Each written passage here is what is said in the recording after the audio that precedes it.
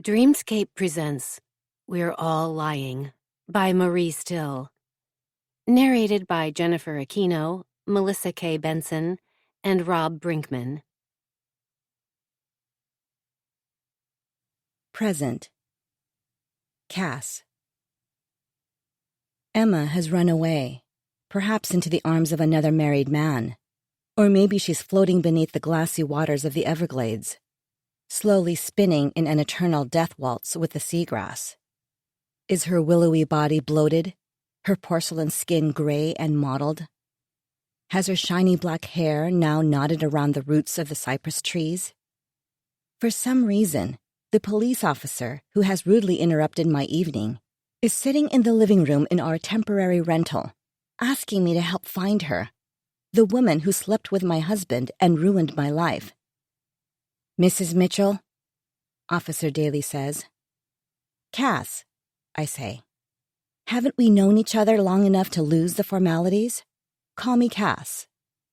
My eyes shift from Officer Daly to Ethan, my once faithful and adoring husband. At least the man I believed to be those things.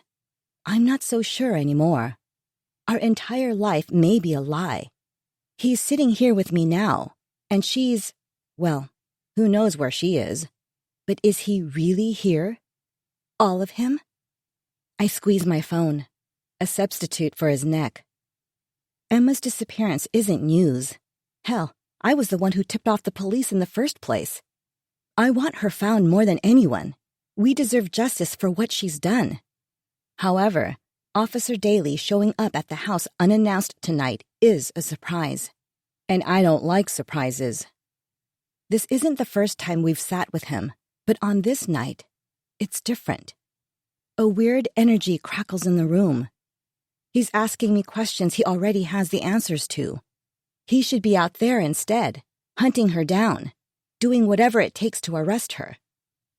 I inspect his movements, overanalyze every shift of his body and each twitch on his face. The belt around his waist holding his pistol, handcuffs, and other items looks foreign on him. Too big and clunky for his tall, skinny frame. He fiddles with his belt, unable to find a comfortable position in the armchair, then clears his throat. "There have been recent developments. I need to ensure we haven't missed anything that will help us find Emma." I shudder when he looks at me. It's like acrylic nails are scraping down my spine. He hasn't learned how to hide his intentions and feelings behind a stony expression yet, like a more seasoned police officer would. Or like I do. It may be a skill he'll never hone. This ability to morph and mold oneself into whichever persona is needed takes years of experience. When you grew up like I did, clawing your way out of the trailer park, swimming through a sea of syringes and shit, you become adept at these things. You know which occasions require which masks. You can become someone else, the person you want to be, rather than the person you are. "Cass, you're pale. Are you okay? Can I get you a drink?" Ethan's blue eyes swim with concern as his eyebrows meet at the bridge of his nose. I wish I could smack the worried look off his handsome face. Yes, my mouth is dry, and my throat feels coated in sandpaper, but I don't need my husband pointing out how bad I look in a police officer's presence. He wasn't always this stupid. Or maybe he has been, and I didn't hate him enough to notice. "I'm fine, but why don't you get all of us some ice water?" I turn my head, unable to stand looking at him a second longer. He stands and walks to the kitchen. My reflection stares back at me from the television hanging on the wall. I'm wearing navy blue leggings and an oversized knit sweater, despite Florida's scorching heat simmering outside. With my blonde hair framing my makeup-free face, I look like an innocent 40-year-old mom, the best look for this occasion. Powerful advertising executive may elicit the wrong assumptions.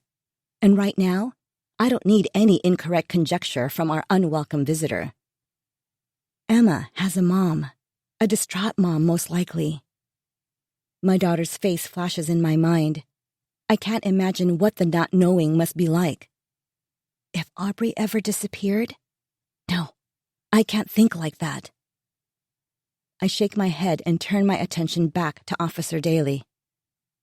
What developments? You've been working my case for months now with zero progress. I emphasize my to remind him who the first victim was. Victim. The word is being thrown around so flippantly. Emma has probably run away, too afraid to face the consequences of her crimes. Of course she did. She's a child. Much like my man-child of a husband who couldn't keep it in his pants. His lack of self-control has left a wake of victims. His wife, his daughter, his son, and even Emma, if I dig deep enough, past my anger, and really think about it. Let's try starting from the beginning. Even the smallest detail may help. I know you want her found, too. Officer Daly replies. He's trying to establish trust, to come across as empathetic. He doesn't realize the spaces surrounding his words are so revealing. I can't trust him. Not anymore. Once again, I've put my trust in the hands of the wrong man. Ethan rejoins us with my water, which I ignore. I sigh and glance from Daly to Ethan and back again. What a group we make. The cheating husband, the trustworthy police officer, who may not be so trustworthy after all, and me, the scorned wife with secrets of her own. You know about Emma and Ethan, and what Emma did to us. I'm trying to move on with my life, put her and all of it behind me. Is all this necessary? I wish he'd fold shut the stupid little notebook his pen is hovering over, apologize for interrupting our evening, and leave. Aubrey's face returns. I hate myself for the guilt souring my stomach, almost as much as I hate Ethan. I know this is hard, he starts. No, I interrupt him, leaning forward to meet his stare. With all due respect, none of you knows how hard this is. I wave my hand dramatically between them. How could they even pretend to know? No one knows what hell my life has been because of the affair and Emma's persistent stalking. After an awkward pause, he continues. We simply want to find Emma. Her family is worried. Then you should ask my dumbass husband where she is, I say. Huh? Ethan asks. Oh shit, did I say that out loud? I spin my wedding band around my finger to keep my thoughts from tumbling from my mouth. Ethan reaches for my hand. Now he wants to play the part of the caring husband. I pick up my glass and wrap both hands around it. He has the audacity to appear hurt. Does he not understand the gravity of our current situation? Officer Daly jots something down in his notebook. Fucking Ethan, always getting me in trouble. His myopic view that the world revolves around his need for affection and admiration got us into this mess. And now I'll have to get us out of it. Fine, I relent, knowing if I don't give Daly something, he'll sit here staring at me all night with that notebook of his. Am I correct in assuming that when you find her, she'll be prosecuted? Yes, your case is still open and active. If it's proven she was involved, we'll move forward with charges. If. When did her guilt come into question? I let my vision blur, then tell my story, at least the parts I'm willing to share. We're all liars, after all. 2. Cass. The morning my life imploded started like any other. I waited in my kitchen for the kids to get ready for school. In 6 months, Aubrey would have her driver's license. The paralyzing fear produced by thinking of her as a teen driver didn't stand a chance against the freedom, my freedom, this privilege would deliver. I could put in my notice, hand over the keys, and retire from my side job as a personal driver. I couldn't wait. I placed a finger on my MacBook's touchpad to unlock the screen. As it came to life, I surveyed my nails and resisted the urge to pick at the chipped polish. I noted the need to fit in a trip to the nail salon, knowing full well I'd ignore it for at least 2 more weeks. A photo from our last family vacation filled the screen before me. Ben and Aubrey smiled at me, their arms flung around each other's shoulders, hair dripping with the water from the lake behind them. Ben was a year younger, but already a foot taller than his sister, height he got from his father. The rest of his looks were all me, blonde hair, blue eyes, and pale skin that, despite copious amounts of 70 SPF sunscreen reapplied every hour, turns an angry pink with the slightest exposure to sun. An inconvenience when you live in Florida. Aubrey, the opposite of her brother, shared my lack of height and resembled her dad in all other physical aspects. Chestnut hair, olive skin, and blue eyes that have always reminded me of the water lapping the shores of our local Tampa Bay beaches. My favorite color. Despite being the female twin of her father, her personality mirrors my own. The good, the bad, and the ugly. If I still had a mother, she'd tell me Aubrey's antics and outbursts were payback for all the trouble I caused as a teen. But I don't have one. I've suffered alone through the I hate yous and the door slams. The photo captured a rare moment. Their faces weren't buried in their phones, and their love for each other, often hidden behind bickering, shone brightly. With an elbow on my white marble countertop, head supported in my hand, I mindlessly scrolled Facebook. Typical stuff filled my feed, political fights and memes, an occasional funny one. But most posts were people hiding their boring, meaningless lives behind utter bullshit. There was a smiling family photo from one friend who just last week had been in hysterics over her husband's drinking and the constant fighting it caused. Next up, a scenic view from an all-inclusive luxury resort from another friend who was always complaining about her gobs of debt. I rolled my eyes, though I've been hiding those same rotten bits of my life behind a shiny exterior too. If I could have somehow changed how time works, frozen myself in that moment on my computer's background, I could have lived in a blissful state of ignorance forever. The empty stairs were tempting me to yell at the kids for the third, or was it fourth, time. I sighed. What good would it do? They'd spent years perfecting the art of tuning me out. I could lead my advertising agency to meet our clients' ever-changing and unrealistic demands, but I still hadn't figured out how to leverage my logistical prowess to manage my own household. Done with social media, I clicked into my personal email. A subject line made me pause. Cass, are you listening? Working in advertising, I'd seen plenty of pitch concepts for clickbait email tactics. I hated them, and they never made the cut for campaigns. But curiosity, the one who always killed the cat, got the best of me. I stood in my kitchen reading those vile words, gaping at a photo of my husband with another woman, while my stomach plummeted into an abyss.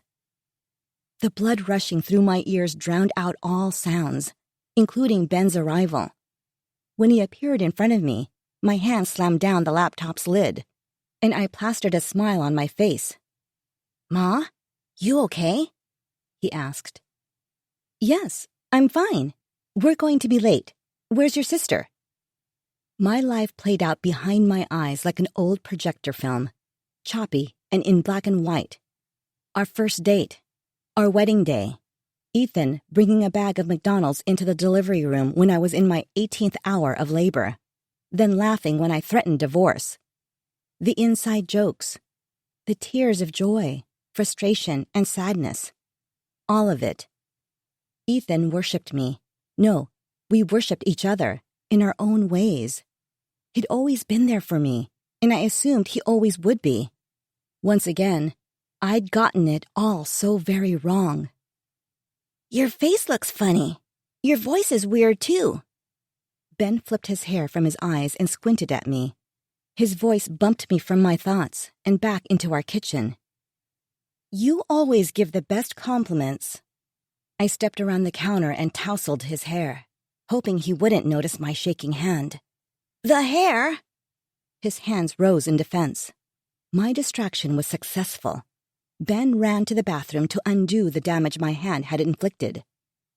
Holding myself up by the kitchen table, I forced deep breaths in and out.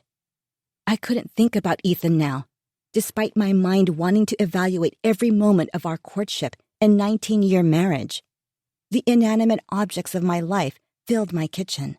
White marble countertops, an image of Ethan bending a woman over. No, Cass, stop.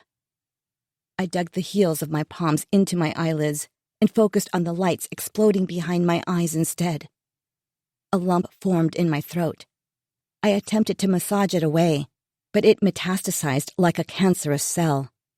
I forced my racing mind to center on how to survive the next hour. Get the kids to school, get to work, potentially plan a murder or two. The women on Dateline, the ones whose pain fed by betrayal drove them to murder, became relatable. "Can I drive?" Aubrey asked, not looking up from her phone as she entered the kitchen. A third sneak attack. The email, Ben, and Aubrey. Remaining present was proving to be an arduous task. It would be a long day, a long night, a long everything. I wouldn't have to continue pleading with the kids to get moving, though. At least one thing was going my way. They didn't deserve my wrath, and I was certain if I had to keep begging them to get moving, I wouldn't be capable of keeping my words from turning into knives. "Sure," I replied, forcing another teeth-gritting smile onto my face. In the Earth's history, the earthquake with the highest magnitude registered a whopping 9.5. My composure, comparatively, was at a 12. As the seconds ticked on, it became harder to hide my unraveling. The familiar claws of a panic attack were snaking their way from my stomach into my chest and up through my throat, squeezing every organ on its way. I wiped the sweat beading my forehead with a slow swipe of my hand. Aubrey cocked an eyebrow. She'd always been able to read things in my expressions even Ethan would miss. I watched her lift her phone and turn her attention back to shooting the perfect selfie before I allowed myself to release the air burning in my lungs. I checked my phone's calendar app. With no meetings before 1, I had 5 hours to process what I'd learned and begin my investigation. I mentally started my checklist. Facts. Ethan was a cheater. Still unknown. Who he was cheating with. Not knowing the identity of my enemy was unnerving. I needed every piece of data, every dirty detail. I also needed to fully prepare for the confrontation with Ethan, the one barreling toward him while he sat at work unaware. The morning's activities turned blotchy. I was in the kitchen then. Blink. Sitting in the car's passenger seat. Blink again. Aubrey pulled into the high school's car line. The car stopped, but my next step wasn't registering. I stared out the windshield with unfocused eyes while 1,000 questions screamed through my mind. Who was the woman? How had this happened without me realizing it? Who was this man I married? The questions tumbled and tripped over themselves, demanding their answers. I put my fingers in my ears to quiet them so I could stop losing time. "Mom? Hello?" Aubrey waved her hand in my face. "You can sit here all day like a weirdo, or you can get in the driver's seat and leave like a normal person."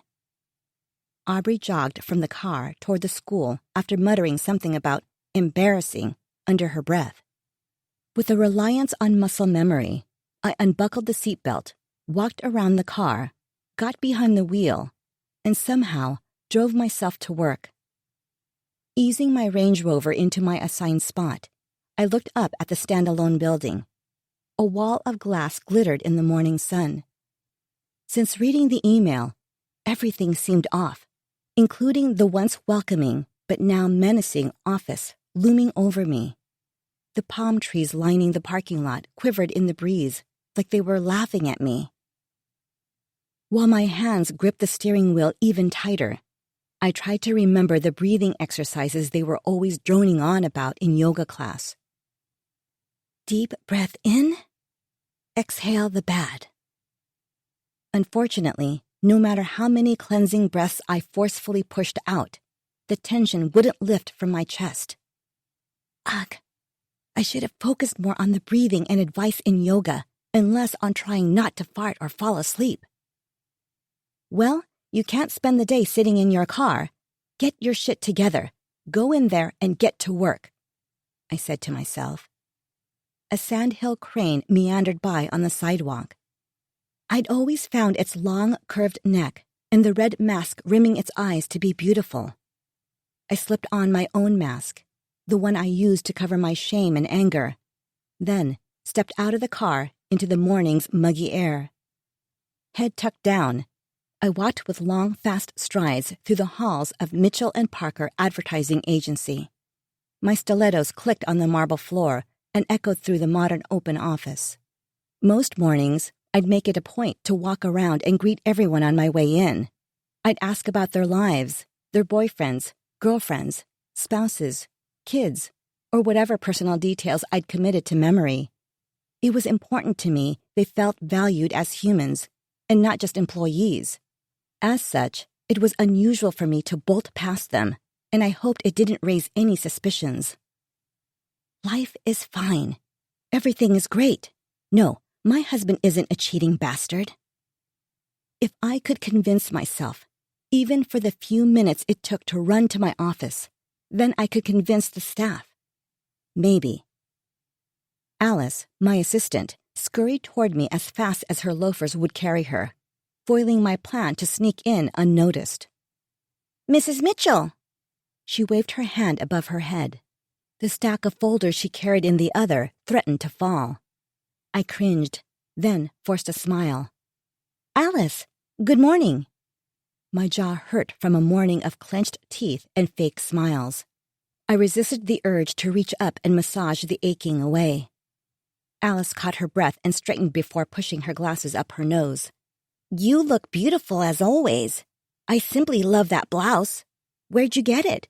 I'd buy one for myself, but it wouldn't look as good on me." She looked down at her nondescript white cotton button-up with a slight frown. I cracked my knuckles to hide my impatience. Although my bruised ego could use a few compliments, that morning I was in a rush. She shook off her frown, straightened her back, all business, and continued. "You have the Blackston presentation today at 1. I'll have coffee and light snacks set up in the boardroom by 12:40. I've made copies of the presentation for everyone. Is there anything else you need from me?" I stepped around her and walked toward my office. She followed behind, notebook open, pen poised ready to record any last-minute instructions, of which there'd be none. "You've been my assistant for 10 years and have never forgotten so much as a pen. You know better than I do what's needed. I trust everything will be perfect. It always is in your capable hands." "Your trust is appreciated, Mrs. Mitchell. I can assure you everything will be up to your standards. Thankfully, you have no other meetings scheduled today. If you decide to make any changes to the presentation, I'll need them by 11 in order to have enough time to reprint. But of course, if they come in after that, you know your wish is my command." We arrived at my office. I turned and my face relaxed into its first genuine smile of the day. "I'm sure that won't be necessary." Alice was one of our first hires, second only to Carla, the office manager, head of HR, and other many hats she wore. Initially, Alice supported both Julie, my best friend and business partner, and me. But as the agency grew, we both needed our own assistants. Julie, despite being against the idea, relented. I took Alice and she hired a new assistant, then another, and yet another after that.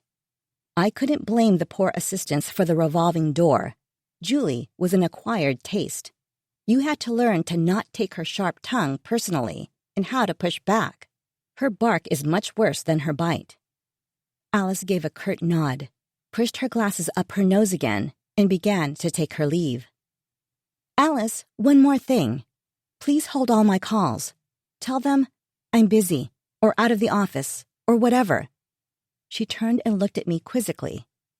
"I just want to ensure I'm ready to nail this presentation and secure this account." "Yes, of course, Mrs. Mitchell. Not that you need the extra time. There is no one better than you. Shall I order your usual salad from Café Pont for lunch and bring it to your office? That would be wonderful. Thank you. Alice retreated to her desk, a large double cubicle with multiple monitors. She could have as much space and as many monitors as she needed. Without her, my life would be in shambles. Not that it isn't, but before this morning, it has been relatively shamble-free. Based on her employee file, I knew she was 45, only 5 years older than me, but she had the aura of an older woman, an old soul, I suppose. Order and predictability oozed into every area of her life, including her work, mannerisms, and wardrobe.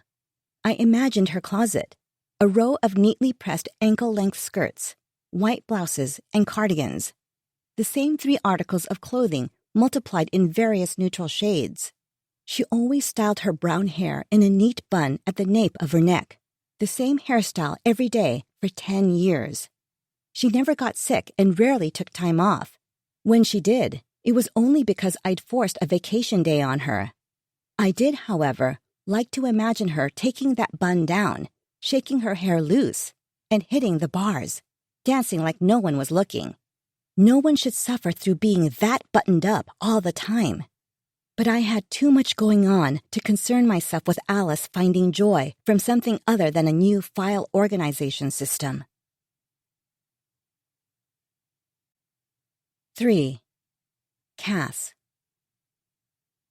I stood looking at my office door, thinking about how satisfying it would be to slam it shut. No need to cause a scene, Cass. I eased it shut.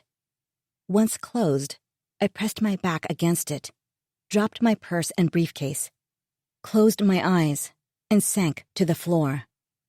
I wrapped my arms around my knees and lowered my head between them. In 24 hours, everything had changed. One day I was living my mostly perfect life, in my mostly perfect marriage, with my mostly perfect family. Then, I wasn't. A checklist. Make your list. Cross off each item one by one. My head lifted. I looked at my desk. 5 steps. I commanded my legs to stand and bring me there. They obeyed. After collapsing into my chair and flinging my purse on the credenza behind me, I ripped my computer from its briefcase and slammed it onto the stand. The tremor in my hand made it hard to connect the monitor's plug into the small port on the side of my laptop.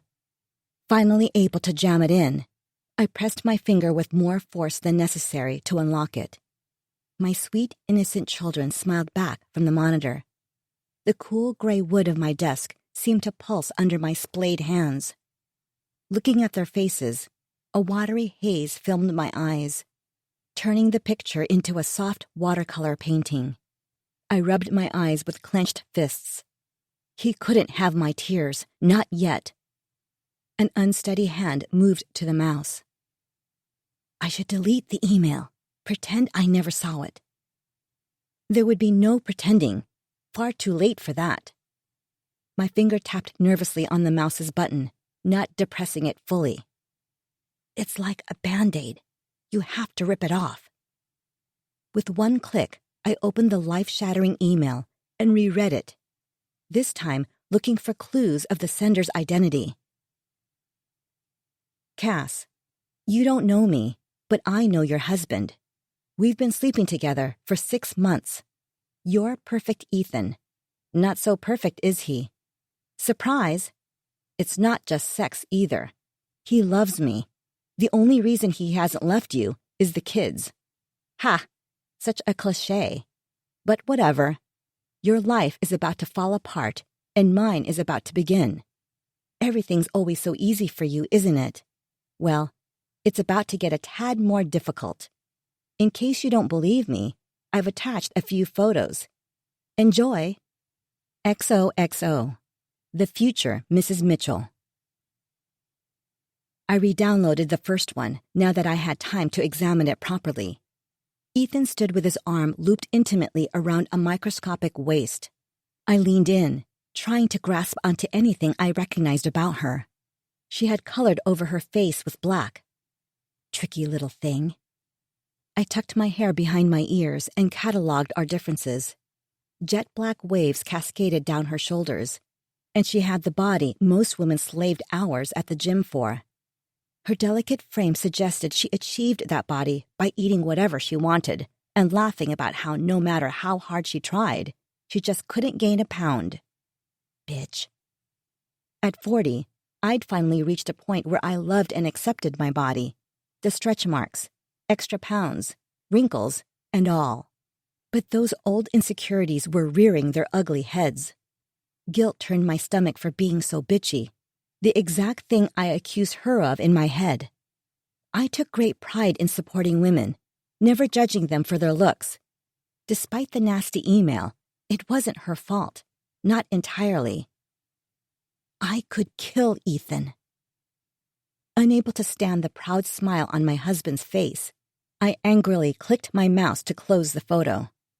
There hadn't been time to open all the attachments earlier. If I'd known the filth awaiting me, maybe I would have skipped them completely. Probably not, though. I know myself better than that. The same woman was in bed with Ethan. Both were naked, hair tousled from sex, posing for a selfie. She'd blacked out her face again. I opened the last attachment. An image of Ethan's face, buried between a pair of milky legs, filled the screen. He was too busy to smile for the camera. I'd seen that angle enough to recognize the top of his head. I imagined the motion of his tongue. My hand shot out for my trash can. I had it between my knees with my face hovered over it in time to vomit. That was my pleasure. I owned it. Knock, knock. Good morn. Julie halted halfway in my office. Cass, what the hell? Are you okay? I lifted my head. Snot dripped from my nose and tears streamed down my face. One look at Julie and the dam crumbled. I didn't realize how much I needed my best friend until she was standing in front of me. Julie slammed the door, which, despite my condition, I wished I could stand and slam for myself, over and over again. She ran to me and crouched down, grabbing my shoulders. Her brown eyes danced in their sockets, searching my face. "What's going on?" she gasped. I pointed to my monitor. If I had to say the words out loud, I'd puke them into the trash can on top of that morning's coffee and stomach bile. Julie's gaze followed my finger, and she recoiled. "What the?" She leaned closer to the monitor while her finger frantically clicked the mouse. Her eyes darted side to side, reading the email, then bulged when she flipped through the photos. Her dark hair, slicked back in its signature high ponytail, swung back and forth with each shake of her head. Julie whipped her head from the screen. "Bastard! I'll kill him!" "I don't understand," I stuttered, finding my voice. "How could he do this to me? To the kids? And she says he's leaving me for her, that he loves her. Do you think that's true?" I searched my mind for any signs I'd missed. A faint smell of an unknown perfume wafting up from a basket of dirty laundry. A credit card receipt for a piece of jewelry I never received. A sudden increase in business trips and work-related dinners or evening outings. Our sex life was great, better than most. We had raised kids together and barely fought. We still made each other laugh. Even his ridiculous dad jokes and random-ass slaps followed by "good game." None of it made sense. I clutched at my chest. It was as if my heart had been raked by a cheese grater. Julie grabbed the photo of Ethan and me off my desk, opened a desk drawer, and threw it in. The drawer crashing made me jump. From her angry eyes, I expected her to follow it up with a few good kicks. I looked at the closed drawer and envisioned the photo of the two of us standing on a white sandy beach. My arms wrapped around Ethan's tanned six-pack. My gaze locked only on him, and Ethan looking at the camera, face filled with that knee-weakening smile. The truth hit me like a smack to the skull with a hammer. The affair had already started when the photo was taken 3 months before. I slid the drawer open, picked up the frame, then slammed it against the edge of my desk until the glass shattered, and the frame lay scattered in pieces. "Feel better?" Julie deadpanned. A buzz sounded from my desk. Both our gazes locked on my phone. "A text. You don't think it's him, do you?" I asked.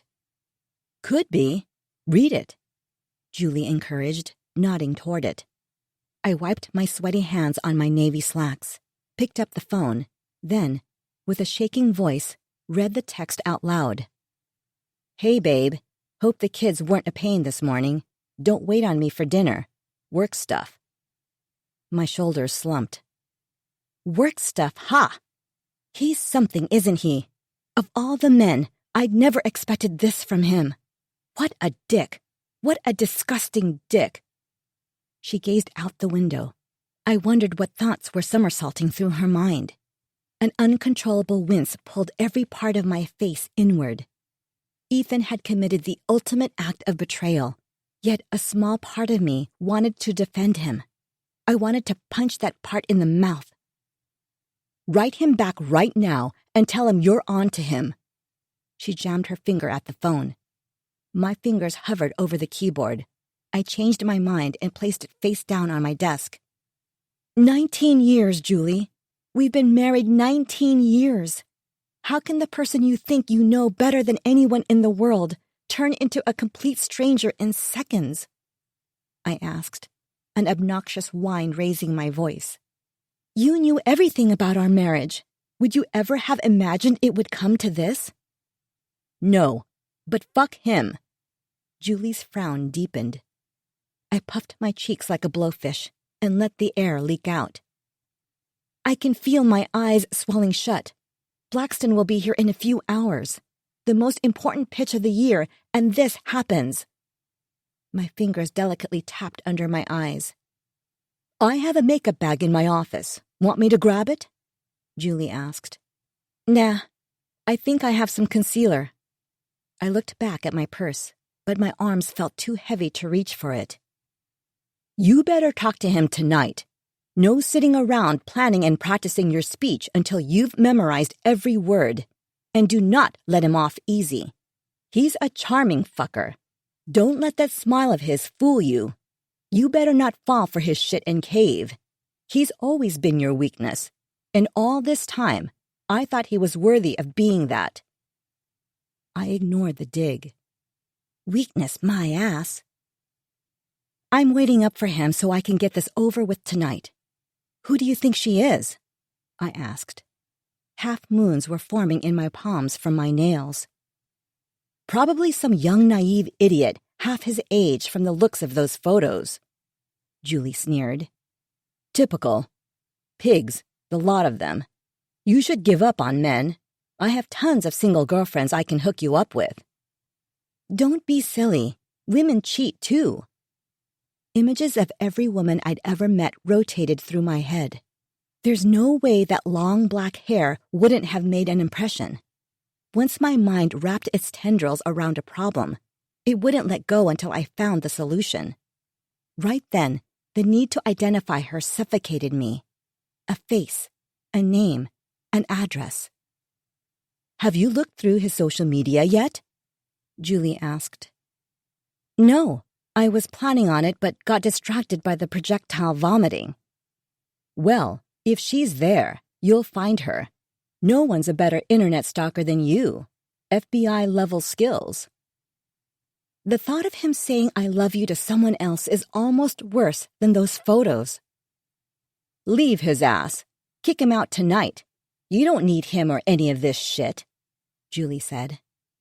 I looked at the photo of us now sitting on the floor next to my chair. Leave him. I rolled the idea around my mouth. It tasted like sour milk. Julie checked her phone. Shit, I have to run. Meeting. She stood to leave, her face and voice softened. You going to be okay? No, I snorted. But you don't need to sit here and watch me cry. Go. I'm going to see if I can figure out who she is. I'll let you know if I find anything. I also need to review my presentation. This deal is too big to screw up. Never. You could do that presentation in your sleep. No way we don't win the account. I struggled to wrap myself in her confidence like a blanket. I hope you're right, or I'll burst into tears in the middle of the meeting and humiliate myself. I laughed dryly. I should have IT record it just in case. Julie half smiled. Funny. And IT is James. It's one person, and he has a name. Fuck's sake, Julie. I'm giving you an org chart and making you study it until you've learned everyone's name. Yeah, Julie sobered. We'll get through this, Cass, I promise. We'll figure it out, okay? I hope. My voice trailed off. I tilted my face to the ceiling to keep more treacherous tears from falling. I had broken my cardinal rule of never crying at work more times in one day than I had in my entire career. She closed the door with less ceremony than she'd entered. Where do I even start? I asked the now empty room. Work the problem. All problems have solutions. I just needed to break it down into smaller chunks. Make a list and cross each task off until they're all complete. I picked up my phone and returned Ethan's text. Kay, we need to talk tonight. Sick of watching the blinking dots at the bottom of our exchange, I slammed it face down on the desk. Then picked it back up and spun it over to check if the screen had shattered. There was nothing more to discuss over text anyway, as what I had to say required a face-to-face discussion. I needed to see his reactions, analyze his facial expressions, and observe his body language. It was too easy to slip a lie through a text. And Ethan, it turns out, was a very capable liar. I also liked the idea of him spending the day wondering and worrying if I'd discovered his little secret. Social media, bank statements, phone records, and Google were all dead ends. I slouched back in my chair and steepled my fingers under my chin. Only one option remained. Take my investigation to the source, my cheating husband.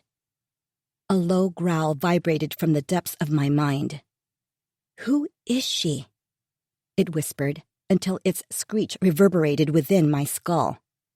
I opened the Blackston presentation to rehearse the pitch and ignore the monster before it took over. After reading the first bullet point for the 20th time, I rocked back and rubbed my temples. Desperate times and all that. I dug through the junk in my purse and found a bottle of magical football-shaped pills. Shaking it, I sighed with relief as clacking resounded from inside. I popped the top open and swallowed a Xanax dry.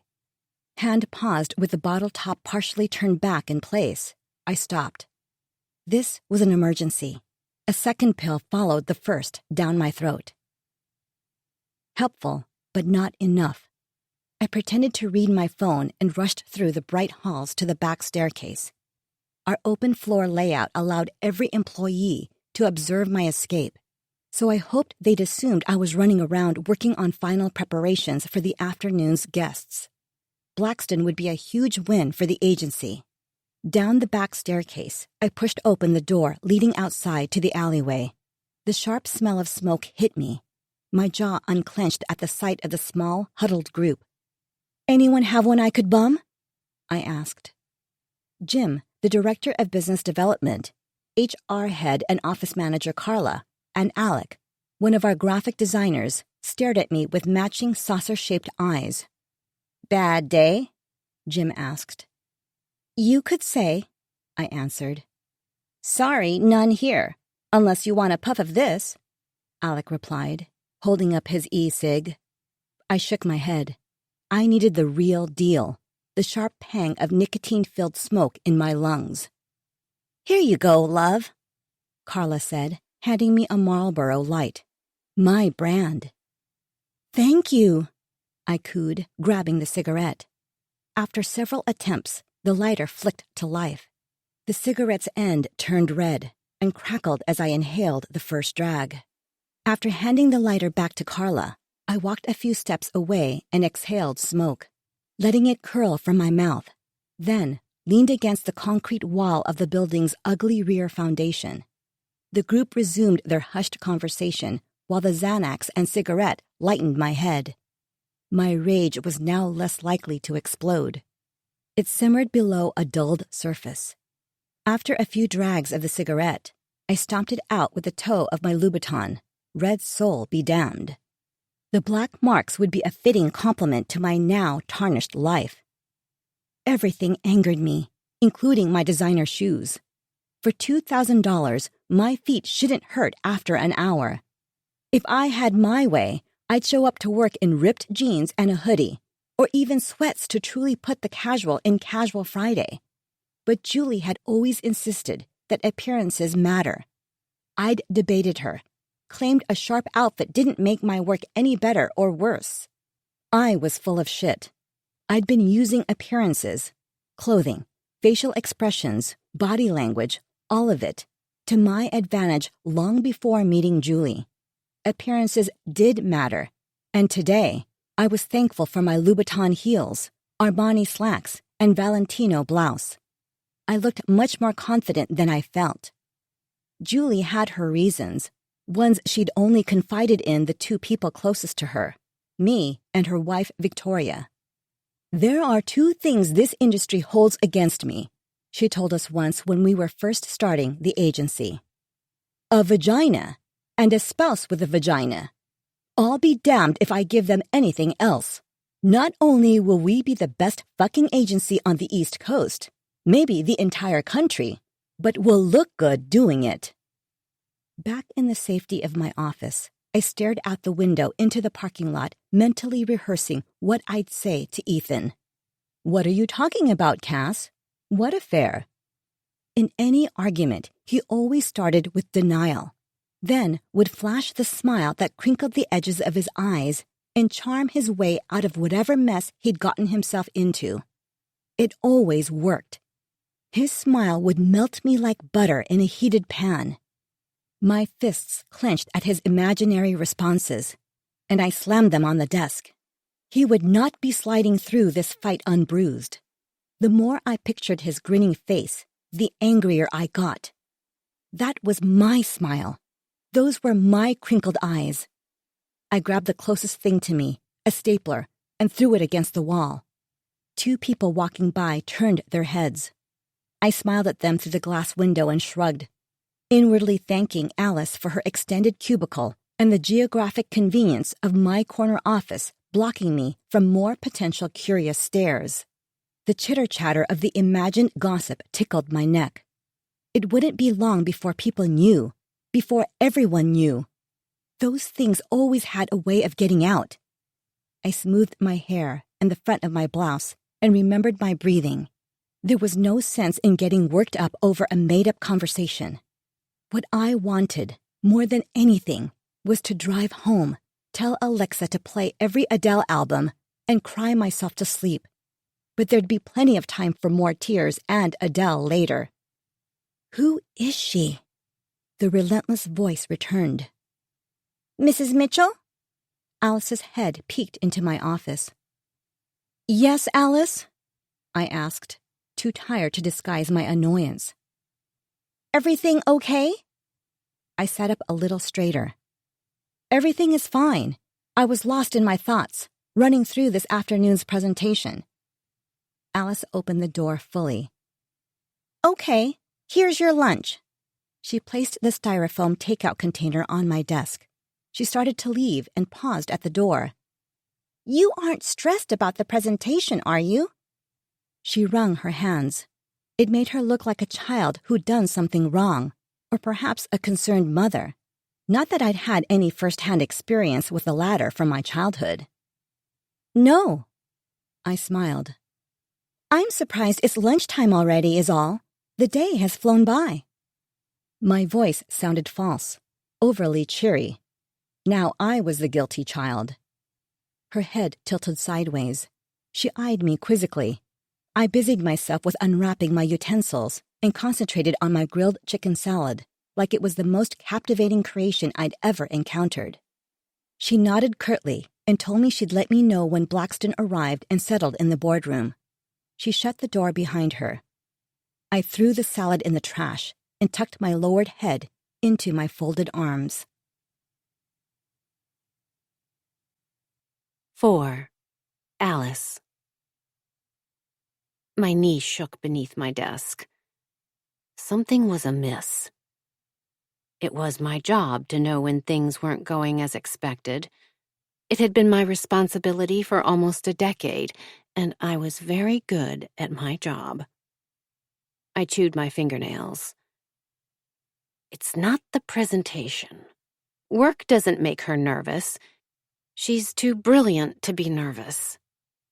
She was confident. Sometimes too confident and too sure. But that always worked for her and for us. I could count on one hand, with only 3 fingers, the number of large clients we didn't get after one of Cass's pitches. Those 3 were easy to remember. She had many strengths, but handling rejection wasn't one of them. Much like those athletes who moan and pout when they've lost one of their games, after each loss, Cass would do the same. It would take weeks of extra compliments, tiptoeing around her feelings, and an extra bit of coddling to raise her spirits and get her grumpies gone. I had never minded. I would have done anything for Cass. I knew she'd do anything for me, too. She didn't always show it the way I did, though. She was a very busy woman, so it was to be expected. There's only so much one could expect from a person in a position such as hers. I snuck a glance at Cass's office.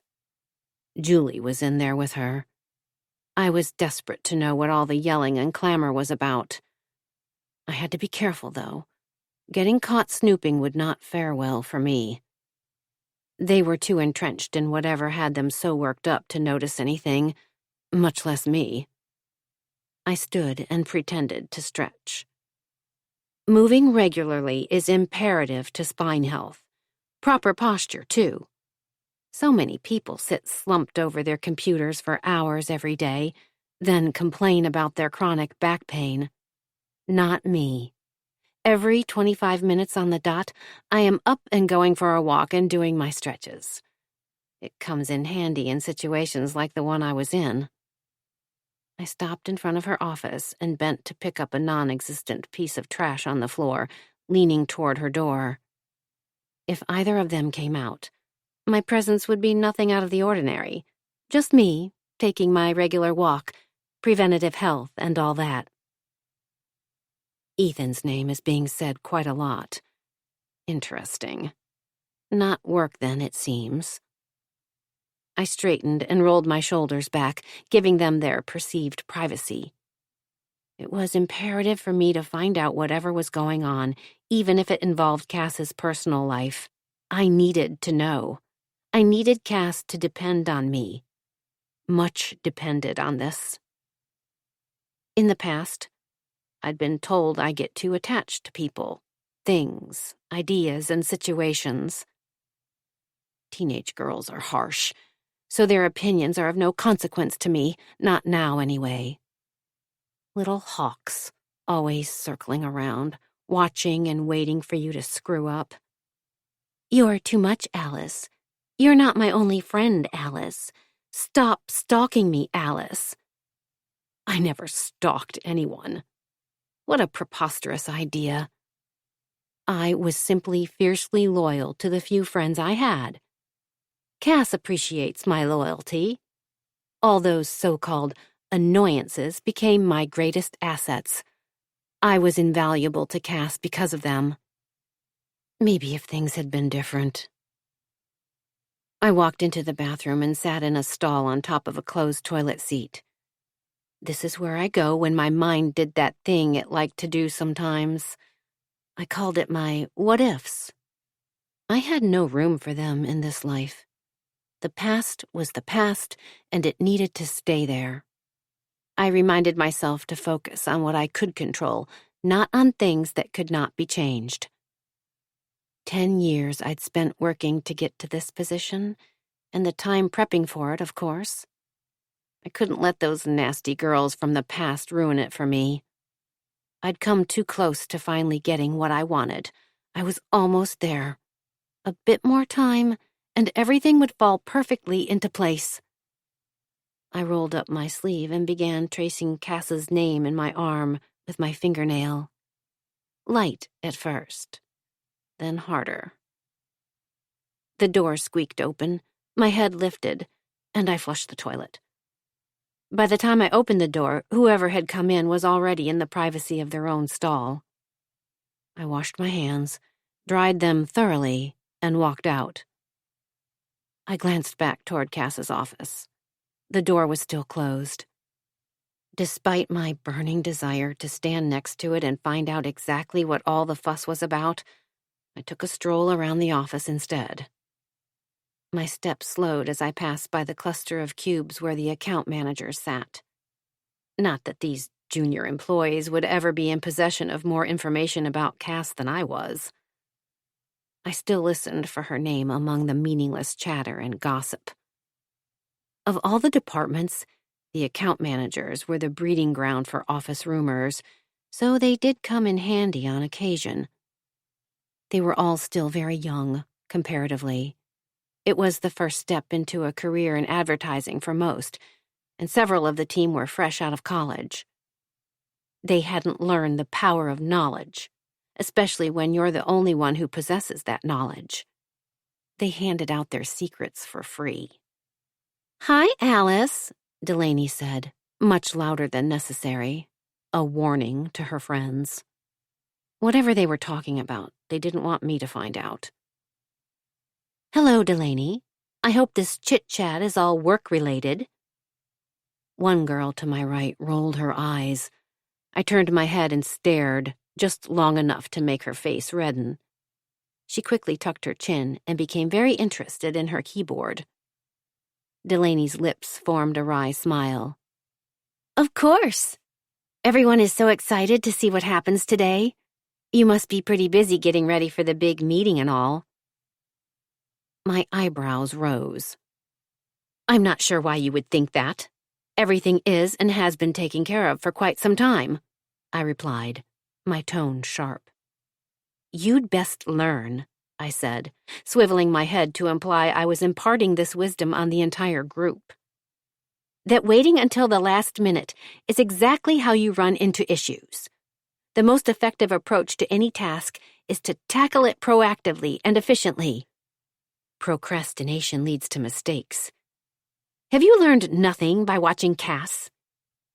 A snorting sounded from one of the farther cubes. I didn't give the offender the satisfaction of trying to identify who made the appalling noise. "Well, I think that's enough for now. Back to work, all of you." I ignored the stifled giggles and the rising blood pressure they conjured. Resisting the urge to turn back and do something shocking, or worse, I continued to the boardroom, where I found Carla cleaning the table. "Ms. Diaz, thank you for doing this. Cass will be so pleased." "Oh, hello, darling. I'm almost done in here. I'll be up front waiting to greet our guests. You give me a shout if you need anything, okay?" She threw the dirty paper towel in the trash can and walked out.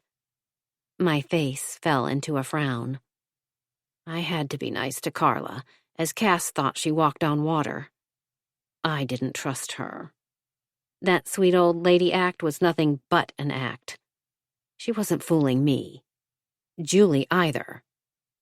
2 problems for another day. 5. Cass. "Hello, Tara, Herb, Ashley," I called, strutting into the boardroom. Hand outstretched, we exchanged shakes, greetings, and small talk. "The kids are great. How's your Amelia?" "So sorry to hear your mother's not feeling well." "A European vacation? How amazing. Much deserved." "And how about you, Cass? How are Ethan and the kids?" Tara asked. I managed not to wince, but my smile spread a bit too far, and my eyes opened a bit too wide. "Great, great. Everyone is great," I replied. Alice, the director of ceremonies, ushered everyone into their seats. Drink orders were taken, coffee preferences noted, and padfolios, e-notebooks, and laptops placed on the boardroom table. I stepped to the front of the room, my stage, ready to give the performance of a lifetime, hoping my acting skills would suffice. Alice handed me a water bottle. The liquid quivered from my shaking hand, and a foreign feeling of self-doubt clawed its way in. I angled the bottle wrong, and water spilled down the front of my blouse. My cheeks burned, and I laughed awkwardly. No one joined in. "Can I get anyone anything else?" Alice stepped in front of me, creating a much-needed diversion while I pulled myself together. I considered how big her raise should be after this. I'd give her my entire annual salary if I somehow made it through the presentation. Instinct took over, and I pushed thoughts of Ethan to the side. I breezed through the deck and answered their questions with the authority of a woman who knew what she was doing, and not one whose life was floating around her in pieces. At least I think that's how it went. By the time it was over, I recalled little of what I had said. I was usually so in tune with the room, able to course correct based on my observations. There was no room reading on that day. It took all my concentration to get through the hour without passing out. I walked robotically back to my office and packed my things to go home. Disappointment followed me out the door. I rode home in silence, unable to bear the sound of even the radio. I needed the surrounding air to be as dull and colorless as I felt. After walking into my house, I called out to the kids. My greetings echo with the only reply, an empty house. This is what I needed, space to think, to fall apart, to let my stretched skin rupture and release my agony. The room tilted. I placed my hands on the sofa to brace myself. The walls seemed to expand, then contract around me as the reality of my situation fully sunk in. What the fuck am I going to do? My phone sat buried in my purse where I'd successfully ignored it for the second half of the day. I had been wavering between wanting a reply from Ethan and afraid of what his reply might be. I disregarded the pit in my stomach and dug the phone out. I had kids to think of. Kids who were more important than whatever Ethan needed, cared about, or anything Ethan related. My bastard husband had nothing to say, but I had the gift of time. Aubrey went to the mall with friends and wouldn't be home for dinner. Ben was studying at a friend's. I walked upstairs to my bedroom. One step in, and I gagged. I had to grab onto the door jamb to keep from falling. Reminders of Ethan surrounded me. His side of the bed, the indent from his head still visible on his pillow. A worn copy of The Old Man and the Sea, with a pair of readers sitting on top of it. His gym bag was in the corner with a heating pad, rollers, and the pile of contraptions needed for post-workout recovery growing larger with each year. A pile of sun-repellent shirts for long days on the boat sat neatly folded and stacked next to the custom case I had built for his 40th birthday to hold his fly reels and fishing rods. Everywhere I looked, pieces of him assaulted me. Even his woodsy smell hung in the air, melting with notes of amber and vanilla from my perfume. Our smell. But nothing would be ours anymore. He'd destroyed that. With my fingers clawed, I screamed until my raw throat burned. I was a geyser whose chambers couldn't hold the trapped steam any longer. The expulsion of agony finally released. Collapsing to my knees, I covered my face with my palms and cried. The emotions came with such force, I wasn't even sure what I was crying over. The hurt, embarrassment, anger, jealousy. All of it. When there were no more tears to cry, I rolled onto my back and studied the ceiling. Words and feelings departed. Exhausted, I fell asleep on the floor. Sleep was good. Pain couldn't reach me there. The whirring of the garage door opening jerked me awake. For one confused second, I forgot where I was. I felt nothing. It was bliss. I sat up and rubbed my face. As the fog lifted, I remembered Ethan, the email, the affair. The pressure returned. The air became two enormous hands clasped around my body. I was in a vice being crushed, where any turn of the handle could be the one that killed me, but I had no way of knowing which one. "Ma?" Ben called from downstairs. His feet pounded up the steps, and I sprang into action. He couldn't see me in the state I was in. I had to insulate the kids from Ethan's mistake as long as possible. If they experienced even a fraction of the pain consuming me, I'm not sure I'd have found the strength to go on. But moms tend to surprise ourselves when it comes to our kids. You learn just how unbreakable you are when put in situations where you're forced to protect your children, both from the seen and unseen. I bolted to the bedroom door, locked it, and yelled, "I'm in here, boo. Gonna take a quick shower. Then I'll get dinner together, 'kay?" Already walking toward my bathroom, I couldn't make out his muffled reply. As the freezing water poured over me, I wished feelings were tangible things so I could pluck mine out and send them swirling down the drain with the icy water.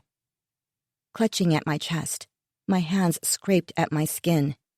If I couldn't rip out my feelings, my heart would do. The physical pain throbbing with each beat was indescribable. I couldn't believe it was still functioning, how it managed to pump blood through my body and keep me alive when it was so obviously damaged. Maybe it will stop, give up. It has to know this is too much and we can't live like this. Eyes closed, I held my face in the spray while the water heated, and I silently begged for something, anything, to free me from the torment. After finishing, I dried off, slipped into my softest sweater, and pulled on a pair of leggings, searching for comfort anywhere. With my wet hair clipped back, I leaned toward the bathroom mirror and wiped a streak through the condensation to inspect my reflection. A woman 10 years older than me stared back with red, puffy eyes. No makeup artistry could conceal my secrets. I tried to think of a lie to tell Ben to explain away the state of my face. Lies to cover lies to cover lies. This is what we've become, a family of liars. Ethan was foolish enough to cheat, but surely he had the good sense not to stay out all night. My stomach clenched. The thought of having to face him made me want to pack a bag and run away, to avoid the situation entirely. Make it all just go away. There were at least 1 or 2 friends who would take the kids and me in, especially if I told them what he'd done. But that would require telling people, which was worse than facing Ethan. Julie already knew, so her house was an option. I pressed the heels of my hands into my eyes. I needed to talk, yell, and scream at Ethan. As uncomfortable as it would be to form the words, "You had an affair," and to hear him finally confirm my greatest fears, I wouldn't let him off so easily.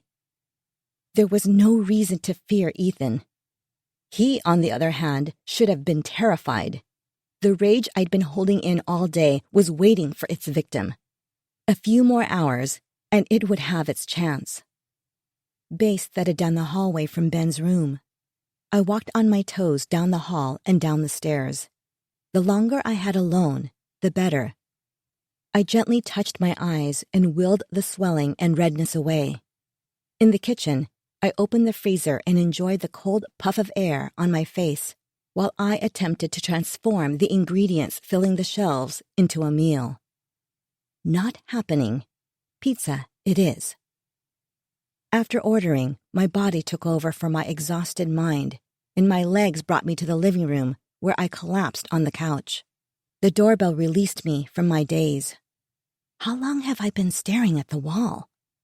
Ben's footsteps hammered down the stairs, and he answered the door. "Pizza's here," he called over his shoulder on the way to the kitchen. 2 grease-stained boxes balanced on one hand bobbed above his head. I entered the kitchen to find Ben leaning on the counter, not bothering with a plate. He paused mid-chew. "You look like shit, Mom," he said through a mouthful of food. "Language, and don't talk with your mouth full." He swallowed. "Really, though, are you okay? You look sick." "Yeah, I don't feel good. I think I've caught something." There was a nasty bug going around the office. I shrugged a shoulder. Gah, don't come near me. I don't want to catch it. Gee, Ben, love you too, kiddo. I forced a laugh. My renegade thoughts wanted to wander back to Ethan, the affair, the photos, the woman, but I fought to stay present. He laughed. I'm just saying, I have plans. I don't have time to be sick. Oh, yes, I replied. My calendar is wide open. Tons of time for lying around doing nothing. The sound of a car pulling into the driveway snipped my laugh short. Those invisible hands returned and were squeezing my heart in their icy grip. I was already doing a terrible job of hiding my feelings, so to avoid further speculation, I busied myself with getting a glass and filling it with ice and water. With my back to Ben, he wouldn't notice my paled face and the panic storming in my blue eyes. I smell pizza! Aubrey's sing-song voice called. I released a puff of air. Not Ethan. She bounded into the kitchen, threw her backpack down, then grabbed a slice of pizza before leaning against the counter next to her brother. Don't go near Mom, Ben said. Huh? Why? Aubrey asked. She's sick. Look at her. Ben pointed at me with his pizza. I hid my face with my glass and took a sip of water. The diamond on my left hand caught the light, and I choked, causing a fit of coughing. Turning my back to the kids, I leaned on the counter to recover. Afraid so, I croaked, turning back around. I'll probably call out of work tomorrow. I have a terrible headache and feel like crap. Aubrey narrowed her eyes. You've been crying. I'm sick. I haven't been crying. The conviction behind my words was gone. Let them find out and show Ethan the full depth of his betrayal through their broken hearts. Another piece of my heart chipped off and fell into the cavity of my chest. What mother wishes that on her kids? It wasn't their fault. I wanted Ethan to pay, but not at their expense. I would need to keep reminding myself of that, not let my anger get carried away. My kids were more important than Ethan, and more important than me. This idiot may buy that, Aubrey said, pointing at her brother with her thumb. But I don't. Something's wrong. You've been crying. I sighed. She knew my face too well. They'd both be so disappointed when they found out. They only get one dad. It's not their fault they ended up with a deceitful, selfish asshole. Anger aside, Ethan was a good dad. But I knew better than anyone how the bitterness of parental failure can poison a child's heart. My mother was nothing but disappointment. I'd been living with a wilted heart because of her my entire life. Obs, I haven't been crying, swear. I'm not feeling well. I need to lie down.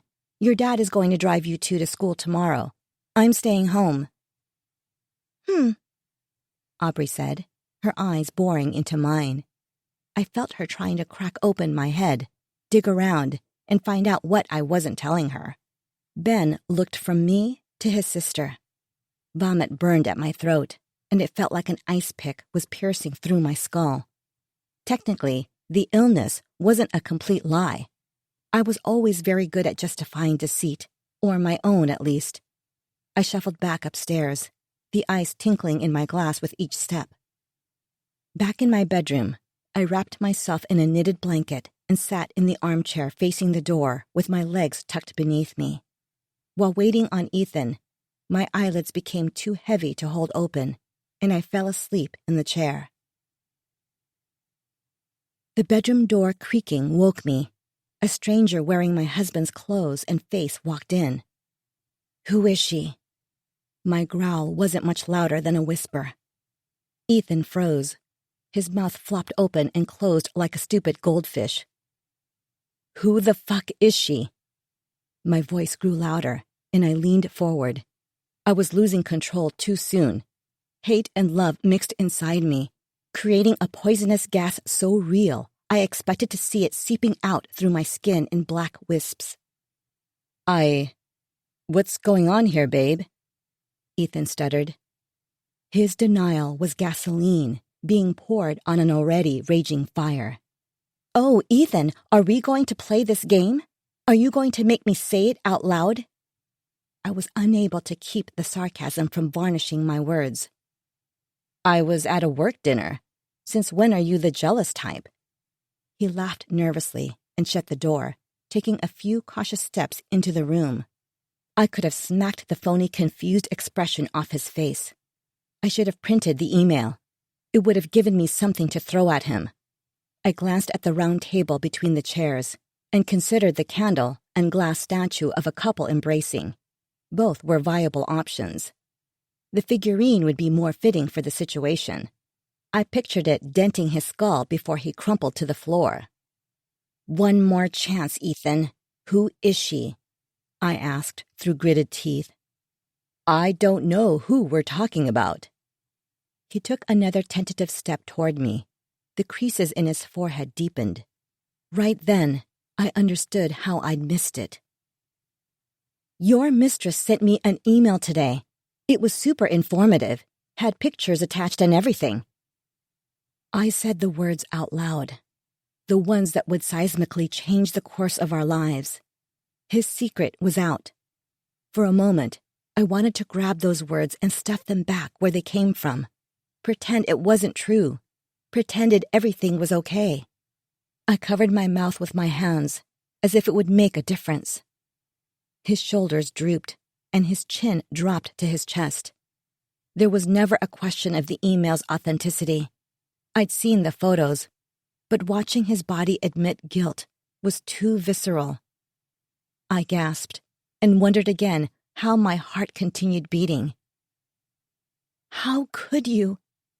I whispered.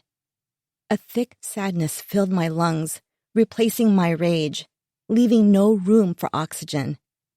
The abrupt shifting of emotions was hard to keep up with. They were a tornado spinning through my chest. Tears streamed down my face. 19 years, Ethan, and you've thrown it all away. For what? A piece of ass? Wasn't I enough? Wasn't your family enough? He stood there staring at me. Shock twisted his face, making him almost unrecognizable. His silence was infuriating. Do you love her? I had so many questions and no answers. Each time I pummeled him with one, my voice rose in volume. Okay, let's calm down or the kids will hear. How did a grown man not know that telling someone to calm down will cause the exact opposite reaction? Don't tell me what to do concerning my kids. I jumped to my feet and took a threatening step toward him. You want to talk about the kids? You didn't seem too bothered about them when you fucked someone else. For 6 months. I stood and walked into the bathroom, needing a minute. My hands on the vanity, I stared at myself in the mirror, then swept the entire contents to the floor and screamed. No words, just a guttural, animal scream. The vision of him thrusting over some other woman with black hair seared into my brain. He walked in. I stood panting, glaring at him. Creams, toothbrushes, toothpaste, tubes of mascara, and lipstick all rolled around my feet. Cass, the kids, he whispered, looking around the floor with bulging eyes. Everyone is going to know, including them. You've humiliated me. Do you even care? I imagined our friends finding out, our colleagues, the murmurs behind my back. I'd never be able to walk into a room without wondering if I was the topic of everyone's conversations before my arrival. The thought made me sob. I stormed from the bathroom back into the bedroom, furious at Ethan, but also furious at myself for caring what people thought of me. Ethan followed me. I fucked up, and I'm sorry for everything. Please believe me. He sat on the bed, and I stood over him. My entire body shook. Ice water flowed through my veins while my pain morphed into rage and back into pain. Sit down. Can we talk, please? How are you so calm? I asked, pacing. I don't understand. Don't you love me? I do. I love you more than anything. It wasn't you. I'm an idiot. Finally, something we agree on. The tears made his blue eyes, my favorite part of his face, sparkle.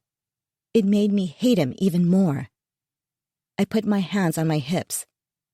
Then explain yourself, and it better include telling me who the fuck she is. It was a mistake. A terrible... That's putting it lightly, I interrupted. A manic, too high, strangled laugh escaped my lips. Ethan put his face in his hands. When he looked up again, the tears that had shown his eyes streamed down his cheeks. I know. I've apologized. I love you, but... But what? A silence blanketed the room. My pulse drummed in my ears along with the ragged sounds of my breathing. He dared to sigh. I jerked back and swayed. You're disgusting. I was looking at a man who I was madly in love with, but who I also wanted to murder. I could wrap my hands around his neck and choke the life from him. It would feel so good. I didn't know it was possible to hate and love someone at the same time. I hadn't loved many people in my life, and none as fiercely as Ethan. It wasn't the type of love I could switch off like a light. This is a thing people who haven't been in my situation don't understand. It's so fucking confusing. But hate and love are so closely related. You can't hate someone you don't care about. Not that kind of hate. And when you love someone and they do something so horrible and terrible, the hatred infects every cell of your body and melts into you. It becomes you. His tears stopped, and anger flashed across his face. That's exactly what I mean, Cass. I couldn't do it anymore. It wasn't right. But it happened. Someone showed me the affection I've craved from you our entire marriage, that I've been begging for, and I caved to it. You never have time for me. You're always working. Who is she, Ethan? I asked, ignoring his awful excuses. She's no one. Just some girl, he said, his voice softening. And it's over. I cut things off. I told her the whole thing was a mistake, which is probably why she emailed you. She's angry. It's a desperate attempt to break us up, but I don't want that. I'm sorry for what I said, and sorry for the affair. Please, give me a chance. We can fix us. I'm begging you. He's deflecting, but why? Our entire marriage, I thought Ethan was an open book, and I was the pretender. Our roles had reversed so quick, it made me dizzy. Funny, because she claims you love her and are leaving me for her. I think her exact words were something like, hadn't done it yet because of the kids. And I'm glad she emailed me, since you didn't seem too inclined to fill me in. I crumpled into the chair. Talking about her made the entire situation too tangible, like a boulder sitting on my chest. The wall started closing in again. My desperate need to learn her identity was gone. Him sitting there begging for forgiveness was suffocating. He needed to go. Am I ready to watch his lips form her name? The same lips that have, for 19 years, revealed his feelings for me through words and kisses? I wasn't. My heart, once a solid mass feeding my body with life, was now a shredded mess of spindly fibers floating aimlessly within my chest. I needed her name, but not that night. I decided she'd remain a faceless stranger. I feared the next blow, her name, would be the fatal one. I also feared what I was capable of. I can't do this anymore tonight. Go sleep in the guest room. I can't stand to look at your face a second longer. Take the kids to school in the morning, then go stay somewhere else. I don't care where. Anywhere but here. What do I tell the kids? He asked. I don't know, Ethan, I snapped. Figure it out. You got yourself into this mess. You can find your way out of it too. Get off my bed. I'm going to sleep. He stood and opened his mouth to speak, then shook his head. I walked past him, avoiding brushing against him. I couldn't risk his touch creating a fluttering in my belly like it still did, even after so many years. I crawled into bed and pulled the covers over my head. The sound of his footsteps dragging him to the door was followed by it opening, then clicking shut. I used a pillow to muffle my final choked scream before falling asleep. 6. Ethan. The bed in our guest room was uncomfortable. With everything going on, that shouldn't have been a concern. Yet, as I laid there on top of the flower-patterned comforter, staring at the ceiling, I couldn't help being annoyed by the sleepless night ahead. What was she thinking sending that shit? I dug my phone from my pocket and typed out a text before deleting it. It was the 10th attempt. I loved Cass. No words in the English language were adequate to describe how deeply. I was filling a void with Emma. Did Cass scoop out that missing piece? Or was it my doing?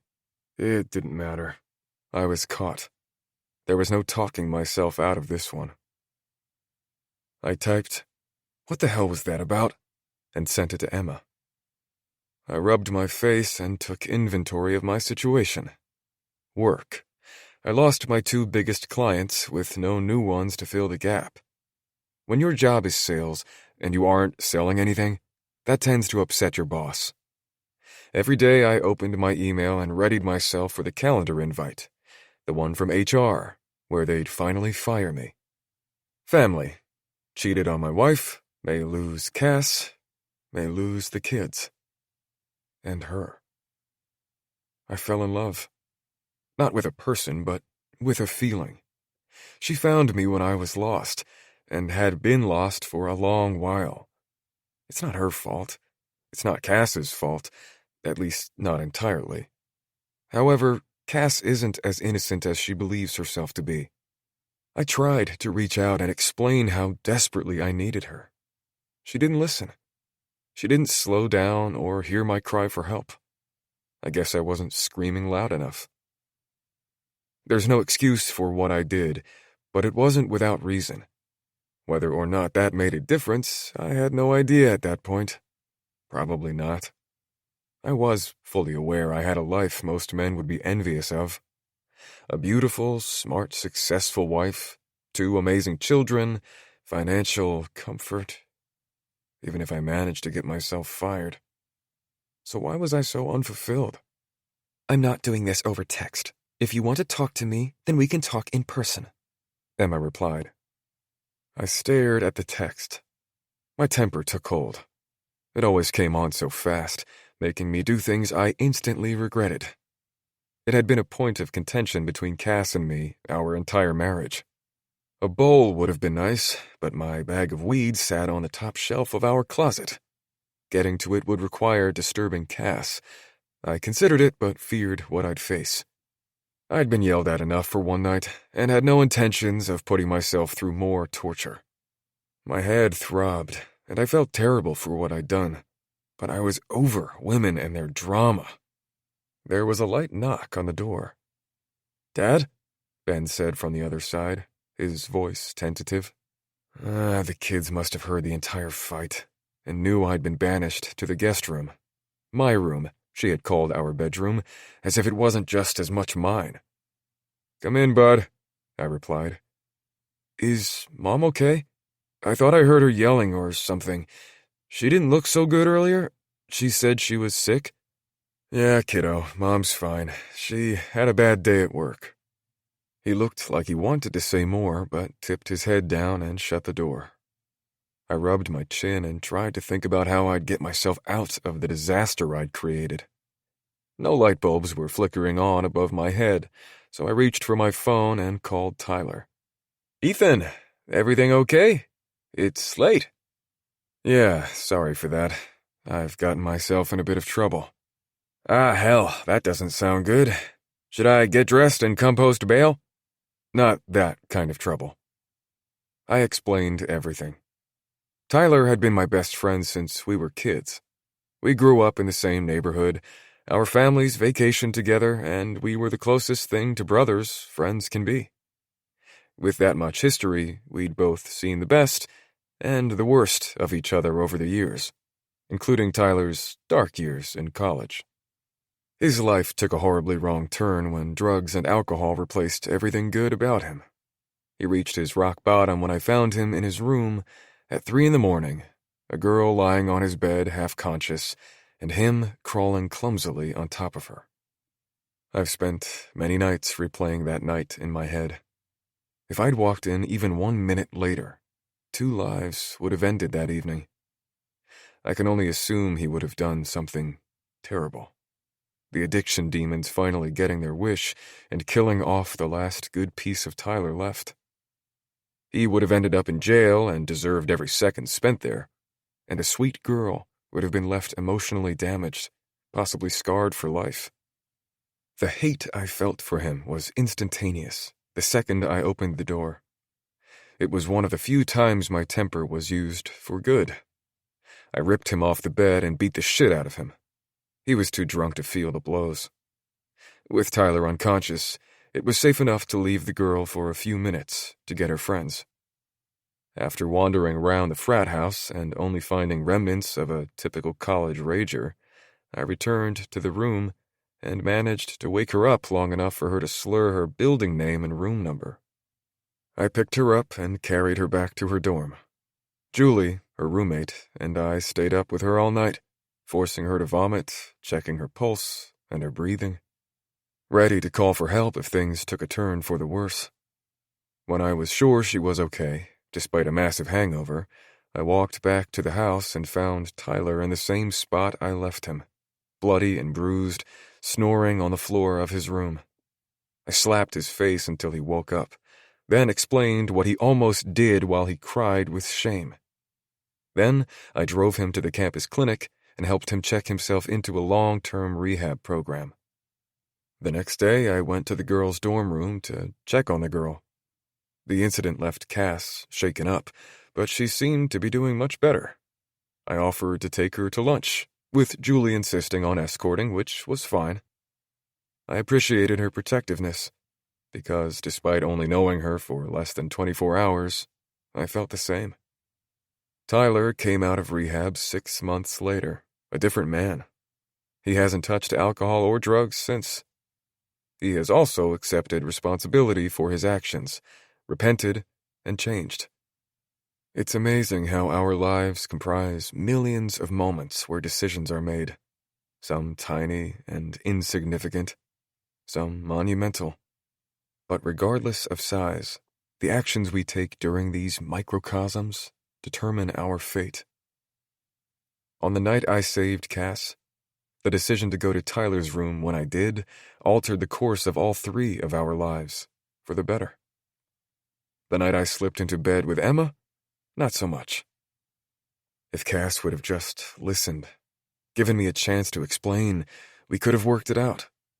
Another decision, and that one out of my control. We didn't, though. It was no longer Cass and Ethan against the world, and that world exploded around us. 7. Alice. "Alice, what are you doing here so early?" Julie asked. I straightened and dropped the pile of papers I'd been organizing on Cass's desk. "I could ask you the same thing." Julie's spine visibly stiffened. I chuckled. "I'm used to having the building to myself this early. I like to have Cass's workspace prepared for the busy day ahead. Fresh coffee in the break room for everyone and all that. You know Cass and how she likes everything tidy and in its proper spot." "Yes, I know Cass. Right, well, okay." She looked like she wanted to say more, but turned and left. I rolled my eyes and sat in Cass's chair. My gaze swept across the room, checking for anything out of place. The day prior, after she'd quite unexpectedly left right after the presentation, I couldn't help but notice the broken frame and smell of vomit in her trash can. Normally, the two of us would download after such an important meeting. After cleaning up, I'd waited in her office 20 minutes before realizing there would be no follow-up meeting. That's when I found the trash can. Trouble in paradise, it seemed. I couldn't help the giddiness I felt fluttering in my chest. One less distraction for Cass, and another opportunity for me to prove how useful I could be. I went home and wrote down all the ways I could help Cass through these awful times. Divorce can be a messy affair, emotions so heightened. It didn't have to be hard for Cass. She had me. What more did she need? I stayed in her chair for a while longer going through my list. Of course, I memorized it. I needed to be ready for action at any moment. The sound of my phone made me shoot up from my chair. Cass's special ringtone. I scurried back to my desk and checked the message. Oh dear, this is worse than I thought. I swallowed my pride and crossed the building to knock on Julie's door. Yes, Alice, she said without looking away from her monitor. So sorry to interrupt. I'm sure you've heard. I'm very concerned with Cass's well-being. I think it's best I stop by her house and check. She whipped her head toward me. Absolutely not. That would be highly inappropriate. Her face didn't give her emotions away, but her eyes bored into me. Anyone else would have cowered under that gaze, but she didn't faze me. I'd been dealing with women and girls like her my entire life. I nodded, curtly, and walked back to my cube, regretting that I had given her the courtesy of asking. She wasn't Cass's ruler. She hadn't a clue how close Cass and I were, how much Cass relied on me, especially during a crisis. I opened my drawer and took a half of Xanax from the stash I kept for Cass emergencies. She'd suffered from panic attacks since childhood. Therapy and dealing with her past trauma had lessened them greatly in her adult life. But often during times of high stress, those sneaky little buggers would come back. Because those times were few and far between, Cass was so strong. She often forgot to refill her prescription. I'd gone to a doctor and listed out the symptoms to get my own prescription to keep on hand when she ran out. That's just one example of how many steps ahead of Cass I am. I am always fully prepared for any situation. I know for a fact Julie couldn't say the same. I wondered again what the agency and Cass would be like without Julie in the picture. Julie held her back. She's too much, too domineering. She overshadowed Cass in a way that made me sick. Best friend? I think not. This was certainly something I needed to ponder further. I took out my notebook and scribbled, J? Needed? How? A reminder to myself to put more thought into that much stickier situation once I'd rescued Cass from her current predicament. I tapped my lower lip with my pen, then wrote an additional note. With no E, no family. C and A, family. 8. Cass. Ethan crept into our bedroom the next morning while I pretended to sleep. My plans didn't include speaking to Ethan that day. Those plans did include staying in bed, wallowing, and crying. I allowed myself one day to fall apart, just one day. Then I'd pick up the pieces of my broken heart and put myself back together. I'd be fine. I'd survived worse. When first confronted with the affair, my immediate instinct was to gorge myself on information. I was starved for every detail. Who was she? When did they meet up? What was their sex like? But like someone famished for too long who found themselves standing at a buffet, if I devoured it all too fast, I'd be sick from it. After sending Julie, then Alice, a text letting them know I'd be staying home, I squeezed my eyes shut. When I opened them again, I was at our wedding. The scene was bright and sun-kissed, with hazy edges. My sleeping brain became aware I was moving through a dream. I walked down the aisle toward a smiling Ethan. Our love and the possibilities of our future hummed in the air. When I reached him, we intertwined our hands. I looked from his eyes to my left hand while he slipped the wedding band on my finger. My joy morphed into horror as the gold band turned rusty and black, contracting around my finger, cutting off the circulation and turning it an angry red, then blue. I looked up to meet Ethan's eyes, but a head of smooth flesh sliced open by a wide, menacing grin with sharp teeth hovered above me. As a forked tongue shot from the mouth, I jerked awake. Drenched in sweat, but not ready to get up, I willed myself back to sleep. This time I was in a bar with a vodka and soda, tall, single shot with 2 limes, sitting in front of me. I lifted the glass and enjoyed a long, refreshing sip from the straw. The bar wrapped around in a half square, framing the area that held the taps and liquor bottles. The only other customers were a couple seated on the other side. An odorless smoke rolled and curled, creating a living haze, concealing the couple's identity. A grinning bartender dressed in a tuxedo walked past, idly swinging his arm in a wide arch. The smoke dissipated, revealing the couple's identity. Ethan brushed a raven-colored strand from the woman's face, and the black hair hovered around her head like she was floating in water. I strained to see who she was, but the way she sat, angled toward Ethan, made it impossible. Ethan lifted his head, switching his focus from the woman to me, then smiled. He then leaned into the woman, and they exchanged a deep, passionate kiss. An unseen force paralyzed my body. My mind screamed at me to run over and rip them apart, but couldn't move. I tried to scream, but no sound came from my outstretched mouth.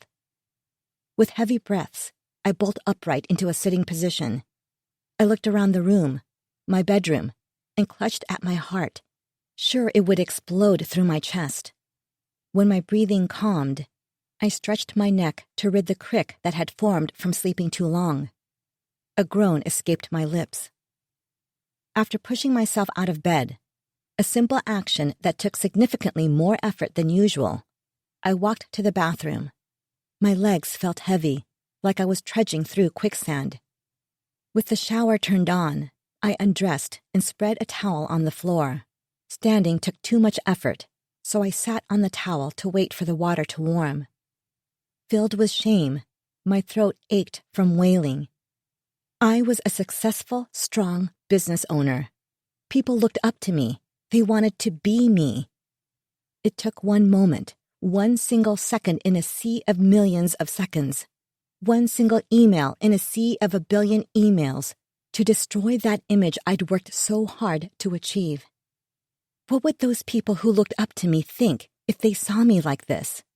A pitiful, shriveling mess, naked on the bathroom floor, broken by a man.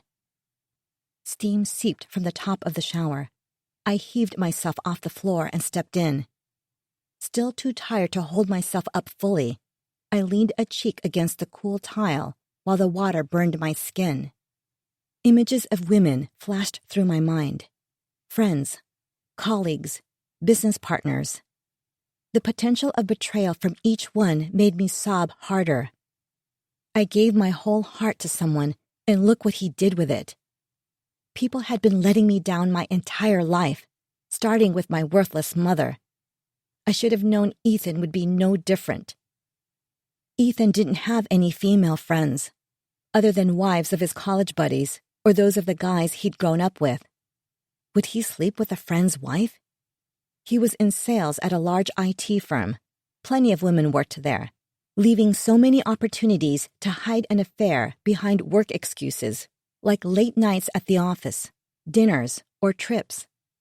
The same charisma that made him so good at his job, and that sucked me in and won my heart, could have easily charmed the panties off a colleague. I thought back to the last holiday party and strained to recall the evening. Did any of the women pay particular attention to him? Flirtations beyond acceptable friendly banter? No one I could think of. None with long black hair. The flip-flopping emotions returned, and images of other women turned my anguish into anger once again. I should leave him. I imagined my life without him, moving on, finding someone new. That thought brought more tears, and I finished my shower, choking on them. Determined not to crawl back in bed, I got dressed and walked downstairs. I was proud of myself for taking such a big step. What a mess I'd become, where getting dressed and leaving my bedroom were accomplishments. In the kitchen, I went to make myself a cup of coffee. I opened every drawer and searched through the pantry, but there were no coffee pods to be found. A simple thing. It should have been easy to shrug off, but I picked up the coffee maker and smashed it on the tile floor. I was staring down at the remains, regretting my decision, when the doorbell rang. I answered it to find Julie. She held a Starbucks cup in one hand and a brown paper bag in the other. "I'm not going to bother you or drag you into a lengthy discussion, but here are supplies: coffee and vodka. Drink them alone or pour some of that vodka in there and drink them together. No one would judge." I hung off the side of the door, smiling. "You're my hero." I took the coffee and vodka from her. "Want to come in for a bit?" "I have to get back to the office," Julie answered, turning to leave. She stopped. "Unless you need me here. I'll cancel my meetings, get drunk and cry with you." "Yes, I need you. Hold me, rock me, tell me it's going to be okay, that it won't feel like this forever." "Can't let the inmates run the asylum while we sit here getting tipsy," I replied, forcing a laugh. "I'll be fine. I desperately needed this, though." I held up the coffee, not telling her the reason was that my smashed coffee maker lay in pieces on my kitchen floor. "You're a lifesaver, seriously." "You let me know when you're ready to sit down and have a long talk about it, 'kay?" Julie replied. "I will, I promise. Love you." "Love you more." Julie blew a kiss and jogged down the front stairs to her Jaguar. I closed the door and then moved to stand at the window, clutching the coffee and vodka so tight it's a wonder the cup didn't collapse under my grip. A few tears slid down my cheeks, and I had to remind myself she wasn't leaving forever. Julie would always be there.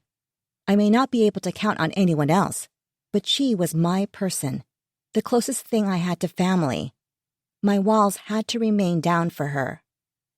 I angrily wiped the tears away with my sleeve and admonished myself for being so melodramatic. Before turning, I glanced out the window one more time. A woman with a baseball cap and sunglasses stood across the street, staring at my house. I placed the drinks on an end table and ran to the front door. By the time I flung it open, the woman was gone. The neighbor's lawn crew was working on their front yard. Not wanting to draw attention to myself, I walked casually down my driveway and pretended to check the mailbox. I turned my head, straining to see down the street to find the woman. She'd disappeared. I considered getting in my car and driving to look for her, but shook my head. A neighbor out for a walk is all. No need to start stalking the neighbors now. I returned to my house, grabbed the coffee and vodka, and sauntered into the kitchen, stepping over the ruined coffee maker. I placed the vodka and Starbucks next to each other on the counter. Just a bit, enough to take the edge off. I peeled the lid off the coffee and poured in a shot of vodka before taking a long gulp. I winced. Not the best combination. Not the worst either. The rest of the day was a blur. The spiked coffee may have been partially to blame, but the roiling emotions were the main culprit. The juxtaposition of the reality I'd been living in for the last 19 years and the reality I was floating in now was impossible to digest. Like eating nails. Another swig of vodka straight from the bottle down the hatch. Ethan accused me of being too focused on work, as if I was some heartless robot who never made time for its family. A completely unfair assessment. I began mentally cataloging all the ways I was, in fact, full of heart. Unfortunately, the best examples I came up with were work or kids-related. Maybe he was right. I'd given too much of my attention to the agency and didn't allow enough space for him.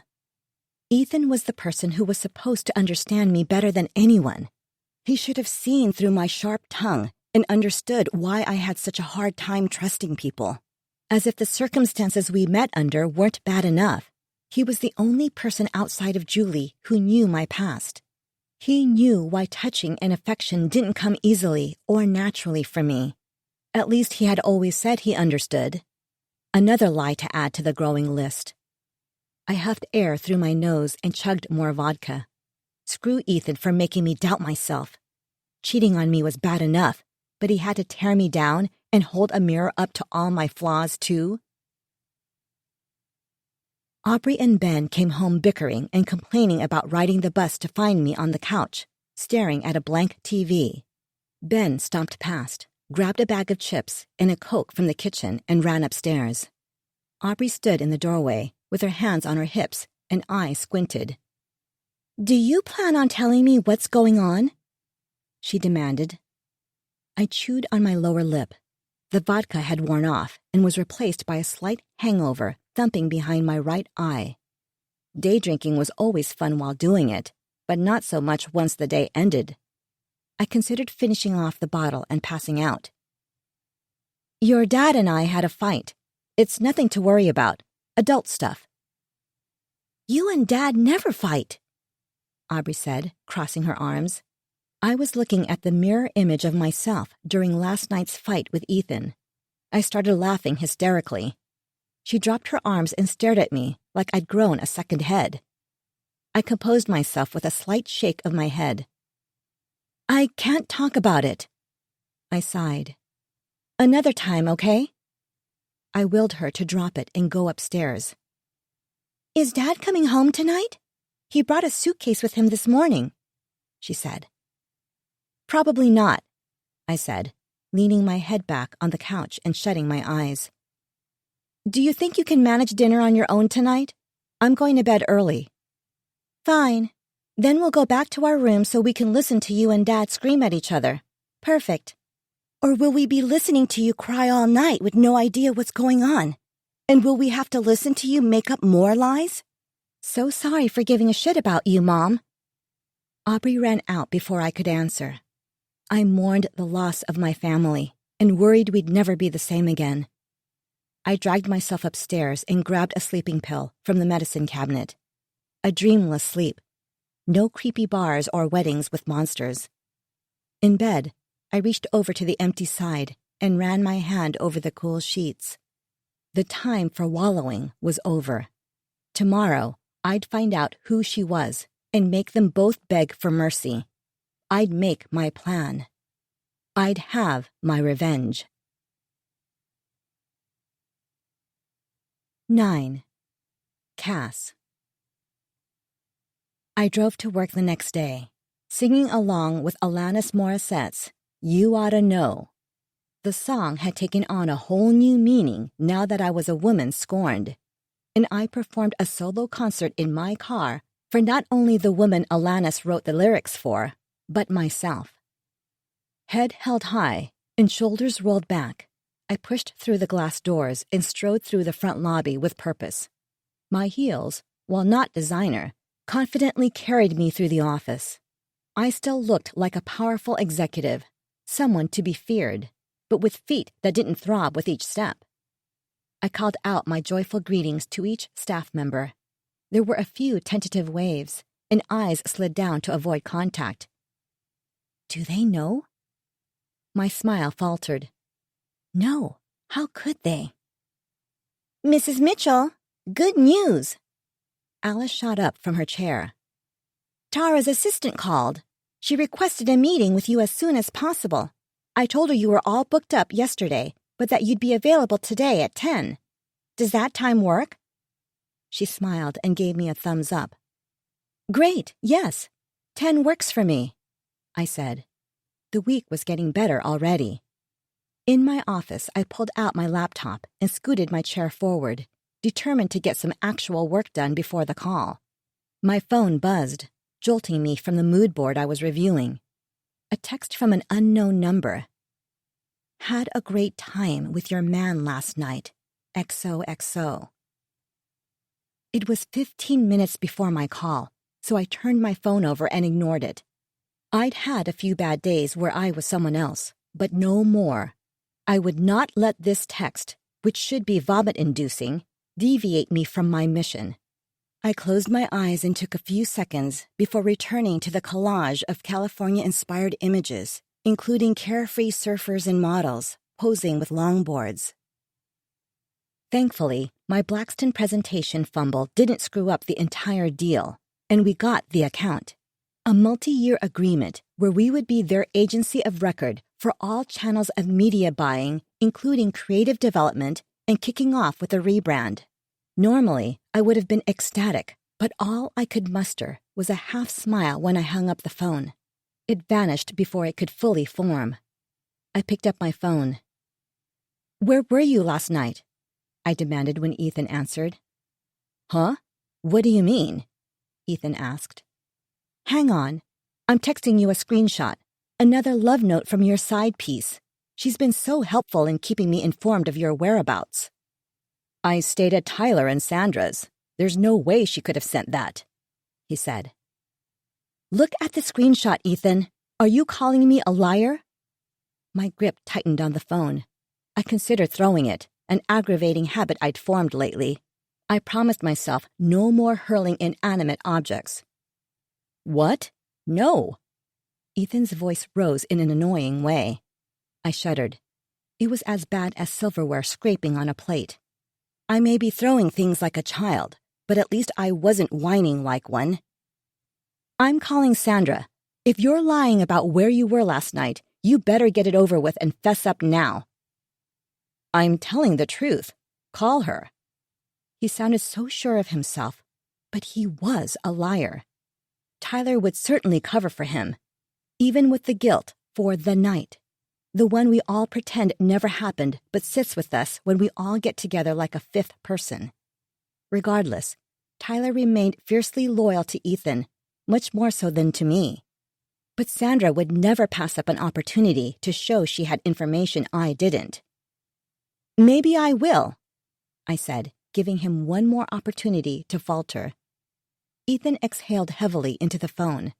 I held it away from my ear and glared at it, as if it was the phone's fault he had suddenly become the most obnoxious person in all humanity. He started yapping again, so I put the phone back to my ear. "What did you say?" I asked, venom sharpening the question. "I said, can we please meet tonight and talk?" "I'll meet with you on one condition. You will tell me her name." The silence dragged on much longer than acceptable. My finger hovered over the end call button. "Fine, I'll tell you who she is, if that's what it takes for us to have a chance," he said. "You will answer every single question I have, and if I think you're hiding anything, the conversation will be over. And don't think I won't be calling Sandra the second I hang up." I said this knowing full well I'd have no way of discerning fact from fiction. It was quite the predicament, having to rely on someone who couldn't be trusted. I told him to come at 7 and ended the call. Before I had a chance to tear apart our brief conversation, I pulled up Sandra's contact and hit call. "Cass, hon, I'm so sorry." Sandra's nasally voice assaulted my ear. She drew out the O for so long I worried the suffering would never end. Her overly honeyed tone produced a sound as counterfeit as her personality. "Sandra, hi. I'm fine. Did Ethan sleep at your house last night?" I asked. "He did. He told us." "Okay, thanks. I really must jump off. Work stuff. Sorry," I sang, hanging up before she could respond. There would be at least one benefit to divorcing Ethan, never having to sit through another dinner with one-up Sandra again. No Ethan also meant No Tyler. I'd forgiven him many years ago. When he came out of rehab, Ethan and I had been dating officially for a few months. Ethan sat me down and said, "If you tell me it's you or Tyler, I pick you." This made me feel wanted, but also uncomfortable. How could I ask him to give up over 20 years of friendship for a girl he'd only known 3 months? I agreed to sit down, the three of us, see what Tyler had to say, then make my decision. I forgave Tyler. I always forgive too easily. It's my Achilles heel. But I never forget. "You look much better today." Julie walked in and sat on the couch, tucked into the corner of my office. She ignored my glare at her crossed feet propped on the glass coffee table. "Getting there," I said. "We got the Blackstone account. The contract should be finished today." "Of course we did. Ready to get your online profiles up on dating apps?" Her maroon lips turned up in a mischievous grin. With her dark hair in a tight bun and her brown eyes lit up, she looked witchy and conniving. It was the look she always gave me before we made bad decisions. Only our mischief would usually have much fewer permanent after effects. Like a terrible hangover, not a date with a stranger. I choked on the latte she'd bought me. "I wouldn't go that far. Oh my God, I can't even imagine dating again. What do you even talk about on first dates?" "A lot of things have changed over the last 2 decades, but I can assure you, first dates have not. They are as awkward and terrible as always. Remember that one psycho chick I dated before Victoria, who slept over one night and wouldn't leave for like days?" Julie laughed. I rolled my eyes. "You're doing an excellent job convincing me." "Has the jerk told you who she is yet?" Julie asked. "Nope, but he's coming over again tonight. I told him that was part of the deal." The anticipation of finding out who the woman was hummed beneath my skin. It was close to excitement, but once I had a name, it would only be a temporary high, like a shot of heroin. An addiction, shooting myself up with the disgusting details until I'm left sick and strung out. "Some crushed laxatives in his food wouldn't be a bad idea," Julie chuckled. "Hilarious," I said. A loud bang made us both look toward my door. Alice stood, hands stretched over her head, and waved when she made eye contact with us through the window. I returned the wave and smiled. Julie did not. "She's so weird." "Stop it, she is not," I chastised. Julie chortled. "Right, doing her hourly stretches, I see. Funny how they always seem to occur when we're in here talking, and right outside your office." "She takes her back health very seriously." I laughed. "Besides, Alice is harmless. She's just a bit obsessed, over the top, present." I waved my hand dismissively. "She's a hard worker. It's hard to find people with that type of work ethic these days." "I hate that I agree with that." Anyways, moving on. She texted me, said she was with Ethan last night. I called Sandra and she verified he was at her house the entire night. She's baiting me. Ouch. You had to call Sandra? Bet she loved that. Oh, for sure. This is like Christmas morning for her. So close to all the action. I snorted. The whole thing is super weird. Something isn't right. Julie visibly shivered. That's exactly how I feel. At least you see it. Ethan's making excuses for her. She's hurt, just lashing out. I rolled my eyes again. Ethan lost his right to an opinion when he jumped in bed with a psycho. We'll find her, and she'll pay. No one screws with my Cass and gets away with it. That is why I love you the most. I kissed the air in her direction. She stood and crossed the office, then opened the door to find Alice with one hand raised, ready to knock. Done with your stretches, I see? She's all yours. Julie stepped around her. Alice stood in the doorway watching Julie walk down the hall.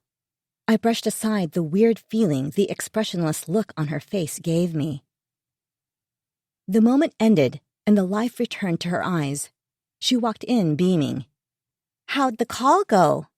Alice asked before taking a seat in a chair facing my desk. I filled her in on the good news and leaned back, already crafting campaigns, once again using work as a distraction from my problems. That's wonderful. And of course, not a surprise. You deserved a win after the week you've had. Oh, it was a small stomach bug, nothing serious. I shrugged. Her eyebrows rose slightly. No, I meant the other thing. What other thing, Alice? She wrung her hands but continued. You know, with Ethan and Emma. It's so terrible. But I understand if you aren't ready to talk about it. My apologies. That's wonderful about the blah. What did you just say? Ethan and who? Alice's face collapsed. Her eyes slid to the door, and she shifted in her seat. The reason you stayed home yesterday. I said nothing. Silence is a powerful tool. If you use it to your advantage, people will always fill it to save themselves from their discomfort. You can find out so many things by asking nothing and simply being patient. I assumed the reason you weren't here was because of the email Emma sent you. My entire body vibrated. How do you know about the email? She started to stand. Sit, Alice. Tell me how you know about the email. And what name did you just say? Emma? She slowly lowered herself back into the chair. Emma. She works here. Her face turned the color of blood and her eyes expanded in her head. Oh my God, did you not know? An eerie calm washed over me. Alice became the keeper of the information I needed, and if I maintained my composure, I'd finally have the answers I'd been seeking. You're telling me Emma, the account manager who works for us, is the girl who sent me that email? I threw my head back and laughed. Alice nodded meekly. Concern warped her features. Okay, I said. My head bopped up and down slowly. That's something I'll have to deal with. Alice gulped and pushed her glasses up her nose. Yes, what can I do? How can I help? First, I'd like you to tell me how you know all this. She cleared her throat and her eyes fell to her lap. It took some prodding, but something seemed to be amiss with the account managers. While you were out, I decided to do some investigative work. I got a confession from Delaney. Emma called out sick 2 days ago. Delaney called to check on her. I guess they had plans for the weekend. You know how close they are. Emma told her about the affair, though if I were to guess, that wasn't the first Delaney had heard of it. Emma told Delaney that she and Ethan were going public with their relationship, and she was waiting for him to tell you. He was taking too long for her liking, so she took the matter into her own hands. Once everyone knew, Emma said she wouldn't need the job here anyway. I'm sorry, Cass. If Delaney knew, then the entire office did, based on how fast gossip moved through those halls, which would explain the odd looks I'd received on my way in this morning. Ants crawled across my skin, tap, tap, tapping away over every bit of flesh covering my body. Their little legs created pricks of anxiety growing more unbearable as the seconds ticked by. I need you to go find Julie and Carla. Quick, Julie may still be close. I don't care if they are in a meeting, the bathroom, or where they are. Tell them to come to my office. Now. Yes, of course. I'll go get them right away. She was already opening the door and sliding out. I massaged my temples. He had an affair with one of my employees. Is he insane? I ripped a page out of the notebook on my desk and stuffed it in my mouth, hoping to stifle my scream. It didn't matter if anyone heard. The entire office currently had front-row tickets to my humiliation. My hands shook with a desire to destroy my office, smash everything made of glass, and throw everything else at the wall. No more fits, no more tantrums. I had the information I was after. I should have been happy, finally satisfied. Once I knew who she was, I thought there'd be no more questions. but that turned out not to be the case at all. I chose a spot on the wall to stare at, to center myself. Emma's face materialized behind my eyes, along with her long waves of black hair. I slammed my fists into my head. How stupid of me for missing it. She was so close, right here in the same building as me the entire time. I hated myself as much as I hated her. You couldn't fathom he'd be so foolish to sleep with your employee. That's how you missed it. The words of comfort did little to make me hate myself less. I typed a text to Ethan. Emma? Then hit delete as the door opened and Alice, Carla, and Julie walked in. I'd deal with him later. What's wrong, dear? Carla asked. Her wrinkles creased further with worry. What has he done now? Julie demanded, making a much more dramatic entrance. Alice, if you could give us a minute, please. Shock overcame her face. But I can help. Julie pointed to the door. Not now, Alice. Her eyes narrowed, and with a huff, she walked to the door and shut it behind her. Ethan's office was a short drive. If I had to experience this humiliation at work, he should too. I contemplated how to make that happen while Julie and Carla sat. My fingers rubbed my temples, and my hands slid down my face before steepling against my lips. I blew a slow breath between them. I opened my eyes and looked at Carla and Julie. We have a problem. Haven't we had enough of those lately? Julie asked. Emma, I said. Wait, is this the homewrecker? Who is she? Where'd they meet? I sighed. Julie, I need you not to be you for 2 seconds. I'm a disaster right now. I can barely function. Please, think. I was crumbling and needed Julie to take over, or at the very least, remember the names of our employees for once in her life. I need a minute to catch up here. Emma? Homewrecker? Carla asked. She didn't know. That was one person at least. Tiny victories. Not that she wasn't about to find out, but still. If Carla didn't know, maybe there were others? Not for long. That asshole self-doubt wasn't about to let optimism ruin his fun. Holy shit, Cass! The Emma who works for us? Julie shot from her seat. Yes, that's the one. I pinched the bridge of my nose. The distant throbbing of a migraine grew behind my eyes. I will kill her, and her career, Julie snarled.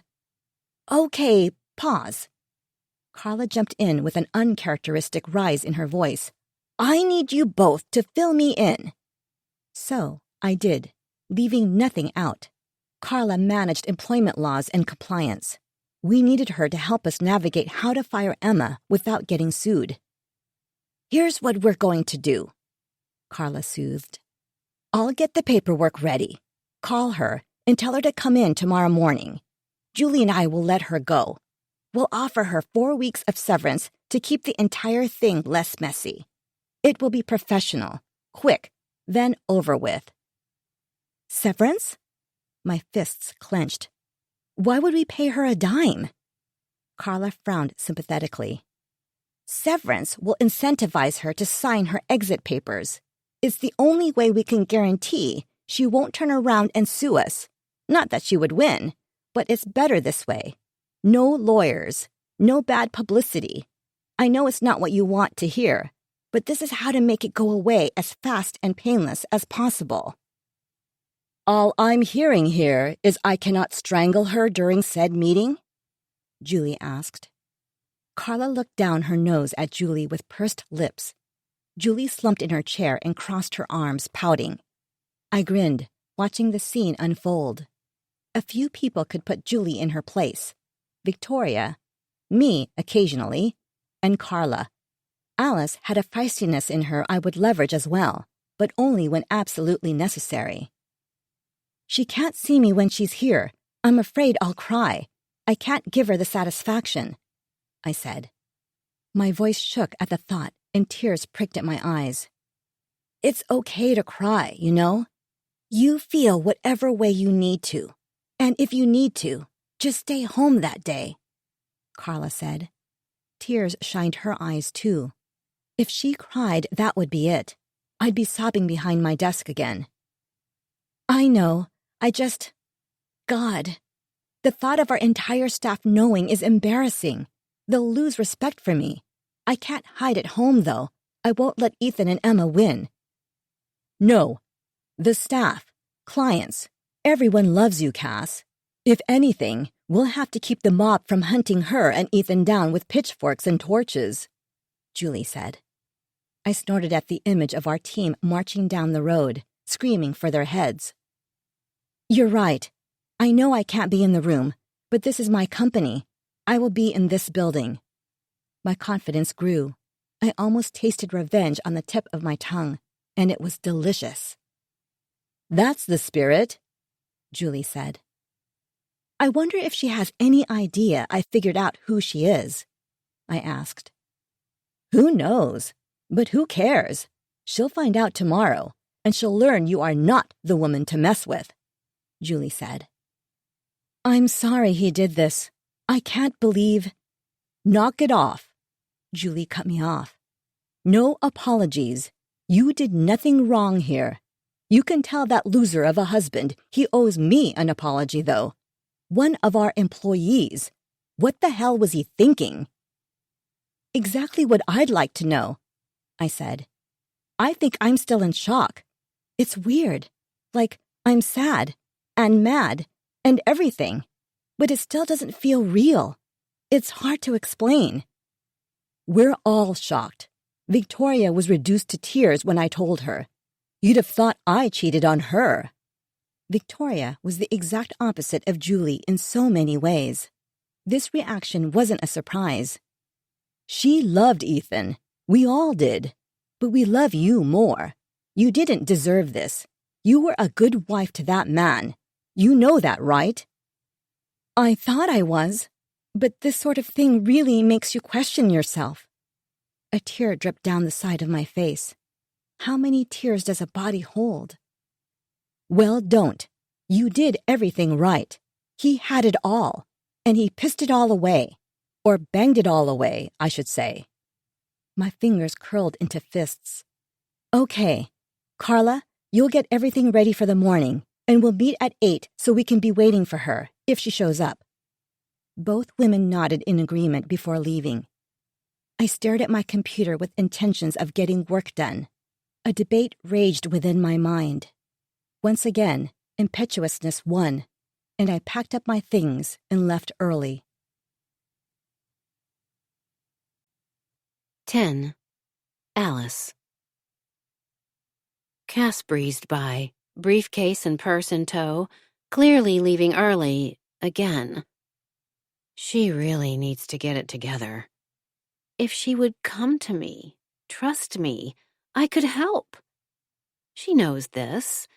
We've been through plenty before. There is nothing we can't handle. But there's not much I can do if she won't let me help. I took a stroll around the eerily quiet office. At least the employees knew better than to feast themselves on this latest turn of events. Their gossiping mouths were sealed shut. Cass was in no position to pay mind to who may have a knife poised, ready to stab her between her shoulder blades. I wouldn't be letting any indiscretions or further damage to Cass's reputation slip past me, though. Oh, no. Once satisfied that I could trust the office to run without me, I also packed up my things and left. Now, where would she be running off to this time?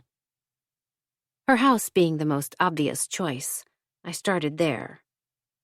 On the ride over, I thought about what I should do upon my arrival. Knock on the door, ask what, if anything, I could do for her. Or I could park a few blocks away and take a peek inside unannounced and unnoticed. I pulled into the driveway. She would appreciate my persistence, understanding how well-intentioned I was. My knocks on the door went unanswered. I leaned against the window to scan for movement from within. A quick walk around the house's exterior indicated no one was home. I found myself back at her front door once again. A quick shrug, and I entered the code to unlock the front door. "Cass," I called. "Hello? Anyone home? It's Alice." I took a tentative step into their home and listened. There were no sounds from upstairs, music blaring or other signs the kids may be home, and ignoring the visitor ringing their doorbell. I stood in the entryway listening to my breathing for a few minutes. One more call of her name, and I made my way upstairs to her bedroom. After spritzing myself with her perfume, I walked into her closet. Rows of organized outfits fit for any occasion greeted me, along with a wall of shoes to match. I ran my hands across the luxurious fabrics and smiled. So beautiful. The section of evening gowns called to me. I had a few dresses hanging in my own closet, but none like these. I quickly undressed and slipped one over my head. Twisting and turning in front of the floor-length mirror, I admired how the beading caught the light. Cass is very particular about her things, so I carefully placed the dress back on the hanger where I'd found it before, selecting another one to try on. The dress felt right. So different, so Cass. With my eyes closed, I imagined, not for the first time, what it must be like to be her. To walk into a room and have every head turn, rather than eyes avert. To say words, any words, meaningless words, and have people lean in, begging for more. To not be told you're worthless, annoying, a very bad girl, who deserves very bad things. The darkness of my closed eyes became unappealing. There was no need to think about things that happen in the dark, no need at all. That was then and this is now. A different girl in a different life. My stomach dropped. I'd lost track of time. That happened occasionally. I overfixated, got lost in a task, and poof, the seconds, minutes, hours had departed. I checked my watch. The kids could be home any minute. Or Cass. While I quickly changed back into my boring clothes and gathered my belongings, I tried to think of a good reason for me being in their home. My hands fumbled for my phone. I quickly logged into their camera app and deleted the footage of me entering their home. Neither Ethan nor Cass ever had their notifications on, so I knew they wouldn't have been alerted. Down the stairs and out the door, I heard my name called from the driveway just as the door shuts. Forcing myself to gather my wits, I turned and smiled. "Aubrey, how wonderful running into you. My gosh, you've grown since the last time I saw you. How long has it been?"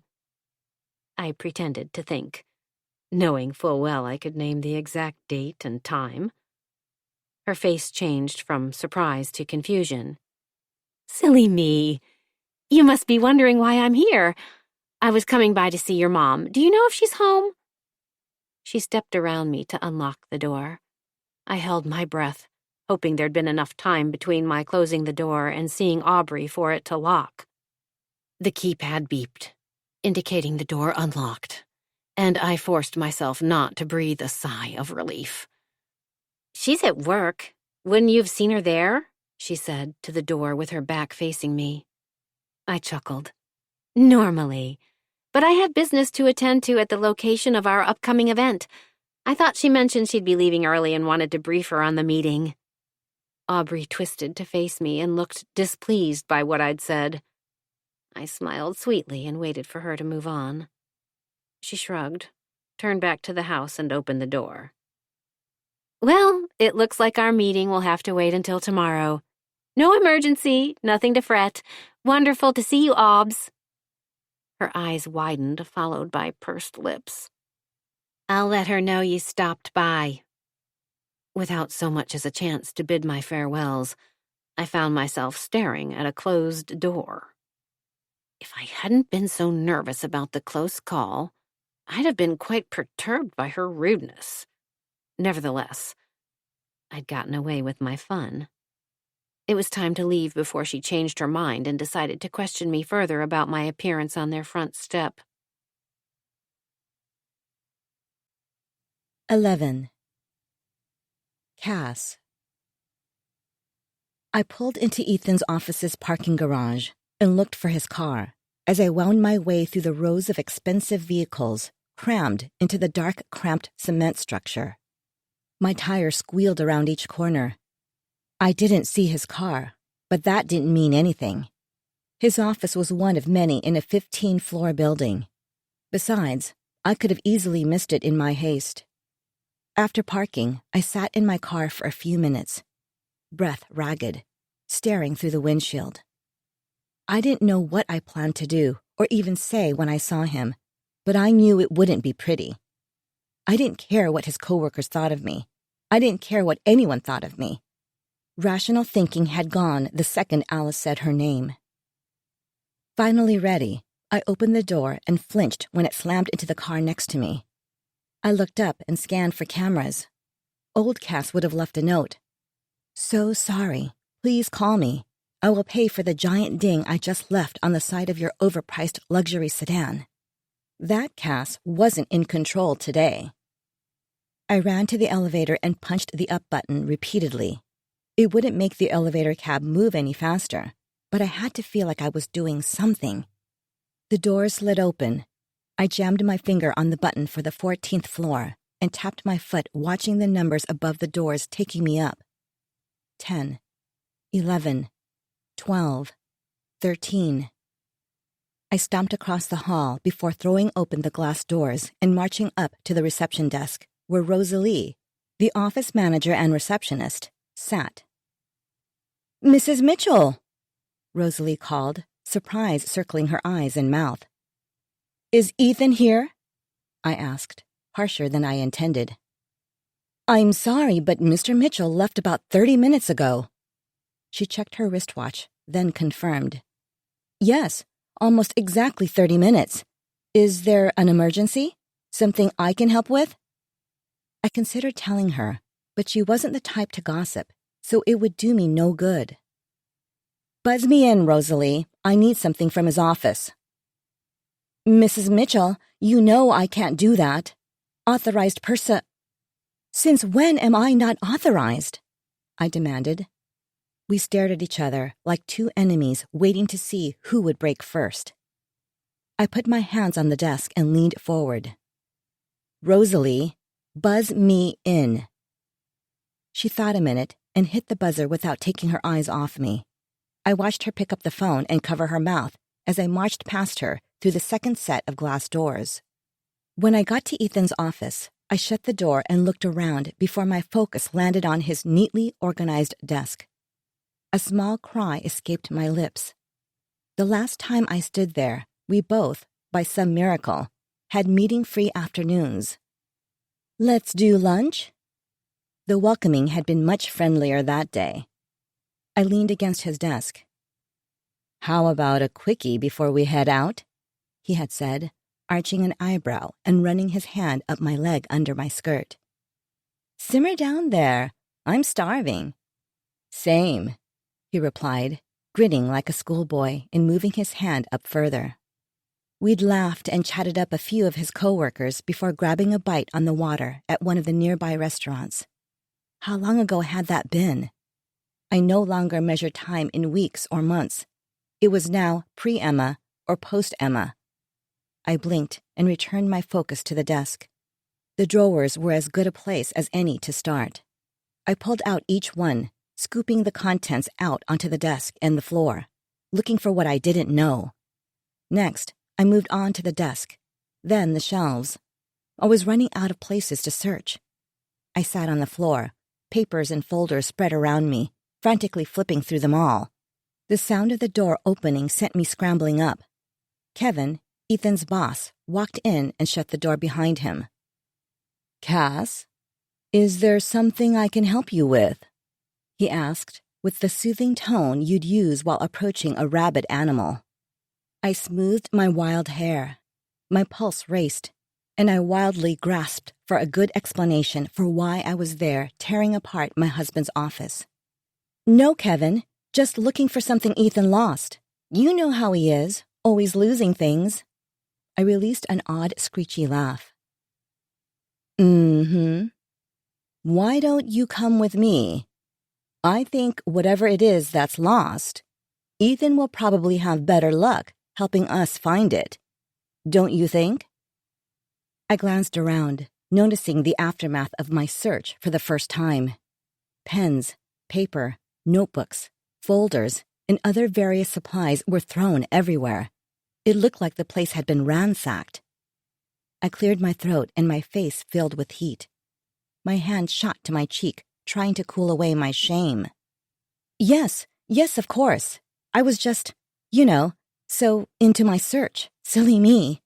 Didn't realize what a mess I was creating. I'll just get out of here. He nodded once and stepped over a pile of manila folders, bleeding papers. He placed a hand on my lower back and led me out of Ethan's office. I halted before we reached the entrance doors. Maybe I could wait in your office until he got back? Or the break room. Do you happen to know when that might be? Or where he is? The pressure on my back strengthened. My feet started moving again. I swatted at his hand and said through gritted teeth, "This isn't necessary. Have some respect. I know my way out." He leaned down. "You've caused enough of a scene today, Cass. Keep moving." I pinched my lips between my teeth and bit hard. On my way out, I managed to flash Rosalie a smile and waved goodbye to Kevin. This was a perfectly normal visit to my husband's office, an office I hadn't just destroyed. All was fine. Back in my car with my fingers curled around the steering wheel, I stared at my lap. What's your plan, Cass? Get home without killing yourself or someone else. Must drive safe. Get the kids fed and upstairs. Need privacy. Wait for Ethan. Don't destroy the house while doing so. No more throwing things. Stay in control. Remain calm. Calm. Calm. Deal with Emma later. 12. Ethan. I sat across from Emma with my knee bouncing beneath the table. My gaze shifted around the dark restaurant. As more of my secrets leaked out, these meetings were riskier, harder to explain away. An email and text? I thought we had an understanding. Well, she had to find out somehow. She sipped her martini and shrugged. I ran a hand through my hair. After putting the glass down, she lifted the cocktail pick and wrapped her lips around the olive impaled through it before biting down. She was trying to be sexy, but she looked like a teenager desperate to be grown. It wasn't your place, I said. What exactly gave you the impression you have any say in what my place is? You don't control me, or have any right to tell me what I can and can't do. You can have an opinion, but I can also not care about that opinion. My hands gripped the edge of the table. Christ, it's like having an argument with Aubrey. Regret was firing through my chest, like bullets ricocheting around my rib cage. What did I ever see in this girl? What a fool. I threw my life away for a petulant child. I looked around the room again. They probably think I'm here with my daughter, a fun daddy-daughter date. A woman at the table to the right of ours met my gaze, her lips pressed into a thin line. She looked from Emma and back to me before turning to the man seated with her. She leaned across the table and said something to him. He looked our way, not even trying to hide it. Whatever, he's probably cheating on his nosy wife too. I turned my attention back to Emma. You have created such a mess here, and for no reason. She laughed and sat forward, pulling her hair over her shoulder. Oh, Ethan, darling, you still don't get it, do you? You're still looking in all the wrong places for the source of your woes. Here, let me show you. She reached into her purse and pulled out a compact, cracking it open and holding the mirror to my face. This is the person who created this mess. I flew back in my seat. This was a side of Emma I'd never seen before. She was always so sweet and kind. She never spoke to me this way. Even if I'd had a shit day at work and took my mood out on her, she would never snap back. Not like Cass. Usually, she'd stay quiet and dote on me, try to fix whatever was bothering me. You can't contact her anymore. I'm sorry, did you not hear me earlier? I will do what I want. Excuse me, bathroom. I stood and grabbed my phone. Okay, babe, I'll be here waiting. She smiled as if the entire insane exchange hadn't just happened. I walked away and noticed 5 missed calls from Kevin. Shit, am I about to be fired too?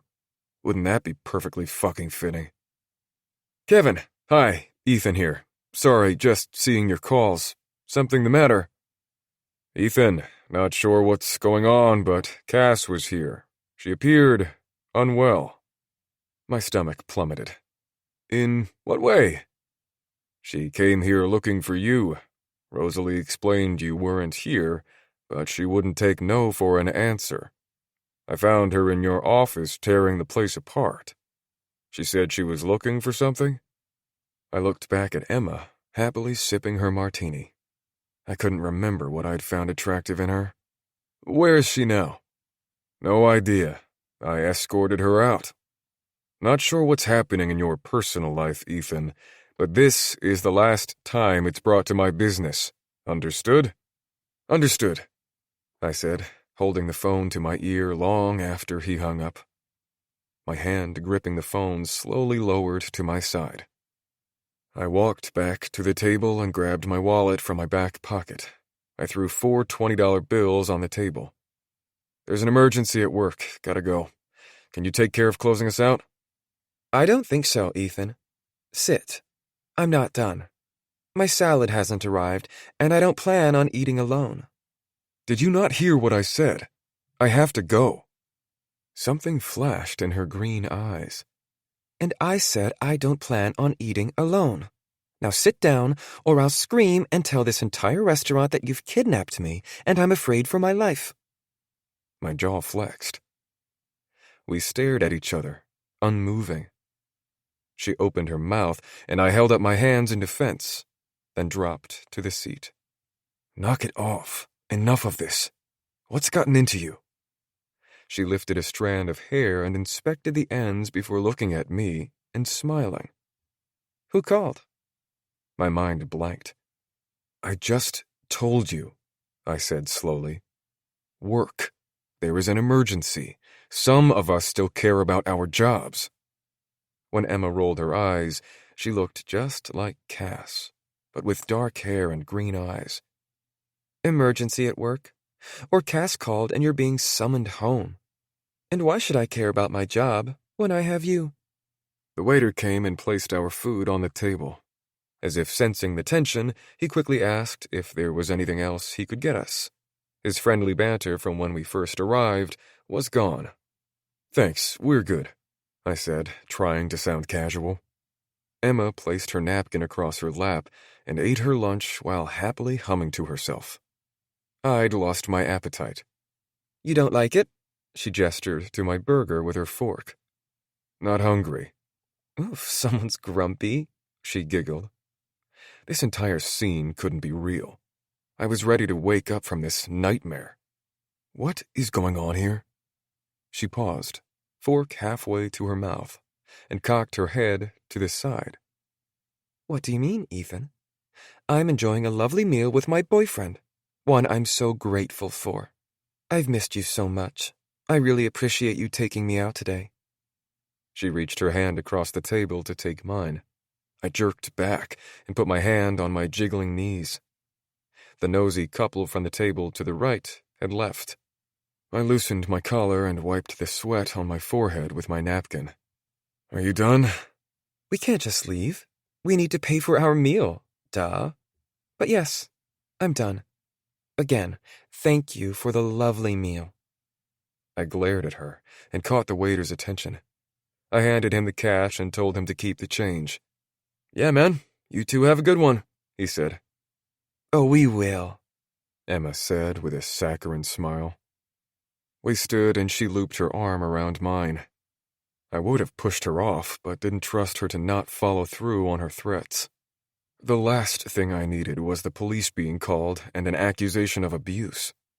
We walked out of the restaurant, and I pulled my arm free. I don't know what is going on with you, but this is over. We are over. Don't call me, my wife, or anyone in my life. We're done, Emma. A few people walking by glanced at us. She stood on her toes and wrapped her arms around my neck. Just a day ago, this would have had me carrying her to bed and ripping her clothes off, but instead, I wanted to throw her on the pavement. Her lips grazed my ear, and she whispered, "We're done when I say we're done." 13. Cass. I wasn't myself. I was the twigs scattered across the floor of a forest.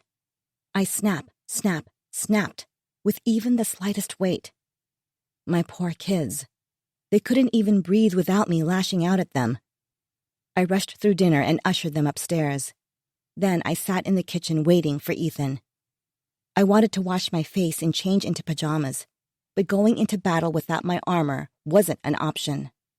Sitting on my hands so I wouldn't chew through my fingernails or scratch the skin off my face, I waited. Still as a statue, scarcely drawing a breath. But beneath the surface, the threads that kept me sewn to sanity were fraying. The doorbell echoed through downstairs. My forehead wrinkled. After looking at the clock, it dawned on me it was Ethan. It had come to that.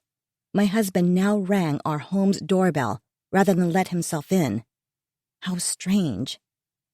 I sent him a text telling him to come in and meet me in the kitchen, not sure my legs could support the walk there and back. A disheveled Ethan entered. He must have gone to Sandra and Tyler's before coming over, because he was in a t-shirt and jeans. His 5 o'clock shadow looked more like a midnight one, and the skin beneath his eyes looked bruised. Despite that, he looked absolutely delicious, almost rugged. I was the absolute worst. My eyes slid from his face to his hands, and back to his face. I pictured his hands, big masculine hands, and how they felt against my body when picking me up and throwing me into bed. I studied the scar beneath his eye and imagined all the nights lying in bed, tracing it lightly with my finger. I'd ask him how he got it, and each time he'd make up a new story, more outlandish than the last time. Hundreds of nights in bed, hundreds of stories, and he still made me laugh with each new one. Then I imagined those same hands on Emma, and her tracing the scar with her delicate finger. It made me furious, and yet there was something else churning in my stomach along with the fury. Some animalistic instinct. The competition for him was turning me on. I was a disgusting beast. What was wrong with me? His jaw wasn't clenched, and his face wasn't doing that exasperated, judgmental thing it did when he was about to lay into me. News of my office visit hadn't reached him yet, so I figured I'd pretend it didn't happen. "Emma?" I asked through clenched teeth, remembering my purpose, remembering the reason for my rage. "What were you thinking? Not only have you jeopardized our family, but you're going to take my business down too. It all makes sense now why you wouldn't tell me who she was." Ethan's face paled. "How did you find out? I planned on telling you, but—" he stammered. He was reduced to a weak, pathetic man, unable to ignore his desires, and too scared to face me. "Alice told me. She found out from another employee. It was humiliating." I hated the shake in my voice. Not even a senior employee, not someone who'd at least keep their mouth shut. An account manager told her. How can I face my employees after this? If I don't murder you, Julie may. Shit. Ethan collapsed into a chair across from me, then leaned back and looked at the ceiling. Shit is an understatement, Ethan. It would be hard enough to figure out all this. I waved my hand between us. privately. But now, I'll be the laughingstock of my office, which makes working it out nearly impossible. Okay, let me explain. That's what you want, right? An explanation. Ethan met my eyes. Yes, I want to know exactly how this happened and how long it's been going on, and so much more. But I'm so furious I can barely speak. I clenched my hands in fists on top of the table and resisted the urge to jump across it and pummel his face with them. Ethan let a long breath leak from his lips before continuing. It's Emma. She works for you. So I'm sure you know how old she is. Both facts make me a dick. Together, I don't even know. We met at one of your clients' launch parties. I couldn't tell you which one. You know how they all blend together. I'm not complaining. He rushed out the last part. He was walking through landmines, carefully choosing his words to avoid triggering one. Maybe this time, I wouldn't have to sit through a lecture on how awful I was in never making time for him. I bit back my words, letting him fill in the blanks and answer the questions I didn't even know to ask. At first, it was harmless flirting, he continued. She was so over the top with her attention, and it was nice. We started texting, then we met up. Before I knew it, I got myself wrapped up in something I couldn't get out of. Months had passed, and I was in this thing, this relationship, stuck with no way out. As I watched tears trace lines down Ethan's face, I strained to remember everything I loved about him, besides his good looks. How he made me laugh. He was kind, a good father. All the things that would stop me from standing, grabbing a kitchen knife, and stabbing him through his heart. I squeezed my eyes shut and dug deep. All those good things were so far out of reach. It was becoming harder and harder to connect the man I loved with the intruder who sat across from me. While I thought his explanation would be the information that bridged the gulf, it only widened the canyon between us. I sighed. I'm trying not to hate you, but you're making it impossible. And now I have this crazy child, because that's what she is, a child, coming after me. First the email, then the text. Who knows what's next? Especially after I fire her tomorrow. Ethan's shoulders fell and his eyes dropped to his lap. I could talk to her, he said. Are you serious? In what universe would you think I'd be okay with you talking to her? Yeah, that was a stupid suggestion. I'm sorry, Cass. I'm totally lost here. There was no easy answer. Nothing Ethan said would fix it. Our marriage was like a shattered vase, one that Ethan himself had held over her head and thrown to the ground. I could painstakingly find every piece and glue it back together, but it would never be the same. If anyone looked closely enough, they would see the lines from the old fractures. They'd always be there. I'm not sure if I want to be with you, Ethan. That's the problem. My trust is gone. I'll constantly be wondering and worrying. That's no way to live.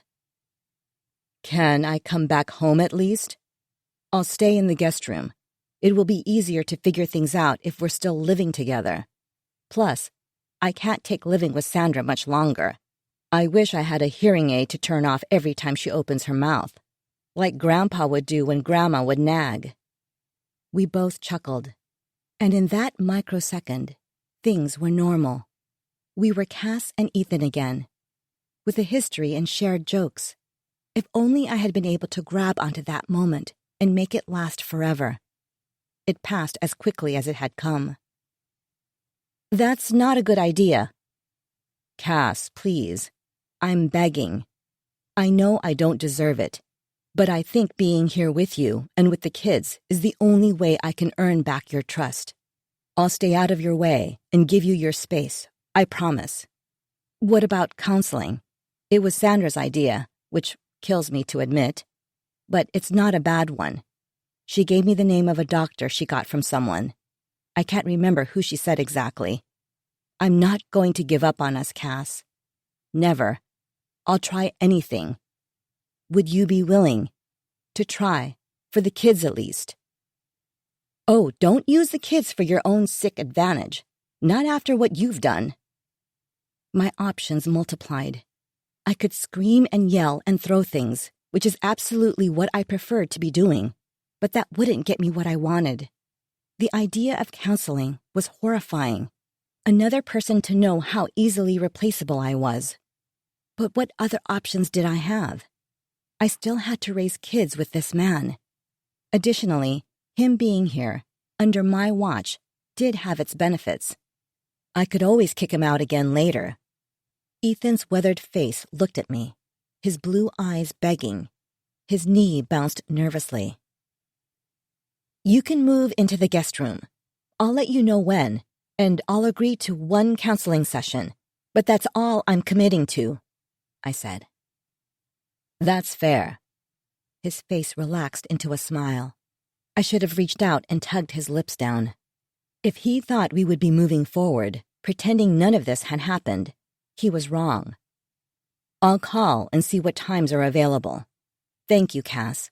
I know I've screwed things up here. I love you. I hope I can win back your love, eventually. I can't imagine my life without you. Just the thought. That thought should have crossed your mind before you crawled into bed with Emma. I have photos showing how hard it was for you to imagine being with someone else. You didn't seem too in love with me when your head was between her legs. Spare me your bullshit, Ethan. I will go to counseling, but this is for the kids, not for you. Whatever happens between us, we're stuck with each other in some capacity. We still have to raise these children together, and I would prefer your life choices didn't ruin theirs. You deserve nothing from me. Okay, understood. His smug smile collapsed. The anger began churning in my stomach again. He needed to leave before I did something I'd regret, like punch him, stab him, or rip his clothes off and sleep with him. Too many emotions were colliding. That confusing line between passion and hate began to blur my decision-making skills again. I told him to leave and come back the next day. After he left, I sat staring into my glass, mulling over my options. When I was satisfied with the plan I'd formulated, I crossed the kitchen to the sink and poured what was left of the ice into it. A flash from the backyard caught my attention. Cupping my hands to the window above the sink, I peered into the darkness. Shades of black bathed the backyard. My eyes adjusted, but the only thing moving was the water in the pool. The privacy bushes lining the lanai blocked the view beyond our back porch. I leaned back from the window, my brows furrowed. It must have been an animal, or my mind playing tricks on me. I walked upstairs, got changed, and climbed into bed. Staring at the ceiling, trying to sleep, I wondered if firing Emma would be enough. It would feel good, and I would be in control, but she ruined my life. The punishment wasn't fitting the crime. Her sentence was still too lenient. I needed more. 14. Cass. I tried to convince myself I was a lioness waiting for my prey, but in truth, I was a scared child sitting in a dirty trailer wishing her mother would tell her why she loved drugs more than she did her daughter. I chose a fitted black dress for the occasion and painted my lips red. I had lined my eyes with the sharpest wing, which I was feeling pretty great about earlier that morning, until I sneezed while my mascara was still wet. Rather than shooting off a funny tweet about the mess beneath my eyes, I sat on the bathroom floor and cried. I eventually washed my face and walked into the boardroom with the same red lips and mascara only. Okay, loves, I think we're all set. Ready for me to grab her? Carla asked. I shifted my gaze from the door to her and smiled, grateful for her presence. She reminded me of my grandmother. I wanted to wrap my face in her wrinkled hands. I imagined they'd feel like crinkled silk, just as my grandmothers did. They looked nothing alike, other than being older women. My grandmother was long dead, but her loss gutted me like I'd just received the phone call telling me she'd passed. A lioness doesn't need help, though. She is fierce. She is independent. I looked at Julie to dismiss the longing for comfort that Carla was dredging up. Julie hissed yes, and I nodded, afraid if I opened my mouth, I'd betray my strange thoughts. What if I said something weird like call Carla Grandma? That would have them both questioning my sanity. With an abrupt nod, Carla hauled herself up and went to get Emma. I stood to leave, and Julie grabbed my hand and squeezed. You just sit tight. If you happen to see her on her way out, make eye contact, but keep your big mouth shut. We don't need that temper of yours getting you in trouble. We need controlled Cass. There will be time for psycho Cass later. You do look properly scary, though. Nice work. I nodded and walked out of the boardroom. She was right. I'm not good at behaving when angry. I lose control of my actions. I might do something I'd later regret, like fly into the room, jump across the table, and stab her in the eye with my pen. Or say something that gets us sued. Or burst into tears and humiliate myself. There was no telling, and I preferred to come through this unscathed, not in jail, and with our business still intact. Carla appeared at the end of the hall with Emma dragging her feet behind her. I stepped back and used the wall's corner to position myself where I could see her, but she couldn't see me. I suppressed the urge to laugh. Her eyes didn't leave the floor. I wanted so badly to jump out and yell, "Boo!" Without her phone and keyboard to hide behind, she'd been reduced to nothing but a scared child. I leaned further into the hall, and they walked silently into the room. Let's go listen. I jumped and whipped around. Alice grabbed my hand and pulled me away from the boardroom. I'd never seen her so excited. Go listen? What do you mean? Hurry, we might miss something. The meeting room next door shares a vent with the boardroom. We'll be able to hear the entire thing from there.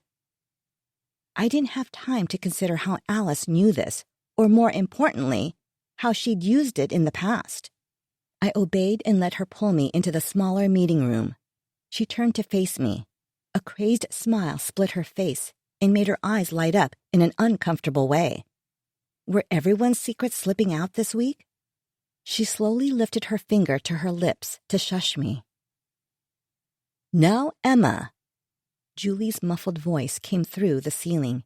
My eyes widened in shock, and Alice's head nodded excitedly. Surely you do. We're all professional women here. Let's not play dumb. It's so unbecoming. Julie sounded like a teacher lecturing a naughty student. I tried to picture Emma's reaction. It was clear what Ethan saw in her physically. She was a beautiful girl with her perfectly symmetrical face, striking green eyes, long dark lashes, and heart-shaped lips. I wasn't so blinded by jealousy. I couldn't admit that. But besides that, what more did she offer? No, Julie, if you wouldn't mind filling me in, that would be great. I've been sick, you know. I could be contagious, spreading my germs around. Wouldn't that be a shame? Alice and I looked at each other with our mouths in matching O shapes. Was she actually denying it? My memory flashed back to our last monthly all-hands. Emma sitting in one of the seats in the very room she sat in now. Julie and I were at the head of the room, giving an update on the last quarterly performance and most critical priorities. I remembered being annoyed that she seemed more concerned with checking for split ends than what Julie and I had to say. The hair, how did you miss it? First, the affair, then Emma. Things were slipping past me, big things. It was so unlike me. Was my comfortable life getting too comfortable? Making me soft?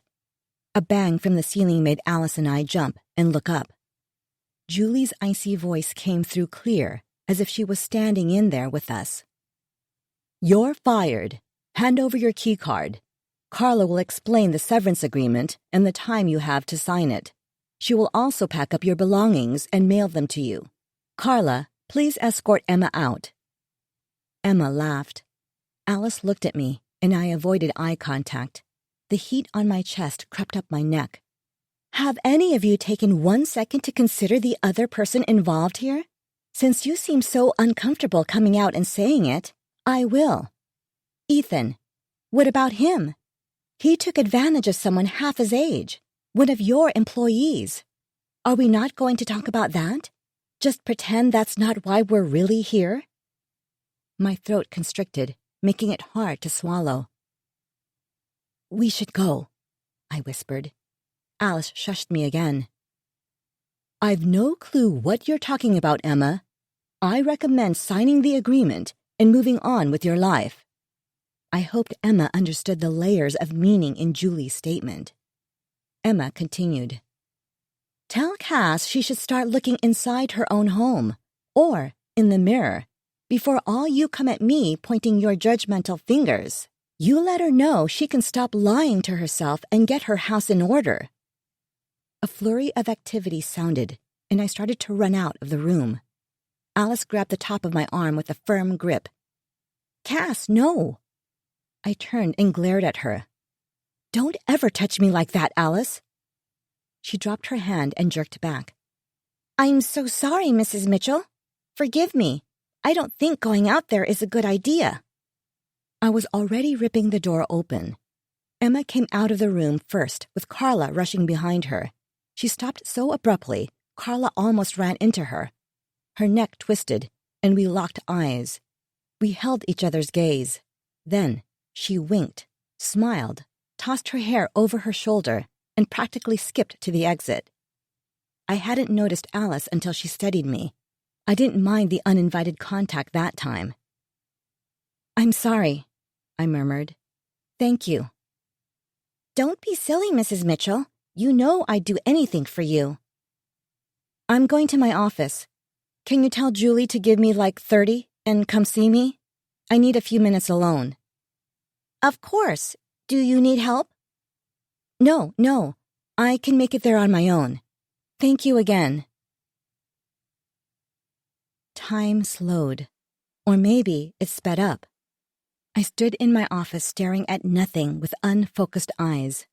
I replayed Emma's and my encounter in my mind. This wasn't over. It was clear we were just getting started. "That went as well as can be expected," Julie said, walking in and knocking me from my thoughts. "What the hell?" I shivered. "Something's not right with her.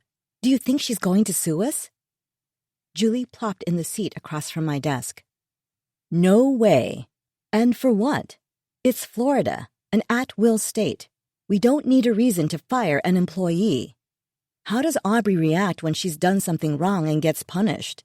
She blames you. Emma is a child.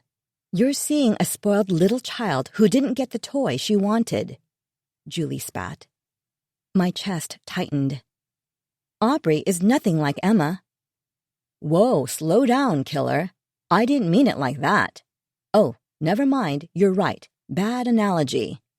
Julie stood, walked over, and bent to give me a quick hug. She leaned on the desk and looked down at me. "Are you okay? Like, really okay?" I laughed and swiped at a tear away before it betrayed me. "Let's see. My marriage is a sham. My kids are barely speaking to me. My entire staff is aware my husband fucked their coworker.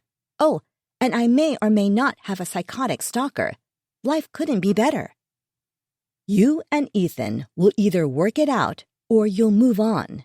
You're a catch. Kids are resilient. They'll get over it. Someone will make an ass of themselves at a happy hour, or someone will start sleeping with someone else, and the gossip mongers will move on.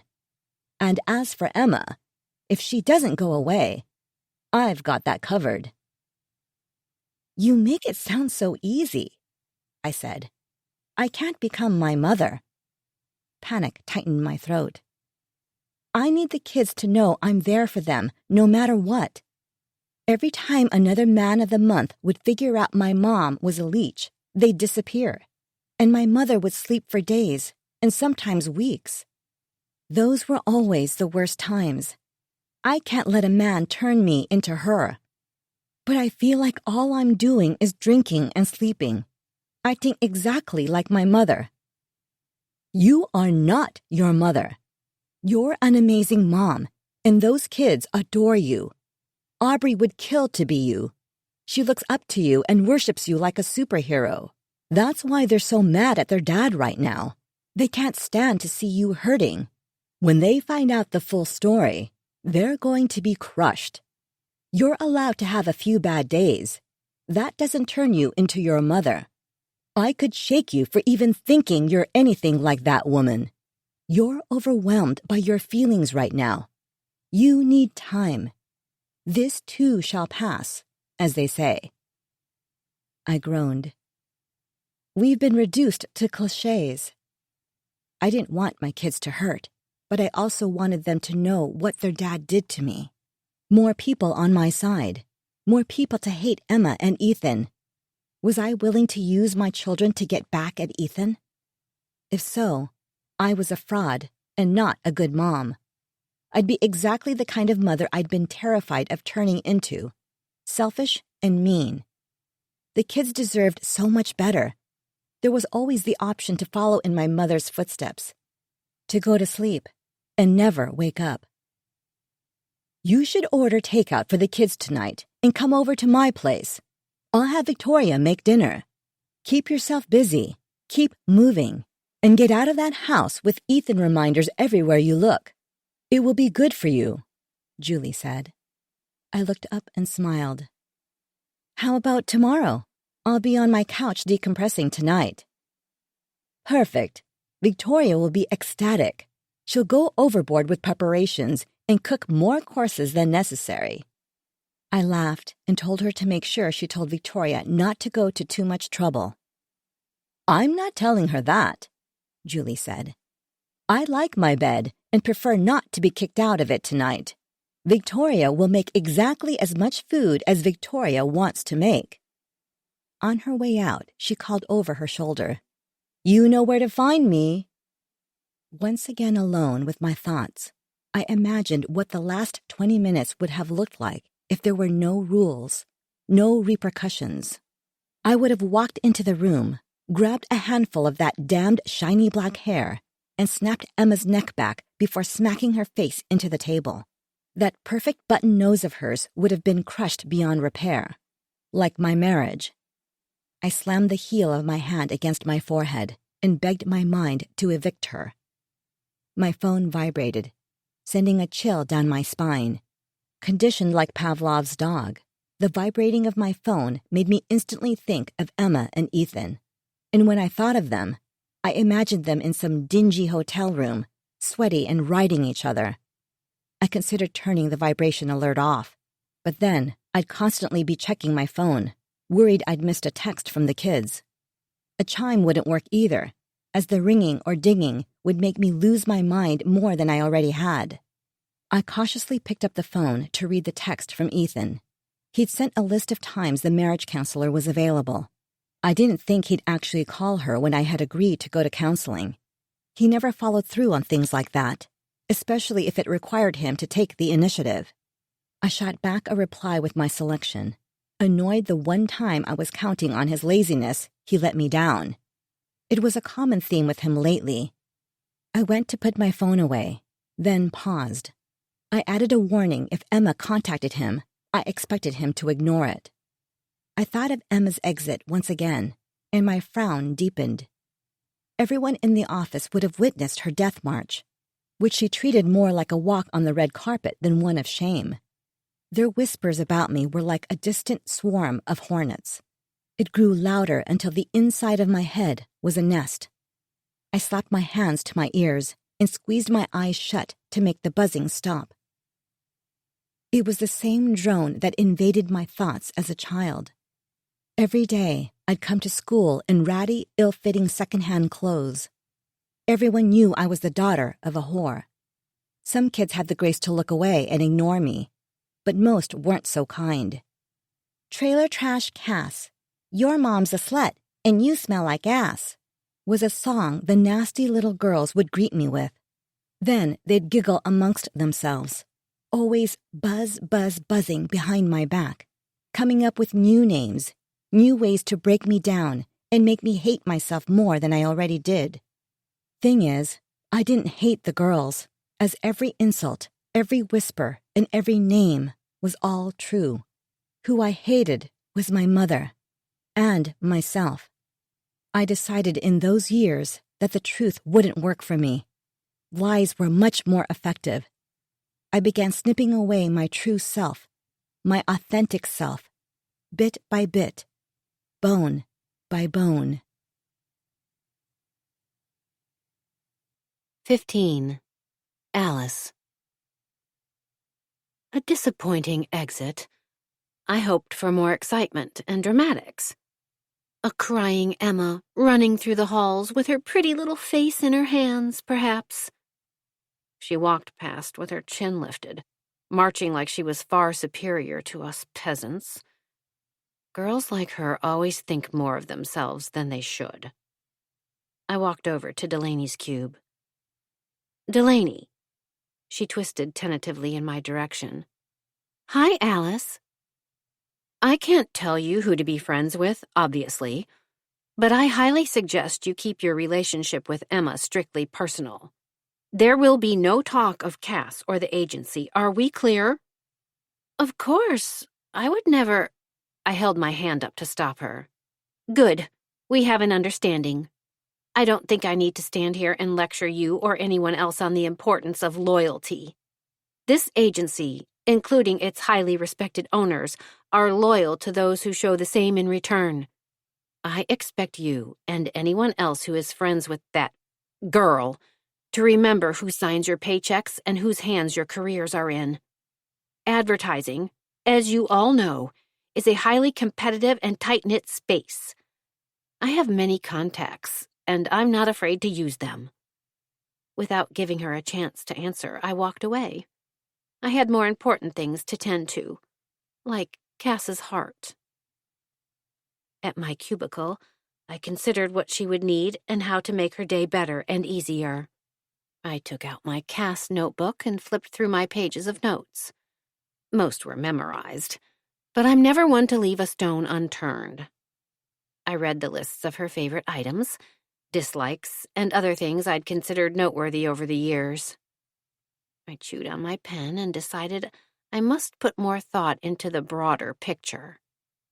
Cass would survive this, but we needed to ensure she came out the other end stronger and better than ever. Squeaky clean. She's not alone, though, as she has me. I smiled to myself. We've got this, Cass. Don't you worry one bit. After ordering her favorite lunch, I canceled her afternoon meetings and laid out everything for the Blackston campaigns on the table in her office. I stood waiting for her, ready to distract her with work. "Alice, you scared me," she said, hand flying to her chest after walking in. "Your lunch has been ordered. I'll go pick it up in a few minutes. I've organized the campaigns you were working on here for you so that you could dive right back in. I also canceled your meetings for the remainder of the afternoon. Would you like to begin going over the brand launch event? I've started a list. I just need to run it all by you." She looked at me. My stomach tightened slightly. Had I missed something? "Is that to your liking? Is there something else I can do for you?" Her brow furrowed slightly. A Botox appointment may be needed. I'd have to figure out the most delicate way to suggest it and schedule that in. We couldn't have her perfect face lined with imperfections, especially not now. "It's just, you know what? Never mind. This is a great idea. I'll throw myself into work and forget about this morning." Her shoulders visibly relaxed, and her smile reached her eyes. Were those tears shining in them? A fluttering erupted in my chest, like a bird flapping his wings. I always know what she needs. "What would I do without you, Alice?" "Oh, Mrs. Mitchell, you flatter me.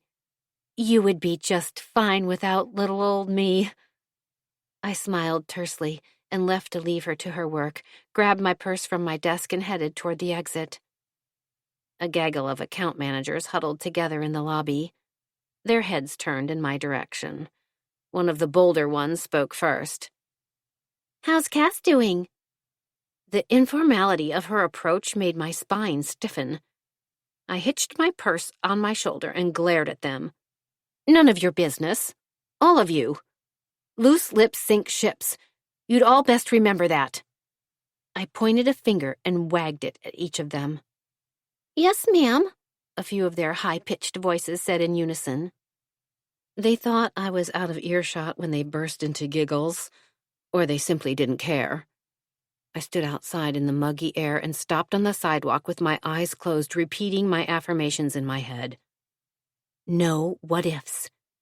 You are living the life you are meant to live. You have a purpose.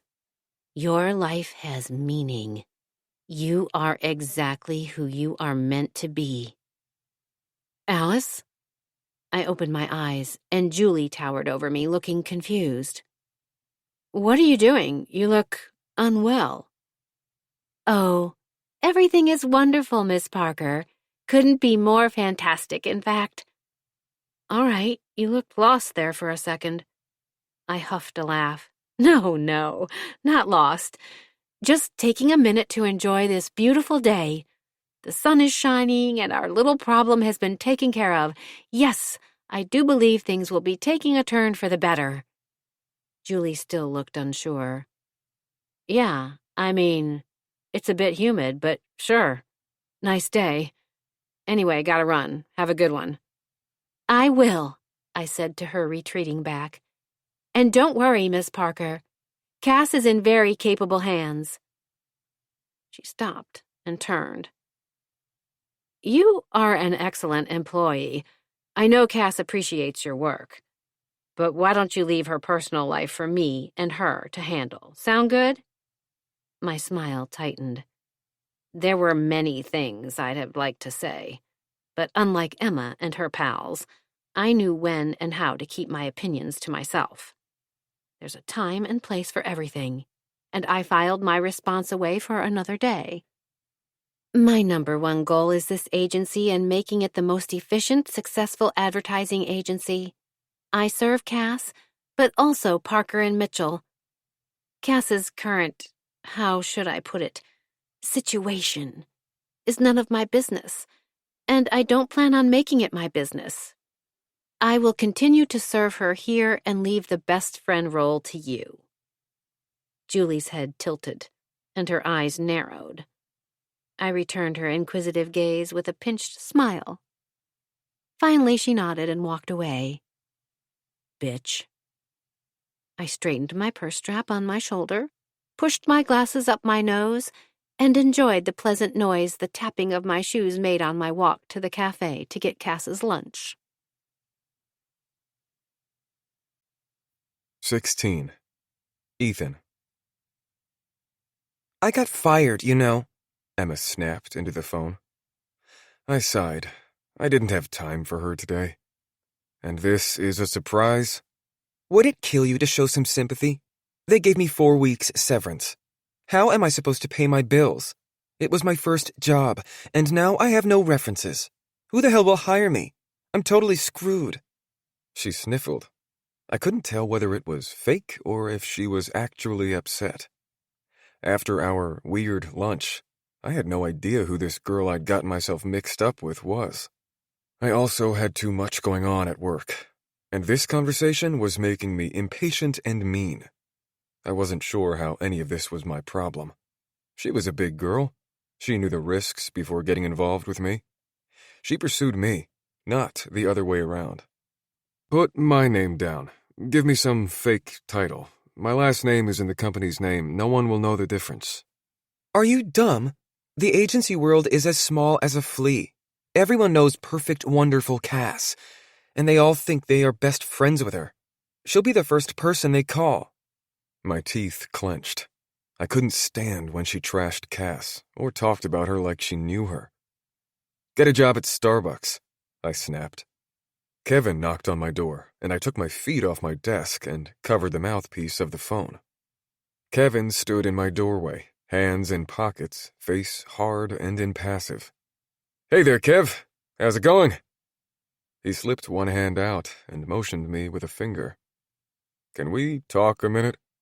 "Sure, no prob. Let me finish up this call. New potential client. It's looking good," I said, giving him my broadest, "I got this" smile. He made a noise, something between annoyance and agreement, and told me to meet him in his office when I was done. "Who was that?" Emma asked when I uncovered the phone. "My boss. I can't talk. He wants to meet about something." "Oh, babe, is it that promotion you've been hoping for? I bet that's it. I'm so excited for you." How she went from crying to angry to excited within the time it took to unscrew a beer cap was beyond me. Another thing different about her. She used to be so predictable. What else was she hiding? "Yeah, promotion, maybe." "Are you listening to me?" I wasn't. It hadn't even registered she had been talking. "No, I told you I'm at work. I'm working." She huffed into the phone, another personality coming out to play. "I need money, and you are going to give me some until I can figure out work. That's what boyfriends do." "I'm not your... You know what? I don't have time to get into this now." She laughed into the phone. I used to love the sound, but this new noise she made was not like wind chimes. It didn't make my pulse speed up. It made my body break out in sweat. "Put $10,000 in my account by the end of today." Her voice changed from sinister to sweet. "Because you love me, remember?" "That's an insane amount of money," I yelled. I calculated my current funds in my head. Commission checks had been pennies lately, and I was barely scraping by after the monthly transfers into the joint account we paid our bills from. Cass was already watching my every move, so if I started transferring less, the questions would come. Questions I wasn't ready to answer. "I can get it to you in a week." "Babe, that's not going to work. Rent and my car payment are due, and food. Surely you don't want me homeless and starving. I need that money today." "You just lost your job. How are you broke?" "This isn't about the money, baby. It's about us. You want to take care of me, don't you?" No, I didn't. I wanted her gone. "Fine. I'll get you the money by the end of today. Tomorrow at the latest." He's such a dipshit. "Don't forget," she said before hanging up. I grabbed my notebook and pen from my desk. Do you take notes when getting fired? Probably not. I put it back down and walked to Kevin's office, while trying to convince myself it was something else. He wanted to talk about Cass's scene again, or a new client he'd be charitable enough to pass my way. I was good at lying to my wife. Maybe it would work on myself, too. "Come in, Ethan. Grab a seat," Kevin said, gesturing to a chair. Belinda, the head of HR, was sitting in the other. "I'm afraid we're going to have to let you go, Ethan. We've had several talks over the last year about your performance. I'm not seeing the improvements I'd been hoping for. Belinda will go over the severance and paperwork." "I'm sorry, Ethan. Wish I had better news for you." "Is this about Cass? I told her she can never do that again. I assure you, it's the first and only time. She was having a bad day. Not herself. You know Cass. Both of you do. She owns a company. She's a great mom. It was a bad..." I looked at each of them, my eyes wide, desperate for them to believe me. "Your personal life is none of my business. But as a friend, Ethan, we all know what's been going on the last year. You haven't hidden it well. My advice is to get out while you can, save your marriage, get your career back on track, and knock off this schoolboy shit. We've known each other a long time, and you're good at what you do. It's time to get your priorities in order and your head on straight. Just not on my dime. Feel free to use me as a reference, though." Belinda took over. "Ethan, please follow me down to my office." We can review the severance paperwork and schedule a time to come in after hours to pack up your office." She gave me a sympathetic smile. I nodded curtly and stood, extending my hand toward Kevin. "Sorry, Kevin.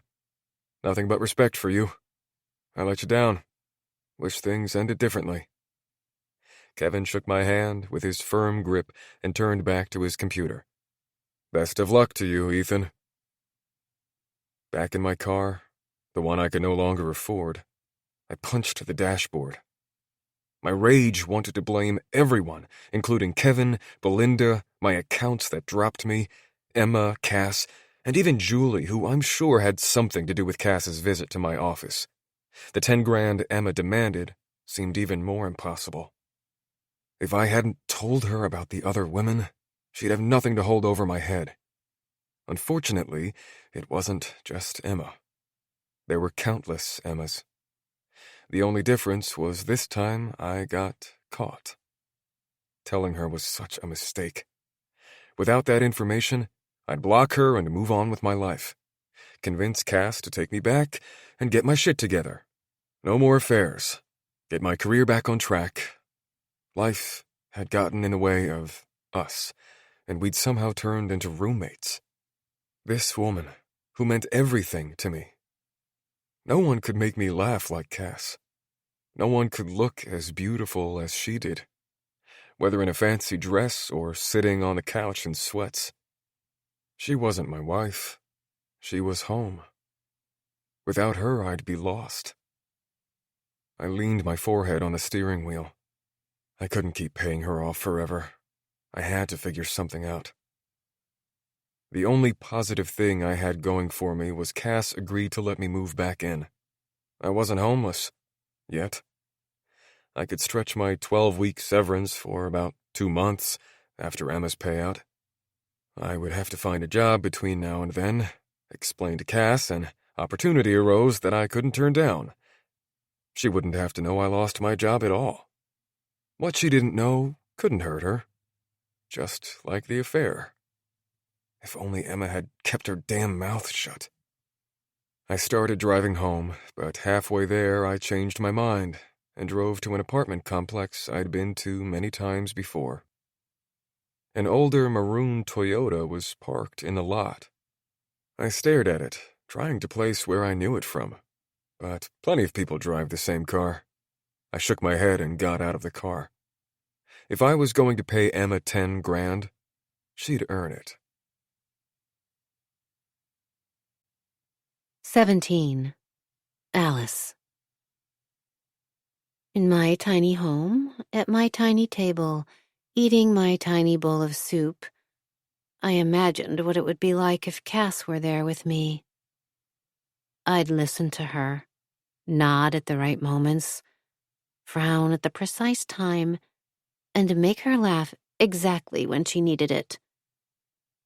Instead, she was probably headed to Julie and Victoria's house, where she'd be breaking bread with them instead. Don't ever touch me like that again. My hand clenched the spoon a bit tighter. I am a chameleon, a professional impressionist. I am a mirror. At one point, I may have had my own personality, but I've been other people for so long I haven't a clue who Alice is at this point. The real Alice ran far, far away when it all became too much.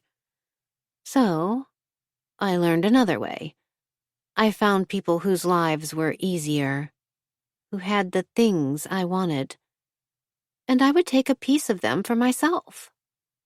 A patchwork quilt of personalities. That's what I became. Becoming other people requires watching, researching. It's easy to watch when you blend into the background, and I've always blended into the background. After finishing my dinner and tidying the kitchen, I walked to my bedroom where the bags from my earlier shopping trip sat neatly on my bed. My meager salary didn't afford many luxuries.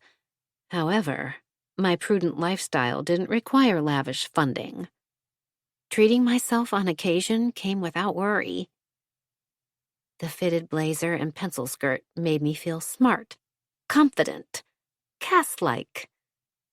Even the department store employee felt the same. She nodded and smiled and told me so. I'd stopped at the beauty counter and had one of the ladies do my makeup. She didn't seem pleased when all I'd purchased was a lip gloss for her trouble, but that wasn't my problem.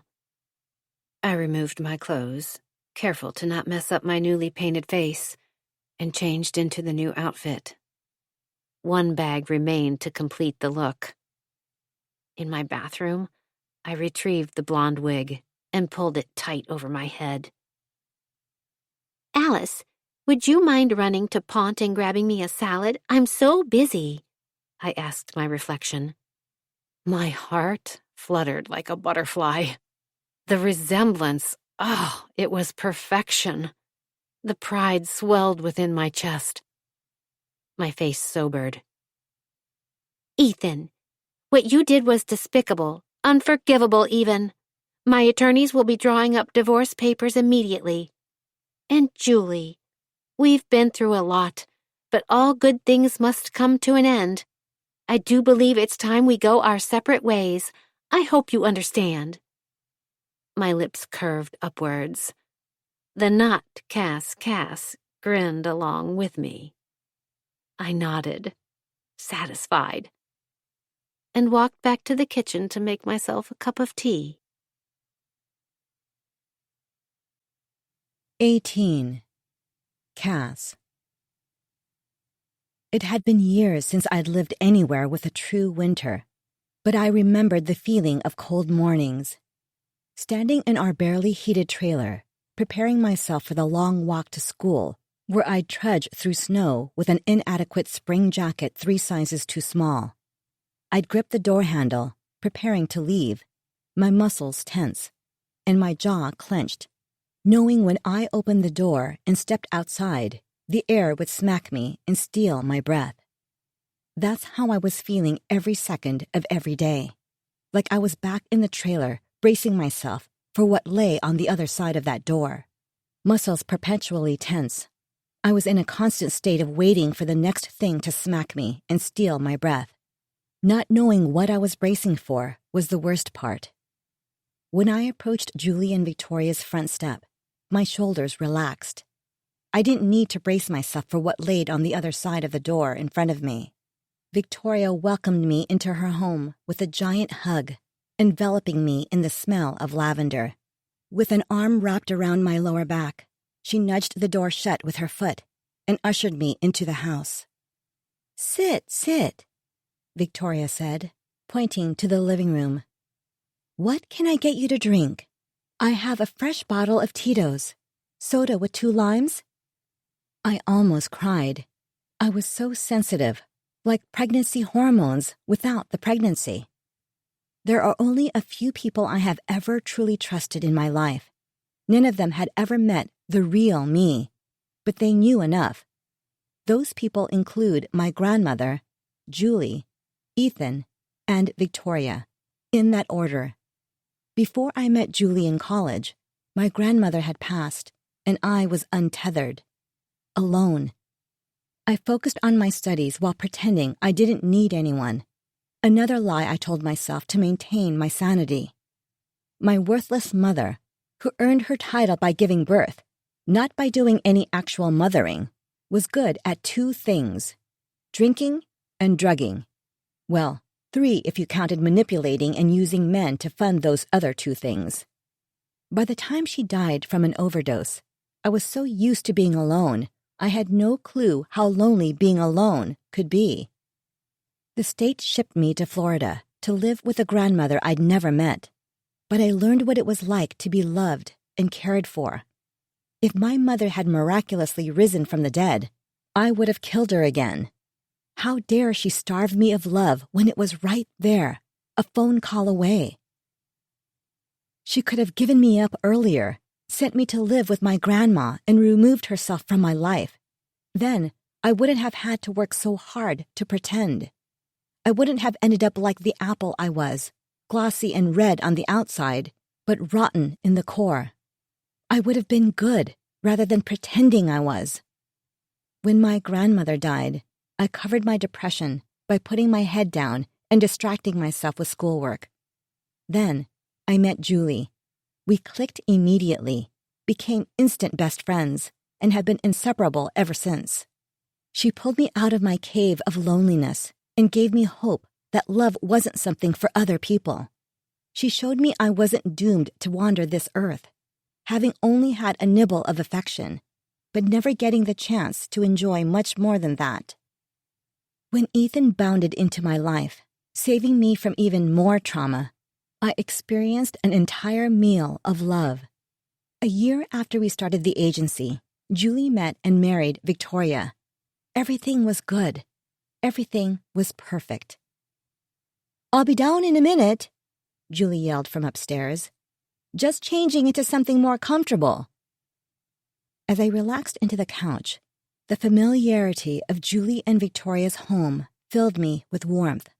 The feeling of sitting in that comfortable space jarred me. My home had become cold and uninviting. With Ethan and me barely speaking, I'm ashamed to admit I didn't know who I was without him. The perfect loving wife was a role I'd slipped so easily into. It was a costume of mine that fit comfortably. So comfortably, I'd almost forgotten it was a role I was playing. A kiss hello, dinner on the table every night, ask him about his day, compliment and feed his ego, sex at least 3 times a week. Check, check, check, check, check. I'd mentally check off the boxes throughout my day, always completing my tasks. Without him there, I had no tasks to complete. I know these wifely things should have felt natural, not like a daily to-do list, but they didn't come naturally to me. I'd never given the satisfaction of admitting any of that. Regardless of my emotionally stunted heart, Ethan was always with me and had been every day since I'd met him. That wasn't forced. He was always there, floating in the back of my mind, often without me realizing it. Insignificant things connected us, such as wondering what he was doing, what he was thinking. Had it always been that way? Or had that omnipresence grown along with our relationship? Now that my thoughts of him weren't insignificant, it opened my eyes. Without him physically there and part of my everyday life, it was like I'd lost an appendage. I read a news article once about phantom limb syndrome, where someone who loses a limb still feels pain or sensation in the now empty space where it used to exist. When I read the article, I couldn't fathom what it must be like. With Ethan gone, I understood, because I was living with it. At home, I was pacing the rooms each night with my skin crawling, or sitting and staring at nothing, losing hours of time. It was too much time for my mind to be left to wander. Too much time to obsess over Emma, and for my bitter heart to concoct ideas on how to make her experience the same agony as me. Being here with Victoria and Julie, I felt closer to whole than I had in a while. I considered driving home, packing bags for me and the kids, and moving us in. I closed my eyes and let my muscles unclench. Just a few miles away, Ethan was moving back into our house. We wouldn't be sharing a room, but we'd be sharing a roof. Nap time? I hadn't heard Julie enter. My eyes snapped open, and I smiled. Julie had her dark hair pulled into a messy bun. She sat and crossed her outstretched legs on the ottoman. The furry slippers on her feet made them look comically large. "Those slippers are ridiculous," I said. "What? These are the best. They're so comfy," Julie replied, lifting one leg up for me to admire her footwear. "It looks like you have dead animals on your feet. You've got some nerve forcing me into 4-inch heels every day," I teased. Victoria walked in, balancing 3 glasses on a tray. Her curvy form maneuvered this world like she was constantly swimming through water. I glanced down at my stick-like figure society constantly forced on women and felt a twinge of jealousy for Victoria and her curves and softer frame. "That's at work. At home, It's perfectly acceptable to look like a slob. Encouraged, in fact. Isn't that right? Julie asked, grinning at Victoria. Victoria handed me my bubbling glass of vodka and soda, and Julie a glass of white wine. You shouldn't listen to her anyway, Cass. She's all bark and no bite. You wear what you want. It's your company, too. She winked at me. She knows that, Julie said, laughing before taking a sip of her wine.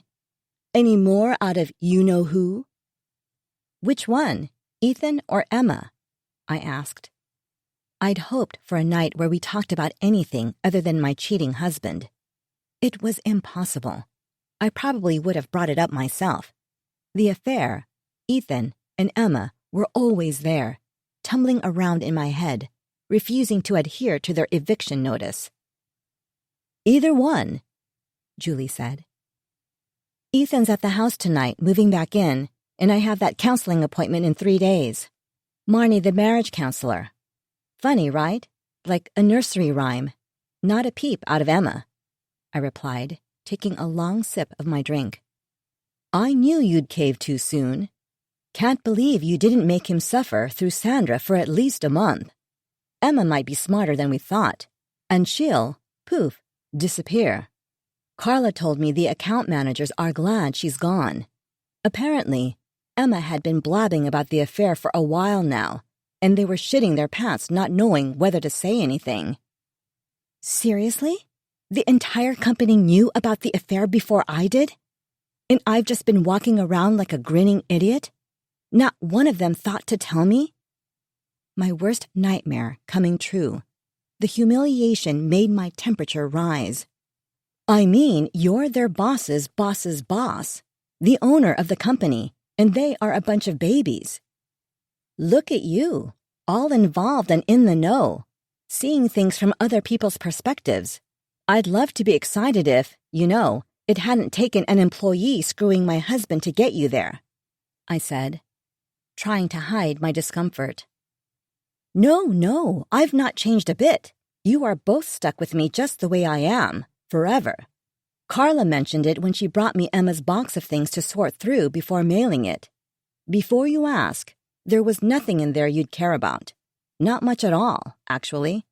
I'm sure she packed up most of her stuff when she fired off that email. She likely figured the firing was coming soon enough. It's terrible what you're going through. I'm so sorry, Victoria said. I squirmed in my seat under her caring frown. Thanks. It's pretty insane, isn't it? Like a bad Lifetime movie. Victoria nodded, eyebrows scrunched together. I could always kill him. My delivery must have been off, because Julie and Victoria stared at me with curious expressions. I clutched my glass and took a drink of the cold liquid, hoping it would cool the embarrassment rushing heat from my chest to my face. Just kidding. I chuckled awkwardly, then took another long swig of my drink. Julie started cracking up. Just tell me when it's time to hide a body. Alligator Alley for sure. Dump his body in the Everglades. He'd never be found, Victoria added. We both looked at her, shocked. Victoria usually chastised us for our dark sense of humor. She shrugged and smiled while bringing her wine glass to her lips. We're terrible influences, Cass. Now we're taking sweet, innocent Victoria down with us.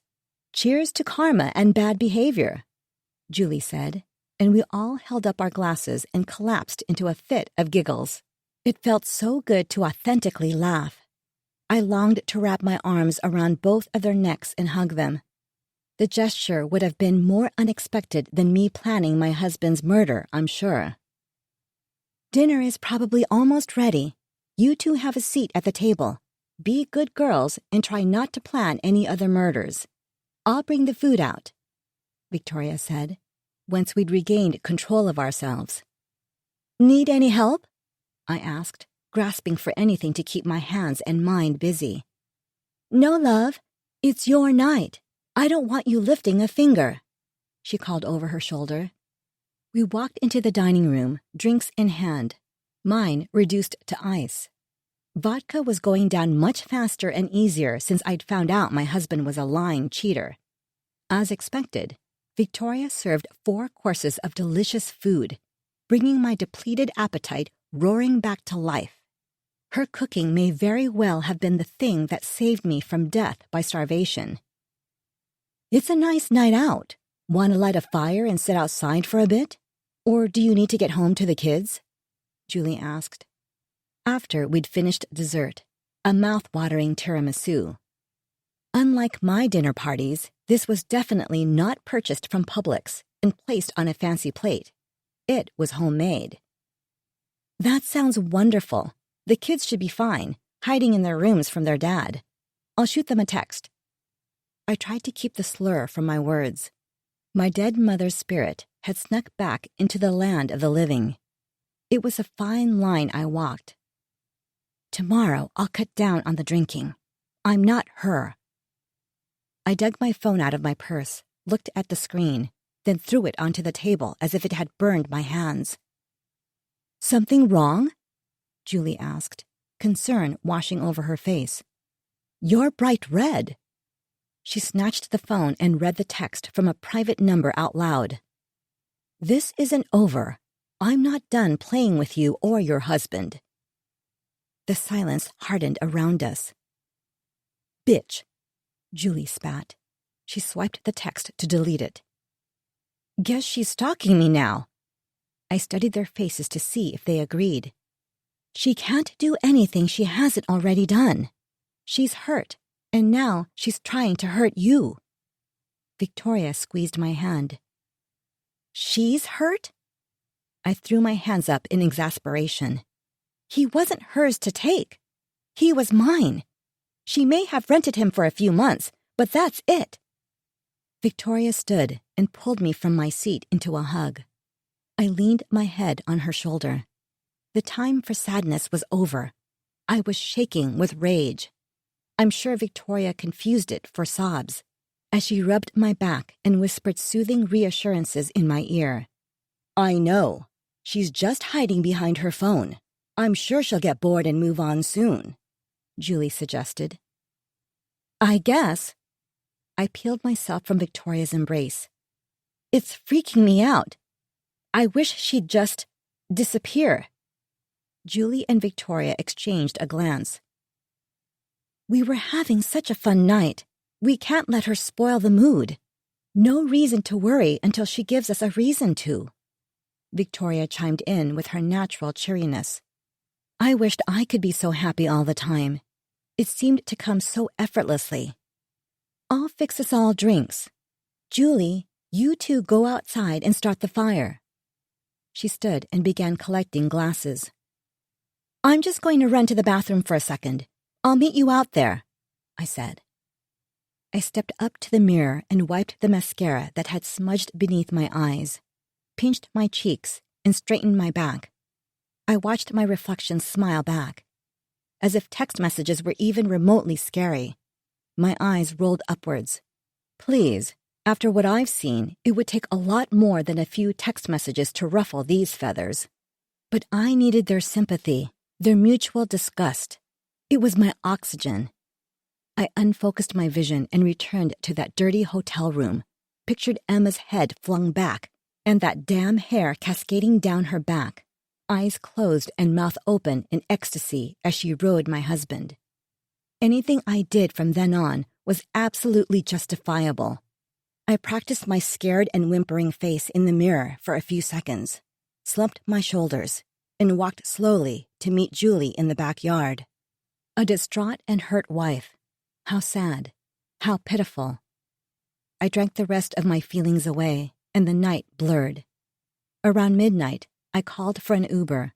I'd need to come back for my car, so Victoria and I decided we'd meet for yoga in the morning, and I'd come back to their house and grab my car after. It was one of those drunk decisions that always end up being much better in theory than in practice. Julie was very anti-yoga. She would not be joining us.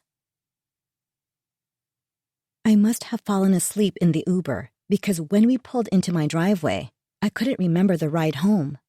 I'm sure my driver, Paul, found it amusing, taking a shit-faced, middle-aged mom home from being overserved at her suburban dinner party.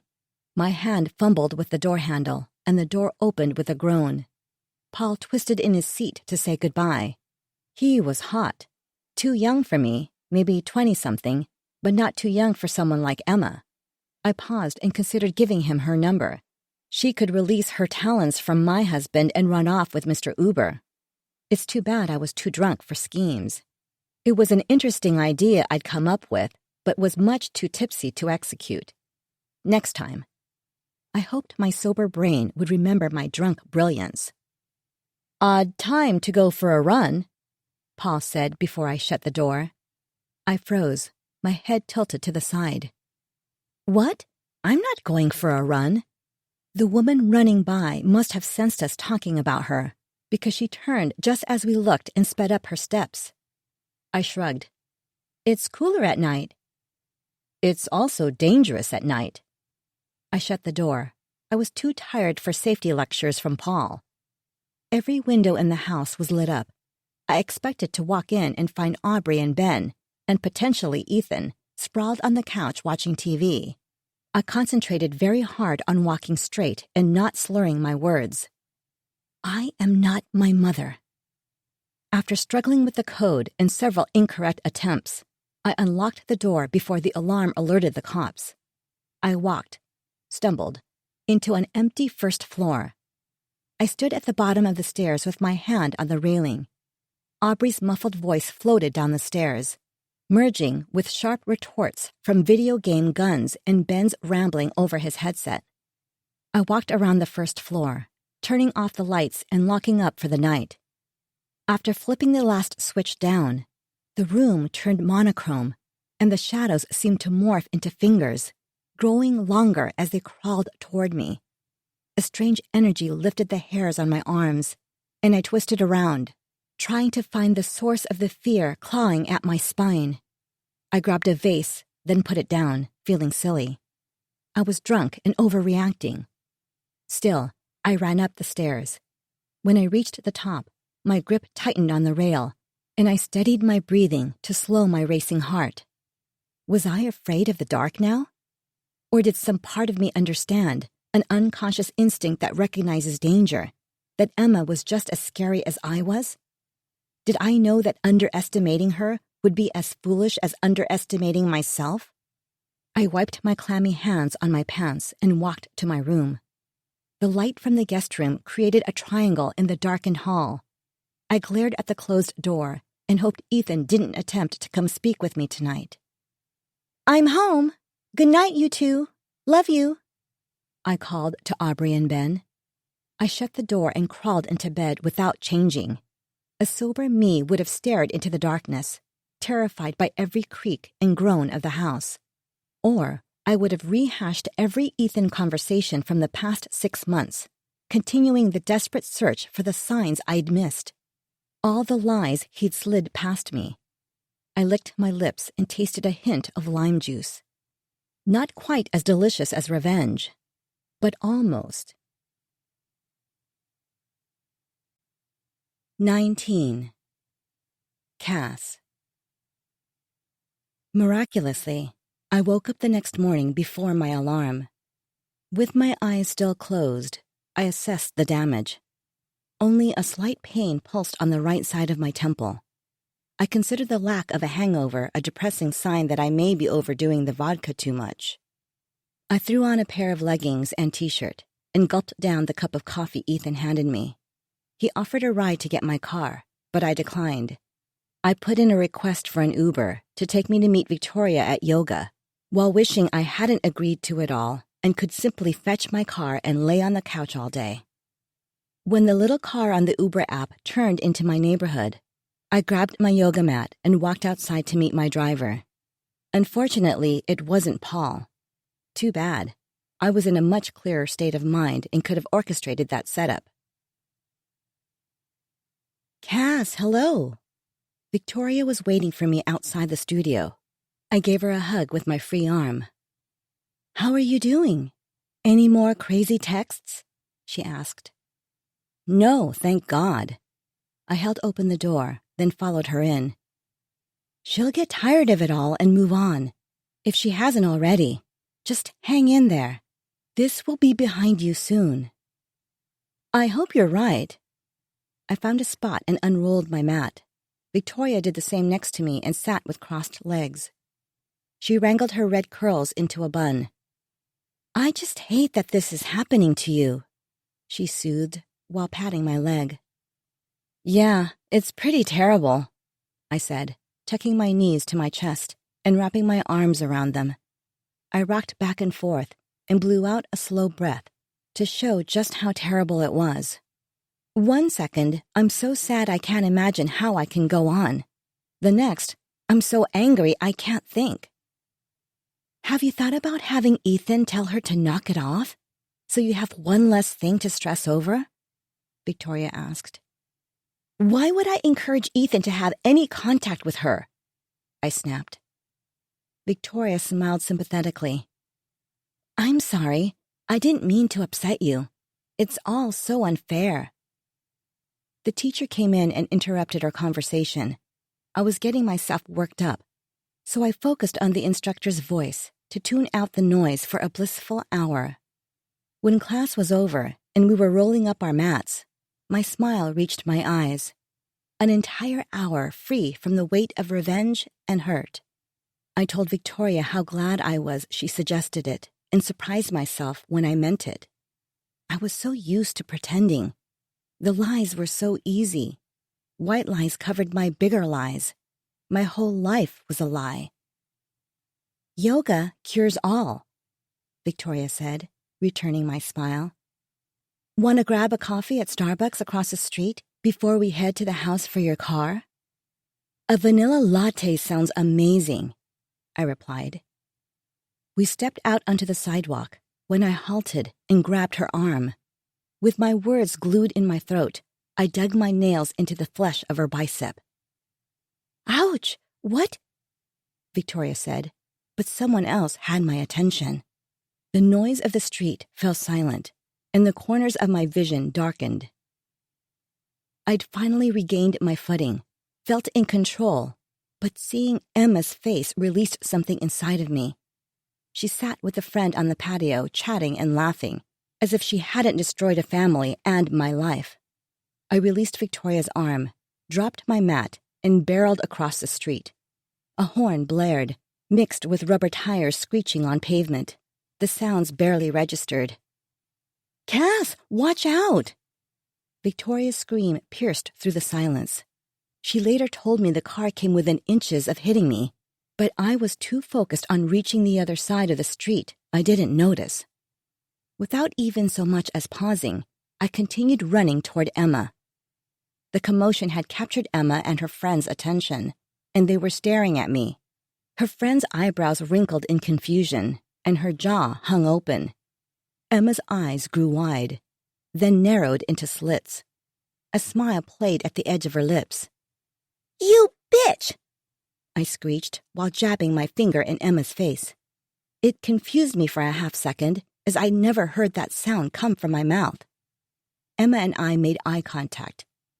Stay away from my husband and stop texting me with your crazy shit. Victoria caught up to me and stopped at my side. My breath was coming out in raspy huffs. I was sweating, and my eyes bulged from their sockets. Cass, what? Victoria's head whipped from me to Emma and back again. Is this her? Yes. My voice and body pulsated with hatred. What are you on about, Cass? Emma asked. My face whipped toward her, and she had the gall to laugh. It was all too much, her nonchalant attitude toward me and the situation. You fucked my husband. Calm down, you're causing a scene. I slept with Ethan, so what? He told me you two were practically divorced. You should take that up with your husband and not me. She shrugged, then took a sip of her iced latte. I'm not texting you anything. You're the one who needs to stay away from me. She turned back to her friend and resumed their conversation as if I wasn't there. She destroyed my life, and it was so inconsequential to her she couldn't even apologize. I stood there staring at them, shaking, with my mouth hanging open. Other people sitting at the nearby table stared at me, whispering to each other. The buzzing came, grew louder. As I was about to turn and run away from my mortification, Emma threw her head back and started laughing. I stumbled backward. Thankfully, Victoria took over. She took me by my elbow and whispered in my ear, "Come on, sweetie, let's get you out of here." With her arm around my shoulders, we walked across the street. Emma's cackling blended and faded into the background. The world unfroze, and people continued on with their lives. If only they knew how fortunate they were. I was one of them, not too long before that day. But now, I was an outsider. Staring through a window into an organized and predictable land, a world I used to fit so neatly into, a world where I was no longer welcomed. Instead, I stood outside, banished, looking in on what I used to have, while a storm of chaos raged around me. Victoria eased a stunned version of myself into the passenger seat of her car. I leaned my head on the cool window and closed my eyes. "I'm so embarrassed," I whispered. The rage poured out with the tears trickling down my face. "Don't even think about it." Victoria reached over and squeezed my white-knuckled hands clasped tightly in my lap. I don't know what came over me. I saw her sitting there and... I placed a hand on my forehead. I just lost it. Who could blame you?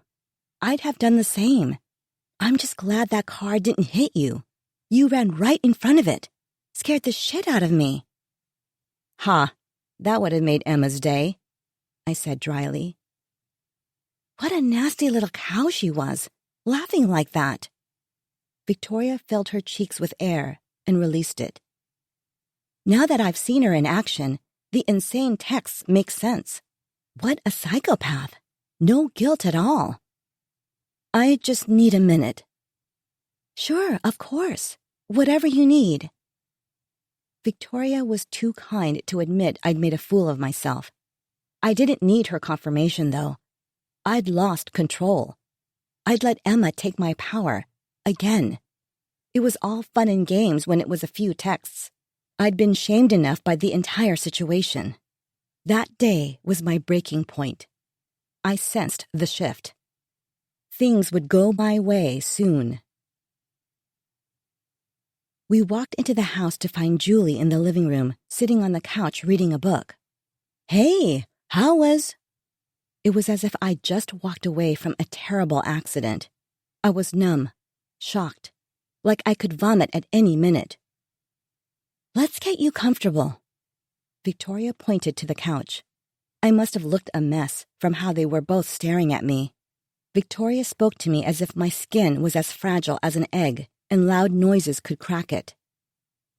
I'm going to wash my face, I replied. We had an incident, Victoria explained to Julie on my way out. What kind of incident? Julie asked. I must have been gone long enough for Victoria to fill Julie in, because when I returned, she was pacing the room. This has gone too far, she said to me. I'm calling Ethan right now. It's time for him to clean up his mess. She may as well have been frothing at the mouth. I should have felt something, perhaps anger, definitely shame, but I felt nothing. Every cell in my body had been anesthetized. Just when I had downward dogged the tension from my body, the encounter with Emma left my muscles stretched like a rubber band about to break. But if it took me embarrassing myself for everyone to see Emma for who she truly was, perhaps it was worth it. My phone vibrated in my purse. I dug it out and looked at the text, a private number with no words, just 5 laughing emojis. It came as no surprise. I turned the phone for Julie to see. It's a game to her, I said. Julie ripped the phone from my clammy hand and deleted it. Not today. We're not giving her one more second of our headspace. My stomach was on a roller coaster. Suddenly finding my voice and energy, I jumped up. I'm done with this shit. Snatching my phone back from Julie, I pulled up Ethan's contact and smashed the call icon. Ethan? No, stop talking. Are you at the house? Something happened. Julie and I switched places, and I now paced the room. I'm not talking about it on the phone. Just don't go anywhere. I'll be home in a few. Bye. Julie cocked an eyebrow. What's the plan? I haven't figured it out yet, but I'm done playing the victim. She will not humiliate me ever again. I'm heading home. I'll see you at the office. Technically, the person responsible for my humiliation was me, but I didn't have time for technicalities. I turned around and almost ran into Victoria. Are you sure you're okay to drive? She asked, still talking to me like a child. Now that I had regained feelings, it was grating on my nerves. I had to get out of there before I said something I would regret. Yes, I'll be fine. Promise. I love you both and owe you. But right now, I need to get home and figure out how to rid my life of this girl. She's worse than herpes, Julie chortled. Julie, hush. Victoria pulled me into a hug, and I focused intently on not tensing. My skin was itchy and uncomfortable. I didn't want anyone touching me. Text us when you get home, so we know you made it. Driving angry can be just as dangerous as driving drunk. I pulled away and forced my lips into a pinched smile, then grabbed my yoga mat before running out of the house. In the driveway, I fumbled through my purse for my keys, dropped them, picked them back up, ripped open the car door, threw the mat in, and slammed the door closed. My face dropped into my hands, and I screamed before slamming my body into the seat repeatedly. With that out of my system, I inspected my reflection in the rearview mirror and straightened my hair. I'd been the person I promised myself I'd never be. Seeing her made me lose control. Even worse, I lost control in public. But some sacrifices are worth it. She had baited me with the email, and I swam up and ate it like the tarpon swimming around our dock. Who knows what bystander-shot videos would be making their rounds across the internet? No one who witnessed the encounter knew why I was screaming at her. All they saw was me acting like a maniac. Victoria and Julie's eyes were open, though, and now it was time for Ethan's eyes to open as well, even if I had to pry apart his eyelids with my nails. 20. Cass. Emma's laugh played on repeat in my head, the soundtrack for my drive home. Thoughts and plans and schemes flew through my head as my car sped from Tampa to St. Pete. I stepped out of my car and into my driveway. Our neighborhood had a lumbering stillness to it, the calm before the storm. Moisture bloated the air and left a metallic taste in my mouth, weather that perfectly complemented my current disposition. I'd had a minor slip-up, one in which I'd allowed my mask to slide down a bit too far, but I was beyond that now. I stood in my driveway and listened to the distant rumbling from the bay. The first drops of rain plopped onto my upstretched face, and I smiled. A thunderstorm would be the perfect ally for the upcoming battle with my husband. I walked into my house and told Aubrey and Ben to go upstairs. Ben groaned and stomped away. Aubrey lowered her chin and narrowed her eyes. "Why do we have to go upstairs?" she asked with that typical teenage attitude that sliced my nerves. "Where's your dad? We have things to talk about and need privacy. When I'm done, I'll take you and Ben out to dinner. We can do something fun." It was as if I was bargaining with an enemy, using bribes to get my way. My mind had returned to its precise and methodical state, and I could maintain the high standard of composure I held myself accountable to. It was back to acting the way I'd trained it to act. But my daughter had spent her entire life observing and learning from me. She was a worthy competitor. "He's out back on the dock. Fishing, I think. Why can't Dad come to dinner with us? And why isn't he sleeping in your room?" I appreciated her persistence. I found datasets with holes just as annoying. I'll explain everything tonight at dinner. My eyes slid to the back door. I pictured him standing on the dock, beer in hand, happy as can be. Asshole. Aubrey's eyes narrowed further. How far was she willing to dig? If it were me, I'd keep going until I'd reached the Earth's crust, then dig further. I could visualize the synapses within her brain firing, connecting the dots, putting the pieces of the puzzle together. After a pause, her eyes widened. Did Dad cheat on you?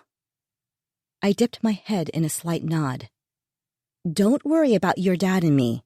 Everything will work out the way it's supposed to, I said. My voice clipped, yet falsely cheery. What a dick! She uncrossed her arms and placed them on her hips, with her face twisted in anger. Language, Aubrey! I sighed and dropped onto the couch.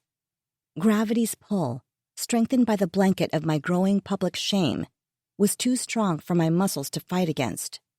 She'd have found out eventually, so I wasn't inflicting any unnecessary damage. I was just speeding up the process. She'd already guessed. It wasn't my fault. There would be nothing to tell if Ethan hadn't had the affair.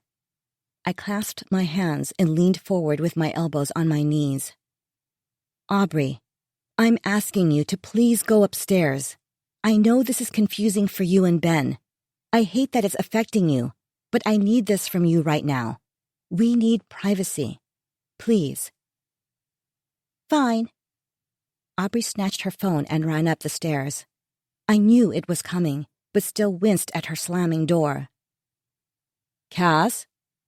Ethan walked in through the back door. I leaned over the back of the couch and called out so he could follow my voice to me. He walked in with his face twisted. He looked old and worn. I hoped he felt as bad as he looked. Is everything okay? He asked. I'm fine, but something happened. I explained the humiliating scene I'd caused outside Starbucks, playing down my bad behavior and playing up Emma's, of course. Most people would do the same. She sat there laughing like a deranged witch, I finished. I'm scared of her. She's going to do something. I'm afraid for myself and for the kids. There I went, using my kids as pawns in my games again. It was fine. The ends justified the means.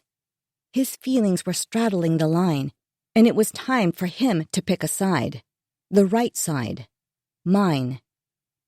I let Ethan retreat into his thoughts, and the room grew silent.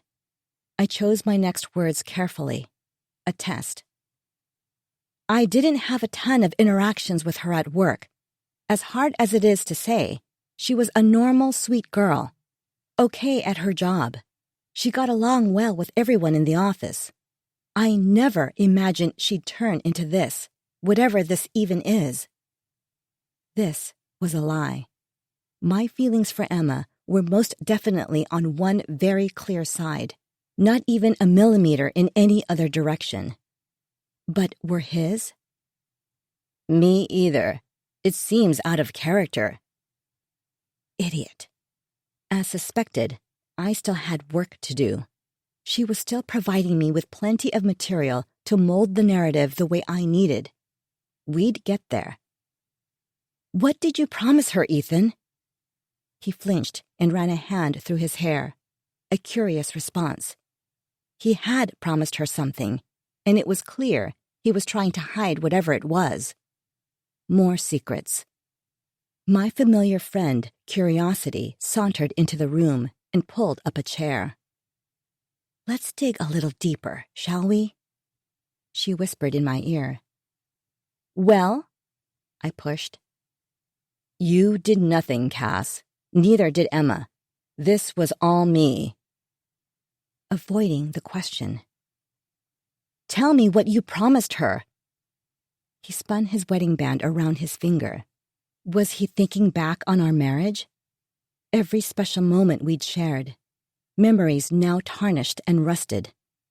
Or was he remembering his time with Emma and contemplating how to answer the question without sending me flying across the room and scratching his eyes out. I probably wasn't firm enough with her. Stop muttering, I snapped. Do you want to hear or not? The force behind his words surprised me. That's the spirit. Finally, the Ethan I could love was here with me.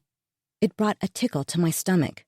My mouth chose before I had time to debate the options. Fuck you, spit it out. Calm, calm, calm, calm. I repeated the word and focused on soothing the rage brewing in my chest while I hung onto my control by the tips of my fingers. Emma was the crazy one, not me. That was the goal. Stick to the goal. Once he was fully on my side, I'd decide if I still wanted him there.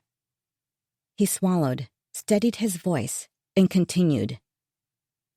Looking back, she would talk about our future. I just kind of laughed it off to spare her feelings. I should have been more forceful, more direct. Every muscle contracted. Liar. He wasn't telling the full story. I sensed it in his shifting eyes and in the way his voice had lost its charisma. Should I push farther? Ethan had a temper. He was like a wild animal, especially when we fought. There was only so far I could back him into a corner before he'd lash out and start yelling. The second his voice would raise, I'd retreat into my head and review the next day's to-do list. I'd grown up listening to emotionally stunted men scream when they got angry. They'd use it as a defense mechanism to cover their lack of emotional intelligence and ability to use words to communicate effectively. It was a boring act, and so below him, below both of us. When he was like that, he wasn't worth even a smidge of my attention. That wasn't the path I planned on walking down that evening. But sometimes it was fun. A little drama to spice things up. Just a bit more prodding. I couldn't help myself. I never could. Women don't just assume they have a future with a man unless that man has given them some sort of signal or sign. Try again. She didn't spin a future up in her head. I'm not an idiot. Stop treating me like one. What do you want from me, Cass? For some reason, she's convinced herself I was leaving you for her. She found out she was wrong when I dumped her, and now she thinks it's your fault. The more he spoke about her, the more possessive I grew. Ethan was the prize in some sick game, and I wasn't winning. I'm not sure why I felt that way. He was there with me. She was alone and now jobless. My emotions were probably because she got to laugh while I stood in the street like a fool. Losing made me desperate. I needed something more, something to regain my sense of superiority over her. I pictured leading him upstairs, ripping off my clothes and claiming my prize, sending her a few photos of my own. I did nothing, I said coolly. Yet you're getting to live your life, not a care in the world, and I'm being harassed by your crazy ex-mistress. How is that fair? Ethan held both hands up in mock surrender. It's not, Cass. I want her to stop, too. Believe me, I care. A lot. The guilt is eating me alive. My life is pretty shitty right now. You're all I think about. Seeing you like this, so destroyed, so broken, it's killing me. Then you shouldn't have fucked her, I muttered under my breath. I'll call her tonight. It's the only way.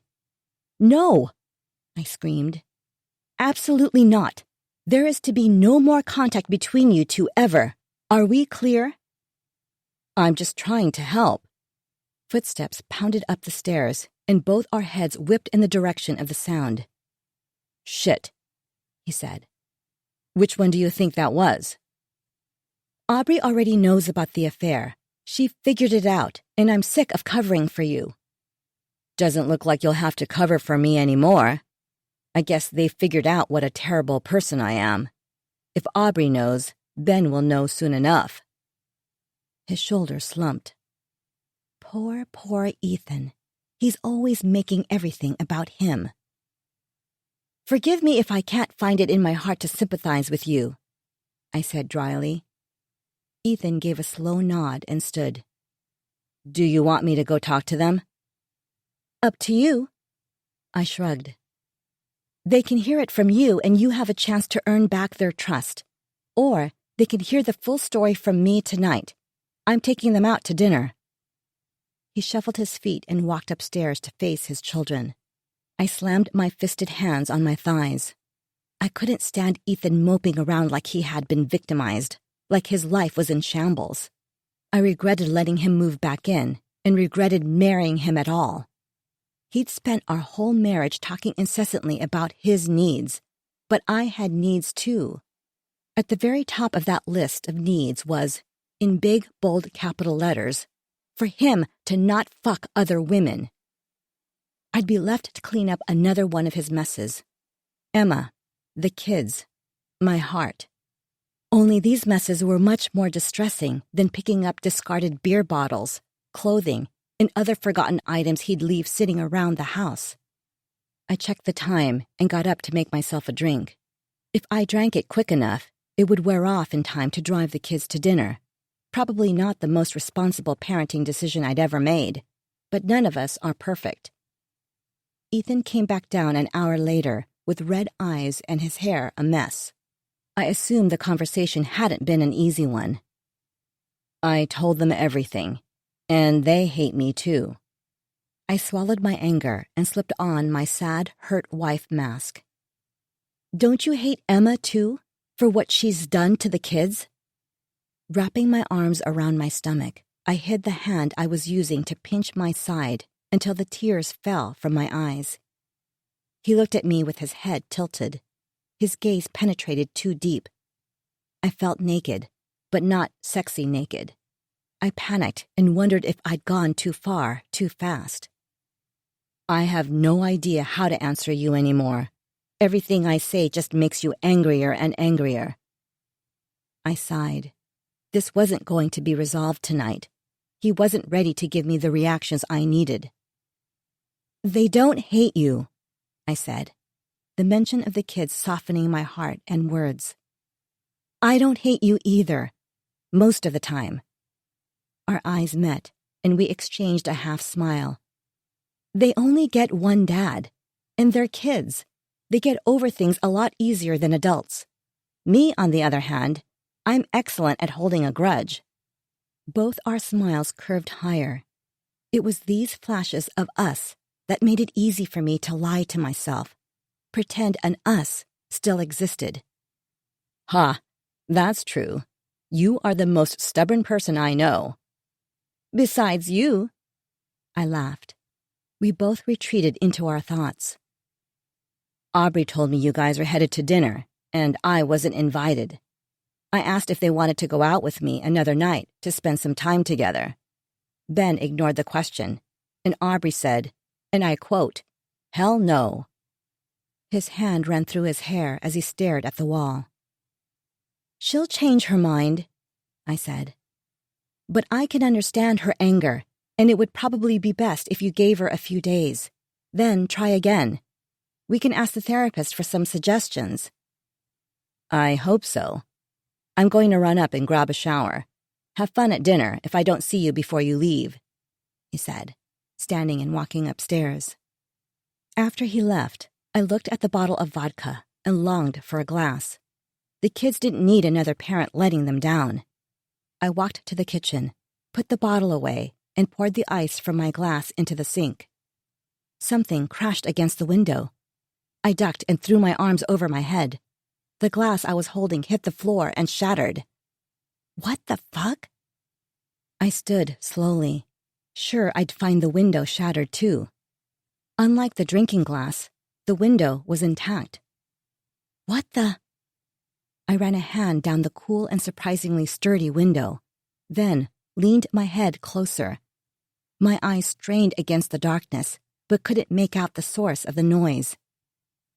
Surely this wasn't like the last time. What I heard was real. I ran to the back door and flung it open, then looked under the window. A bird lay dead on the ground beneath it. its head twisted at an odd angle. The lanai door banged repeatedly against the frame, filling my ears with the clattering of metal against metal. The entire scene was strange. The blood flowing through my veins turned to ice, and I hugged myself, freezing despite the hot evening. A guttural crush of thunder made me jump, and I almost peed myself. The sky opened with the storm I'd been waiting for.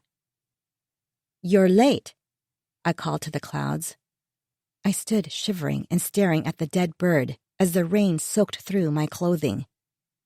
"What the hell happened?" Ethan shouted over the storm.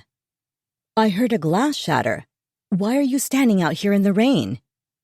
His eyes followed my gaze, and he saw the dead bird lying beneath the window. Ethan walked over and locked the lanai door before running back into the house. A puddle formed at my feet while I stood shaking and waiting for him. "You must have forgotten to shut the door. The bird hit the window while I was standing right by it. Scared me so bad I threw my glass." "No, I didn't. I remember shutting the door. It didn't shut at first, so I had to jam it closed. I remember for sure, because I made a note to check it out tomorrow. It may need replacing," Ethan said, shaking his head. I glared into the back. The palm trees started bending from the wind. The fingers of their fronds whipped sideways with each gust. I turned back toward him. Maybe Emma has decided she wasn't getting what she wanted with phone and email stalking. "I'm going to shower. You use the kids' bathroom." I stepped around him. Flashes of lightning and crashes of thunder followed me into my room. I got ready, hoping to put the whole disaster of an afternoon behind me and take my children out for a meal. I'd ensure they enjoyed themselves. They deserved a relaxing evening where they didn't have to worry about their dad or me. 21. Ethan. I decided to wait until I couldn't hear the water rushing through the pipes anymore before getting in the shower. Cass was always nagging me for how long I took, using up all the hot water, she'd complain. Already in enough trouble, I didn't need to give her any more ammunition.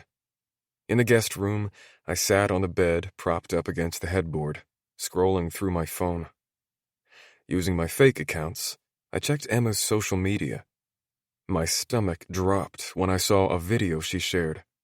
It shocked me how fast she'd been able to find it. I watched the entire scene my wife described play out on my phone.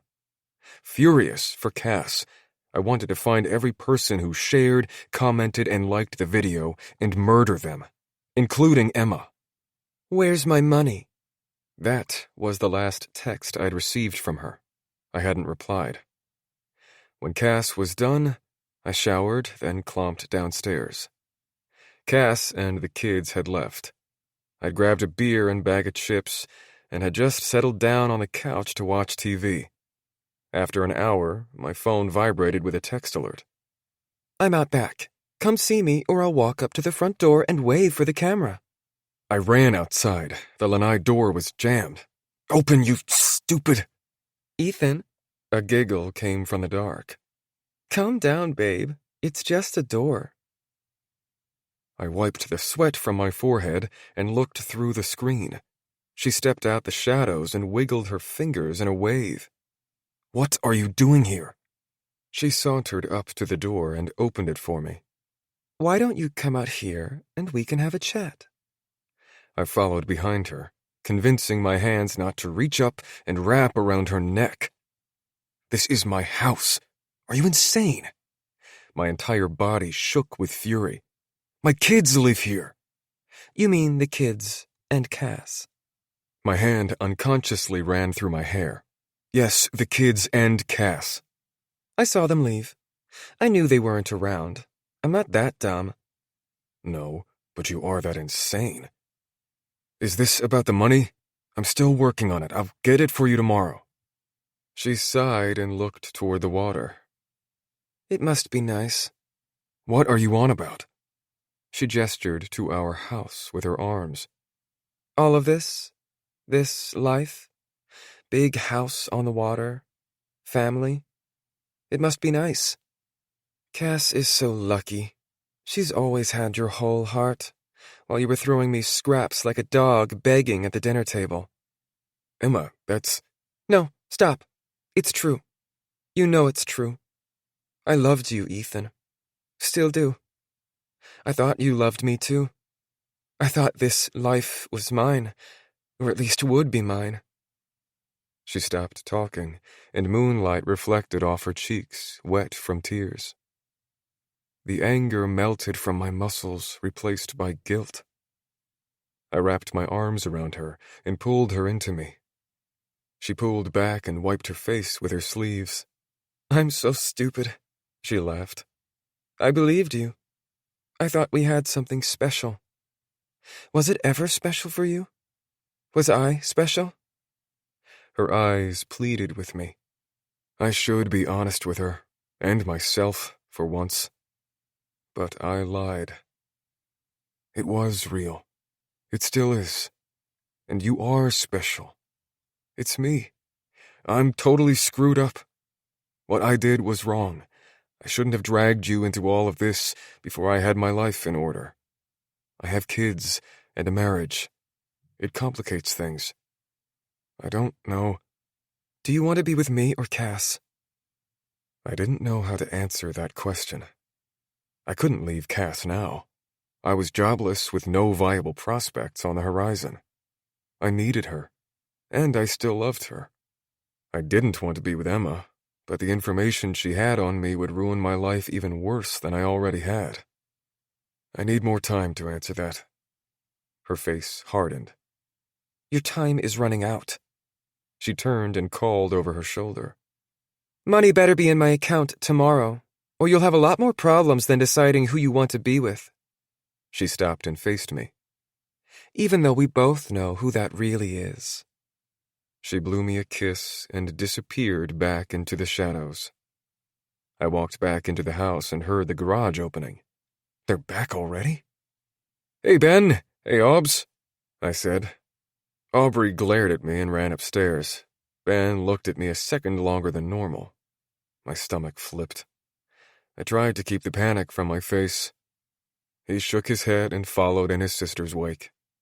How was dinner? I asked Cass. It was fine. I relaxed. If they'd seen Emma, she would have been yelling. Want to watch a show? Not tonight. I'm going to read in bed for a bit. Sure. She went upstairs, and I sat in the living room staring at the TV.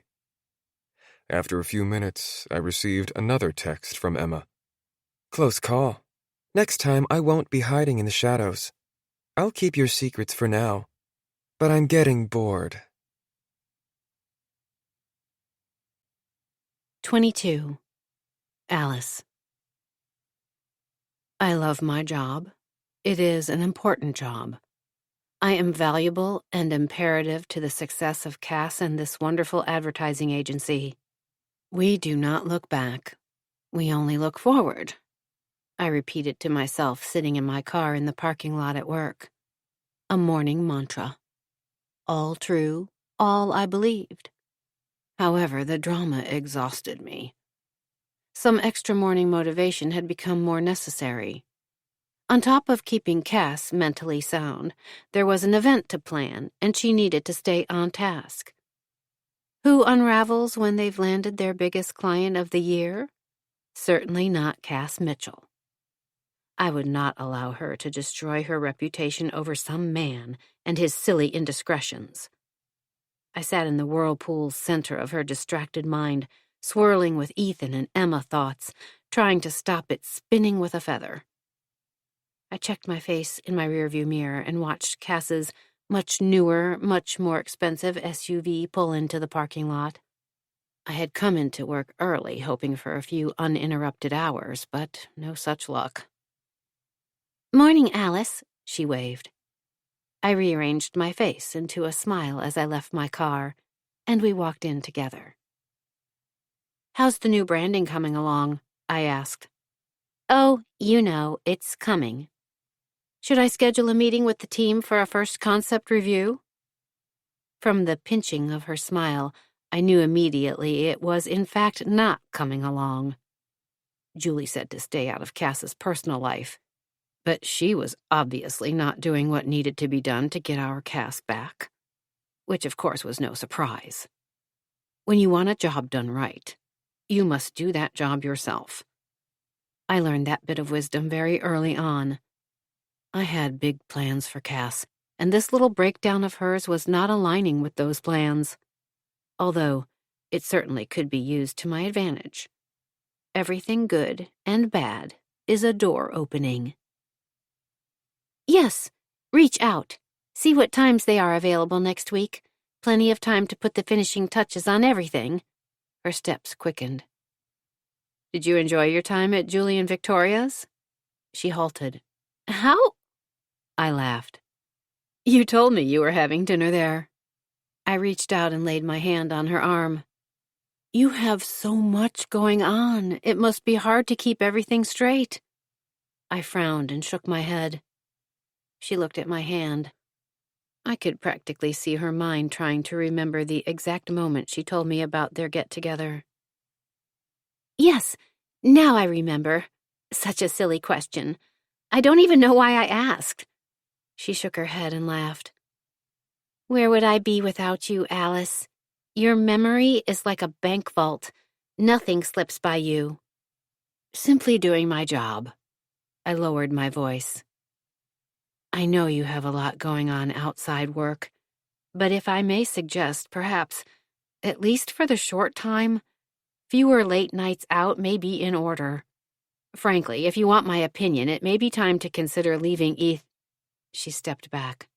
Her face morphed from surprise to anger. No, I don't want your opinion. I think it's best to keep your suggestions focused on Blackston and the upcoming event, which, you are right, is exactly where my focus needs to be as well. I smiled sweetly. Of course. My very top priority. I stood at my cube and watched her walk toward her office. She glanced back one more time. Have a great morning, Cass. Please let me know if you need anything. The door shut with no response from her. My face dropped as fast as I dropped into my chair. After settling in and getting my desk in proper working order for the day, I caught up on email, put a few calls in to vendors, then decided to check in with the graphics department, just to be sure they had everything they needed for the rebrand. Normally, I wouldn't babysit Cass's work so closely. She was brilliant enough I didn't need to. But it was clear on this project she would need the extra help. She could use the extra help with her life as well, yet refused to accept it. Perhaps she wasn't as brilliant as I or everyone else had always believed. I used the trip to walk by the account manager's area.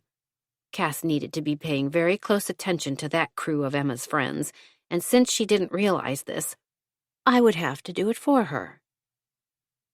I stopped before turning the corner, using my notebook to appear busy and inconspicuous. They always thought they were so discreet, but all of them were loud mouths. I got close enough to hear, but remained out of sight. Did you hear what she did? My entire body stiffened. As expected, they delivered what I needed. Oh my God, yes. Apparently she went like totally crazy, screaming with all these people around too. I can't picture it at all. Who was this she? Wait, what'd I miss? Someone spill the tea immediately. I could hug the body connected to that anonymous voice. I waited long enough to learn about Cass's public scene and the video making the rounds on the internet before marching around the corner and giving the team a passing lecture on gossiping.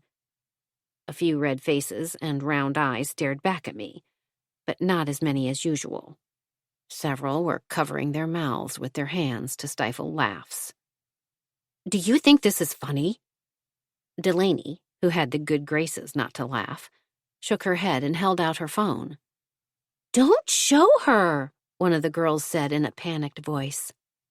Delaney shot her a look, then handed the phone to me. I think you should see this. I watched the appalling video, keeping my face impassive. Cass's embarrassment would not be these girls' entertainment. Delete that vile thing off your phones, and if I catch any of you with it, you'll all be fired. One of the girls stood. You know you can't fire us. You aren't our boss. It's all over the internet. What good will deleting it off our phones do? It's out there. You should be worried about our clients seeing it, not us. My hand shot to my chest. They'd never spoken to me this way before. Behind my back, sure, but never had they been so bold as to do so to my face. I smoothed the front of my shirt and shook my head. Well then, we have nothing more to discuss. We were losing control. I was losing control. Something more had to be done. I quickly walked away. My feet froze when I reached an empty hallway. You aren't my only friend, Alice. Don't ever touch me like that. You stupid, stupid girl. This is why your mother abandoned you. I don't want your opinion. Get in the closet. No dinner for you. We told you, you aren't our friend anymore. Leave us alone. My fists slammed against my head. I gasped, forgetting where I was for a moment. I twisted and turned, ensuring no one had borne witness. A stretch of my neck, ear to shoulder, and a slight shake of my head. I continued to my desk. 23. Cass. Marnie the marriage counselor, whose name I sang in my head now any time I thought of her, had an office inside a converted bungalow in downtown St. Petersburg. The house creaked and groaned like a living creature. How many secrets and sins did those walls hold from listening to the couples who'd passed through its halls? I perched on the edge of the sofa next to Ethan, though I'd have rather been in the office working on the project that was very much not coming along. On the one hand, I was excited to have another person tell Ethan how terrible he was, because surely Marnie would be on my side. How could she not be? Anyone, especially a woman, would be repulsed by him. However, the idea of airing our dirty laundry to a stranger was nauseating. She was someone else now aware of how unworthy I was of my husband's affection. So unworthy, he had been forced to seek comfort in Emma's arms.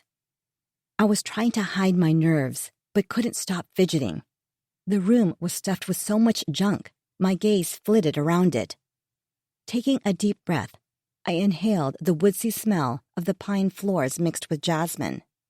The smell should have put me at ease, but it only tied my stomach into more complicated knots. Marnie sat across from us with a leather folio sprawled open on her lap. She was saying something about communication and how the sessions would work, but I was only half listening.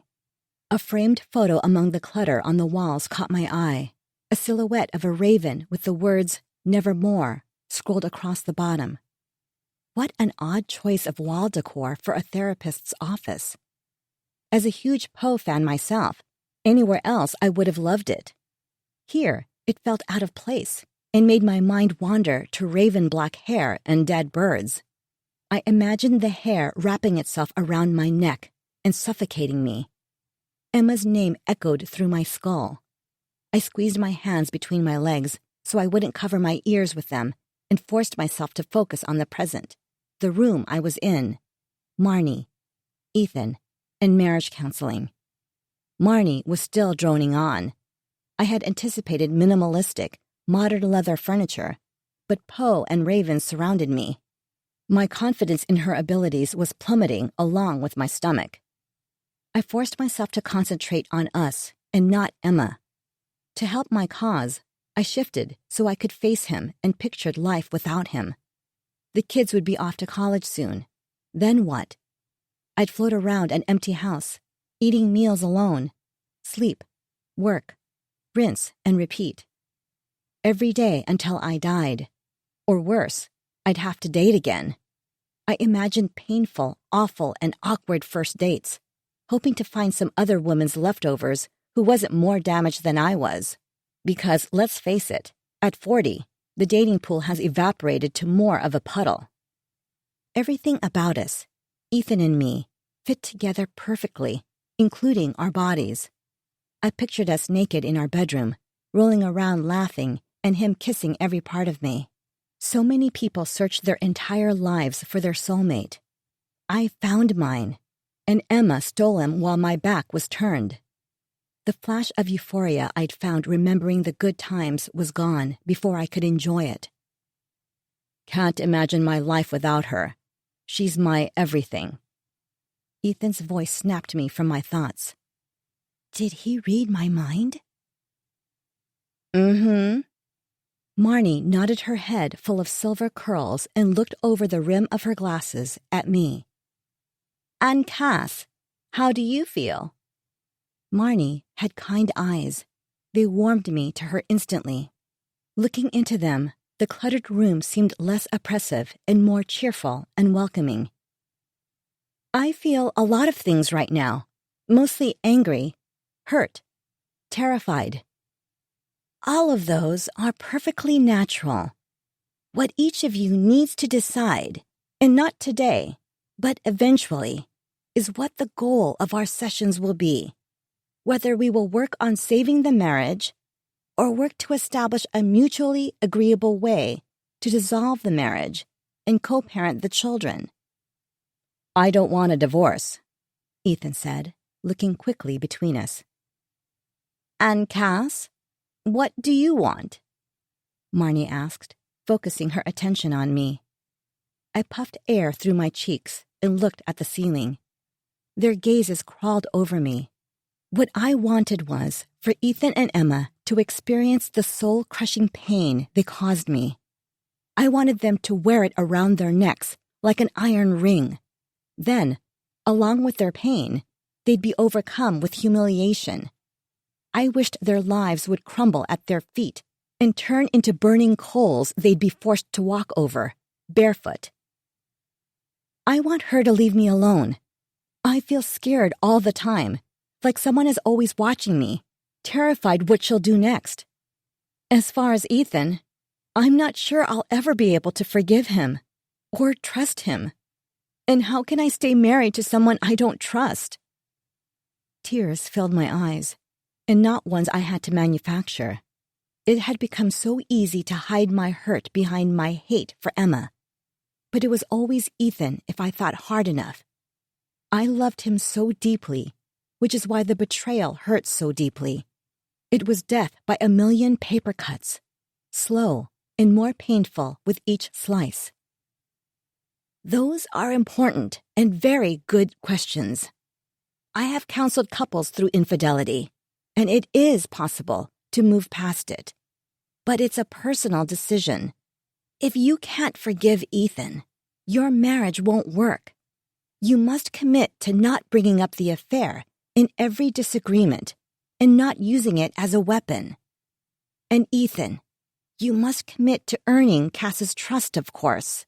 It's not easy, but it is possible. As for Emma and the harassment, you may want to consult the police and obtain a restraining order. I don't think the restraining order will be necessary, but I'm committed. Fully. Ethan rushed out. I'll do whatever it takes.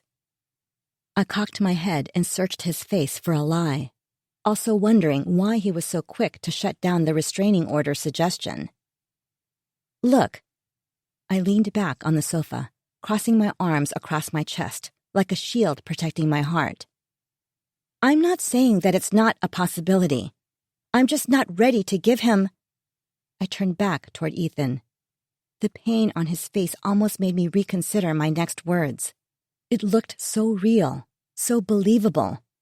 I turned away to remain strong. No, I can't answer that.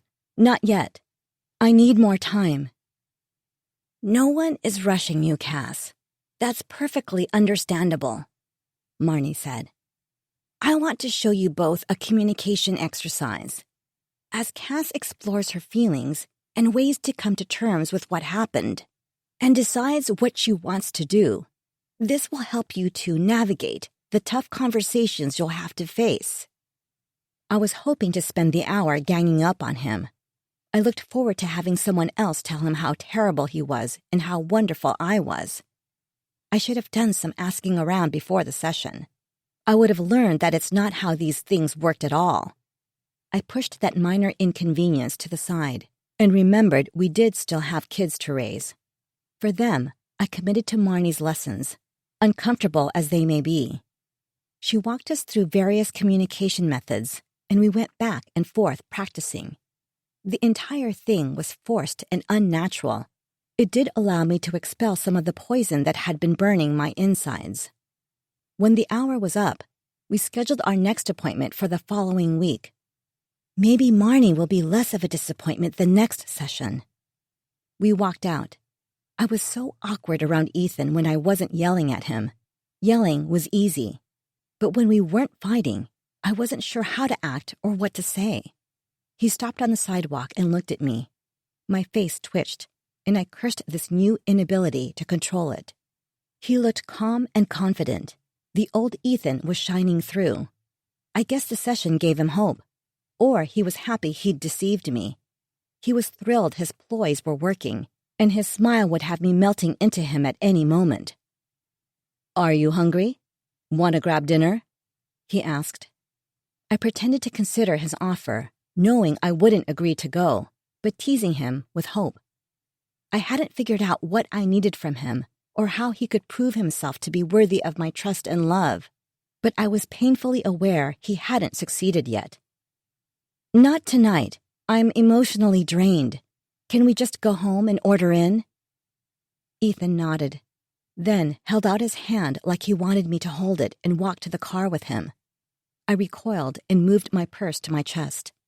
He towered over me with his broad shoulders and thick arms. I imagined how good those arms would feel wrapped around my body. The loneliness was playing tricks on me. I had to stay sharp, not give in to my heart and desire just yet. I took 2 steps backward, just in case. "Yes, right. Sorry. Okay." His smile fell and likely took his confidence with it. I stepped around him to walk to the car, and he stuffed his hands in his pocket and followed behind me. Once in the passenger seat, I threw my sunglasses on, not trusting my emotions and needing to hide any tears that might make their escape. I spent the ride home stewing on my frustration and trying to figure out what to do about it. We got home, and after checking in with the kids, I announced I was going to take a bath. Ethan agreed to order food, then asked Aubrey and Ben if they wanted to watch some TV. Neither took him up on his offer. In my bathroom, I shed my clothes and perched on the lip of the bathtub as I waited for it to fill. A rush of adrenaline shot through me. Something was off. I walked to the sink and looked across the countertop. A crystal vanity tray in the center of our 2 sinks held my perfume, moisturizer, toothbrush holder, and other toiletries and makeup. The one there now was a replacement since the prior version had been smashed during our fight. I organized it the same way every morning after getting ready. Every item had its place. Aubrey knows this and had caught enough hell for trying to sneak in and use my makeup and the other items. It couldn't be her. But who else could it be? I'd ask her to be sure. Nothing was missing or broken, but things had been moved. My perfume had been taken off the tray and placed by Ethan's sink, and my moisturizer was sitting on the counter in front of the tray. My makeup brushes were on the tray's right side, but they belonged on the left. I walked around our bedroom searching for anything else amiss. It was exactly how I'd left it that morning. I quickly organized the items back to their proper places and took a step back. No longer in the mood for a bath, I turned off the water and pulled the drain to empty the tub. Wrapping myself in a towel, I turned the shower on, walked back into the bedroom and sat on the edge of my bed. Am I being paranoid? I tapped my bottom lip with a finger. It was just like the lanai. Not alarming enough to cause panic, but still, not right. After concocting a million different imaginary explanations, I returned to the bathroom and screamed. Ethan barged into the bathroom. What's wrong? I stared at the mirror, horror twisting my features. A giant smiley face had been traced in earlier condensation in the center of the mirror. The fresh steam fogged the mirror everywhere except the crude finger drawing. Someone had been in there. Someone is fucking with me. 24. Ethan. I stood in the bathroom staring at the mirror, watching the smiley face slowly disappear along with the shower steam. "I think you're overreacting, Cass," I said, looking at the mirror. "It's probably one of the kids being funny. They trace doodles on the shower's glass wall all the time." I leaned in and studied the remnants of the face. I was trying to convince Cass as much as I was trying to convince myself. "And I think you're still defending Emma.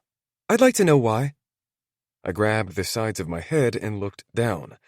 "Not everything is about Emma. I'm not constantly thinking about her. No one is except you." "Who else would it be?" Her hands were on her hips, and her face told me all I needed to know. She'd formed her conclusion, her mind wrapped around it, and wouldn't be letting go anytime soon. "Exactly who I said. The kids. Or you, and you don't remember. Hell if I know. You think she broke into our house, moved some of your stuff around, then drew a smiley face in our bathroom mirror? That's weird. What could she possibly gain? A few texts and emails are one thing, but actually breaking into someone's house is illegal." "The kids have their bathroom. Why would they use ours?" "I would remember doing it, and I'm not losing my mind. It's insane you can't see she's way past texts and emails. She's unhinged. I've seen things. A woman following me, the bird. It's more. I know these are all connected. There is no other explanation for this." She jabbed her finger at the mirror, then jerked back when she caught sight of her reflection. She held her head in her hands, and her face changed. She was trying to control herself. It drove her mad to not be in charge of everything, big or small. "Wait, people are following you? Why are you just mentioning this? I think you're taking every random thing and forming connections that just aren't there. What you're suggesting is unbelievable. If you're not losing your mind, stop acting like it," I said. I knew if I could distract her with anger, I would have time to figure out how to deal with Emma. I was starting to worry Cass may be right. Her eyes squinted before she stomped from the bathroom. "What now?" Aubrey said outside the room. She must have cornered her mom in the hallway. "Nothing, everything's fine," Cass replied. "You're a shitty liar." The sound of more heavy feet was followed by a slamming door. I scrubbed the area of the mirror with a towel so it wouldn't return every time someone showered. I turned and leaned on the sink with the mirror at my back. It didn't make any sense why Emma would come into our house and move stuff around. The kids either. Or Cass. The effects of my actions pulsed through me. Hurting Cass has been devastating, but the guilt surging through my body was paralyzing. What kind of man destroys two women he loves? I pulled my phone from my back pocket and dialed Emma's number. I didn't bother with pleasantries. "Were you in our house?" "Ethan, I can't answer your weird questions. I'm out with friends. And thanks for the money." My grip tightened on my phone. I heard the commotion of a bar in the background and knew exactly what my money was funding. "Yes or no? Just tell me if you came into my house." "You sound funny. Is everything okay?" It seemed sweet Emma was back. Money must be the key to her heart. "Yes, well, no. Someone's been in our house. Just be honest. If it was you, I just need to know. I won't tell anyone." "I have much better things to do with my time than break into your house." The sweetness had evaporated from her voice. "Is that all you called for? I'm busy." I crushed the end call button, undressed, and stepped into the shower. I didn't fully believe Emma, but I was worried about Cass. She had been drinking a lot lately. With her family history, it was always something she was super careful with. Could my infidelity be enough to burst the dam she'd been holding up her whole life? Were her genetics rushing in and taking over? Our house felt too small, like a prison. But if I took off anywhere, Cass would use that to validate whatever story she'd spun in her head. I jogged down the stairs. Cass sat in the living room watching a true crime show. "The husband did it," I said, testing the waters. "If the husband did it, it's not interesting enough to be a show." "There wouldn't be enough content. What would they show then?" We both laughed, and I knew I had my chance. "Need me to do anything around here?" I was thinking of heading out and fishing some dock lights. The tides are perfect right now. I mean, if the whole thing upstairs has you too freaked out, I can stay in, no problem. "No, I'm fine. You can go." She was already engrossed in her show again.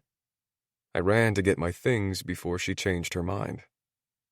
After tugging on pants and a long-sleeve shirt, I went into our closet and pulled out the step stool. I went back into the hallway to listen one more time to ensure she wasn't coming up the stairs. Then went back in the closet and grabbed the box hidden on the top shelf on my side of the closet. I tucked it in a duffel bag and called goodbye on my way out. I undocked my skiff and motored quietly through the Intercoastal. When I got to John's Pass, I veered away from the homes, hotels, and restaurants. The lights from shore faded and became fireflies blinking in the distance. I turned off the motor and grabbed the box. The boat floated, and I turned my face into the salty breeze blowing off the rolling waves. I pulled each item out, smelling them, caressing them against my face. Then, one by one, I threw them into the ocean. My souvenirs from prior affairs sunk into the murky water. I'd miss them, but I needed to be more cautious moving forward, at least until this was all in the past. 25. Cass. I stood and smiled when I spotted my friend Lara making her way through the tables at the cafe. She looked stunning. At 5'9" and all legs, she always looked like she'd stepped straight off the runway, no matter what she wore. Today, in her wide-legged linen pants and fitted white t-shirt, it was no different. I looked down at my leggings and loose t-shirt and felt very self-conscious. When she got close enough, I stretched out my arms and we hugged before exchanging cheek kisses. The familiar scent of Chanel No. 5 filled my nose. "I hope you don't mind sitting outside," I said. "It's so nice out today." "Not at all. I'm so glad you called and suggested lunch. It's been way too long," Lara said, wrapping her thick brown hair into a perfect knot, an impressive move. Not a single strand was left out of place. My hand unconsciously patted my hair. "How have you been?" she asked. I sighed. I knew this question was coming. It's the standard way all conversations start. But it wasn't a filler question anymore. Not since my life had become in every way not okay. I couldn't simply reply, "Great," and move on to other topics. "Not great, actually," I sulked. Lara looked up from her menu and frowned. "Oh no, what happened?" Gossip travels so fast. She was most likely playing dumb and preferring to hear me say it, enjoying my torture. Regardless, I explained the Ethan situation. "Yikes," Lara said when I finished. She took a sip of her water, then continued. "Well, honey, I'm sorry. That doesn't help though, does it? I have to ask you a question. I don't mean to be forward or bring up the past." I paused. I planned on sliding the true reason I'd asked her to lunch after more pleasantries and small talk, but I saw my opening and snatched it. "You want my perspective on the whole thing, being a cheater myself," Lara cut in. I fiddled with my napkin and stared into my lap. "I'm sorry. I don't mean to be rude." My hand raised to my forehead as if I had a headache, and I met her gaze. Everything is a mess. I shouldn't have brought it up. It was so long ago. Your affair, I mean. Don't be silly. Laura patted my arm. Look, my secret was the worst-kept secret in the history of secrets. Hell, I married my secret. I will tell you this, though. My situation is nothing like yours. Mike and I had been over long before I started sleeping with Lucas. You all saw how much we fought publicly. It was shameful. Such a spectacle we made of ourselves. Yeah, it got pretty bad, I admitted. No one had wanted to invite her and Mike out anymore, not at the end. I'm sure they noticed, especially Laura. She's too intelligent to not have figured it out. She was extremely concerned with public appearances, though. We all were. The public spats always perplexed me. They were so unlike her. I was learning the hard way, however, that people will do strange things when emotions take control. Anyway, regardless of Mike and my issues, what I did was horrible. Even with my disaster of a marriage, the guilt from the affair was awful. It ate me up inside.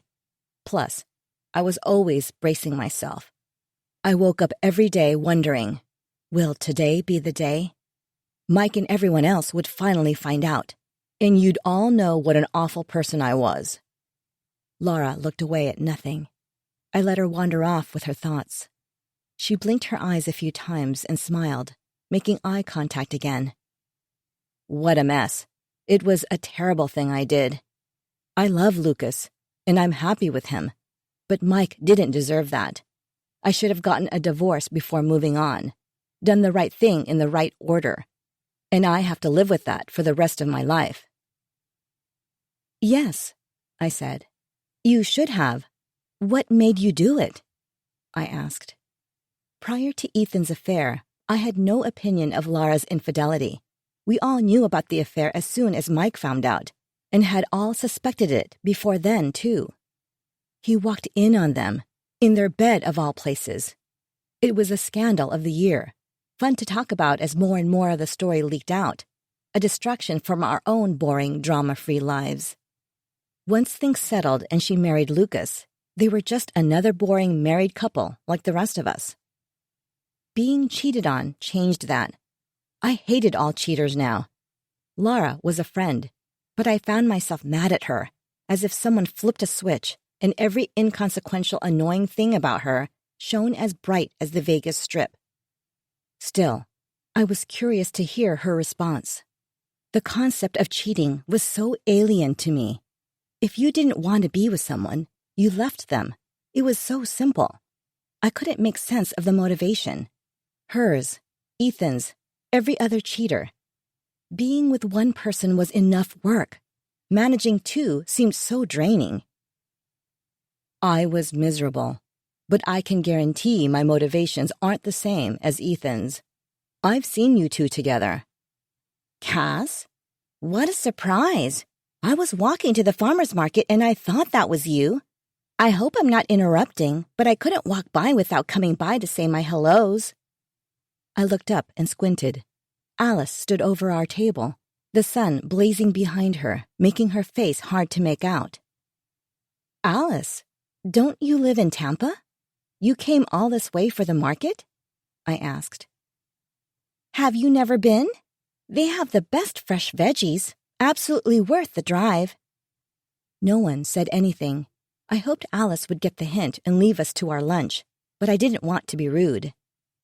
Well, I didn't want to interrupt. You ladies enjoy your lunch. See you at the office. She pushed her glasses up her nose and walked away. Who was that woman? Laura asked when she was out of earshot. Oh, just my assistant. Laura's perfectly shaped eyebrow arched. No offense, but she seems a bit strange. I laughed. She's harmless. Laura didn't look convinced. The waitress approached the table, interrupting our conversation. Laura ordered a salad, and I ordered a burger and fries. I felt zero guilt about the side of ranch I added before she walked away. Anyways, I'm obsessing over it all the time. I'm trying to find things to stay busy. but my mind always wanders back to Ethan and Emma. It's like I'll never be normal again. It was the most honest thing I'd said in days. He fucked up. That's all there is to it. You'll drive yourself insane trying to find a reason. It's unreasonable. There's no reason to find. I contemplated her words. They brought no comfort. People don't do things without reason. Life doesn't work that way. What's your plan? Are you two going to try to work it out? Laura asked, taking a bite of her salad. I shrugged. He wants to. I haven't decided yet. He's still staying at the house. Not in the same room, though. And we've done one counseling session. Not sure it made much difference. Well, if it makes you feel better, Mike has told me he's forgiven me. Not that we would ever consider getting back together, of course. He's like a kid in a candy shop with online dating, and Lucas is stuck with me until we grow old. Mike told me it took a long time, but the anger finally passed, and he forgave me. I didn't deserve it, but it helped me heal and let go of my guilt. No matter what you two decide, you will heal, and you will move on. Maybe I should call Mike and ask him how he finally got rid of the rage. I laughed. Because right now, it feels like it's permanently tattooed on my bones. A scar I'll be stuck with forever. Laura sucked in a breath. I have to admit, this is dredging up some bad memories. Watching someone else I love being ripped to shreds by something I myself have done to someone else. I'm so sorry. I didn't mean to make you feel bad. I wasn't sorry. Not really, but it felt like the right thing to say. Deep down, I knew Laura was my friend, and I was simply projecting my anger at Ethan onto the wrong person. She held up her hand. No, stop right there. You don't need to apologize to me, Ethan, or anyone else. It's so easy to get wrapped up in our needs, to forget the impact our actions and selfishness can have on people. I need to remember to be grateful for what I have, and to tell and show people how much they mean to me. Every day. She paused. Calling Mike is a good idea, actually. Ask him what helped him get through it. I'm the idiot in our situation. He may have some better insight for you. And, if nothing else, he can fill you in on his online dating sagas. He has some doozies. Oh, my gosh. I can't imagine dating again. All those apps to learn, starting over, weeding through all the junk. Julie was ready to launch my profiles the second she heard. Then she wanted to hunt down Ethan and kill him, I imagine. Laura laughed. I snorted. Yes, she probably has a spreadsheet of possible methods, or at the very least has her assistant preparing one. We busied ourselves with eating. I considered what Laura had suggested and decided I'd send Mike a message when I got home later that night. It would be nice talking to someone who truly got it. My phone buzzed. We had moved on to catching up on work, kids, and life, so I ignored it. The vibrating became more frequent, making us both stop talking and look down at it. Let me make sure this isn't one of the kids, I said, picking up my phone. I gasped. Look at this! I turned my phone to show Laura the endless scroll of texts I'd received from a private number. Every text, there were too many to count, just said one word, repeated over and over. Bitch. Laura's eyes bulged. I don't understand. What is this? Some sort of spam? No, not spam. There's something else I didn't tell you. I threw the phone in my purse and puffed my cheeks. Emma, the girl he cheated with, told me about the affair over email. Ever since that email, she's been kind of harassing me. Kind of? Laura asked. Concern dripped off the question. There have been texts, emails. I'm pretty sure she was in our house. My bathroom was rearranged and... This sounds so odd saying it out loud. Someone drew a smiley face in the steam on the mirror. I went to take a shower and it showed up. I just about shit myself when I saw it. I chuckled uncomfortably. Laura's head bobbed between me and my purse. This is insane. I've never heard of anything like it. A smiley face. Her eyes were bulging, and her hand was clasped at her neck. Why would she be harassing you? And breaking into your house? Did you call the police? No, Ethan doesn't believe it's her. He thinks it's me or one of the kids. Why would you mess up your own bathroom? That's nonsense. Ethan's words from that evening floated around me. You. It couldn't be me. He had me questioning my sanity. It's probably what he wanted, a diversion. Or had I been in a rush, consumed by thoughts of them, and just didn't remember leaving the bathroom a mess? I don't know. I assume she's doing it all because she got dumped by her boyfriend and lost her job within the same week. I was actually feeling bad for her after that, while still hating her, of course. I'm sorry, I just need to go to the bathroom for a minute, collect myself. I grabbed my purse and ran to the bathroom. The single stall offered the privacy I needed.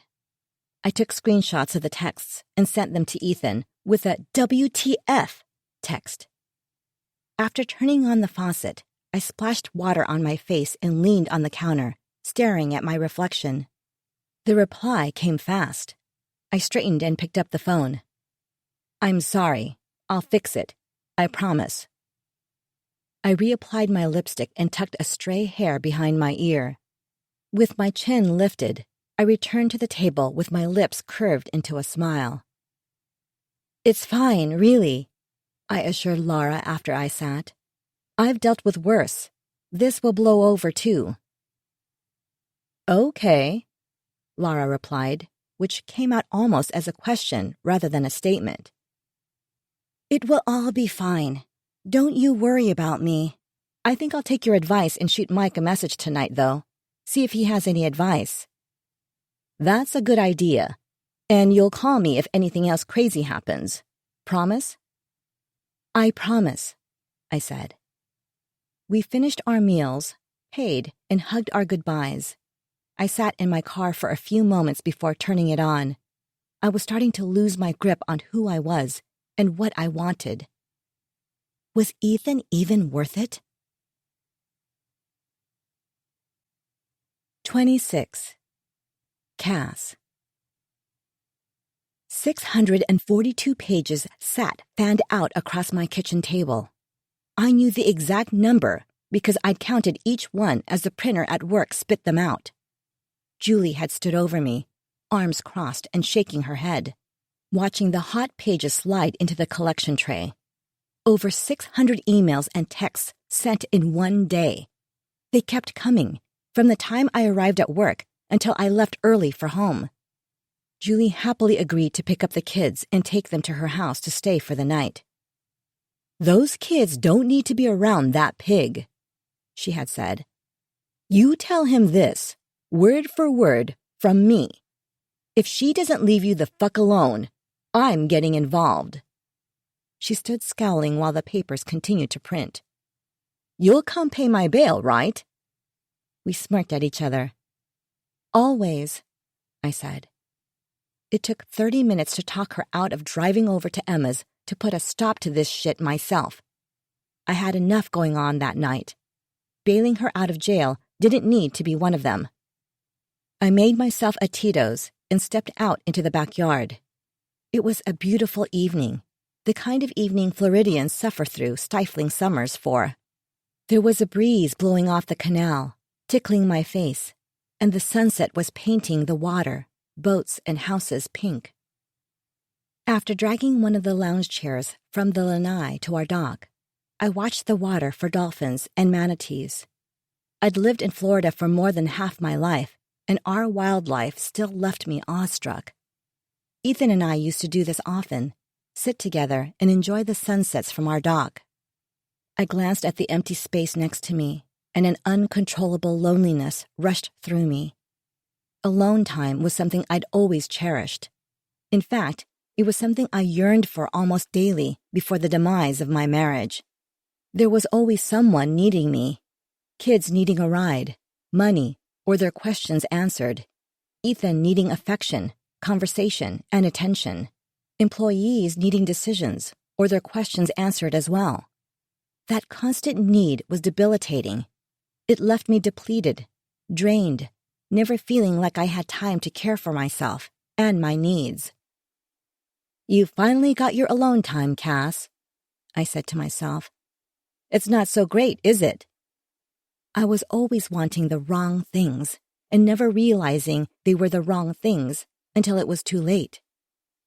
Our driveway camera picked up motion, and my phone alerted me to Ethan's arrival.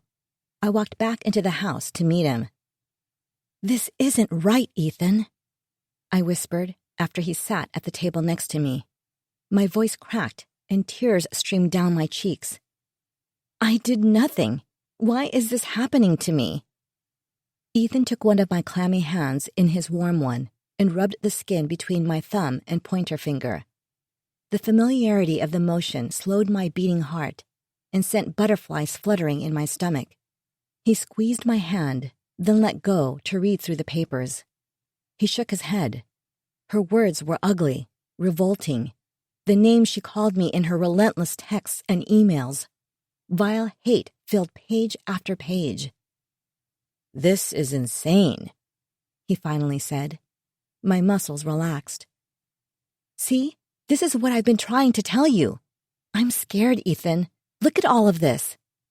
I motioned to the table. It was all right there for him to see. He couldn't deny it or brush it off as if it would go away or as if it was all in my head. He shook his head again and ran his hand through his hair. "I need a drink.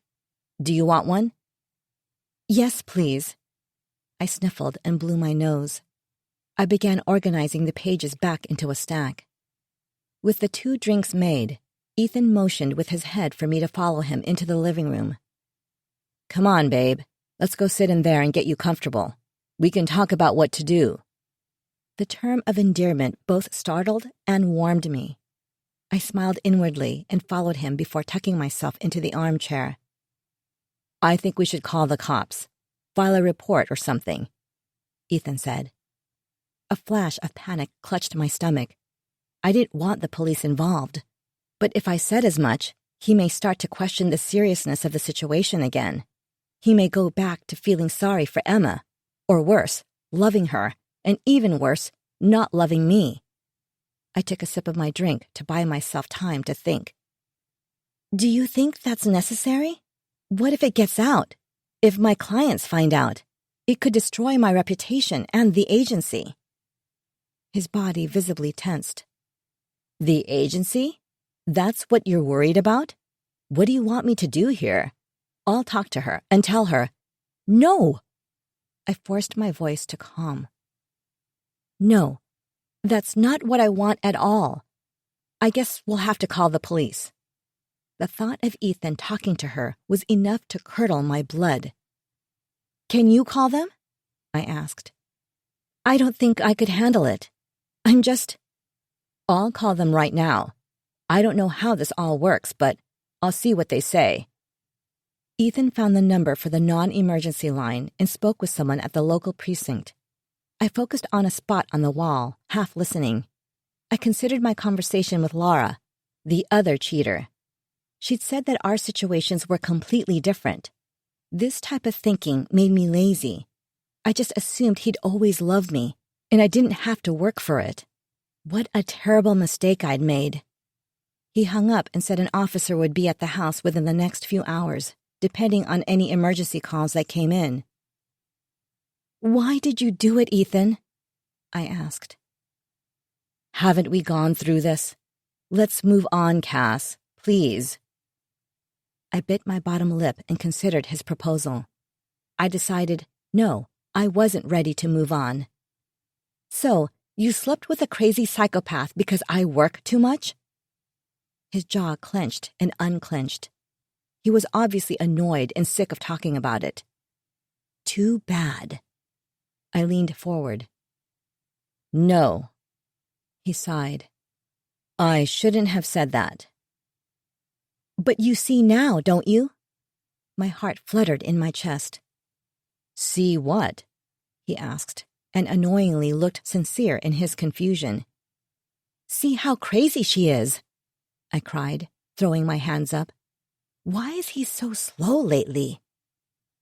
He sighed again, as if I was putting him out, as if this load on his back was so heavy he couldn't stand up straight. But I was the one hunched over so far I was practically touching my toes. I could have punched him right in his perfectly straight nose. Yes, Cass, I see. She's crazy. She's a terrible person. Is that what you want? Does that make you feel better? He said in a voice devoid of emotion. It would make me feel better if you actually meant it, I muttered, sitting back and crossing my arms, pouting like a child. I need another, I said, extending my hand with my empty glass. Ethan stood obediently and walked to the kitchen. Perhaps it was the need to win, or perhaps it was my desire for retaliation against Emma, tit for tat, or it could be love. Whatever the case, I decided I would stay with Ethan, at least for a bit. He returned and placed the drink in my hand when the doorbell rang. My stomach turned. Surely the police wouldn't be able to get here so quickly. Was it someone else? Evening. I'm Officer Daly, the cop said when we opened the door. You lucked out, though. Your neighbors down the road, not so much. Their vehicle was broken into, and I was about to leave when the call came through. Come in, Ethan said, gesturing him toward the living room. After we were settled, we explained what happened and showed him the texts and emails. He took a report and told us he'd speak with Emma the next day. When we were done and he had the folder of evidence, Ethan walked Officer Daly, our false hero, to the door and rejoined me. Do you feel better? I think when he goes to her house, it will scare the shit out of her, and she'll knock it off, Ethan said. I hope so, I said before gulping down the rest of my drink. Maybe it was the vodka, or maybe I needed a release for my pent-up anger, but I surprised both of us with what I said next. Want to sleep with me tonight? Really? Are you sure? Ethan asked. His blue eyes lit up. The desire practically wafted off his skin. Yes, I'm sure. I had never been sure of anything in my life. I started walking up the stairs and called over my shoulder. Are you coming? Ethan followed without a word. The second we entered the bedroom, I tore off his clothes and pushed his rock-solid chest so he was sitting on the side of the bed and leaning back on his hands. I stripped for him. I knew the parts of my body he found irresistible and made sure he drank them all up, slowly. He was a man who'd been crawling through the desert, and I was his water. He went to say something, and I placed my finger on his mouth to silence him. Stepping back, I finished by shimmying out of my panties and kicking them to the side, then sidled up to him, making him beg with his eyes. I lifted my tongue to my top lip with my mouth slightly parted, then watched his eyes turn hungrier. Hand on his chest, I pushed him to his back, then climbed on top, straddling him with my legs that he couldn't resist. With my head flung back, I rode him, extracting every thought of Emma from his memory with each thrust of my hips and pounding his mistakes in, showing him to never step out on me again, proving that he was mine. The next morning, I woke up and turned to find Ethan's side of the bed empty. I panicked, then heard the shower. He didn't leave me. Using sex to control men wasn't something I particularly enjoyed. I grew up watching my mother do it.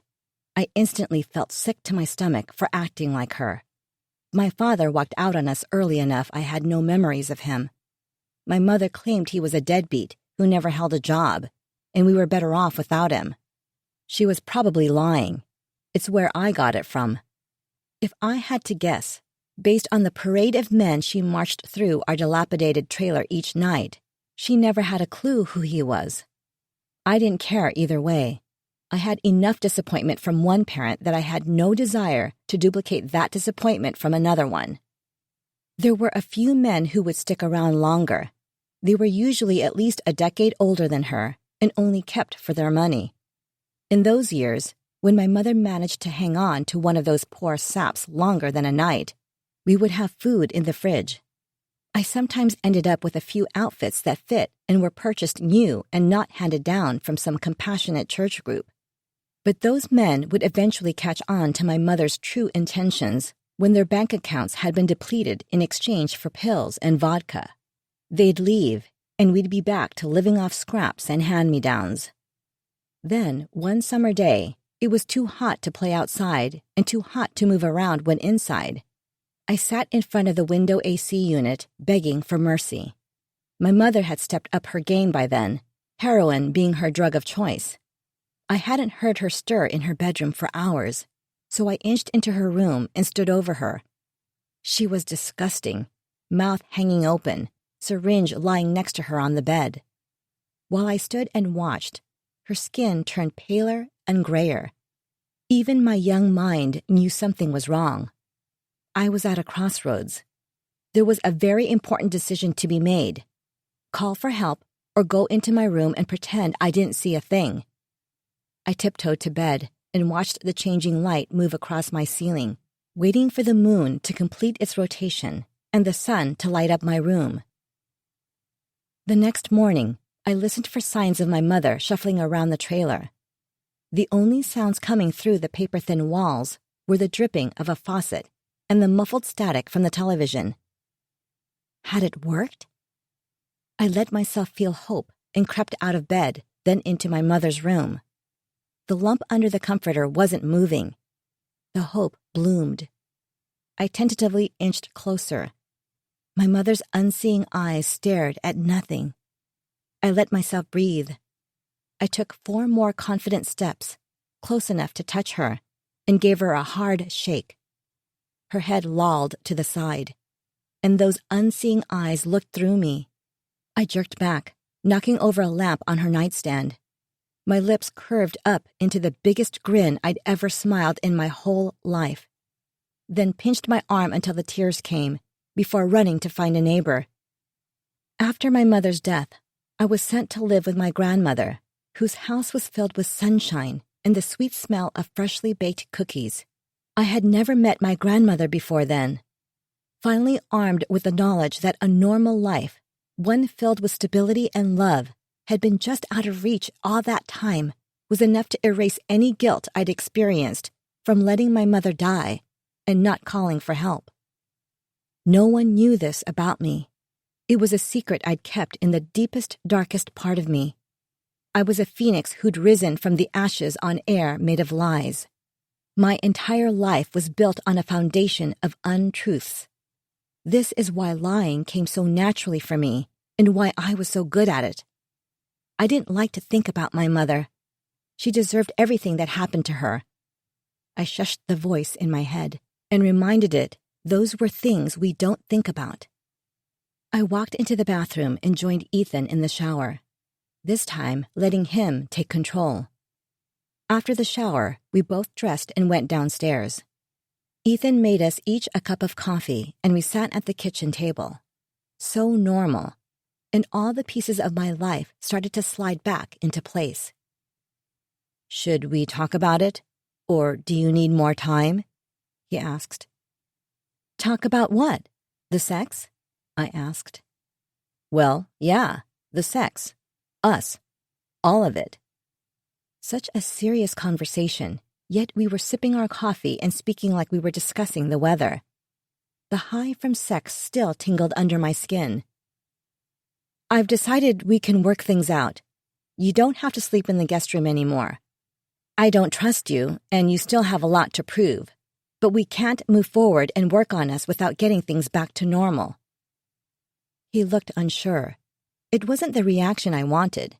I expected more fanfare, jumping up and down, a whoop, something other than just sitting there looking confused. Is he having doubts? Was he thinking of her? Of Emma? Even thoughts of her name made my spine stiffen. "Well?" I prompted. The morning soured. "I'm just surprised is all. That's great. Really great. It's just..." He hesitated. "I'm in no position to make demands, but I need things from you, too. I need you to try for me. Be more affectionate. Show me you love me. And don't spend all your time at work. I swallowed what I'd like to say and stared through him with my face expressionless. He hated when I did that. He said it made him feel like I was tuning him out. I usually was. The conversation made me uncomfortable. I despised talking about these things. Feelings, our relationship. I preferred to just be. Ethan was the exact opposite. He was perfectly comfortable talking about feelings. I suppressed my instinct to snap back and smiled sweetly. Well, it's settled then, and we both have promises to keep. Yes, settled, he said. The husky sexiness was back in his voice. It melted me enough to dismiss his demands. Once he was back, I'd decide if my prize was worth keeping or if I'd throw it away later. It was too hard to decide with Emma muddling up my thoughts. I needed her out of the way to figure out my true desires. Ethan stood and kissed me on the forehead. I love you, Cass. It's always been you. We'll get us back, I promise. He walked into the bathroom, leaving me alone with my thoughts. His phone chimed on the table next to his coffee mug. I can't meet tonight. Come over this afternoon. It was from Emma. 27. Cass. You slut. I can practically smell the sex on you. Julie shook her head, smiling at me from the other side of my desk. Should I high-five or shake you? Twice. Ugh. I have no self-control, I said, covering my face with my hands. Not with Ethan. You never did. I just knew it, she said, slapping her leg. I was telling Victoria last night. I bet she caves. I still don't trust him. You can get all gooey and smooshy for him, but I'm keeping my eye on him. I considered telling Julie what I'd seen on Ethan's phone. I was a fool. I believed him, and he was just playing me. Playing her, too, actually. I wondered what Emma would think if she knew how hard he was working to get me back. He was probably telling her the same things. How much he loved her, that it was only them. She was probably sitting in her apartment holding her breath, waiting on him to leave me and come running into her arms. She could hold it forever, turn blue from it, suffocate. I know. I'll let him move back into our room, too, I said. I still wasn't ready to give up and let Emma declare victory. I'm not in love with Ethan, so my forgiveness doesn't come so easily. I still think you should kick him out. Make him suffer through at least a month of Sandra. But you never listen to my good advice, Julie said. I always listen to you, except when you're wrong, I said, and let out a strangled laugh. Julie arched an eyebrow. I should tell her. She can help. I couldn't bring myself to do it. She'd never forgive Ethan, and just in case I did decide to stay with him, I didn't need the extra drama. What do you think people will say? I asked. About what? No offense, but everyone already knows what happened. The toothpaste has been squeezed from the tube. There's no putting it back. No, I know. I meant about him living with me, about me staying with him. Will people talk about it? I mean, probably. It's not like he isn't already living there, but people have short memories.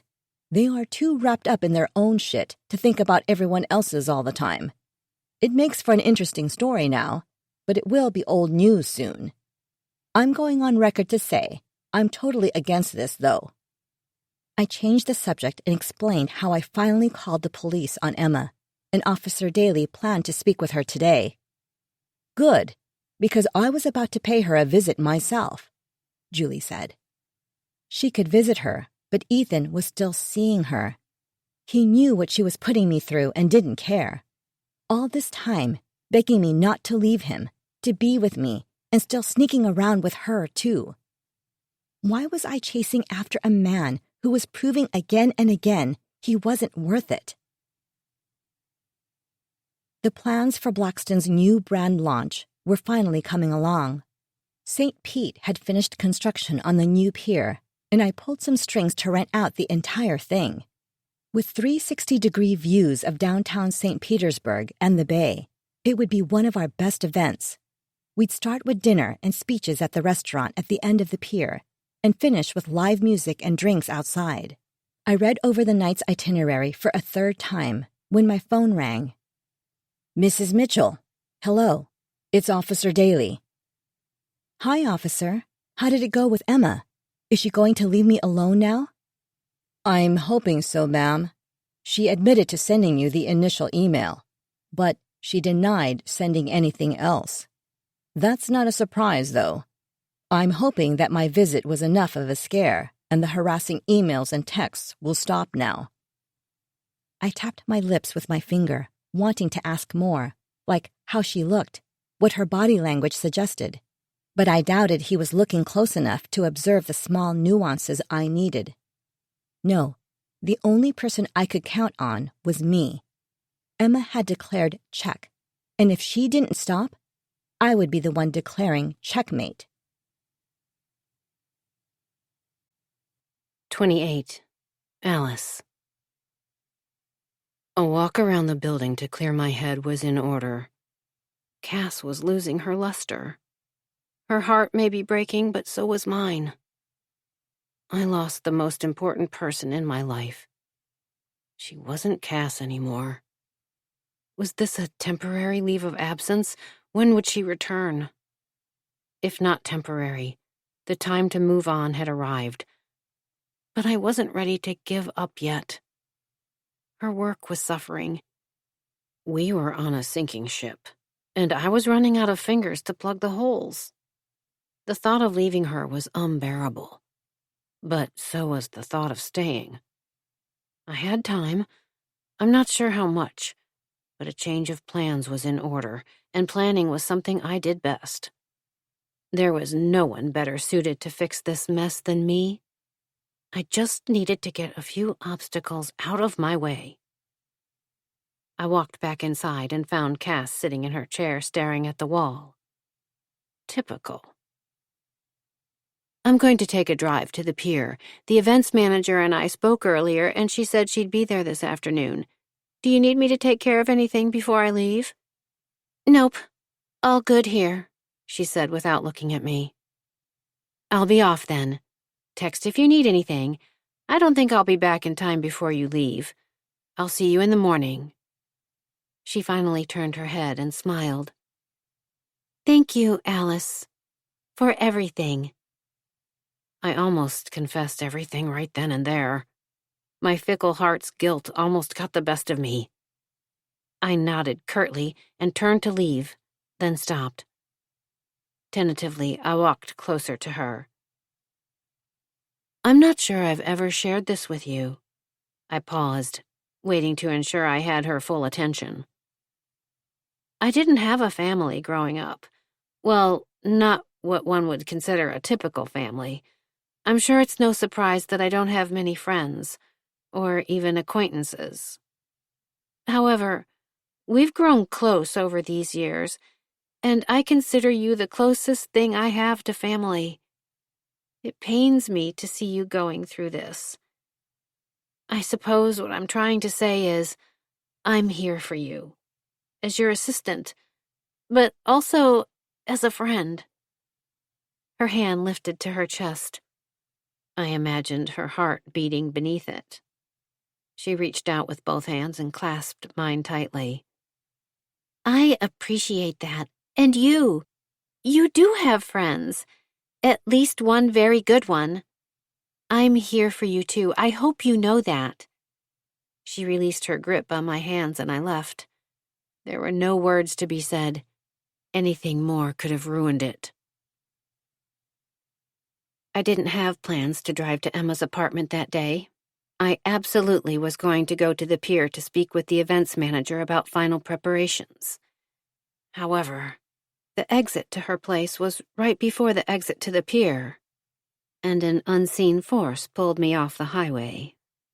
I parked in the lot in a spot with a clear view of her front door and pulled the hat low over my face. She lived in one of those two-story complexes, where all the apartments' front doors lined up facing the parking lot. Very unsafe, if you ask me, as anyone could walk right up to your door or peer in your front window. But it made spying much easier. When Emma's door opened and a familiar girl walked out, I audibly gasped. What in the world is Aubrey doing here? I watched her slide down and drop her head to her knees, then crawl to the window. I leaned forward to make sense of the scene unfolding before me. She jerked back and fell, scrambled to her feet, and ran away crying. The chances of her recognizing me or my car were slim, but I slouched down in my seat just in case. I sat in my car debating whether to drive away or try to get a look inside Emma's apartment. I wanted, at the very least, to understand what had spooked Aubrey. I tried to think of an excuse to explain my presence when another Mitchell pulled into the parking lot and ran up the stairs his daughter had just run down. Ethan, you're not supposed to be here. I didn't wait to see how long he stayed in his girlfriend's house. Foregoing the pier, I drove back to the office. And you are absolutely certain it was Ethan and Aubrey you saw? Julie asked me. Yes, without a doubt. Julie stood and walked to her window. Her back stiffened, and she turned. Wait, what were you doing at Emma's apartment? I'd prepared for this question and answered with ease.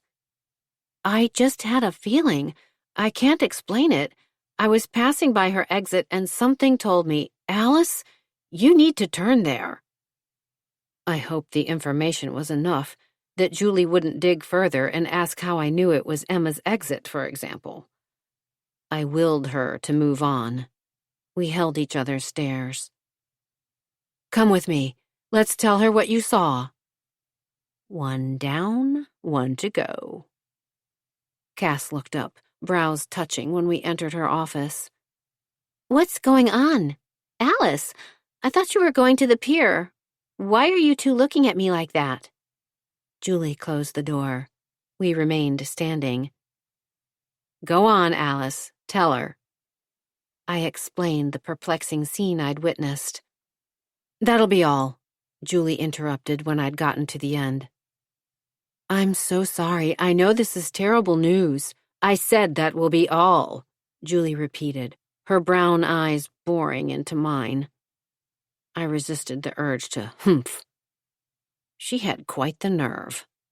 I come here and give them pertinent information, and this is the thanks I get. I may not be so inclined to share the next time I observe something amiss. Perhaps I'll leave Julie out from now on. Perhaps I'll find a way to get rid of her completely. I already knew, I heard Cass say as I closed the door. The urge to stay and listen was overwhelming.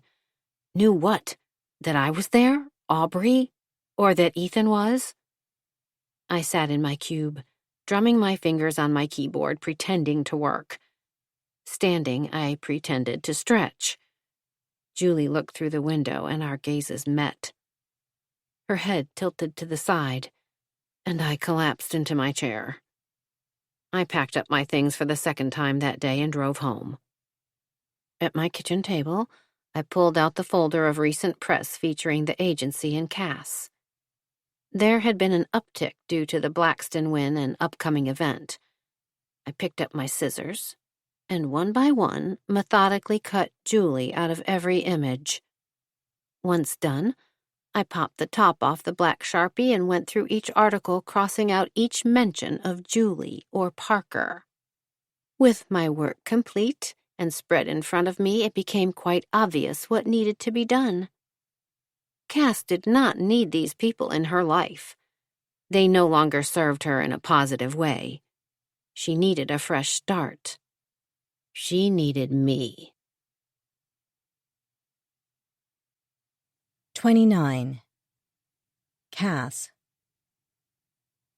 For once, I was happy to see Ethan's car already in the garage when I got home.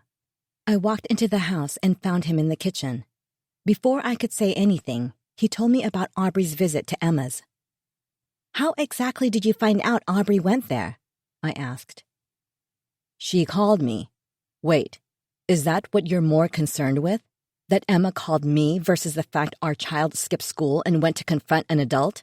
One who you claim to be terrified of?" "I'm mad at all of it, Ethan, and I have every right to be terrified of Emma. You've seen the texts and emails. The one she claims she never sent to me. The bathroom and all my stuff. And frankly, knowing you answered her call is a significant cause for concern." Ethan steepled his fingers and leaned his forehead at the peak. Always the victim. "She sent me a text saying she had something urgent to talk to me about, and it had to do with Aubrey. I couldn't just ignore it. I called Aubrey and she didn't pick up, so I panicked." Liar. "Well, if you must know, Alice already told me Aubrey went to see Emma today." Ethan's face changed from panic to confusion. "How would Alice know?" "How she knows is unimportant. I don't believe anything Emma says, so we need Aubrey's version." I called Aubrey's name from the bottom of the stairs. I opened my mouth to call her name again, and she appeared at the top. "What?" she asked. Her shifty eyes didn't match her snippy tone.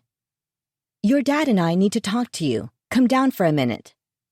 She begrudgingly clomped down the stairs and followed me into the kitchen.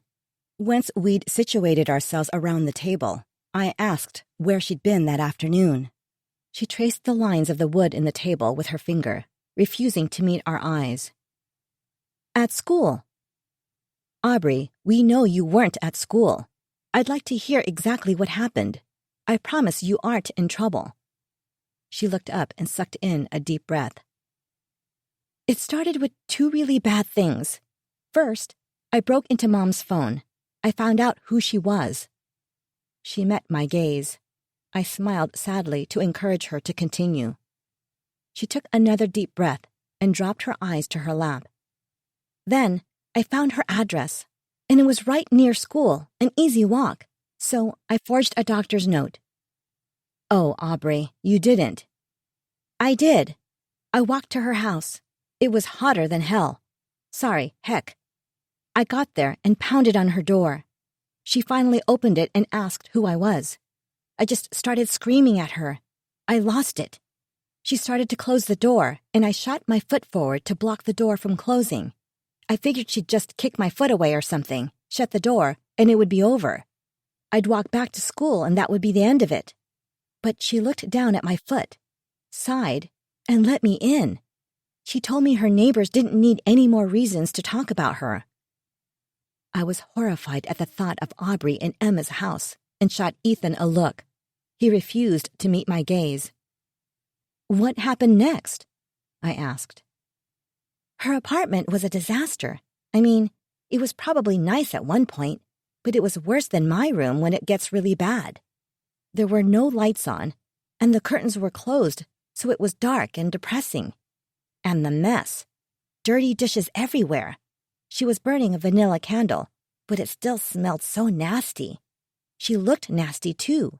She had on wrinkled sweatpants and a sweatshirt, and her unwashed hair was piled on top of her head in a greasy, messy bun.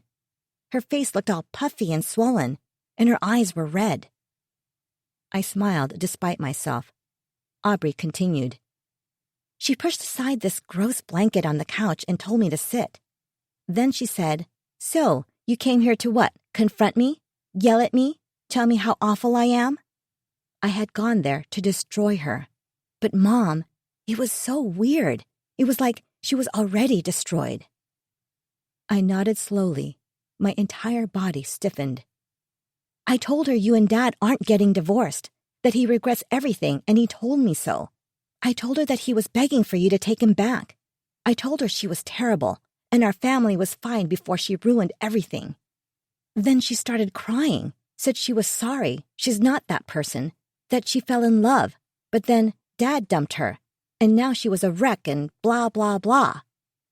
"Okay, I think that's enough," Ethan interrupted. "Let her finish. If you don't want to hear this, leave. But let your daughter finish. Aubrey's eyes widened. She looked unsure for a second. Her eyes narrowed in her dad's direction. She turned toward me and went on. Yeah, okay. So, it got all awkward. I was just sitting there watching her cry, not knowing what to do.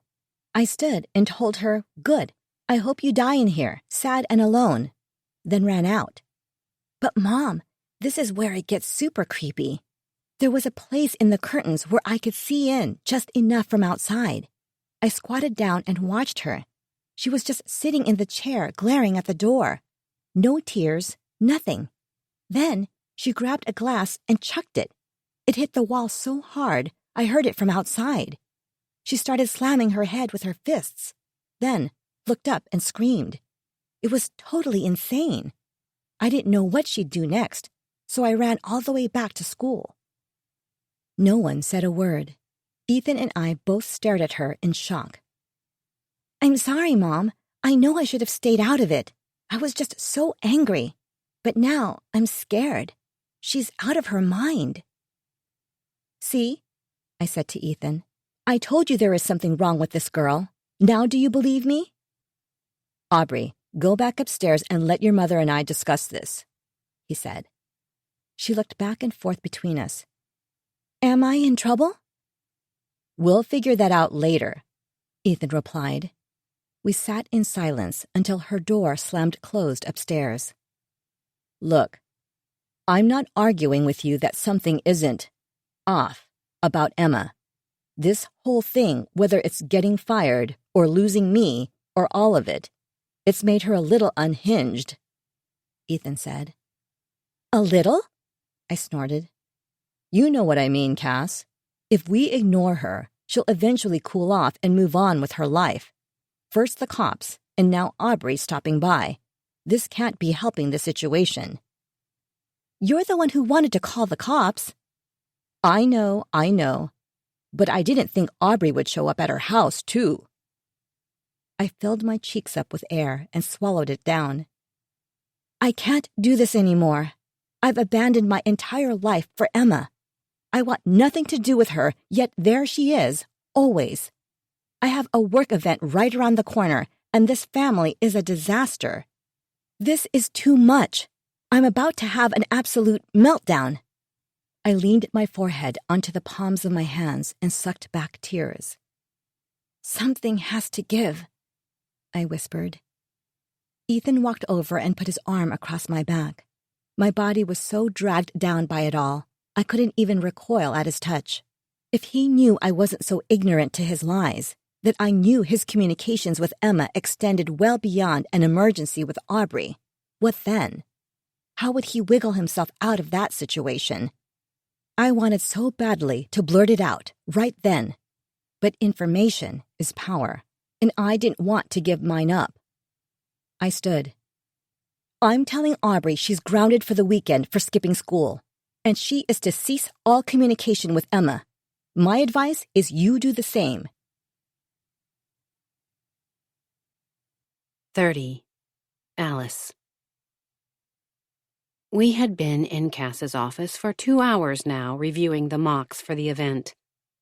What should have been an easy 1-hour meeting was being dragged out by her constant interruptions. Ethan this and Emma that. I considered myself an extremely patient person, but I was ready to snap. Can you keep a secret, Alice? Of course you can, she laughed, looking not at me but instead gazing out the window. A flush of giddiness tingled beneath my skin. Could this be my reward for the last 2 hours of torture?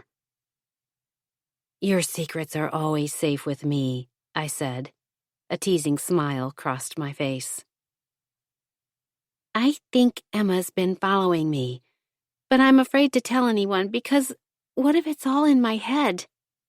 I knew Ethan had planned to go to her house before you told me. I saw it on his phone. I'm such an idiot. I can't believe I let him move back in. I pushed my glasses up my nose to hide my rolling eyes.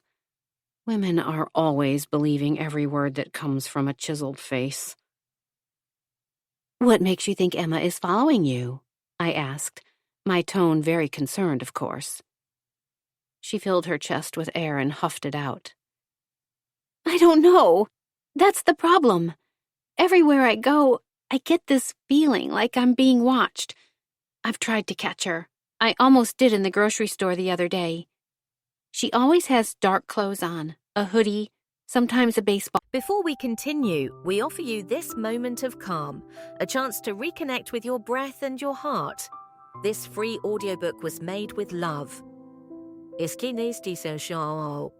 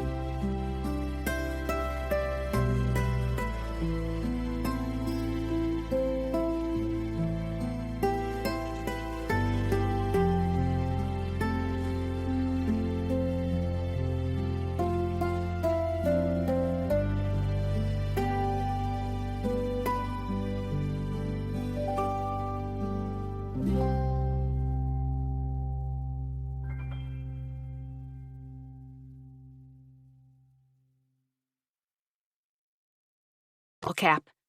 She's very sneaky. I never get my phone out in time to get a picture. Oh my, I exclaimed, pressing a hand dramatically to my chest. What should I do? Her eyes seemed to plead for an answer.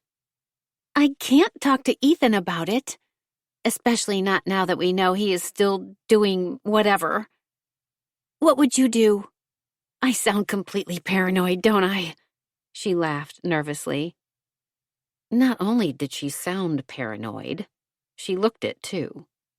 The fidgeting, darting eyes and sweat beading her brow were quite unbecoming.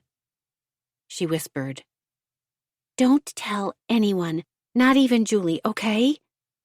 Then she smiled and said hello. I twisted and saw the reason for her change in tone. "These look amazing," Julie said, walking up to admire the table centerpiece. "Don't they?" Cass said. "The team did such a fantastic job. I can't wait to see it come to life." "Are you bringing what's-his-name?"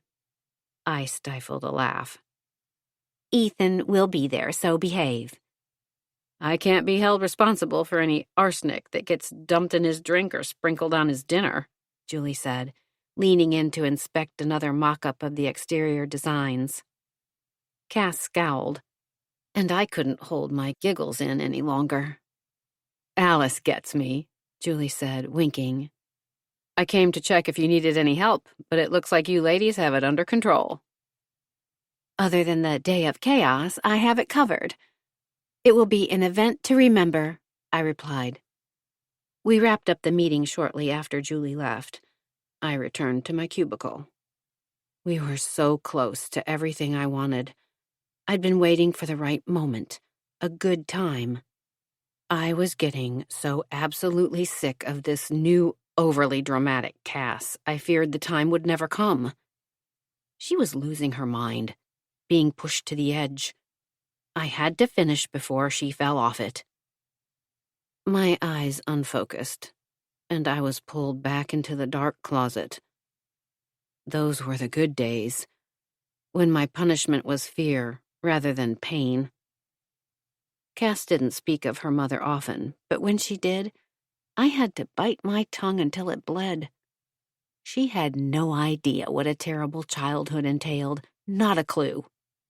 She escaped hers. For some of us, it wasn't so easy. I always hoped some of her goodness would rub off on me, so I could turn my back on my past, too.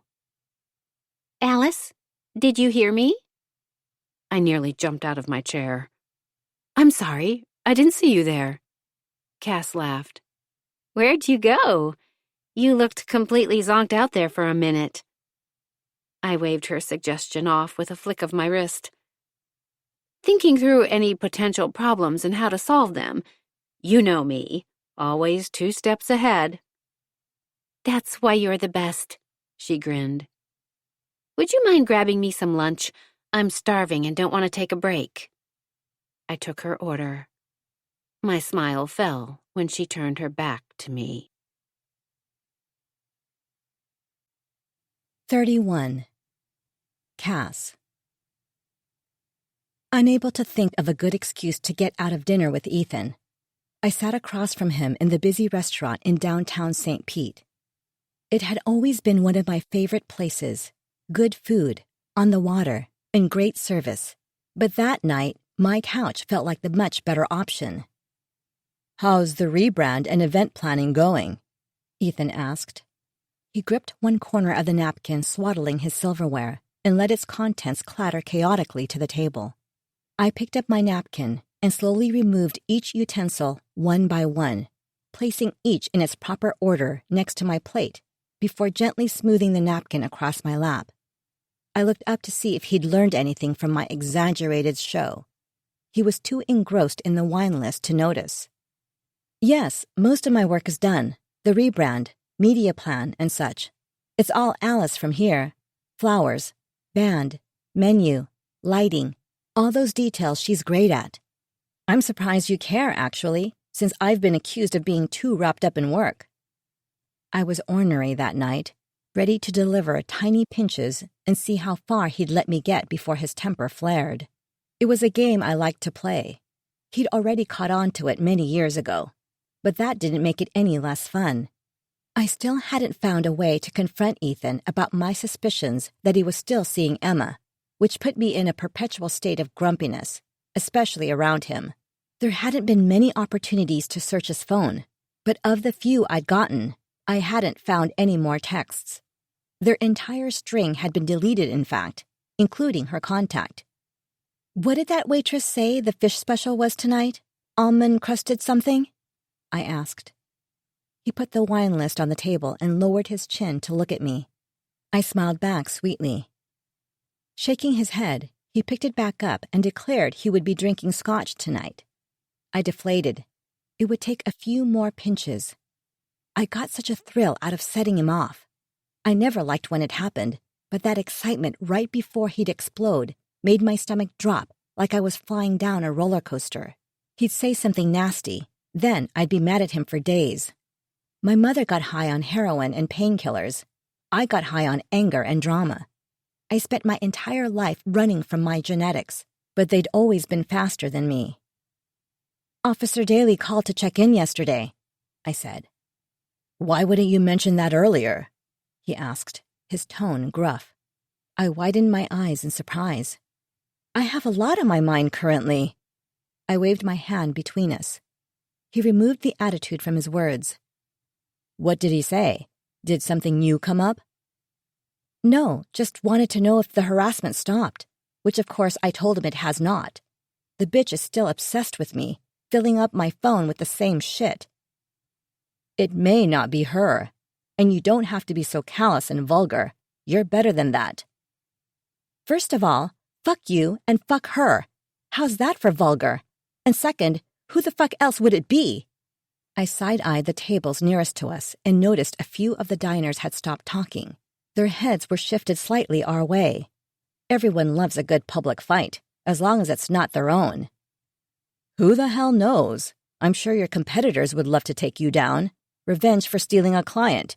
It could be anyone." "I don't steal clients. I earn them, because I'm damn good at making them money." "Whoa, Tiger." He chuckled and held up his hands. "It was a compliment. I didn't mean steal in a bad way. I just meant I'm sure there are other enemies you have out there based on your success. Chill." There is nothing that makes me more unchill than being told to chill, or being told how I should feel at all. I wrung my napkin in my lap, twisting, twisting, twisting, until it wouldn't twist anymore. I have one enemy, and her name is Emma. Period. It was her, and it has always been her. And if you don't want me to cause a scene and embarrass us both in this restaurant full of all these people— I swooped my arm dramatically around the room. "I suggest you keep your incorrect theories to yourself." He pressed his lips together until they turned white. "Besides," I said, oozing the honey back onto my words, "this is a celebration for our fresh start.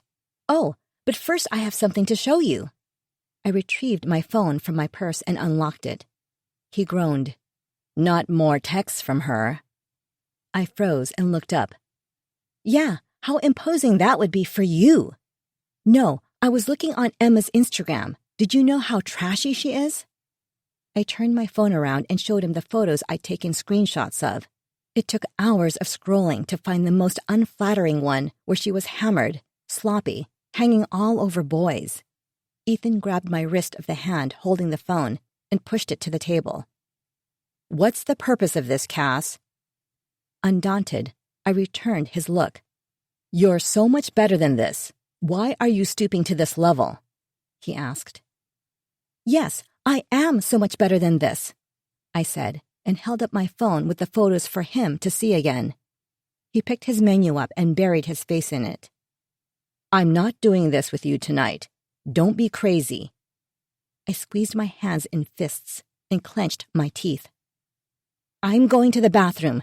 Can you order me a drink if that waiter ever decides to come back and do his job? Or is that too much to ask? Order some calamari or something for an app, too." Ethan didn't bother looking up from his menu. I stood and ripped it down, placing my face inches from his. A few more heads turned our way. "Okay?" I asked. He pulled it back and sharply muttered, "Okay." My heels tapped on the marble floor as I weaved my way through the looky-loos to the ladies' room. I ignored all of them. I shut myself in a stall and put the seat down before dropping down on top of it and placing my head between my legs. There were so many tempting sharp objects within reach to funnel my rage into. He's lucky I didn't pick one of them up and cause a real scene. Call me crazy. The nerve. I should have stabbed his hand to the table and walked out, leaving him stuck there. When I'd composed myself, I exited the stall and nearly barreled into someone I had no desire to see. Lara. Cass, I thought that was you I spotted across the room. So good running into you. She leaned in for a hug. I rolled my eyes when my face was over her shoulder and out of sight.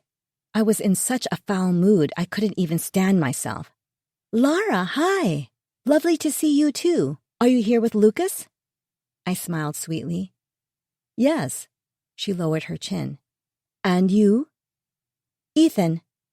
I straightened my spine and hitched my chin up. We've decided to work things out.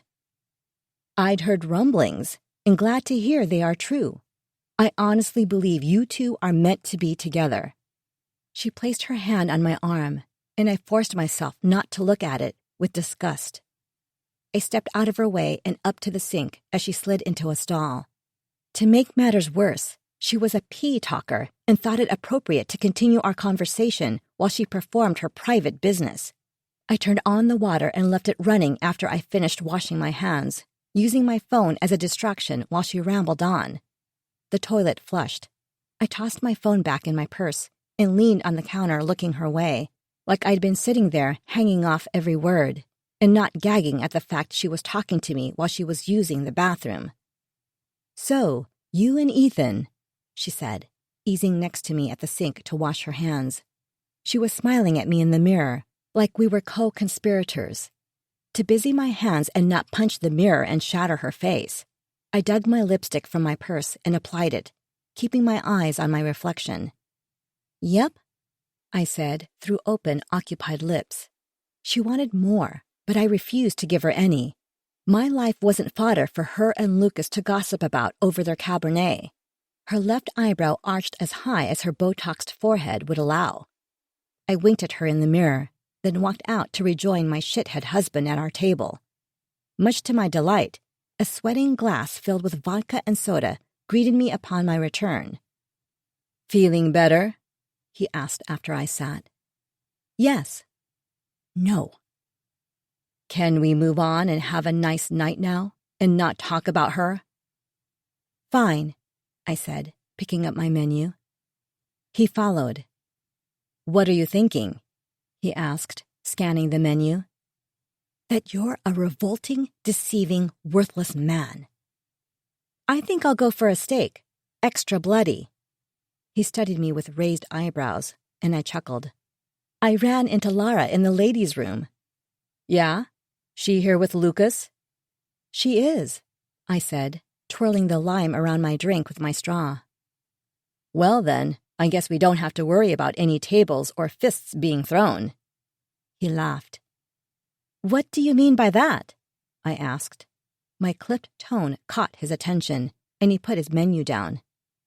You remember her and Mike always fighting, don't you? I do. You can hardly blame Mike, though. Now that her little pussycat is out of the bag, that she was sleeping with Lucas behind his back, makes you view those fights differently, doesn't it? He was inspecting me now, his jaw clenched and unclenched. He was onto my game and deciding whether to take my bait or keep swimming. He shook his head once before burying his face back in the menu. I think I'll go with the swordfish tonight, he said. Something different. I grabbed my drink and finished the last 3/4. The waiter was passing by. Perfect timing on his part.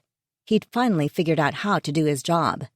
I held up my glass and smiled, motioning for a refill. I looked around the restaurant, wondering if any of the other women were as broken as me, if they were also sitting across from their dates, pretending to laugh, pretending to smile, pretending to be alive. Ethan brushed a stray crumb from the table. Was that what I was to him? An annoying crumb to be flicked away? Was he even thinking of me? Or were visions of black hair splayed out on white sheets floating behind his eyes? I felt my phone vibrating in my purse against my leg, and I bent to retrieve it. After unlocking the screen, I handed it to Ethan without a word. His thumb swiped up through the barrage of messages. It was another one of her mass assaults. I was accustomed to these. More of the same, just repeated words. Bitch. Cunt. Fuck you. This night's word was bitch.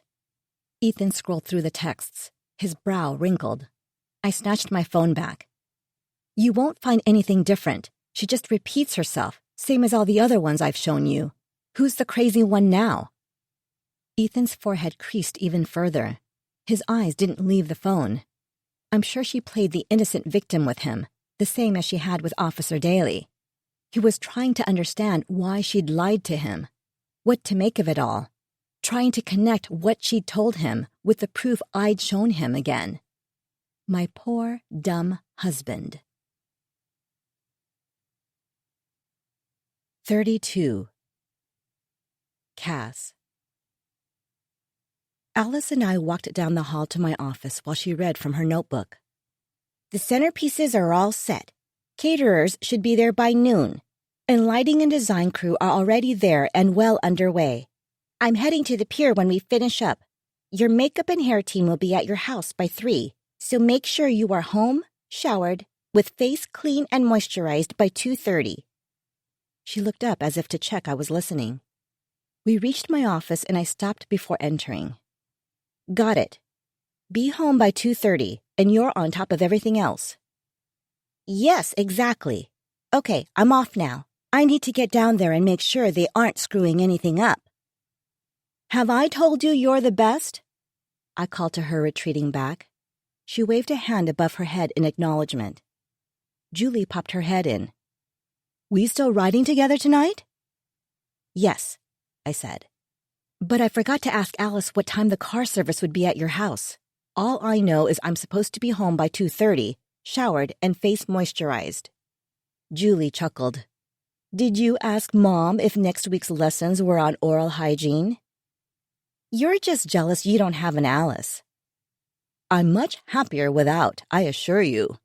I'll shoot her a text and find out myself, since you are useless. Do I have to be nice to Ethan tonight? I would love to say no, but yes you do. Fine, but I'll be saying mean things in my head. That is absolutely approved. Carla walked in, her face tight. Oh good, you're both in here.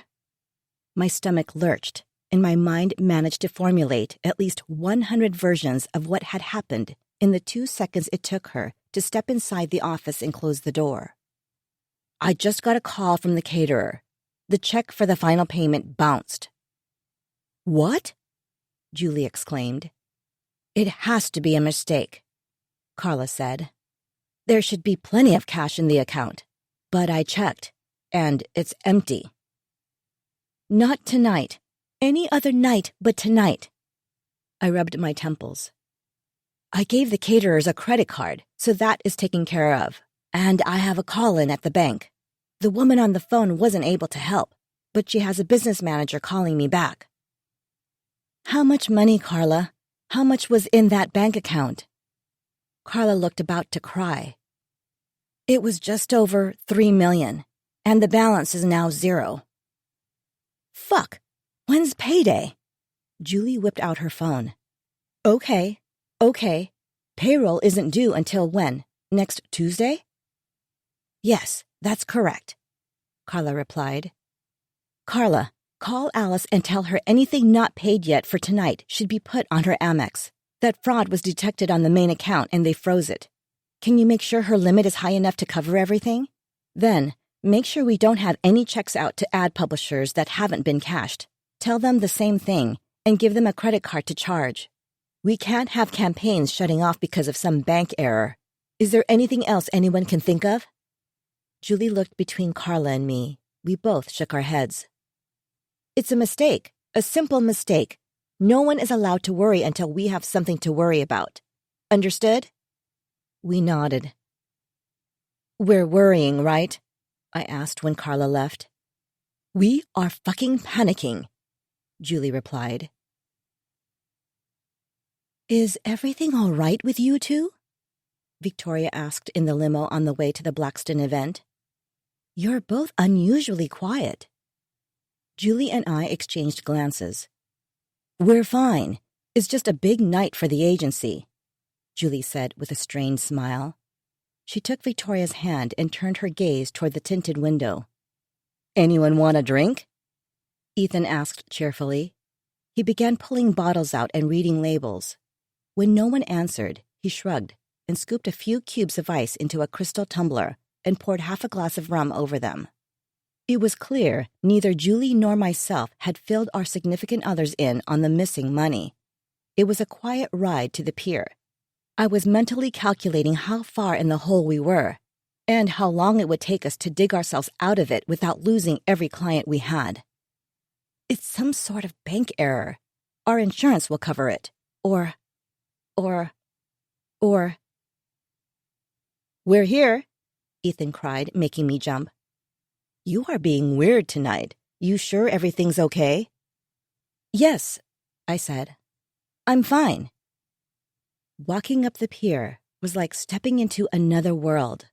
The new Blackstone B was everywhere, lit up in the brand's blue.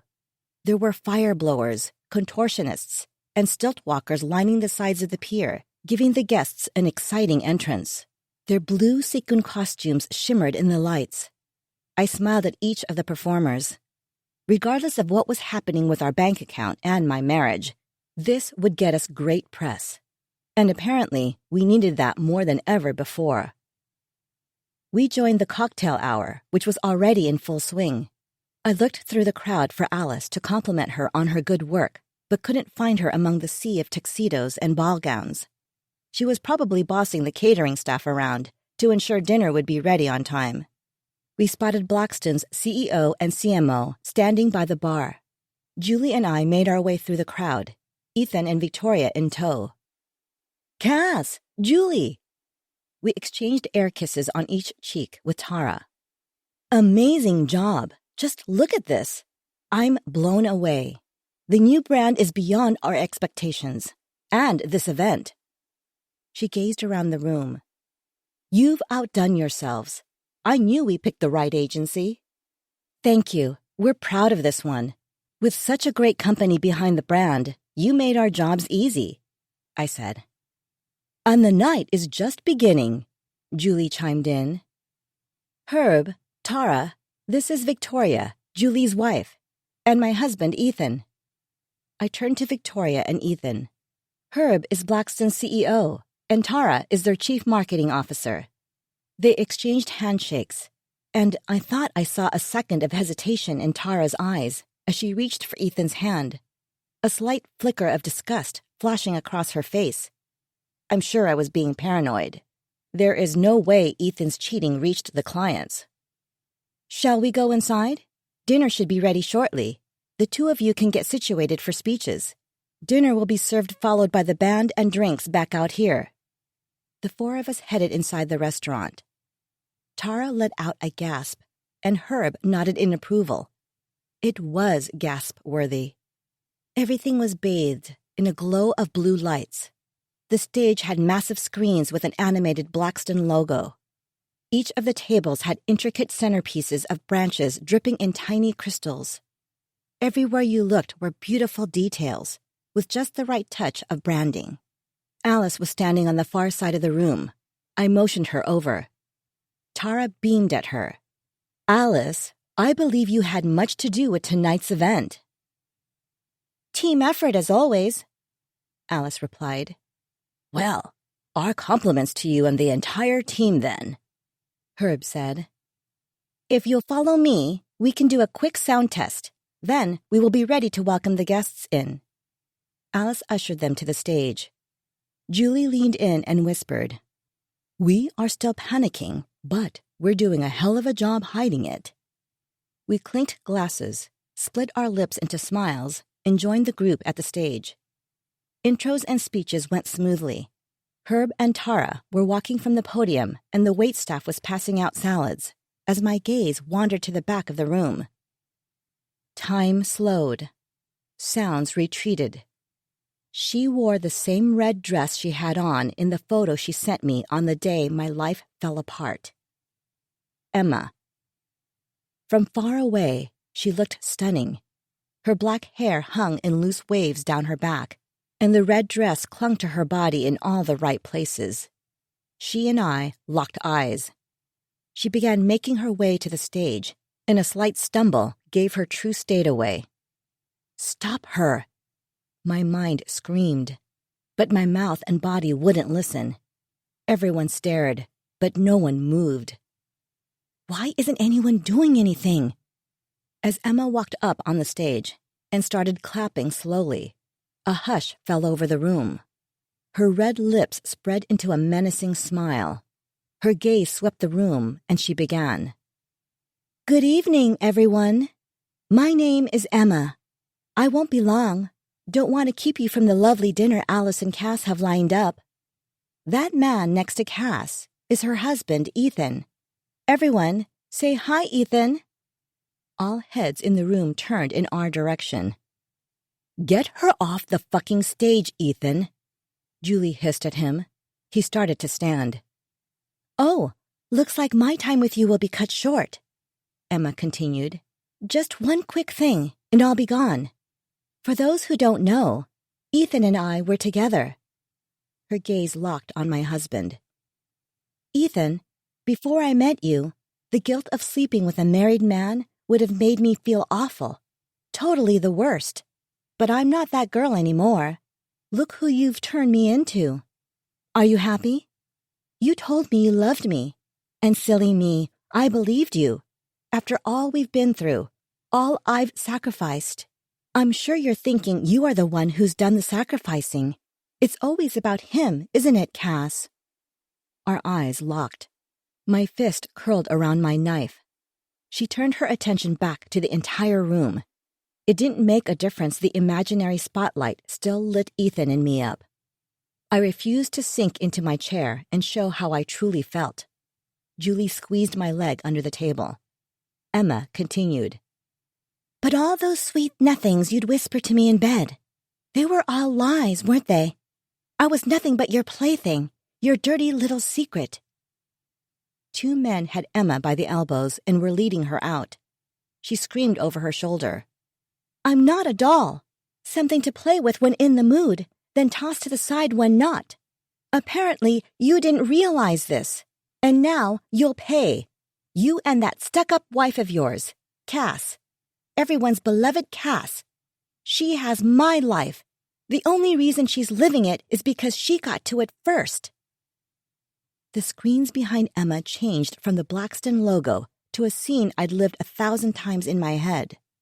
The two men dragging Emma stopped, and everyone in the room gasped as they watched me scream at a laughing Emma enjoying her iced latte. I looked at Emma, her head tilted to the side, and for a second, she actually looked confused. The look was quickly replaced by cackling. The security guards remembered their jobs and tore their attention away from the screens and dragged her from the room. Alice had made it to the stage, ripping out plugs until the screens turned off. Whispers reverberated around the room. Get up, Cass. Julie grabbed my arm and squeezed. Fall apart later, but get up right this second and say something. You can still save this. I raised my face to her with hollow eyes and, like a zombie, walked to the stage. I cleared my throat, closed my eyes, and took 3 deep breaths. When I opened them, I was beaming. Well, that wasn't part of the planned entertainment for the evening, but I hope you all enjoyed your pre-dinner show. Uncomfortable laughter rippled through the crowd. Unfortunately, we had to let poor Emma go a few weeks back. We pray she gets the help she needs, and I will have our Human Resources Department checking on her tonight. Her safety is, of course, the most important thing. Now, we have the finest chefs in the Bay Area, so everyone, enjoy your dinner. Bon appétit. A smattering of clapping accompanied me back to my table, where the entire Blackston team looked both horrified and angry. It was an uncomfortable meal, enjoyed by no one. 33. Cass. Bitch. Die. I'll kill you. These were just a few of the words now decorating the walls of my trashed office. Along with the new wall decor, my entire workspace lay in ruins. Desk drawers hung open, and the contents from every piece of furniture lay smashed on the floor. Alice stood next to me, arms crossed and clucking her tongue. After avoiding Ethan successfully for much of the weekend, I'd looked forward to escaping to the office, despite the humiliating event, which turned out to be much worse than being at home. You noticed the video? I pointed to the large TV on the wall. It was the only thing that hadn't been ripped down besides the whiteboard. That's not something easily missed, Alice replied. A man's face filled the television. A woman from off-camera told him to smile. Screeching tires and the collision of metal and flesh echoed through the room. The woman holding the phone screamed, and the view changed to the sky. We heard people screaming for help but couldn't see them. The camera wobbled. We listened to the rustling of clothing, which was muffling the sounds of screams and chaos in the background. Someone had picked the phone back up. Right before the video ended, it turned toward the woman who just seconds ago, from the sound of her voice, seemed so happy and full of life. Her leg was twisted the wrong way. Blood stained the road below her. The dead woman's face filled the screen. The video ended, then began again, a never-ending loop of horror. Alice walked to the TV and turned it off. A loud silence hung in the air, the kind so bloated with thoughts you can almost hear them hum. This probably isn't the best time to tell you this, but Tara's assistant called. They're canceling the contract, Alice said. Of course they are, I replied flatly. Small groups of employees started to gather outside my office, craning their necks to get a peek at what was going on. My neck arched and I closed my eyes. What a shit show. Have you thought about leaving him? Excuse me, what? Ethan, leaving him. I must assume if you left him, she would stop all this. That's not exactly what... Oh, for fuck's... This bitch! I really will kill her now. Julie had arrived and slammed the door behind her. She was always the one getting to slam doors. I rubbed my temples. The cushions of my couch had been pulled off and sliced apart so their stuffing bled out around them. Probably for the best. Otherwise, I may have chosen to lie down and go to sleep, ideally forever. Alice, go tell Carla to call the police. Send an email to the staff. We are shutting the office for the day, and they can all work from home. Or go home and watch Netflix. I don't care. I just want everyone out of here while we deal with this, Julie commanded. Alice scurried out to find Carla. I picked up my toppled chair and collapsed into it. How do you think she got in? That's a good question. We took her keycard. I should have told Alice to grab IT, too. He can check the keycard swipes, Julie said. Keep an eye out for her so she can get him before she sends the staff home. He'll be the first to run for the exit when he hears they all have the day off, I said. You know, we probably shouldn't be in here now that I think of it. It's a crime scene. My body had become glued to the chair. There was a video, too, I said, pointing to the TV. She marched over and turned it on. She watched a few loops, her body so still I thought she'd turned to stone. The only things moving were her hands by her sides, clenching and unclenching. Let's go sit in the boardroom. I kicked off my shoes and stepped around the rubbish to walk out of my office. Julie trailed with my purse, briefcase, and the discarded heels. Alice and Carla approached from down the hall. Alice, call James and have him come to the boardroom before you send the email to all employees. Carla, call the police. Once you two are done, someone grab Cass a coffee and a water and come meet us in there too. Everyone else, back to your desks. We'll be releasing employees early today and handling the situation. Julie's voice was calm and commanding, but her eyes were on fire. I could practically see the flames flickering in her brown irises. All the color seemed to have drained from the world. I walked through the black and white hallways, ignoring the stairs. Once in there, I sat at the table. Julie paced around the room, chewing on her thumb's cuticle. Carla walked in. The police are on their way. She took a seat. James stood in the doorway with his hands in his pockets, inspecting his Converse sneakers. Alice crossed her arms and leaned against the wall. "How are you holding up, Cass?" Carla asked. I looked at each of them, staring at me, waiting for a response. "I'll fucking kill her," I snarled. Alice quickly covered her mouth to stifle a laugh.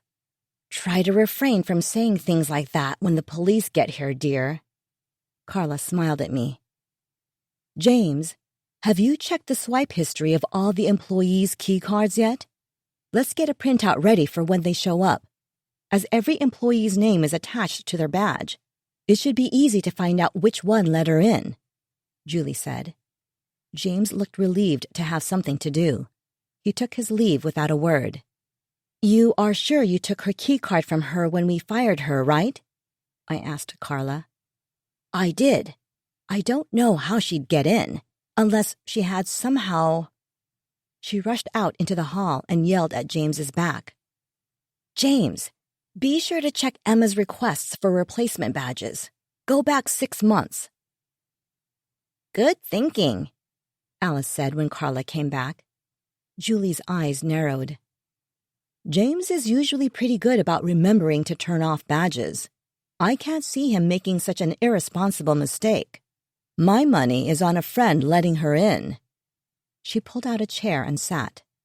"We should check everyone's emails, especially the people we know she's friends with. See if they were dumb enough to plan anything over their work emails." I leaned forward. "Alice, do you know who she's close with?" Alice sat at the table and opened her notebook. "I do."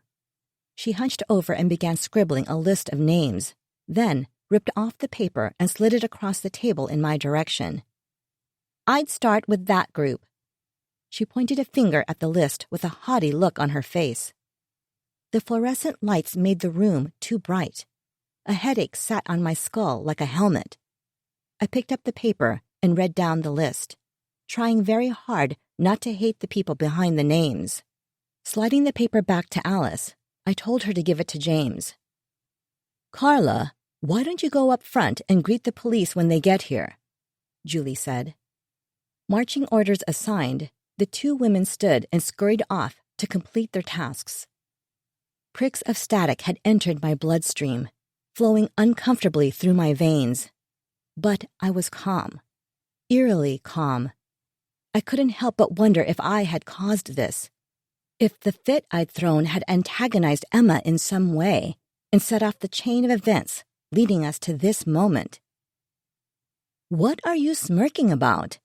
Thinking of all the ways you're going to get revenge?" Julie asked. I reminded myself to pay closer attention to my face. "I need to call Ethan, but I can't lose my shit until we deal with the cops. His voice will trigger me." "Strange, isn't it?" "That she trashed my office?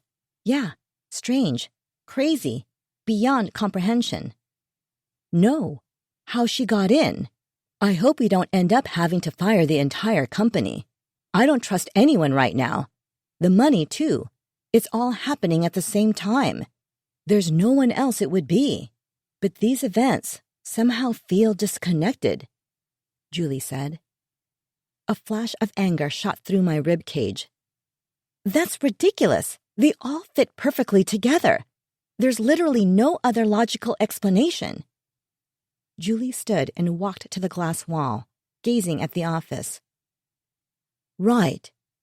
She turned around. "It's almost too perfect, though, you know?" "No, I don't know. You sound like Ethan." My flesh was on fire. Tiny flames licked at every inch of it. Carla opened the door with 2 uniformed officers. My skin cooled enough for me to remember to behave. Emma wasn't the only one with things to hide. 34. Cass. The police had come and gone. Fingerprints, photographs, and statements taken. A cleaning crew worked on restoring my office back to proper order, while Julie and I waited in the boardroom. We sent James, Alice, and Carla home. The badge used to access the building had been a guest badge. There was no way to trace who used it, or when it had been swiped from James's desk. He felt terrible. I wanted to blame him, to have a target for my anger, but there were plenty of other directions to throw that rage. The emails also proved a dead end. There was no evidence that Emma had been in the building or anywhere near my office.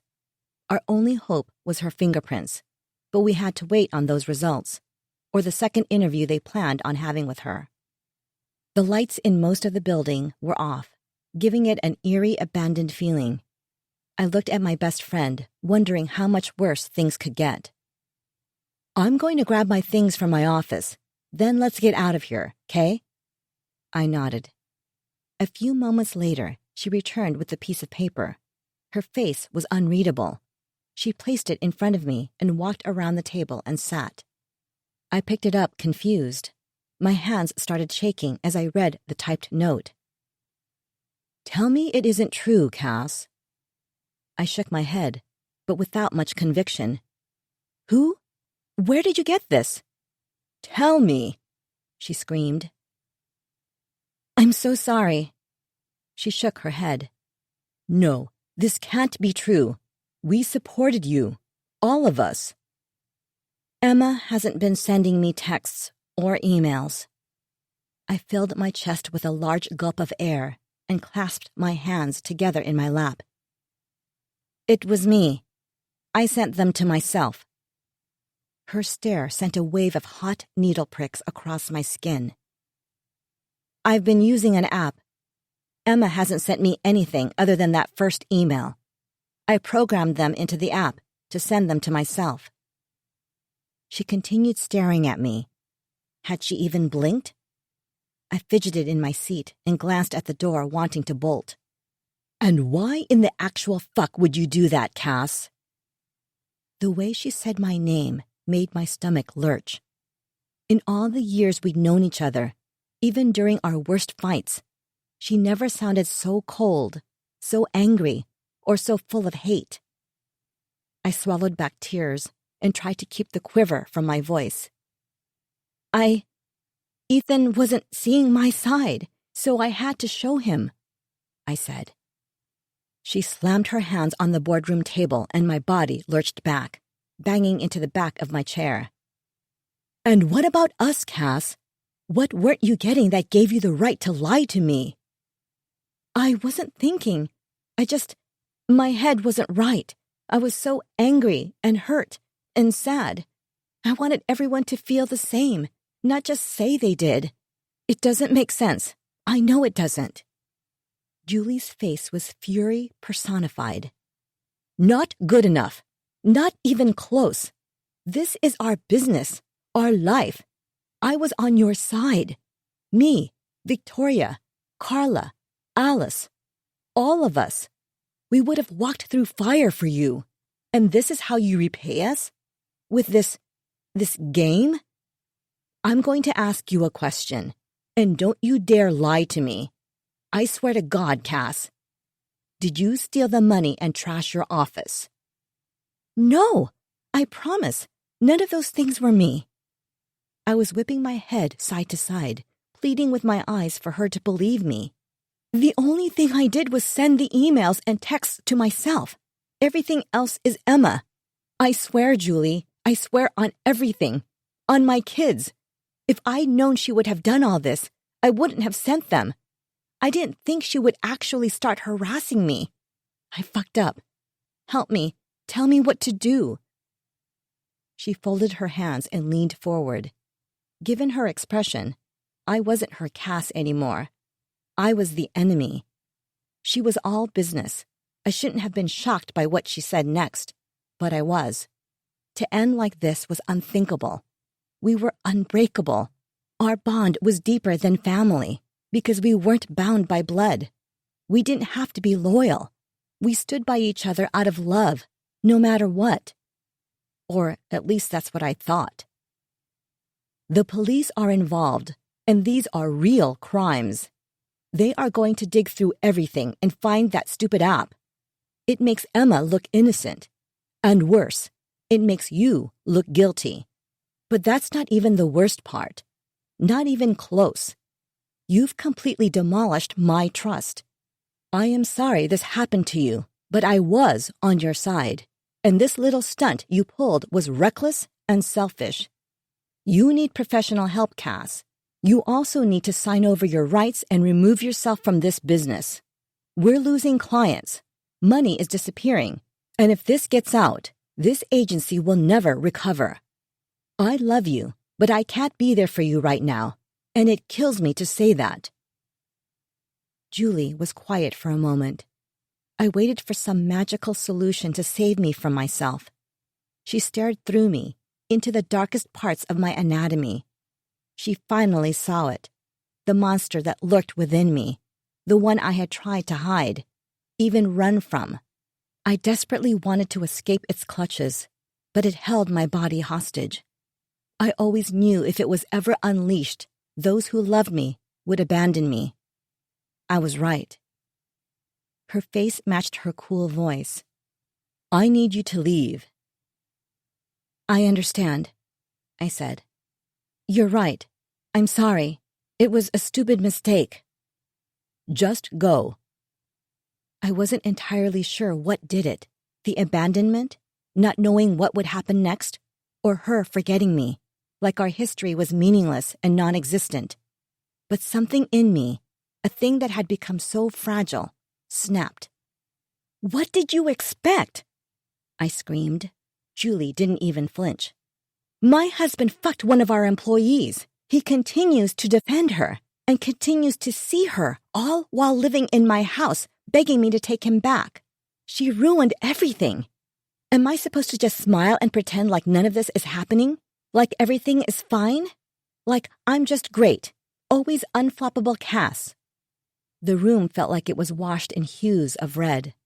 We both stared at each other with our chests heaving. How do you know he's still seeing her? Julie finally asked. I saw a text, I whimpered. He never stopped. It was all a show. Julie wove her fingers together on top of her head and tipped her face to the tiled ceiling. Fuck, she said, barely above a whisper. I know I need therapy, and I agree it's probably best for me to take some time off in case any of this gets out. It's already causing enough trouble for the agency. But Julie, I can't lose you too. I'm going to Emma's house tonight. Ethan supposedly has a work dinner, but I'm going to catch him there and put an end to this mess. So now you're graduating from fake stalker to real stalker? My face burned, and I lowered my eyes. I'll think about it, she said. It was all I could ask from her at that point. 35. Cass. A boy sat on the bench. I narrowed my eyes. No, not a boy. A woman with a baseball cap pulled down over her face and her hair tucked under it. Her intense stare focused on the apartment building I came here to watch. I walked closer. Julie? I asked, sighing with relief. She grabbed my wrist and pulled me down next to her, hushing me. He's in there, she said. Her eyes slid in the direction of what I assumed was Emma's apartment. She pointed toward a door. I knew the building, but hadn't had the chance to figure out which unit was hers. This revelation completely froze me. The little ball of hope I was clasping onto so tightly started to slide from my grip. He's been in there about an hour. You were right, she whispered.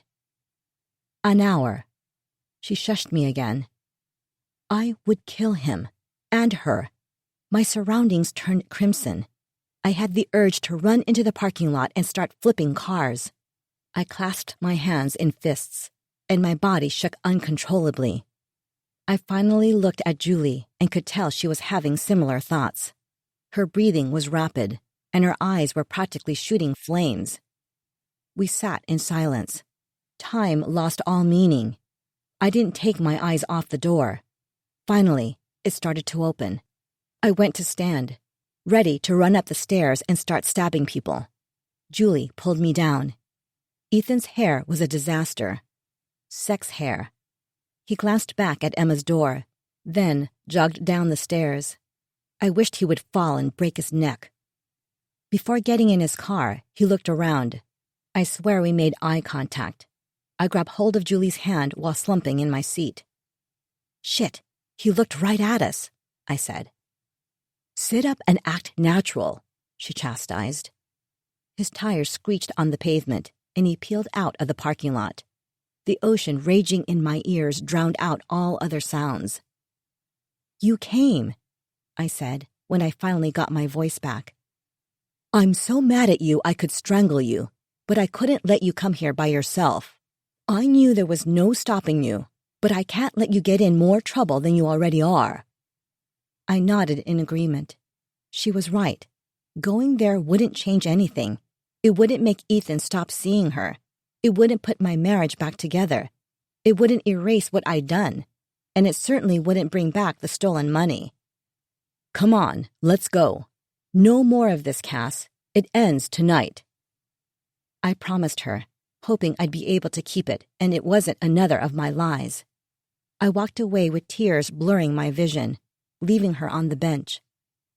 When I got home, I went straight to my room and flung myself on the bed. I curled into a fetal position and sobbed. Emma still had her nails hooked in my husband's heart. She was a liar, a thief, and a criminal, and because of my stupid mistake, I'd be blamed.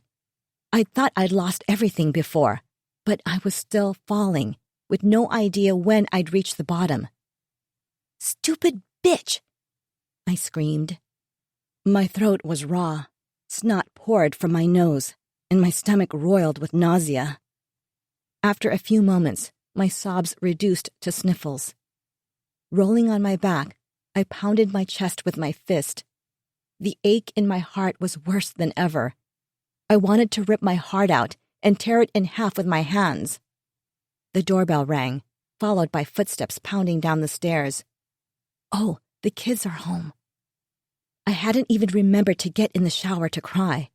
The thought of them sitting in their rooms listening to me sob sent more silent tears streaming down my face. A soft knocking on my door was followed by Ben's voice. "Mom, there's someone here to see you." "Who is it?" I asked, with as much normalcy to my voice I could muster. "It's a cop," he answered. He sounded nervous. I rubbed my eyes and hauled myself out of bed. A quick check in the mirror above my dresser confirmed my thoughts. I looked like shit.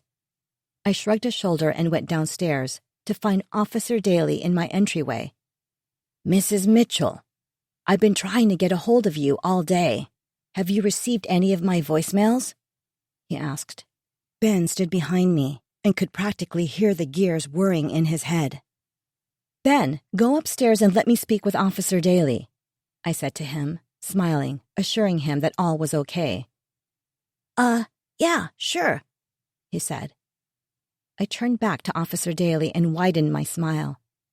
"Apologies, I've had a really long day. I must have missed your calls."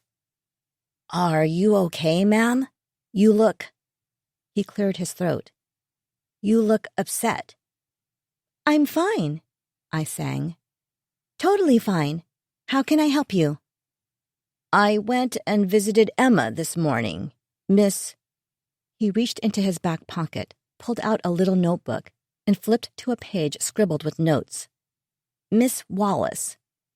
He lifted his head. I smiled, waiting for him to continue. My cheeks were starting to hurt, and I felt more serial killer than happy homemaker. He cleared his throat again. He must be one of those men uncomfortable around emotional women. I hoped for his sake he didn't have a daughter. If he couldn't handle the aftermath of a crying middle-aged woman, a teenage girl would make him run for the hills. "Yes, well, I spoke with Miss Wallace. As with the emails and texts, she denied any involvement in the office break-in or the stolen money. We have asked her to come down to the station tomorrow for formal questioning and fingerprinting. The team will compare the fingerprints found in your office and see if there is a match. As far as the money, that's been passed on to the proper department. They'll begin their digital forensics investigation and go from there." He looked down at his notebook.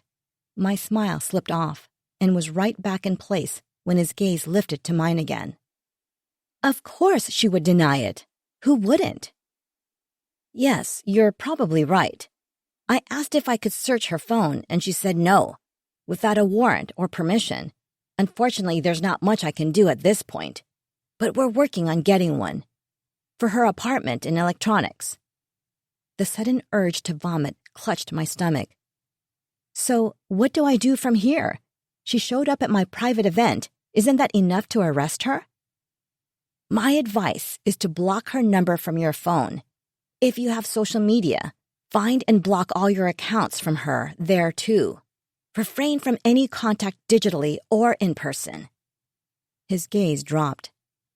I would also recommend your husband do the same. His awkwardness was making me angry. He was supposed to be the professional here.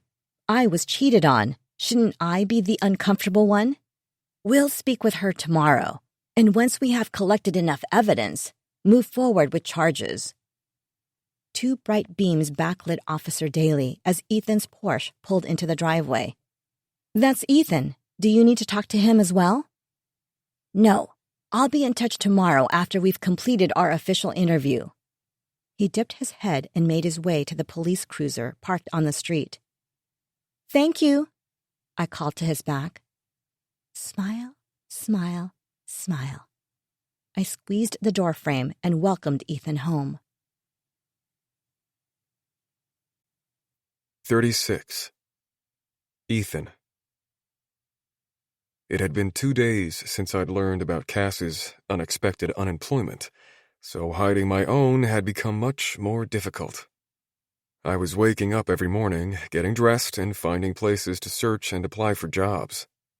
After the stunt she pulled, I'm not sure why I even bothered hiding my secret. I was fired for being bad at my job. What she did was much worse. I still wanted to be with her, and I wasn't ready for her to find out I was still seeing Emma, or about the other women.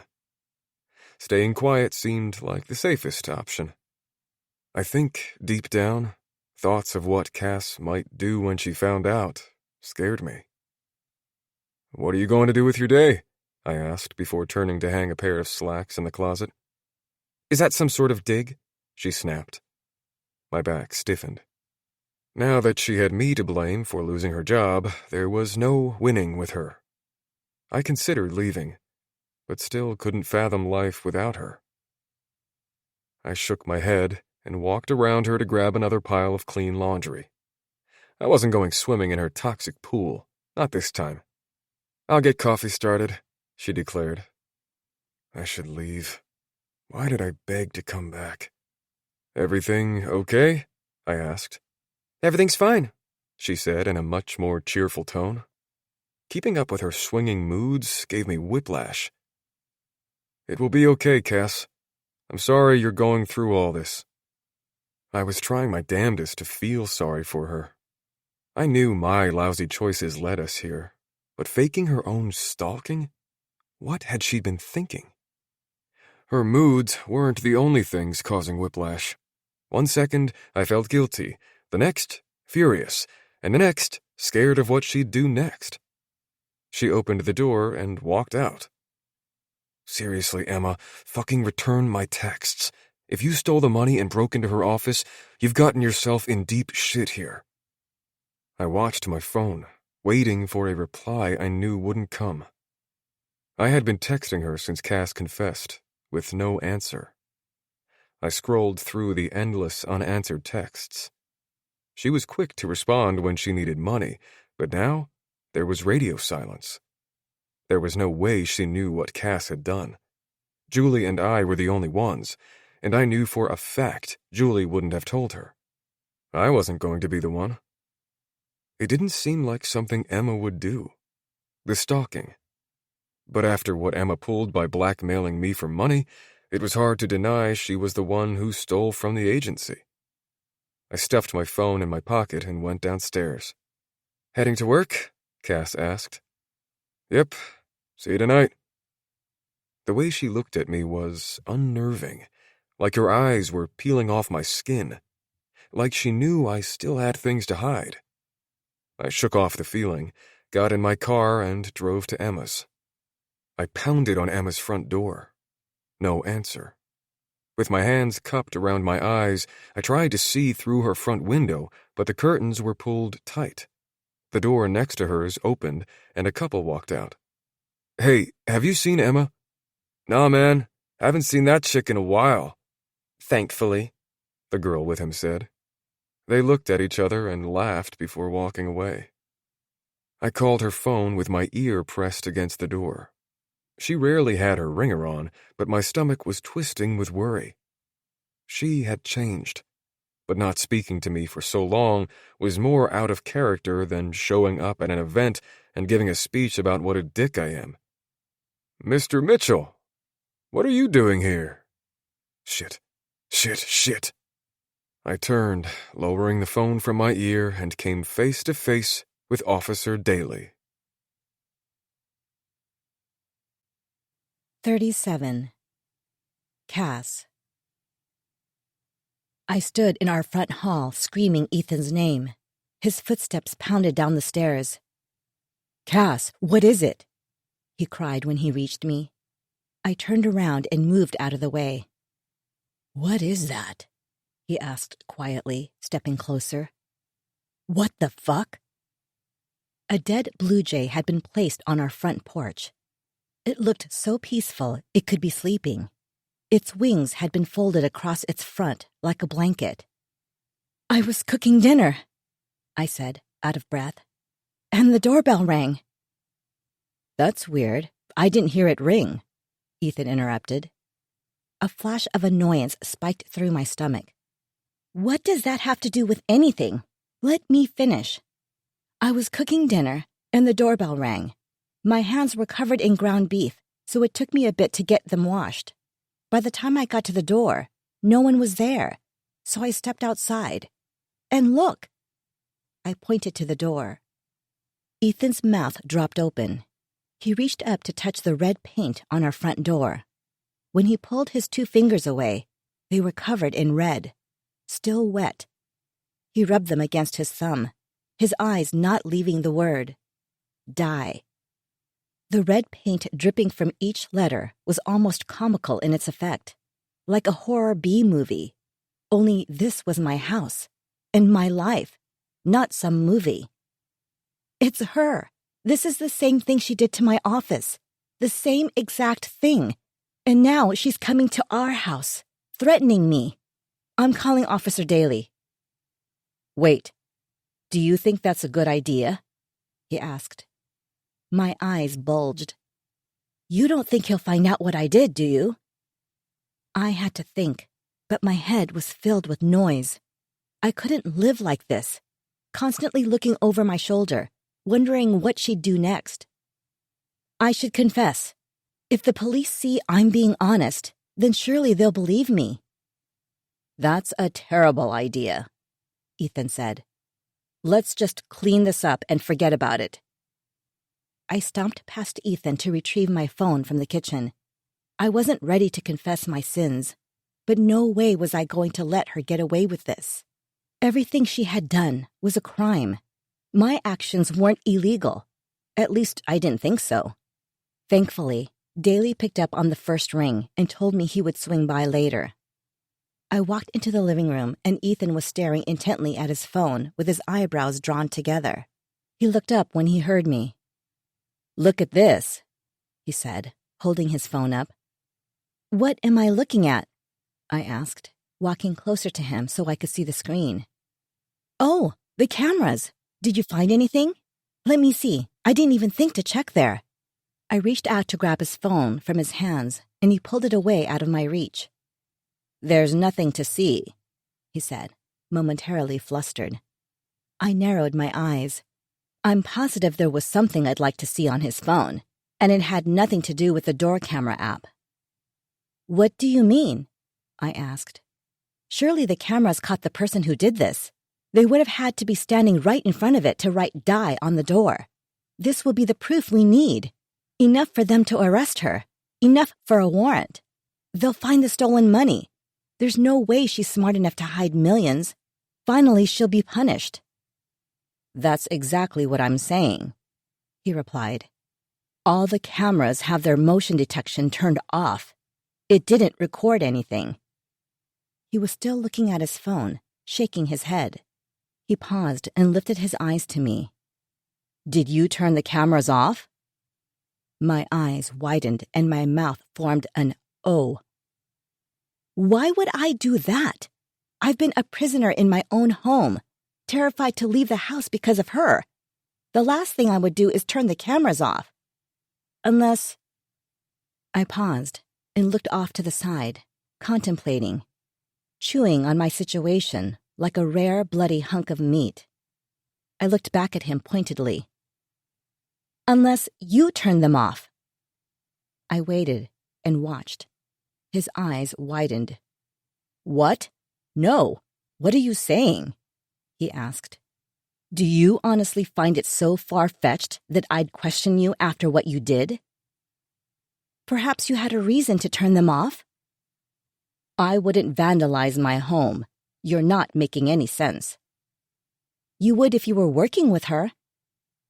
I wasn't accusing you of writing "die" on our front door. I was asking if you turned them off accidentally. You're being awfully defensive, though. Do you have something to hide? I know for a fact I do not.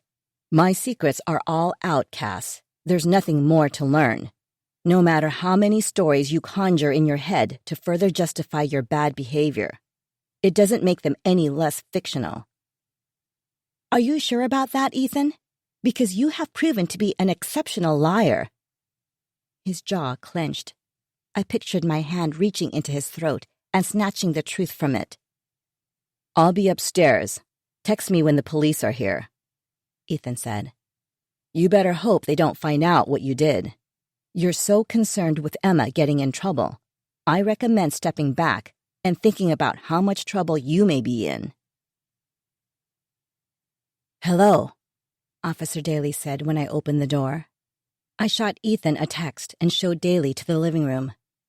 Mr. Mitchell, good evening. He nodded his head at Ethan when he joined us. Nice to see you again. My head turned sharply in Ethan's direction at that. I assume you called me about the graffiti? He asked, turning and pointing toward the defaced door. Yeah, thanks for coming. Again, Ethan said. Yes, I whimpered and wiped a tear from my right eye. I'm scared she's going to kill me. I refused to look at Ethan. I didn't have time to bother with him disagreeing with me. And if he defended Emma, tried to deny it was her, or explain it away as no big deal, well, then I'd just be forced to pull Officer Daly to the side and tell him my theory about the two of them working together. It was Ethan's moment. Time to pick sides.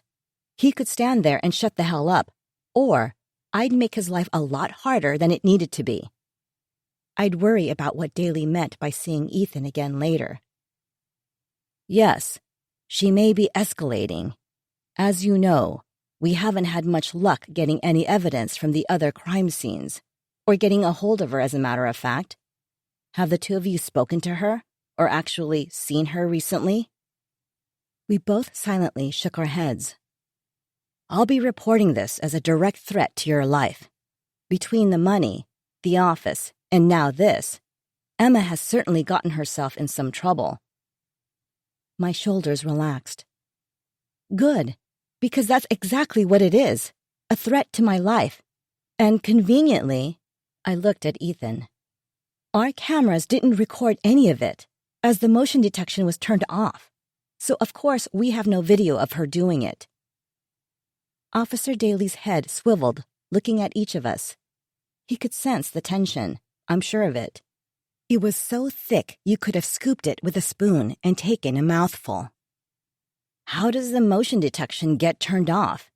Is there some sort of switch on the cameras? He asked. No, it's within the app. I opened the app on my phone and showed him how the slider worked. It's a built-in feature, so when you're at home, the cameras aren't constantly recording every time you walk past them. It helps the batteries last longer. Who has access to this application? He asked. Only myself and Cass, Ethan replied, looking at me. Interesting. I'll put the call in, and we'll fingerprint the entire area. I would suggest changing your password to the app, just in case. Avoid the door until they get here. I'll take a drive over to Emma's house and see if she's there. I'll also have some officers canvass the neighborhood and ask if anyone saw anything. Okay, thank you, I said, my voice cracking. I appreciate your help. We'll get to the bottom of this. He nodded and left. I angrily wiped the tears from my eyes, looked at Ethan and smirked. Look who's the one in trouble. He huffed out a laugh. You really are an amazing actress, aren't you? I gasped. Excuse me? What? That little act you put on. Enter police officer from stage left. Cue the waterworks.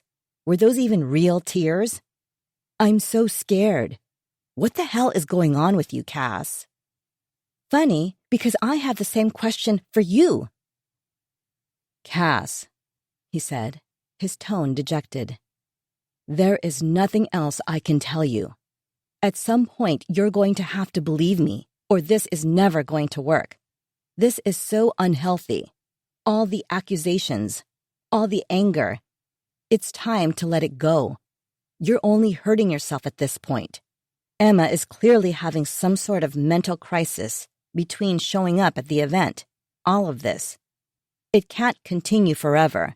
She'll get sick of it, or will get help, because that's what she needs, a psychiatrist. Frankly, you do too. Screw you, Ethan. What she needs is to be put in jail, and I'll stop accusing you of things when either Emma disappears or you stop coming across as suspicious. It's in your hands, and not my job to prove anything to you. You started this, not me. We stared each other down like two dogs with hunched backs and hair standing on end, snarling and circling each other, waiting to see who would pounce first. Ethan's shoulders slumped. Then he rubbed his face with his hands. His back started convulsing. I thought he was crying. When he moved his hands away, I saw there were no tears, but he was laughing maniacally. I took 2 steps back and sucked in my breath. What the hell? We're all fucked up, aren't we? You, me, Emma, all of us. Don't you dare compare me to... Stop. Just stop. I'm too tired for this. One day I hope we can all be honest. Or better yet, I hope you and I can be honest with each other. He walked upstairs. I was too shocked to say anything, so I just watched his retreating back, letting him go. When I heard our bedroom door shut, I backed up to the wall and slid down until I was sitting on the floor. What have I done? Just when I thought I was getting somewhere, it became evident I was getting nowhere at all. Everything would be so much easier if I could just stop loving him. I slammed my head against the wall until the headlights from the police cruiser in the driveway lit up the hallway through the front windows. I stood, smoothed my hair, straightened my mask, and went to greet them. 38. Cass. There were too many versions of the truth floating around. That's the problem with lying. You can never tell just one, because when people ask questions, they become more curious, and you end up piling on the lies.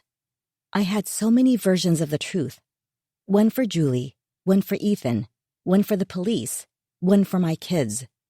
Too many to keep straight. I was choking on them, always afraid to open my mouth, terrified I'd slip up, and worried I'd then have to come up with another lie to cover that lie, to cover the other lies. But the truth was no better. I was so sure I'd broken free from the prison of my past, had shed that life, my mother, and my childhood like a snake slithering out of its skin, or like a 20-year-old husband stealer wiggling out of a tight dress before crawling into bed with a married man. I hadn't. I was selfish, deceiving, and vengeful. I'd spent a lifetime pushing all the things I hated about my mother deep within the confines of my soul. Emma and Ethan cracked me open. If only I'd known the shell was so thin. I wasn't free. I was still being held in a prison lined with bars, made of my lies. A cloud of hopelessness engulfed me, fogging my vision. What was the point in even trying? My fate was out of my control. Ethan would never choose me. Even if he said it, he'd never mean it. He'd already shown me I wasn't enough. Had I ever been? There were probably 10, 20, 100 Emmas before me. This was just the time I'd caught him. Alice's voice sliced through my thoughts, bringing me back to the present. We were out to lunch. My secrets were still secrets. I think you should get revenge on both of them, Alice said between bites of her quinoa chicken bowl. She said it so matter-of-factly. I almost convinced myself my evil thoughts were normal, innocent, justified even. I'd sit at the next charity dinner event, laughing over my champagne glass with the rest of society. Yes, Martha, I did kill my husband. Stabbing is such a messy affair. All that blood. A gun, too. Too much brain matter. It would never clean off the marble. But strangling. Now that is a murder that doesn't leave a mess. And how did you say you killed your Andrew? I giggled, and Alice seemed to think I was laughing at her comment, so she joined in. Emma has ruined your professional and personal life. It's not right. People shouldn't be allowed to get away with these things. How would I even get revenge? I asked. I thought him finally seeing her for who she was would be enough. Apparently not. She's harassed me, humiliated me at a client event, destroyed my office, vandalized my home, stolen a significant amount of money from us, lied about it, and he still goes crawling back to her. He's a fool. He has no idea what he's tossing away. You're beautiful, smart, and so fun to be around. And he goes and ruins it. Twice. Alice shook her head and looked at me bug-eyed. Emma is nasty and so boring. She spat her name out like it tasted sour. I just feel so terrible that you lost your job over this too. I can't believe Julie wasn't able to find you something else. A darkness passed over her face like a cloud floating in front of the sun. I blinked, and it was gone. No, don't worry about me. With the Blackstone account being canceled and the theft, the agency is struggling to pay bills. It wasn't a surprise at all. I could talk to Julie, ask her to reconsider. I appreciate that, but I didn't plan on staying. Not with you gone. I have some money saved, and that second property. I could always sell it if something doesn't come up soon. A second house? Her eyes narrowed. I felt terrible. Alice made it a point to memorize every detail of my life, and I couldn't be bothered to know even the big stuff about hers. She smiled. A woman I used to care for had no family when she passed. Left the place to me. It's old and in dire need of repairs, but I'm sure I could get enough to live off for a few years if needed. I don't require much. I glanced down at my phone and noticed a missed call from Officer Daly. Oh, give me 1 second. This is the police officer investigating her. Let me just call him back and see what Emma had to say about the vandalism. Sure, no problem. She barely hid the excitement in her voice, but it was written all over her face. Another front row ticket to the next episode of my very own trashy reality TV show. I put it on speaker to reward her for her loyalty. Officer Daly, I said toward the phone. Cass, hello. His voice came through mixed with what sounded like road noise. He must have been in the car. I'm just leaving Emma's house for the 3rd time today. Unfortunately, I haven't been able to catch her at home, or by phone, for many days. It seems her cell phone is turned off, as it just goes straight to voicemail. Are you sure she's not in her apartment hiding from you? Just kick down the door and search her apartment. I'm sure she's in there. He chuckled. This isn't a TV show. He missed the memo, apparently. This was a television show. I was the star. There just weren't any cameras. I can't forcibly enter her home without a warrant. Then get one, I demanded. It's not that simple. I will continue to drop by and keep you posted when I'm able to speak to her. She could have gotten a job and is at work. I'll call you when I have more information. I ended the call. What are you smiling about? I asked Alice. Just picturing Emma on the run. A fugitive. I wonder if she's scared. She started cackling. Surely they will track her down. How far could she have gone? Should be interesting to hear what she has to say for herself. Interesting indeed. Alice smirked. After lunch, I returned home with a strange feeling flipping my stomach. With Emma gone, Ethan wouldn't be sneaking off to her house. It also lessened my chances of getting caught faking the texts. Perhaps Ethan knew exactly where she was, and he was in on it, helping her avoid the police. I scoured the credit card statements daily, looking for hotel bills or any out-of-state charges. How was everyone's day? Ethan asked us when he arrived home that evening, eagerly looking around the dinner table at the kids and me. He seemed desperate to regain a sense of normalcy, to pretend all was well. A real-life Norman Rockwell painting. I should have changed into a poodle skirt, donned an apron, and served my family a steaming roasted chicken to really set the mood. I stared at him, wondering why I'd fought so hard to get him back. If I'm being honest with myself, which I rarely am, I didn't understand why I hadn't just walked away. Fine, both kids replied. Aubrey still held a grudge. Ben didn't seem to know how to act. Yet Ethan was barreling through conversations unperturbed.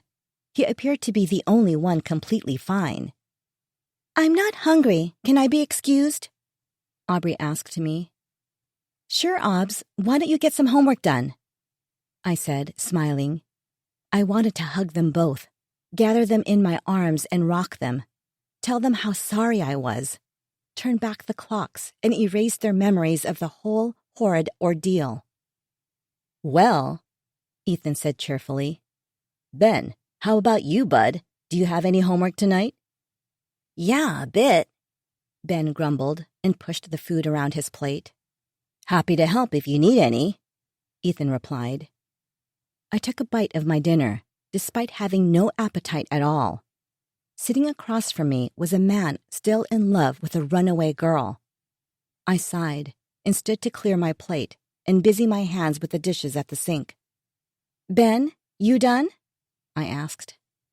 Yeah, he said, setting his plate on the counter and running in the direction his sister had a few moments before. My phone vibrated, and Ethan's eyes lit up with hope. He tried to hide it, but it was impossible not to notice. I had been reading his face for too many years. I had every movement, even the slightest ones, memorized. I knew what he was hoping for. She could have been texting me and telling me she was on her way to murder me and cut my body up, and he still would have been happy to learn she was safe. You seem more interested in who that is than I do, so go ahead and look at it, I said flatly. What? Confusion spread across his face. You criticize everything I do. I can't breathe without you yelling at me.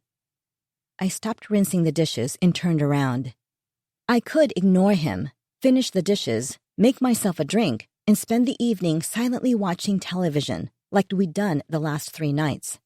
Or I could tell him exactly what I thought of his stupid looks every time my phone made a noise. I wiped my hands and grabbed my phone. It's a call from Daly, I said. He perked up. Are you going to call him back? Yes, maybe they found her body. I laughed and walked out with my phone before he had a chance to react. They didn't find her body. There were no new or interesting developments at all. Her friends and family hadn't heard from her, and people were starting to worry. The most popular theory remained that she was upset about Ethan leaving her, went a bit mad, and took off after taking that insanity out on me. Daly still seemed to think she'd come slinking back to town and we'd all just carry on. Everyone else may be able to move on with their lives, but not me. There were 0 leads on the missing $3 million. It was transferred to some offshore account. Untraceable, they said. Still under investigation, Daly said. My guess was Emma was still around, and close. She was hiding, biding her time, and she wasn't going to stop at destroying my career, office, and front door. It was obvious Ethan and Officer Daly thought I was being dramatic whenever I shared my theory. It was ridiculous, really. What would it take for these men to realize what an evil, awful human she was? Your girlfriend is still missing, I said to Ethan and enjoyed his grimace. If I couldn't make him love me the way he used to, as if I was the only woman in the world, then I'd make him hate me. Maybe when I finally decided to lock away my costumes for good, we'd all find how fucked up the real me is. Do they have any idea what's happened? Is she listed as a missing person now? Do you care? I asked, narrowing my eyes at him. Of course I care, Cass. I don't want anything bad to happen to her. I get you're angry at her, and I am too, but surely you don't wish her dead. I considered my answer. I don't care what happens to her, if I'm being honest, as long as she stays out of my life. He inhaled sharply. I hate what I did, but what I hate more is what my actions have turned you into, even more bitter and cold. All I ever wanted was for you to be warm, loving, and caring, to show me you love me, and I've screwed up so badly. You're nastier than you've ever been. I thought I was the broken one, but I've broken you, possibly beyond repair, and I hate that. I'm going to bed. I love you. You and Emma broke me, both of you. I yelled at his back. He paused briefly, shook his head, and left me alone. He was always leaving me, physically and emotionally. I stopped breathing completely. A scream was lodged in my throat. A tremor started in my hands, then seeped through my entire body. Rage was lighting up every nerve, setting my entire body on fire. 39. Cass. A siren blared in my dream. A hand tugged at me, trying to tell me something, but I couldn't understand what. I sat up in bed and smelled smoke. It wasn't a dream. Get up! I ran, shrieking down the hallway, pounding on doors. Ethan flew into the hallway in his boxers, his face frozen in terror. Aubrey and Ben walked out of their rooms, rubbing the sleep from their eyes, confused, then began screaming. The sounds of my family's terror blended with the blare of the smoke detectors. I covered my ears with my hands, trying to think of what to do. Black plumes of smoke billowed up the stairs, filling the hallway and swirling around us. Drop, Ethan demanded. Everybody on the ground now. Try not to breathe in the smoke. We followed without a word, all of us slamming onto the floor on our bellies. He motioned for us to follow him to the stairs. I'll go downstairs to find a way out, he yelled over the alarms. I pulled my shirt over my mouth and nose, indicating for the kids to do the same. We were all coughing, and my eyes burned. I put an arm over each of their backs and held on tight. Ethan came crawling back up the stairs a few seconds later, coughing. There's a path to the door. Move fast. The entire living room is on fire. Turn around. Crawl down the stairs. Backward and head for the door. His coughs broke through his words as he struggled to deliver the instructions. I let the kids go before me. We mostly slid down the stairs. Ethan motioned for them to stay down and crawled to the front door. He crouched down between them and pulled them toward the door. He dragged them much faster than they would have been able to crawl on their own. My heart lurched watching him save his children, and in a split second, all the hate was gone. I loved him fully and freely, a love that burned as brilliant as the flames consuming my house. I looked back over my shoulder at the angry blaze engulfing my living room one more time before running outside. All 4 of us fell on the front lawn coughing, spitting, and crying. I drank in the faces of my children, covered in ash except for the streaks from their eyes where their tears had cleared a path, and I broke down into sobs. I was so close to losing them, and the pain was worse than any pain I'd felt from losing Ethan. The alarms woke the neighborhood. I was huddled on the grass with my arms draped around Aubrey and Ben. I couldn't move. I couldn't let go. Someone placed a blanket over our shoulders. It was a hot, muggy evening, but we were shaking like we were sitting in the snow. Ethan was talking to someone, a neighbor I recognized from his daily runs, but who I'd never spoken to other than a wave and hello. I heard a siren in the distance. Someone must have called 911. We watched the flames light up the front windows. They were hypnotizing, almost beautiful. I used to love the smell of campfire. It was one of my favorite smells. I can't stand it now. The fire truck arrived in what felt like seconds. The firefighters pulled a long hose into the house to save what was left of our home. I sat and watched in shock. The kids' sobs had calmed to whimpers. Finally, ambulances pulled onto the street behind the fire truck, and the paramedics moved us, working fast and with precision to check our vitals, ensuring we were safe. My throat was raw from the smoke, and it sent me into a fit of coughs. The paramedic had a tough look, her brown hair pulled back in a tight bun, and her face was all angles, sharp and serious. But she had kind eyes. "You're all very lucky." She smiled. I imagined what horror those eyes had seen. How could they still be so kind? "Emma," I whispered. "What was that? Is there someone else in there?" She turned to yell and alert someone. I gripped her wrist, digging my nails into her flesh. "No," I said. "This was Emma.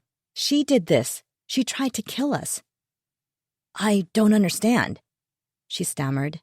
"You know who set the fire?" She looked at me, those kind eyes now terror-stricken. I released my grip and started screaming. "Emma! Emma!" The small crowd that had gathered on our lawn and the surrounding street turned and silently gaped at me. I screamed her name until it became inaudible, until the noise leaving my lips was reduced to animal-like shrieks. I started kicking my legs and ripping out my hair. Hands pushed my chest. I was lying on my back, staring at the roof of the ambulance. A needle slid into my arm. Then I was falling down, down, down, into darkness.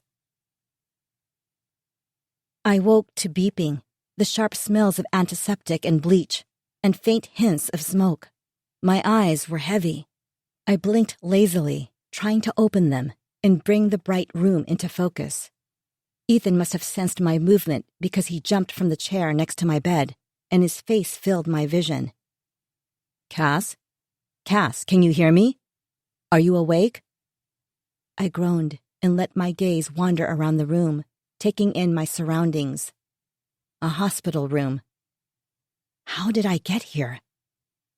Gravity took over, and when my eyelids shut, I saw flames. Fire! I fought to sit up, but my body was too heavy. "The kids?" I asked. My hoarse voice sounded husky and strained. I was barely able to speak above a whisper. "The kids are fine. Everyone is fine. Julie and Victoria came and got them. They were able to put the fire out, and most of the damage was contained to the first floor. We are lucky." Someone else had said we were lucky. Who was that? I remembered the kind eyes. The paramedic. Then I remembered how I got there. "It was her," I murmured. "What was that?" Ethan asked, moving his face closer to hear me.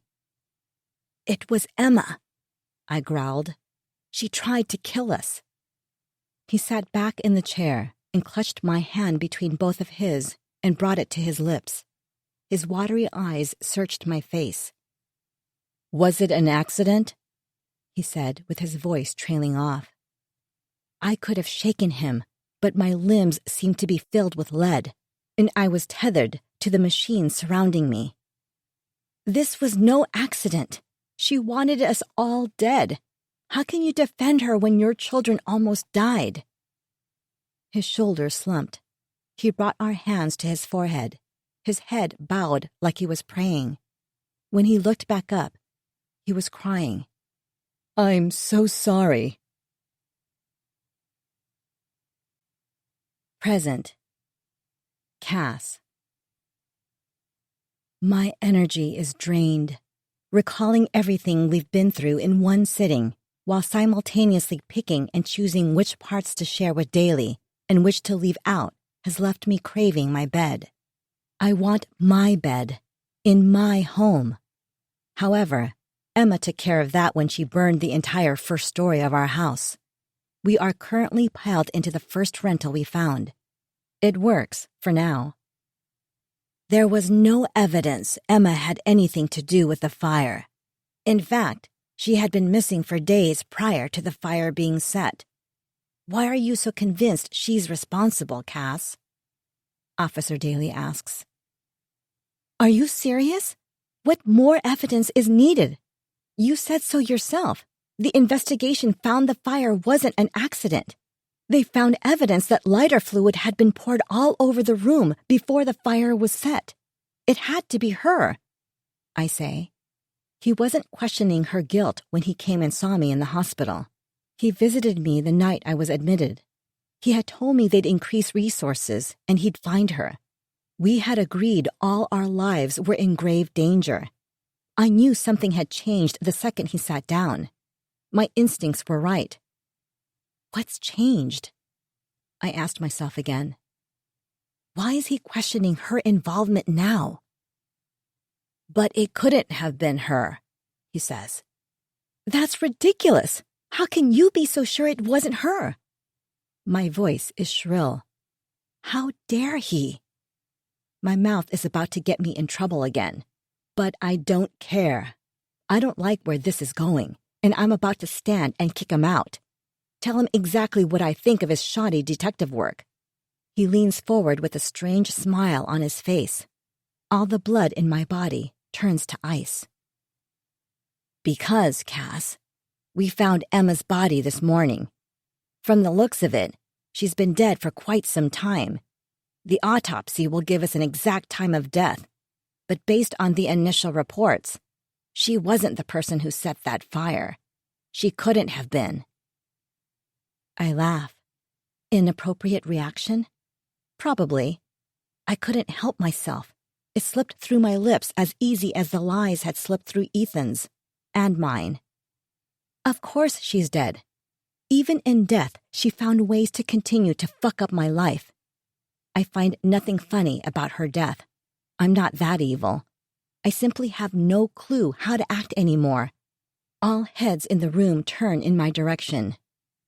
We won't be saying another word without our attorney, Ethan says as he stands and points his finger to the front of the house. Why do we need an attorney? We didn't kill her. Shut up, Cass. Ethan looks at me. His face is twisted in fury. He looks demonic. I've never seen his face like this. It's enough to make me swallow any other questions I may have. Officer Daly stands and nods. Understood. I think that's a good idea. Calling an attorney, that is, for both of you. He looks between my husband and me. I'm wringing my hands and rocking. Everything is moving too fast, and my mind can't keep up. So much information to process and ponder. There's no time. I need the roaring in my ears to subside so I can think, so I can understand what's happening to me. We'd like to speak with both of you at the station tomorrow. It would be in your best interest if you cooperate. Now that this is a murder investigation, feel free to bring your attorney with you. He goes to leave and stops. Oh yes, one more thing. Here is a warrant for this house in your primary residence. My partners will be coming tonight. Again, I ask that you both cooperate. It will be much easier for all involved, including you. Have a nice evening. 2 police officers come through the door after he leaves. I see their mouths moving, but I can't make sense of what they are saying over the buzzing in my ears. I put my head between my legs and try to stay conscious. Black spots dot my eyes. I sit up and see Ethan handing them my phone and computer. I know it's over. I know I've been caught. My secrets are about to be exposed. 41. Cass. The police have separated us. They must be talking to Ethan first, because I've been sitting alone in this concrete box for hours. I look up in the corner at the camera, and the angry red light that's been staring at me the whole time I've been in here. I can visualize the grainy images it's capturing, the aerial view of the chipped, stained linoleum floor, the white concrete walls, the uncomfortable plastic blue chair I'm sitting in, the small table, and the empty plastic blue chairs awaiting my captors. It's a view shown on every whodunit documentary. I used to love binging those types of shows. I never expected to be starring in one. They always show this as part of the episode, the accused criminal in the interview room. I'm sure my story will be juicy, strange, and despicable enough to warrant a Dateline special. I'm sure the footage that stalking camera is capturing will be part of their B-roll. I put my arms on the table and rest my head on them. I want to fall asleep or be somewhere else. I didn't kill Emma. The police think I did. Or they think Ethan did. Maybe they think we did it together. I did very bad things, but murder isn't one of them. I wonder if Ethan is guilty. And if he is he in a cinderblock room like this one confessing? Or worse, is he using me as his scapegoat? His sacrificial lamb? Mrs. Mitchell? My head jerks up. 2 men I've never met walk in. I'm Detective Brooks, and this is Detective Sanchez. The overweight, balding one introduces himself and his partner. Everything about Brooks looks used and worn. Detective Sanchez looks shinier and new. Sanchez takes off his blazer and drapes it on his chair, then proceeds to roll up the sleeves of his white button-up shirt, revealing a skull forearm tattoo. This surprises me, as it doesn't fit with the rest of his clean-cut look. As they both take their seats, the scraping of their chairs on the linoleum makes an awful ear-piercing screech. I notice the folder Brooks holds for the first time when he slams it down on the table. I want to reach out and grab it, flip through every paper, know what they know, and what Ethan said. I sit on my hands to avoid temptation. Mrs. Mitchell, before we begin, I need you to understand your rights. Brooks proceeds to read me my Miranda rights. His voice is flat and bored, as if he's done this many times before. Sanchez leans back in his chair, fiddling with a pen, barely looking at me. He hasn't said anything yet. I want an attorney, I rush out. I'm not speaking without my... As if she's a mind reader, my attorney, Felicity O'Connor, comes barging through the door. Don't say one word, she says to me. She wags a finger tipped with a red lacquered nail at the detectives. Really, boys, are we going to play these games? I told you both I needed a few minutes with Ethan before we started with Cass. She clicks her tongue and pulls a chair from the corner of the room and takes a seat next to me. The 2 detectives watch her with smug smiles. Like the Miranda rights, this is a game they've all played many times before. I'm completely in over my head. The detectives have the confidence of men who win, but Felicity has the confidence of a woman who wins, too. Her dark auburn hair is expertly swept into a French twist, and she has dark brown eyes, alert and conniving, the eyes you want your attorney to have. She purses her red-stained lips and opens her briefcase, producing her own file and a yellow legal pad. She flips to a blank page too fast for me to read the notes from what I assume is Ethan's interview. "I didn't kill Emma," I proclaim confidently. Felicity's head whips toward me. "I've done something she doesn't like. I don't care. I need everyone in this room and that damn nosy camera to listen to me.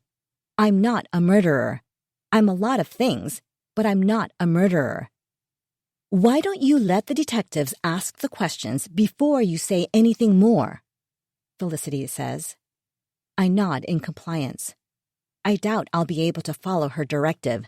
I've never been good at keeping my mouth shut, especially in high-stress situations. Brooks and Sanchez chuckle. Assholes.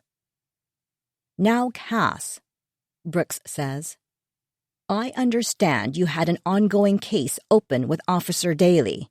You accused Miss Emma Wallace of harassing you. Text messages, emails. And the break-ins, stealing, and fire," I add. "She set fire to my home. My entire family was almost killed. Did he tell you that? Surely he's told you everything she's done to us." I'm panicking. I look at Felicity, and she has one eyebrow arched. I look back at the detectives, and their smirks curl higher. Shit, shit, shit. I break out in a cold sweat. I can hear my heart pounding in my ears, a drum beating the tune of my death march.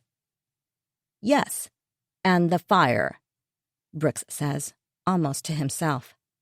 "The thing that's most interesting, Cass." Sanchez speaks for the first time. He drops his pen, and it clatters on the table. Then he sits forward. The smile is now gone. "Is that we have searched through Emma's phone and computer, and we found one email to you." He flips through the folder and slides a copy of the email that started this whole thing across the table. I turn my head, as I can't read those words again. If he pulls out the photos of her and Ethan, I'll vomit. "This was very strange to us, as you can imagine, especially after looking through the endless pages of text messages and emails she's been allegedly sending you. But it's not unheard of for people to use other devices when they're doing things like this. A friend's computer, a burner phone. Criminals can get quite creative." He chuckles. I stare back at him. The color has drained from my face, and I'm sure my lips are white from pressing them together. Felicity sucks in a breath next to me. She knows. They all know. I'm sure this was already discussed during Ethan's interview. I grip the seat of the chair with both hands. Brooks takes over. "We did, however, find an application on your phone. Care to tell us what you were using autosender for?" "Don't answer that," Felicity says. "Why not? My secret is already out." The entire room shifts. The floor has turned into liquid. My vision blurs. I'm about to pass out. I ask for water. I take a sip of the room temperature water Detective Brooks hands me in a clear plastic cup. I contemplate my options. Lying. Lies would only get me in more trouble. I may as well come clean. It's time. Then I can figure out how to pick up the pieces and get myself out of this much bigger mess. Julie was right, but I already knew that, didn't I? I explain what I did, how I used the application on my phone to send myself all the texts and all the other emails besides the first one.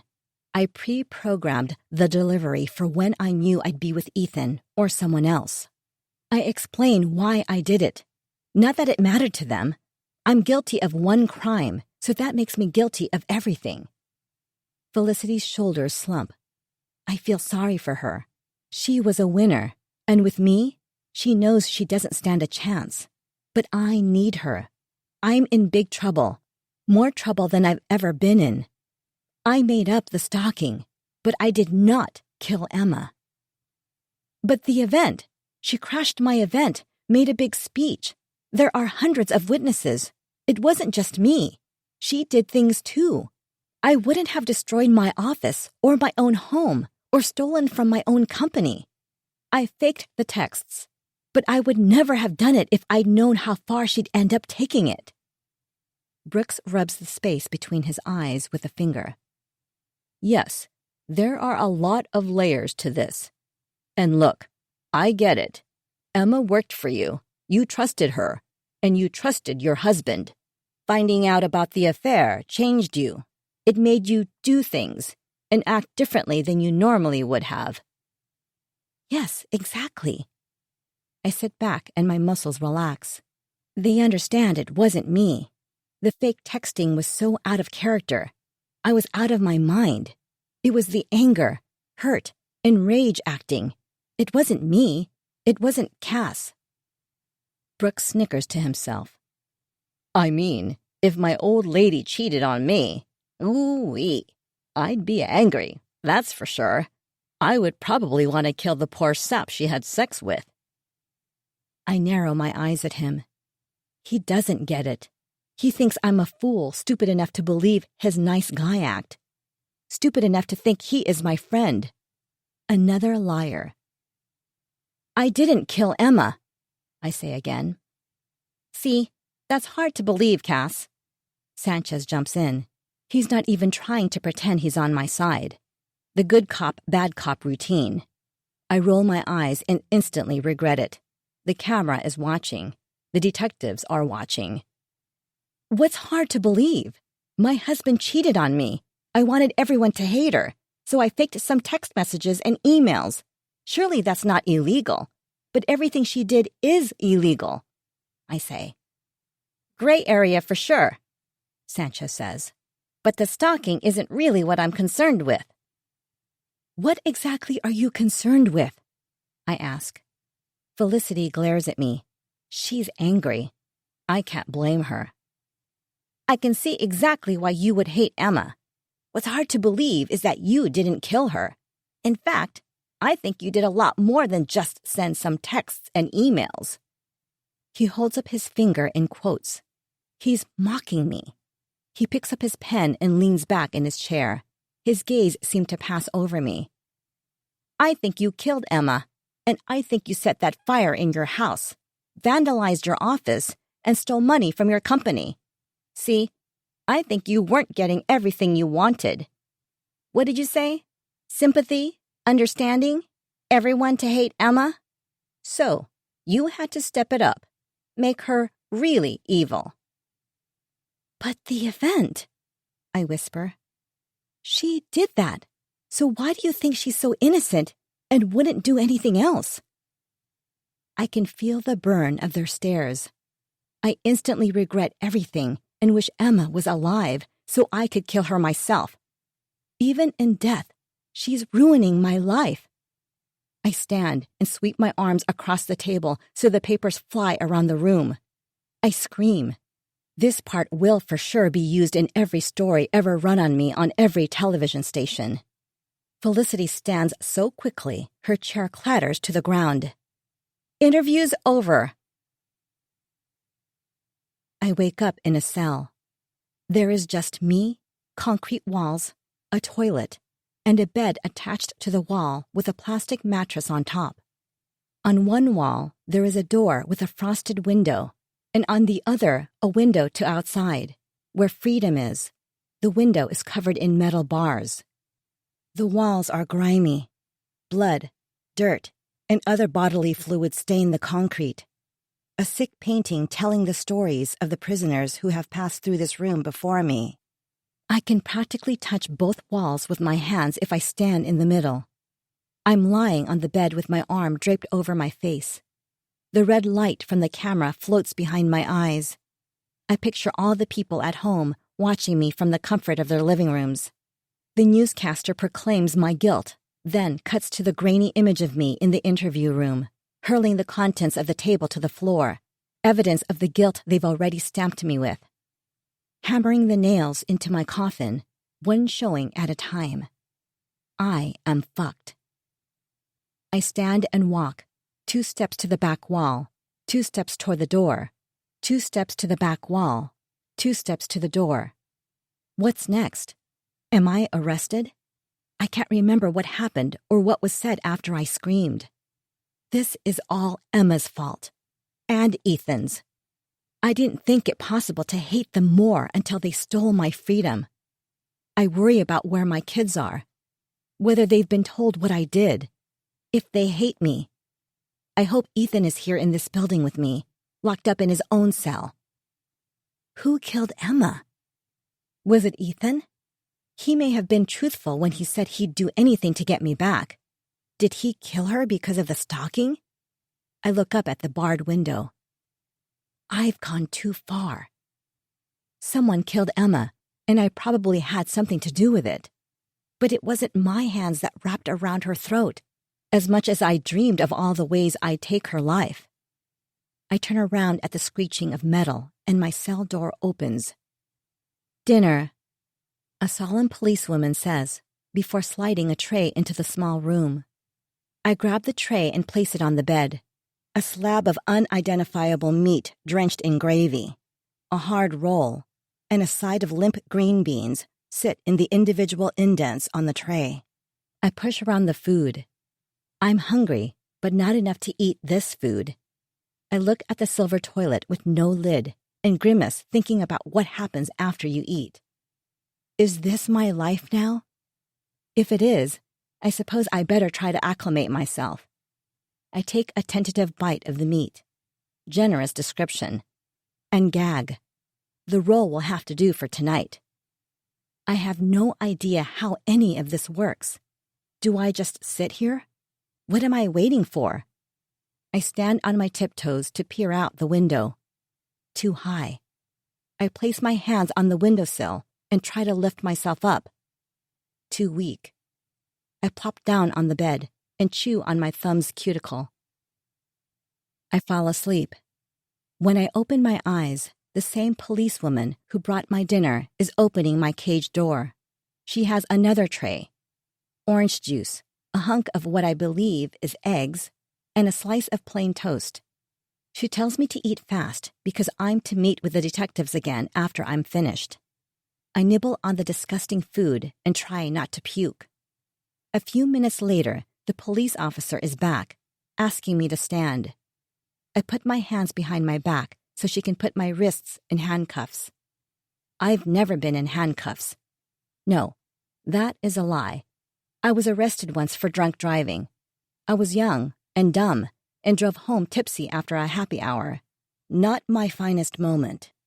I thought that night was the end of my life. If only I'd known what was coming, where my life was eventually heading, and the night in the drunk tank would have felt like a luxury vacation. I follow her down the dimly lit hall, trying not to fall.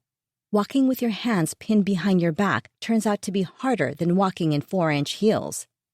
With no way to stop myself if I fall, I picture my face smashing into the floor, all my bones shattering, starting with my nose. I concentrate harder on each step.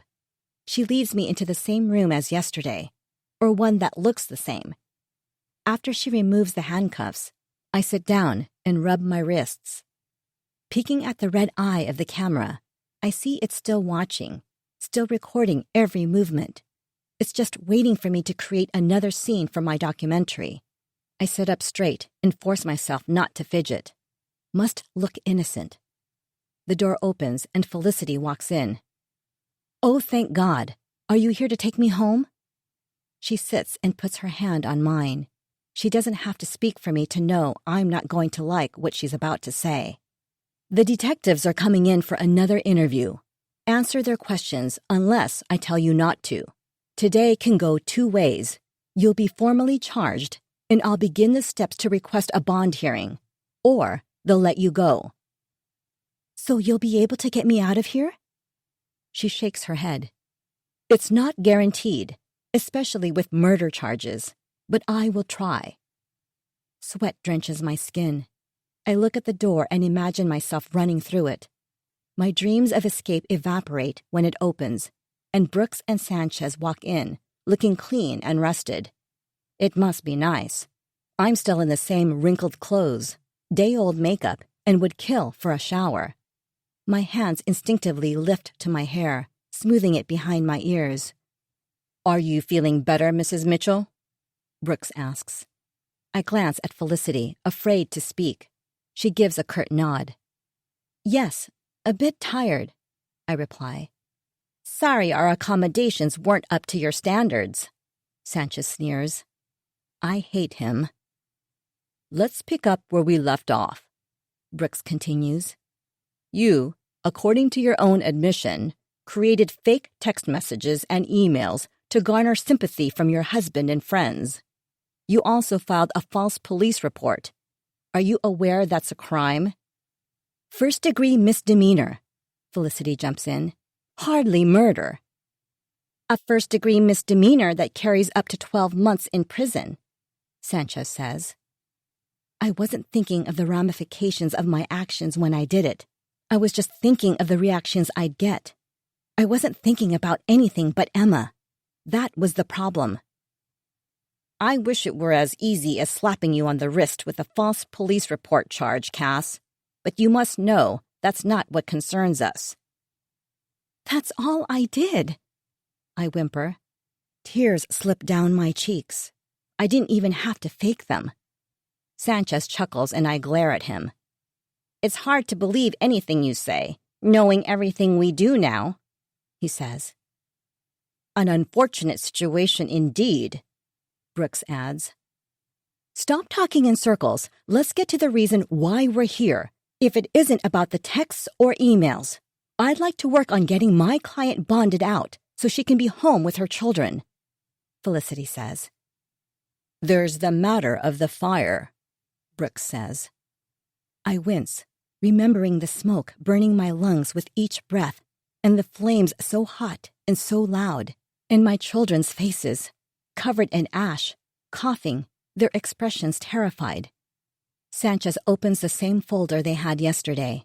He flips through the pages and pushes a photo across the table. Felicity and I lean in to see what he's showing us. I jerk back. Emma's death mask is frozen in a look of horror. She is not floating amongst the beautiful Everglades, a porcelain doll silently spinning in a watery grave. She has been discarded in what looks like a desolate alley. Her mangled body is surrounded by filth and trash. We are most interested in who murdered Emma Wallace, Sanchez says. Felicity is unfazed by the gruesome photo. Her eyes flick to it, then back to the detectives.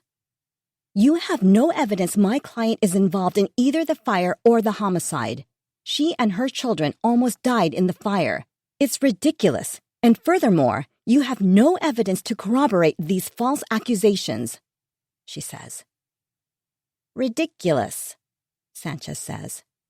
He's back to leaning in his chair and fiddling with his pen. I wish I could rip it out of his hands and jam it into his ear. Sending yourself text messages and emails and pretending they are from your husband's mistress. That's certainly ridiculous. Bludgeoning that same mistress until her skull was crushed, then proceeding to stab her 24 times. He begins taking out more photographs, flipping them over, one by one. Macro images of Emma's body, her head so disfigured you can see skull fragments and brain matter amongst the gore. And her body, so covered in blood, it almost looks fake. My mouth fills with warm saliva, and I swallow it down to keep from vomiting. I think we can all agree that ridiculous isn't the word any of us would use to describe what happened to Miss Wallace. Disturbing, disgusting, perhaps. Both better words. You know that's not what I meant, Felicity glowers at him. It's ridiculous that you think my client had anything to do with this. She waves her hand over the grisly images. There is no evidence linking Cass to this murder. Unfortunately, Brooks says and frowns with his lips comically low. That isn't the case. We have evidence that not only places Mrs. Mitchell at Emma's home the night of the murder, but we also have acquired additional forensic evidence connecting her to the body and murder. I slam my hands on the table and shake my head. No, no, no, no. I whip my head toward Felicity, begging her to do something with my panicked eyes. Tiny orbs of white dance in my vision. Her gaze remains locked on the detectives. "Explain," she says. Brooks clears his throat, takes a sip of coffee, then continues. "On the evening of Emma's murder, Mrs. Mitchell was at Emma's apartment. We have surveillance video showing her pulling into the high school parking lot near the victim's residence at 1:42 p.m. Additional surveillance footage shows her walking in the direction of the apartment building. Also, cell phone records show her phone being in that same vicinity between the hours of 3 and 4 p.m. Her vehicle is then shown leaving the high school at 6:08 that evening. Interestingly, this is all on the same day Cass's office was vandalized. You had quite a busy day, it seems. I've read through Officer Daly's report from that evening. He said you seemed very distressed. It had been obvious you'd been crying." Felicity is furiously scribbling notes on her yellow legal pad. Sanchez sits forward and clasps his hands. "We also found several strands of blonde hair in Emma's hands. Looks like she put up a bit of a fight for you." "What? No!" I yell. "I didn't—" There were others there that night, too. One person close to me. So close she would do anything for me. Someone just as angry as me, because she was wronged too. Julie. Ethan as well. But the hair. I couldn't imagine either of them setting me up for murder. I'm not ready to share that information with these two cops. Not until I've worked out what happened to Emma. Who the real murderer is. I shut my mouth and refuse to answer any further questions. 42. Cass. I've become a recluse, a troll hidden away in my cave, not fit for society. By some miracle, I'm out on bond, a bond that took a good chunk of our life savings, awaiting trial for the murder of Emma Wallace. Even in death, she is the winner. I'd protect Julie no matter what, even if she placed my hair in Emma's hands. I owe her that. It's safer if the confession never passes through her lips, even to me. I vowed to never ask her. There's still a chance Ethan could be guilty, but not one I'm willing to risk. I've thought a lot about the blonde hair found on Emma. Why Julie or even Ethan would try to frame me. It's the only piece that doesn't make sense. I have nowhere else to go, so I don't dare ask Julie about Emma's murder. If she did try to frame me, I'd rather go to my grave not knowing. Nothing makes sense, but it hasn't for a while. I suppose I've given up. As the prosecutor's evidence made its way to Felicity, I learned more about just how gone my marriage was before Emma even entered the picture. Felicity couldn't share what she learned during Ethan's interview, bound by attorney-client privilege. But when Emma's phone records became evidence, she sat me down and showed me everything. The blackmail, the other women. With everything out, it was enough to dissolve the thin layer of gossamer fabric binding us. I moved into Julie and Victoria's, while Ethan and the kids stayed at the rental house. I'm not sure I can trust Ethan with the kids yet, but I've been left with no choice, as the entire country is convinced of my guilt. The depression and desperation are making my mind slip away. Some days I doubt my own innocence. The hair. It's the only reasonable explanation. Julie and Victoria go to work every day. The agency is dying due to departing clients and lack of cash. Everything we worked so hard for is disappearing. Julie's not giving up, and if anyone can save it, she can. And me, I roam their halls day after day, night after night. I'm not sure what to do with all the free time I've recently been gifted, though. I'm avoiding the windows so the media vultures can't see me. I am free from my cinder block prison cell, but I am still locked up. I'm painfully aware I'll be going to prison after my trial. I've already been convicted in the court of public opinion, So why should the actual court be any different? The fear of the unknown, the life that isn't a life. I can't do it much longer. I don't have to, though. My trial is set for 1 week from today. It's been a long 4-month wait, and I'm running out of time. I stand at the window hidden behind the curtain and pull it aside to peek out at the swarming predators. Their numbers have tripled in the last few days. All of them frothing at the mouth, hoping to get a shot of the dead woman walking. They know these are my last days of freedom, too. I want to run outside and scream, "I'm innocent!" and beg them to believe me. I want to tell them my story. They don't see a woman scorned, a woman whose heart was ripped out and snipped apart, bit by bit. They see an evil monster, a killer, a woman who doesn't deserve to walk among them, to breathe the same air. They wouldn't listen. They wouldn't take my side. They would plaster my face on their newspapers, run breaking specials on their television shows. The liar lies. I begged Felicity to let me tell my story. If they could just see me and hear my words, not the words of the people trying to put me in jail. If they would just listen. She refused, told me it would be worse than suicide. So instead, when the vultures call or become brazen enough to knock on the door, I send the calls to voicemail or ignore their insistent pounding. If I have to leave the house to meet with Felicity or for some other unavoidable reason, I hide my face and say, "No comment." My lips are sewn shut with clumsy stitches. Felicity thinks I'm guilty too. I'm sure of it. There are only 3 people in this world who know I'm innocent. One is dead, one is me, and the other is the murderer. I eat dinner with Julie and Victoria, studying Julie, trying to figure out if she has something to hide. I do the same with Ethan when he brings the kids to visit. I don't accuse either of them. I know what it's like to have your innocence questioned unfairly. 3 days remain until the trial. I'm losing my mind. I'm starting to further question myself. I could have done it. I hated her enough to do it. Did I black out? My rage finally took over. The monster living within my soul fully woke up, slid on my skin like a silk bathrobe, committed this act of revenge, then crawled back to the shadows. It's impossible. I couldn't have forgotten something so big, so bad. I was so fully convinced I'd been protecting Julie, but I'm not so sure anymore. If it weren't for the hair.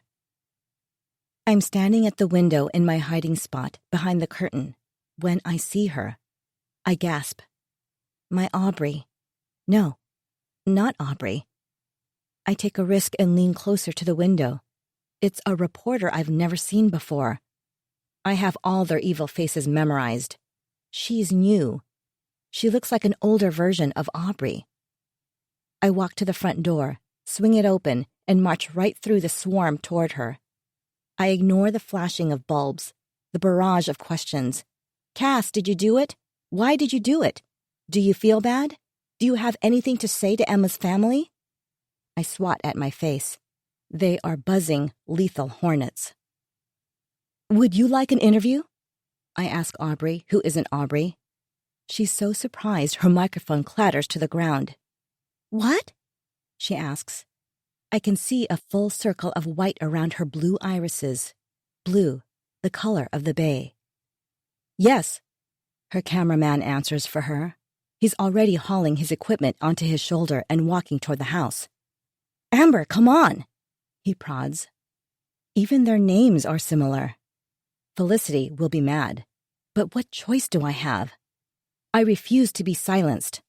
Not anymore. Before I can question my decision, we are in the living room. The coffee table has been removed, and 2 chairs are pulled in its place. 2 men run around setting up lights. Do you mind if I go change and put on some makeup? I ask Amber. Yes, whatever you need. The hint of a southern accent rings off her words, an accent I can tell she's trying to hide. We all have parts of our past we'd prefer to leave behind, I suppose. By the time I'm ready and back downstairs, the living room has been transformed into a television set. Amber is sitting in one of the chairs, testing her mic's audio.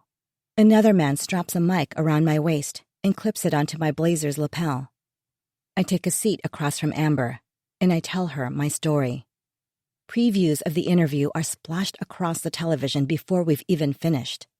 If I had time to be amazed at the efficiency of it all, I would be. I'll be the talk of every household in Florida, maybe even the country. I wonder if anyone will believe me. Some women out there, women whose husbands did the same thing to them, will comprehend the state I was forced into. Women who have felt the deep level of betrayal I've felt. Or will they think I'm guilty too? Because they've walked in my shoes and can understand how the need for revenge can turn anyone into a murderer? Will they be watching and wishing they had the courage to do the same to the woman who stole their safety, their comfort, their life? I tell the truth. I'm aware this is hard to believe from a liar like me, but I do. Every question I answer with the sincerest honesty. At first, it feels uncomfortable. My throat is so used to deceit, it doesn't know how to form these sounds of truth. As the story tumbles out into Amber's waiting lap, it becomes easier. I wonder why it took me so long to rip off my mask, to be me. By the end, I feel free, weightless, like wings will rip through my back and carry me off. My body will soon be shackled, but my mind is free. That's okay. I'm okay with that. The last shot, the one that's splashed all over the newspapers the next day, is of me smiling. If only they knew what was behind that smile. If only they knew it was honest and virtuous. It was a smile lifted by the weightlessness from no longer being burdened by my lies. But no one ever believes a liar, not even when they finally decided to speak the truth. What the fuck? What the fuck? Felicity says, even before she's fully sitting across from me at the kitchen table. Julie is pacing around us. Victoria is busying herself by making a tray of cheese and crackers and drinks. All you had to do was keep your mouth shut for 3 more days. Was it so hard? I wanted to tell the truth, I whisper to my lap. The high of truth-telling is wearing off, and I'm realizing the gravity of my mistake. Nobody gives a shit about the truth, Cass, especially not them. She jabs her finger toward the front of the house, where the media is camped outside. All they care about is ratings and viewers, and a murdering suburban wife and mother brings all those. They don't want you to be innocent. They want your head. And you gave it to them, served it to them at a dinner party. They're all sitting around your table, toasting each other and laughing at their good luck. Fuck. 3 days. I'm sorry, I say. My bottom lip quivers. I can smell the musty stench of the jail cell and hear the clanging of the metal as the door shuts forever. Okay. She fucked up. What do we do now? There has to be a way to fix this, Julie says. Victoria comes over and gives my shoulder a squeeze before placing an ice water in my trembling hand. It will be okay. Don't lose hope, she whispers in my ear. Felicity pinches the bridge of her nose, thinking. We all watch her in silence, hoping she has the answers. Okay, she says. We can figure this out. What time is it? We need to watch the interview, see what everyone else is seeing. An edit can change everything. 6:15, Julie says, checking her watch. It should be on in 15 minutes. Good. Excellent, Felicity says. Let's watch and we'll go from there. The 4 of us pile into the same room that only hours before had been a television studio. Everything is back in place. How different I feel sitting here now, with a stone in my stomach and a lump in my throat. The news anchor begins. Tonight, we speak with Cass Mitchell. Once a prominent local business owner, she now sits accused of murdering her husband's mistress. But first, Tom is going to give us our weekend forecast. How are things looking out there, Tom? We release a collective breath and listen to Tom tell us what beautiful weather we have to look forward to, perfect beach and boating conditions. I imagine my children huddled around their television, waiting to see what their monster of a mother has to say. From the moment I delivered Aubrey, then Ben, I promised myself I wouldn't disappoint them, not like my mother had disappointed me. Yet, here I am, history repeating itself. I choke on a sob, and Victoria gives me a supportive smile. Julie and Felicity's eyes don't leave Tom and his over-enthusiastic report of the weather. The newscaster comes back on the screen, her expression solemn. And now, after the commercial break, our exclusive interview with the accused murderer, Cass Mitchell. Quite the introduction, Julie snorts. Victoria shoots her a disapproving look. I sit on my hands and try to remain calm. I told the truth. Finally. Everyone has to believe me.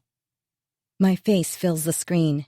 I cringe as the camera zooms in close enough to see every pore and wrinkle.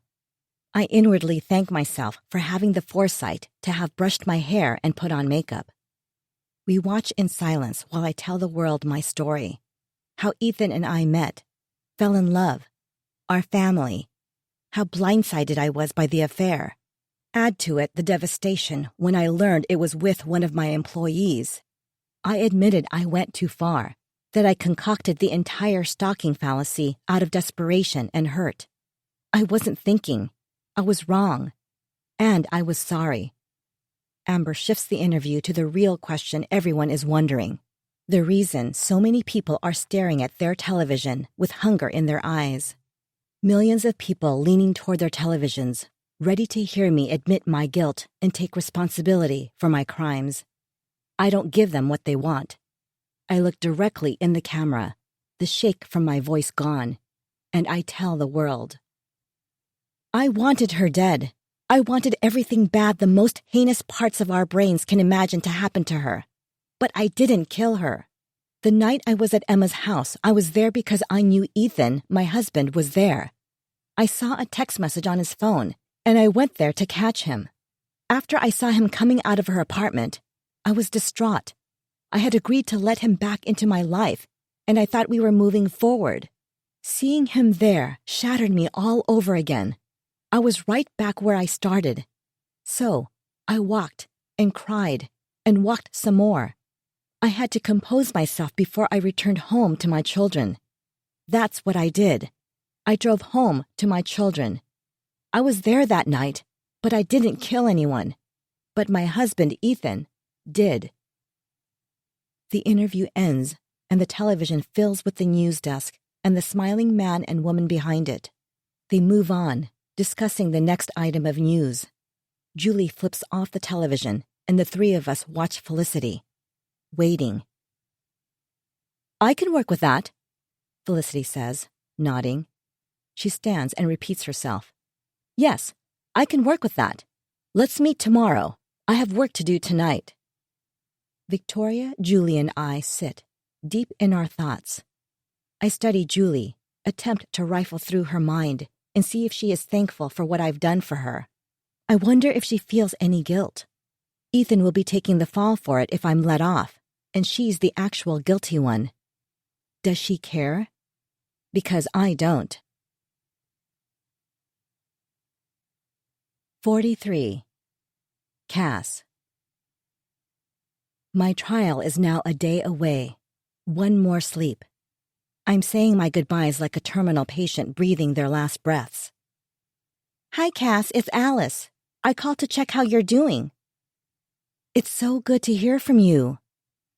I saw the interview. I believe you. I'll be at the trial every day supporting you. Is there anything I can do? I don't even know. My voice cracks. I knew saying goodbye to her would be emotional. We'd worked together for so many years. Alice had become like family. I'm sorry. It's a lot right now. No need to apologize. I can only imagine. I thank her through tears for her support as a friend and an employee. By the time I'm done, we're both crying.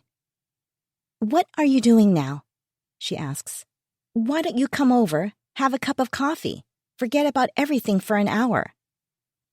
I think of the circus outside the house and what it would take to even get to my car and drive there. I'm about to decline, but these are my last few hours of freedom. I'll never be able to drive to a friend's house for coffee again. I say I'll be there in 20 minutes. I ease out of the driveway and slowly make my way through the crowd. None of them follow me out of the neighborhood.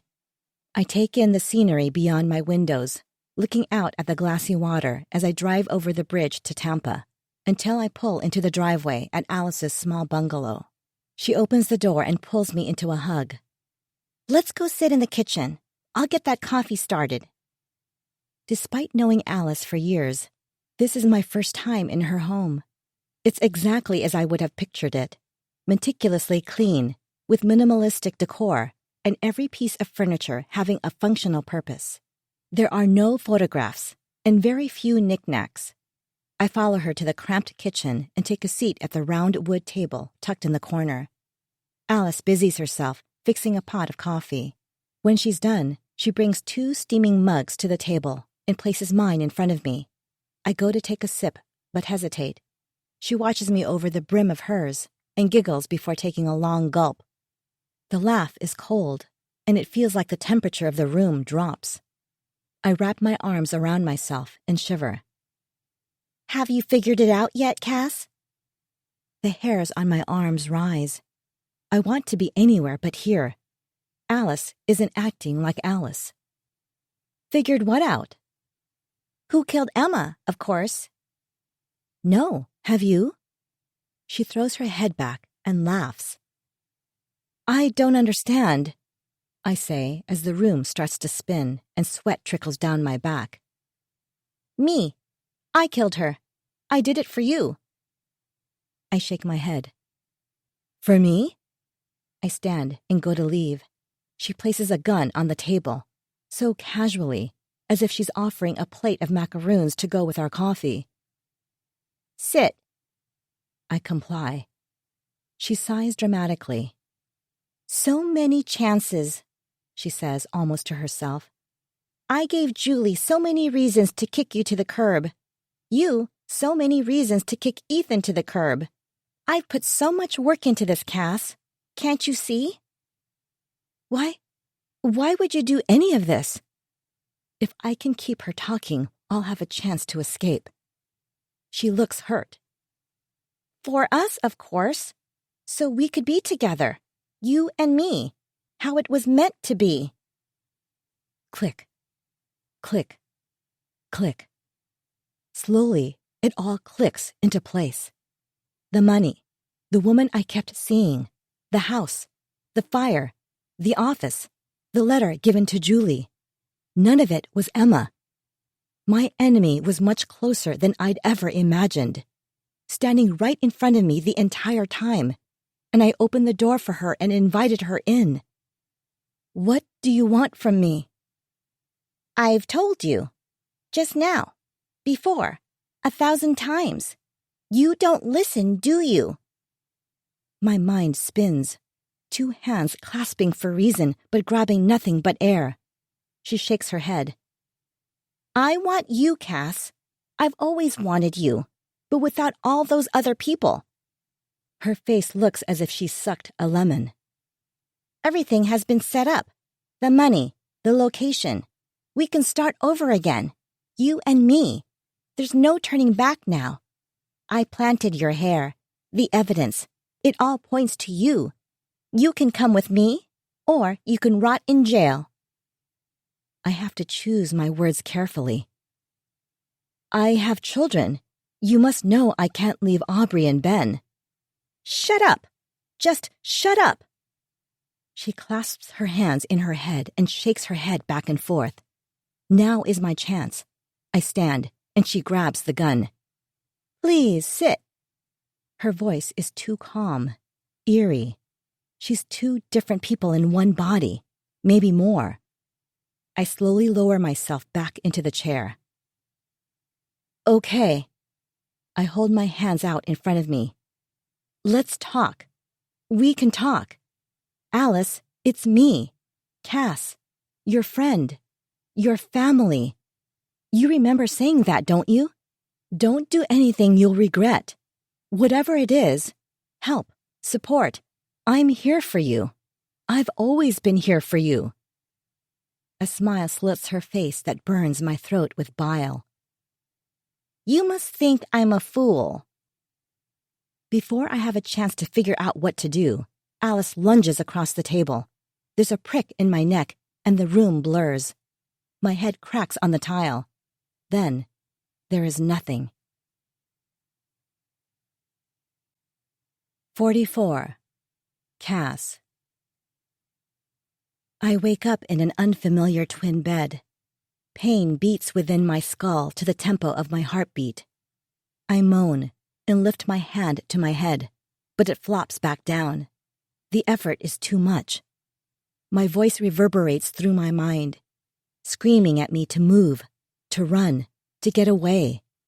My body won't listen. Groaning, I roll over on my side. A glass of water sits on the otherwise empty nightstand. I don't trust its contents, but my body's relentless thirst is too much to bear. I lift a heavy limb to grab the glass and manage to prop myself up on my elbow. The water slides down my throat. My breathing is heavy and raspy, and it takes me a few moments before I'm able to hoist myself into a sitting position. I catch my breath, then lift my head to take in my surroundings. The room is small, barely large enough for the twin bed I'm sitting on, the nightstand, and the rocking chair in the corner. I look toward the door. A piece of paper rests on the floor. Can I trust my legs to stand? I push myself up and take 2 shaky steps before collapsing to my knees. Don't scream. Don't try to escape. If you do either, I will kill you. Obey and you'll get the answers you're looking for. Alice signed her name in her familiar script. Whatever poison she'd injected me with begins to take its leave. The cotton balls stuffed in my head, softening my thoughts, disintegrate. I sit on the floor for a few moments, catching my breath, and sweep my gaze around the room. The single window is covered in wood planks. A pile of sawdust coating the floor below indicates they were a recent addition. I stand and stumble to the door, trying the handle. Locked. Not a surprise. Just as I've managed to get myself back on the bed, the door opens. My head whips up, and Alice walks in carrying a tray of food. "Wonderful to see you awake," she chirps. "The headache should wear off soon.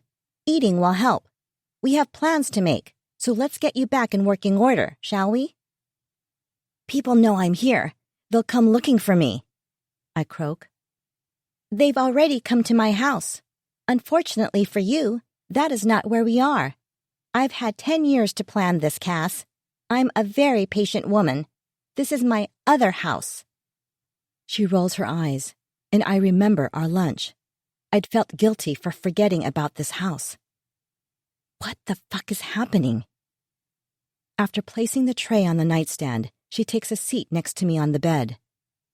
"I'm sure this is all very confusing for you, but not to worry. You'll have all the answers your little mind is frantically searching for very soon." She taps the side of my head and smiles at me. I glare at the food with distrust, but I'm famished. What's worse, starving to death or death by poison? As if reading my mind, she adds, "It's just food, nothing that will harm you." Alice stands and intertwines her fingers at her waist. "Go on, eat. You need your strength." She turns and leaves me in the room alone with the suspicious food. The lock engages, and I'm a prisoner again.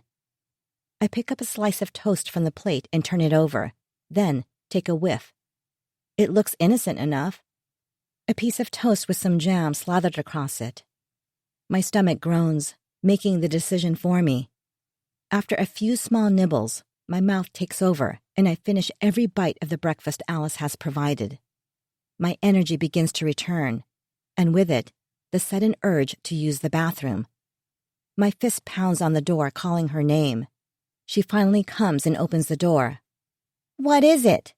she huffs. "I need to use the bathroom." She sighs and produces a pair of handcuffs. "Hold out your hands." I stumble back, the sight of them bringing back memories of jail. Not that this room is much different from my cell, other than slightly more palatable food and a slightly more comfortable bed. The fear of the unknown, of what happens next, is very much the same. "These are the rules, Cass. If you want your answers, and more importantly, if you want to stay alive, I suggest you follow them without complaint." I honestly don't know what I want more, whether that's life or answers.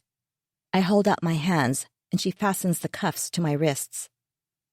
"I can't have privacy?" I ask when Alice follows me into the small bathroom. There's a shower, toilet, and pedestal sink. She simply looks at me, so I break eye contact and continue with the humiliating experience of peeing under her watchful stare. "Can I take a shower?" I'm not sure what plan I'm trying to formulate, but a shower means feeling better, or even escape. I'd take either at this point. "No, but you can brush your teeth and hair and wash your face at the sink." She points to the brush, toothbrush, toothpaste, and face wash lined up on the chipped counter. Afterward, I'm shuffled back to my cell of a bedroom. "They'll figure it out. Find this place, wherever it is. They'll all show up looking for me, any minute now." She smiles from the hallway, hand on the door handle. "I'm not sure who they are, but the media is reporting you've run off with the money you stole from you and your partner's business. Apparently, some new evidence emerged linking you to that whole messy ordeal. Tisk, tisk, Cass, stealing from your best friend like that." Her smile morphs into an exaggerated frown, then curves right back up again. "I'm happy to show you some of the clips if you don't believe me. Oh, and the police have already searched my house. I gave them full access. They thought I may be your accomplice, hiding you away. You aren't the only one capable of fooling people." I use meals to track time. It could be worse, I suppose. She could slowly starve me to death. Breakfast, lunch, dinner, sleep. Another day gone. It's been 4 days and I've missed my trial. I'm sure that's another slew of charges. I have so much time to think, yet I still can't figure out why this is happening. It doesn't help that my mind softens more each day. I think, and I think, and I think, but it's like screaming into an endless void, with no answer and no one to hear you. Is Ethan looking for me? Julie? The kids? Or is this easier for them? No lengthy trial to sit through. No obligatory visits to jail to be burdened by. Do they believe what the police and media are saying? That I am guilty and have run away? It's what I had been accusing Emma of doing. Alice places breakfast on the nightstand. There's a change. Something additional added to the tray. Does this mean answers are close? I pick up the photo and study it intently.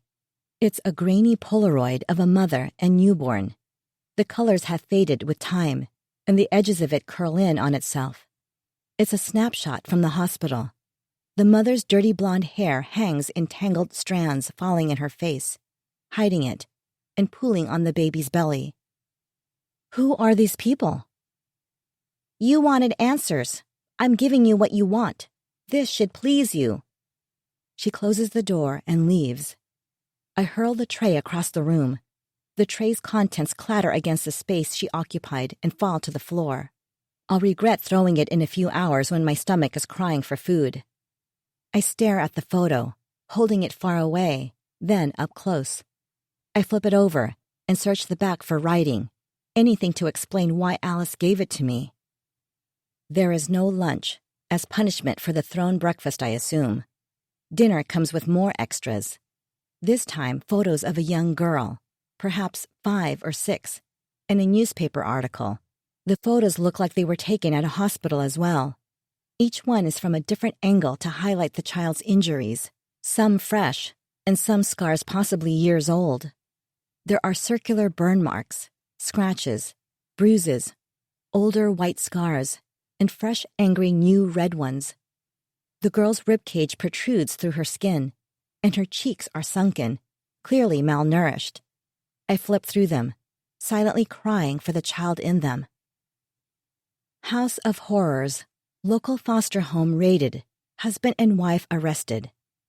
Fairfax, Virginia. A local couple has been charged with multiple counts of child abuse and neglect after a raid conducted on their home uncovered a house of horrors following an anonymous tip. Respected pastor Charles Donovan and his wife Tanya are currently in custody, facing multiple felony charges. According to court documents, the couple's 4 foster children were being raised in deplorable conditions, deprived of food and basic care, and physically and mentally abused while in their care. According to Virginia Police Chief Peter Williams, these children have suffered egregious abuse, including being locked in dog kennels and starved for days, possibly longer.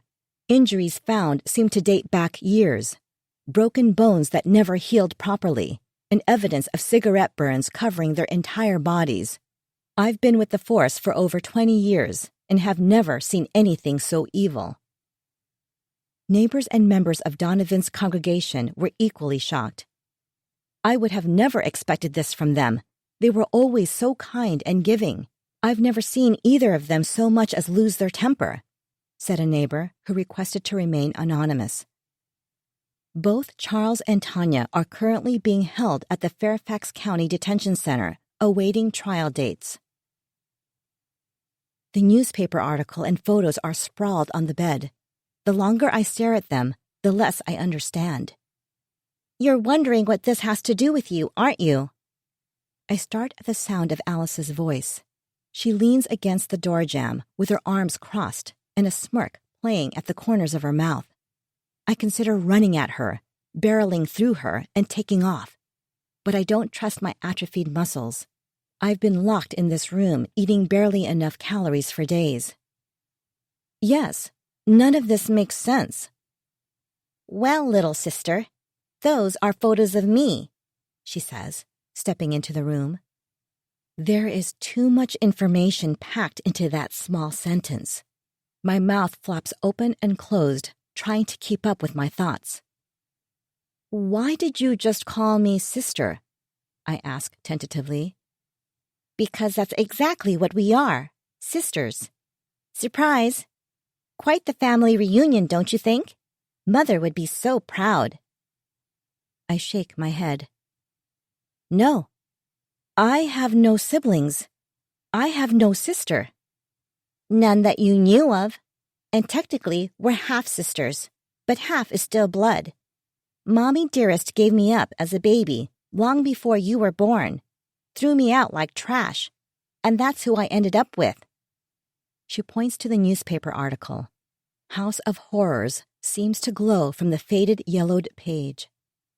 It took forever to hunt down that piece of shit who birthed us. And imagine my surprise when I found out she had another daughter, one she kept. Mom was dead by the time I found her.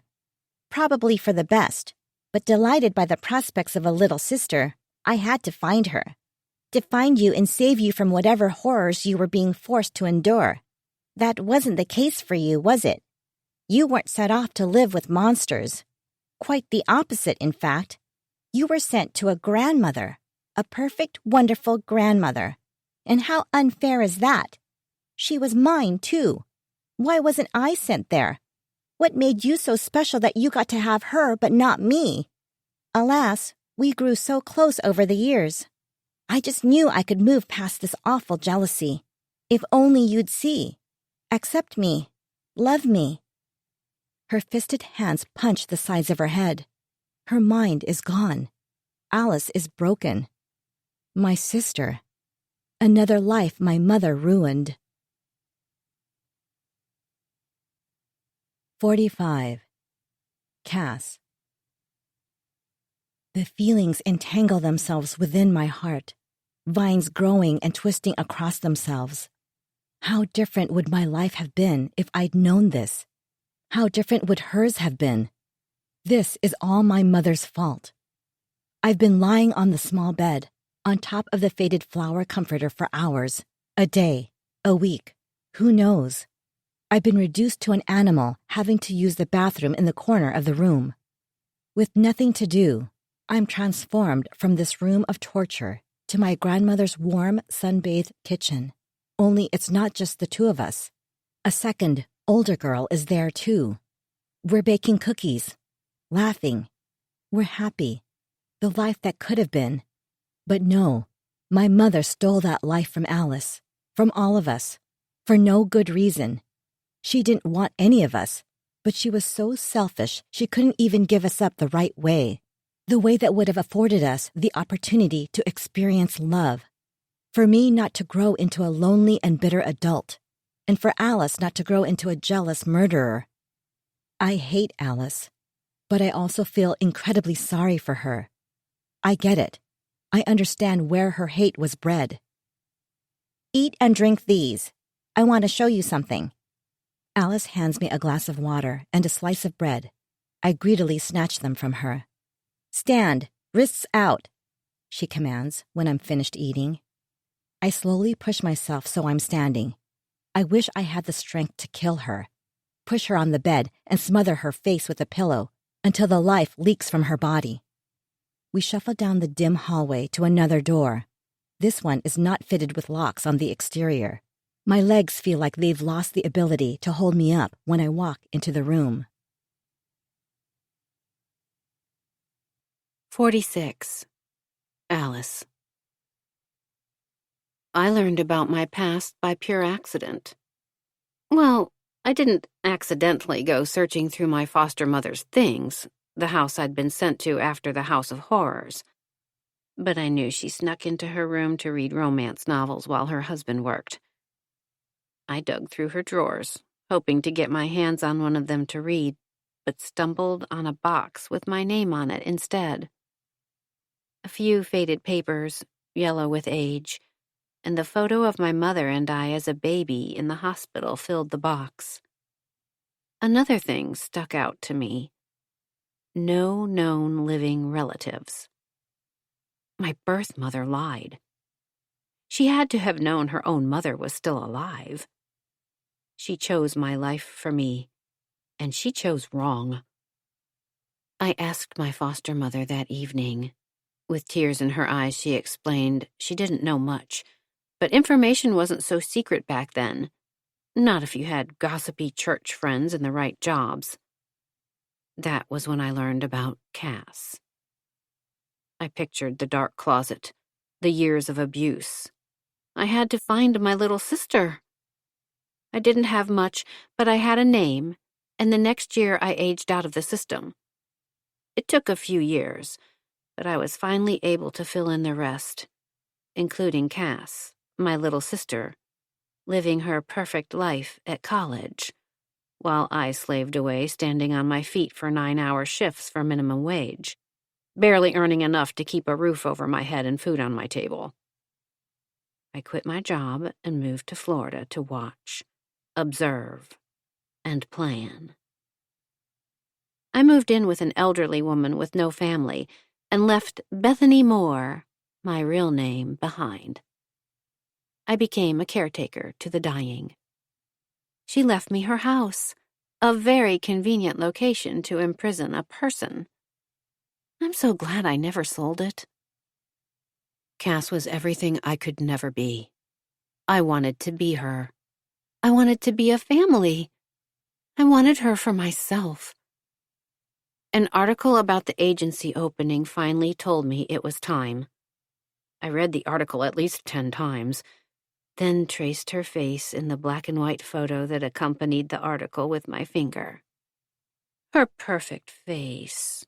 Her perfect smile. Her perfect life.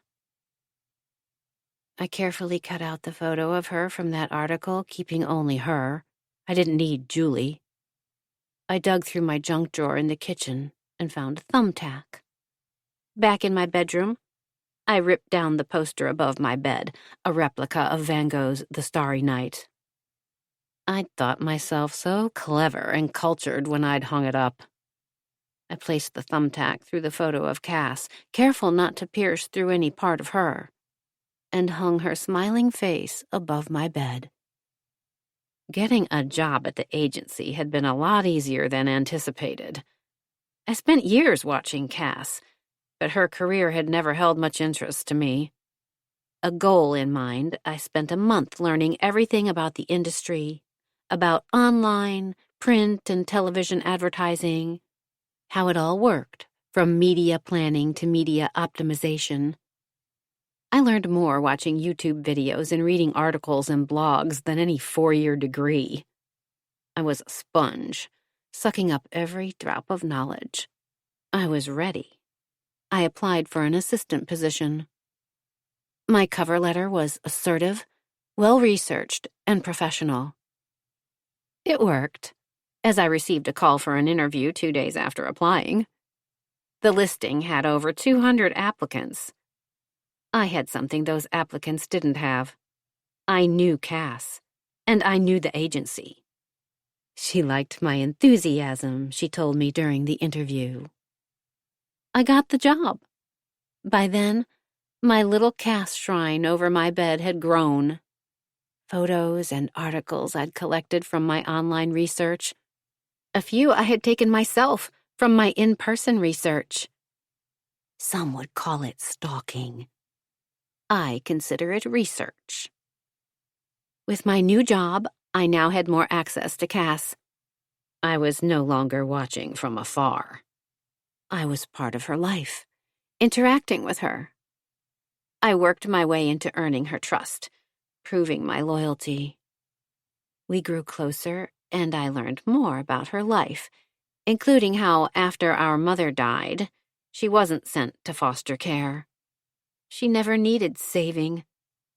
I feared she may end up at my house one day and stumble on my collection. I purchased a second house and moved into that one full-time, only returning to lie on the bed and visit Cass whenever I felt her slipping away.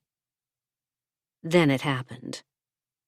It was as if the universe finally answered every prayer I'd ever whispered into its winds. The account managers all went out to lunch.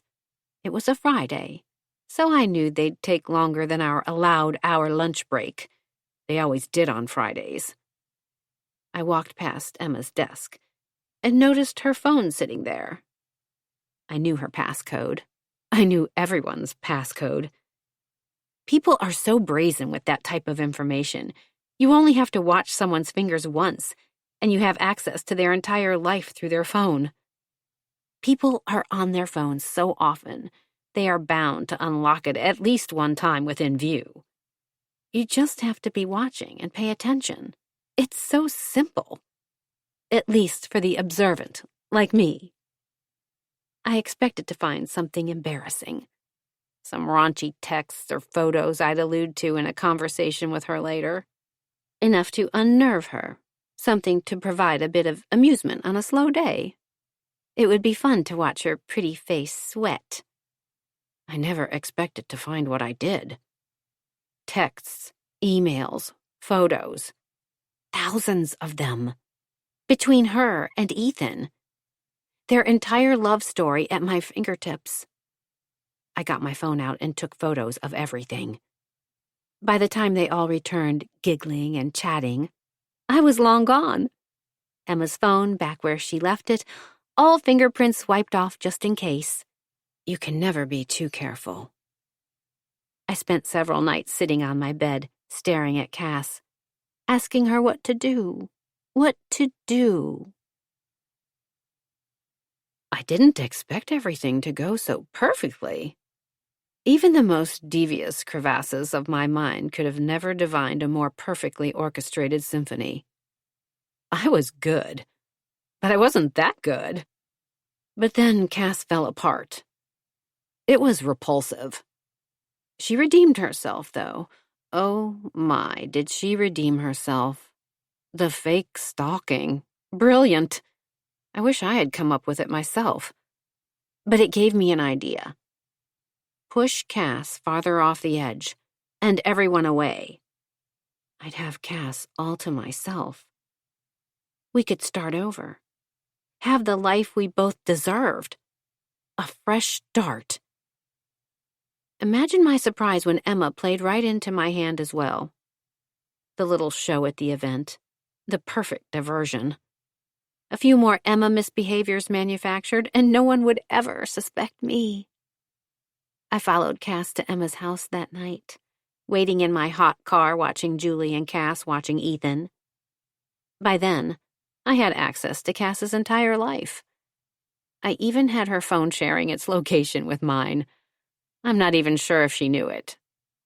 I had an emergency collection of her hair, just in case. A backup plan is imperative. Cass could comply, or she could go down for Emma's murder. The choice was entirely up to her. Cass and Julie left soon after watching Ethan leave. So cowardly, those two. I wasn't the only one whose personality was a lie. Once sure they were gone for good, I was ready. I retrieved my backpack and strutted up to Emma's apartment, knocking 3 times on the door. She didn't recognize me. Not when I said a cheerful hello. Not when I pushed her back into the apartment. And not when I took out the hammer and bashed in that perfectly shaped head of hers. I did manage to get some more information from her between the blows while she begged for her life. Turns out Ethan wasn't there for sex. He was Cass's white knight, galloping up on his stallion to stop the evil witch from harassing his poor, fair wife. Hilarious. That would be a piece of information I didn't share with Cass. The time for sharing was over. Her thinking Ethan was still cheating would do nothing but benefit my cause. I laughed hysterically at my good luck. When she was done convulsing and making funny grunting and gurgling noises, I went into the kitchen and found the biggest knife she owned and stabbed her. 24 times, according to the news reports. I didn't keep track at the time. The quantity surprised even me. It explains the amount of blood. When done, I stepped back to admire my work. Poor, pretty Emma. Now a lifeless, bloody, pulpy mess. Oh boy, I had my work cut out for me. This could take all night, I thought while observing the wreckage. It's okay. I had all night, and I had a plan. I began cleaning with the supplies Emma had available. I brought my own, but they were in my car, which was not parked anywhere near CCTV cameras. Another rookie mistake from Cass. When it got late enough, but not too late, I found hair extensions in Emma's room. The most Emma-looking outfit, a pair of leggings and a cold-shoulder t-shirt I tied in a knot to make a crop top, with the baseball cap back on, my long black ponytail, and under the poorly lit lights of the apartment complex. Any nosy neighbors wouldn't know the difference. From my car, I retrieved a large suitcase and filled it with the necessary items. Back in the apartment, suitcase emptied, I stuffed her body in. After testing it, I stepped back and considered its weight. It would be a struggle, but with enough concentration, I'd be able to wheel her out unseen. I finished cleaning my mess, well, Emma's mess, and placed the new throw rug I'd brought in over the spot her body had bled out. Eventually, the police would find the evidence and know she had been killed there, but I had time. With my Emma costume back on, I rolled the suitcase out of her apartment and made my way to her car. If anyone saw me, it would only help the narrative. Emma ran away, afraid to get in trouble for stalking poor sweet Cass. I dumped the body behind a dumpster in a seedy area where I knew it would be a while before anyone would find her. I drove toward Fort DeSoto, pulled off in a kayak launch, and threw the hammer and knife as far into the water as my tired arms would allow. Pleased with my work, I went home and waited. I began to question Cass. She'd never agree to my plan. In an act of desperation quite unlike my typical modus operandi, I went to Cass's house and set the fire. I didn't expect them to survive. My goal was for them to die, the police to find Emma, and Cass's memory to be tarnished as a murderer. I'd be sad about my niece and nephew dying, though. A necessary evil, I convinced myself. Imagine my relief when I learned they survived, and Cass was charged with Emma's murder. The fire had been a light misstep, but not a complete stumble. Cass still had the opportunity to make the right choice. According to my research, the Maldives don't have extradition to the U.S. I didn't plan on getting caught, but that was important. It's beautiful, and $3 million will go a long way there. I have 2 tourist visas, with new identities and plane tickets for 2 days from now. Cass has one more opportunity to choose sides. I hate her, but she's the only family I have. And if she won't see what's right and help me restore the proper order, I'll kill her. 47. Alice. What is all of this? Cass asks. She's staring, slack-jawed, at my wall of Cass. I've been adding to it for so many years, I forget what an impact it may have on new eyes. Oh, that's you, Cass. Don't families hang photos of each other on their walls? She looks at me with confusion. I sigh. The crystal-clear waters of the Maldives call to me, away from all of this, and away from the scars left by the Donovans and our mother. Why didn't you just reach out? Tell me who you were. Everything could have been so different. We could have been a real family, she cries. But she's not sad for me. She's sad for herself. I know her probably better than she knows herself. No, Cass, that was never possible. She shakes her head. Of course it would be. Alice, how long have you known me? I would have welcomed you into the family. You're practically family already. I'm giving you a choice. Life or death. You can come with me to the Maldives where we can start over. Or you die here. I have children. I can't leave them. My eyes dull and face becomes lifeless. I'm bored with this game. I've changed my mind. Invite revoked. Before she has a chance to respond, I grab the lamp from the bedside table and slam it into the back of her skull. She crumples to the floor. I'm not in the mood to clean another bloody mess, so I grab a towel from the bathroom and place it under her head. She looks so peaceful, like she's sleeping.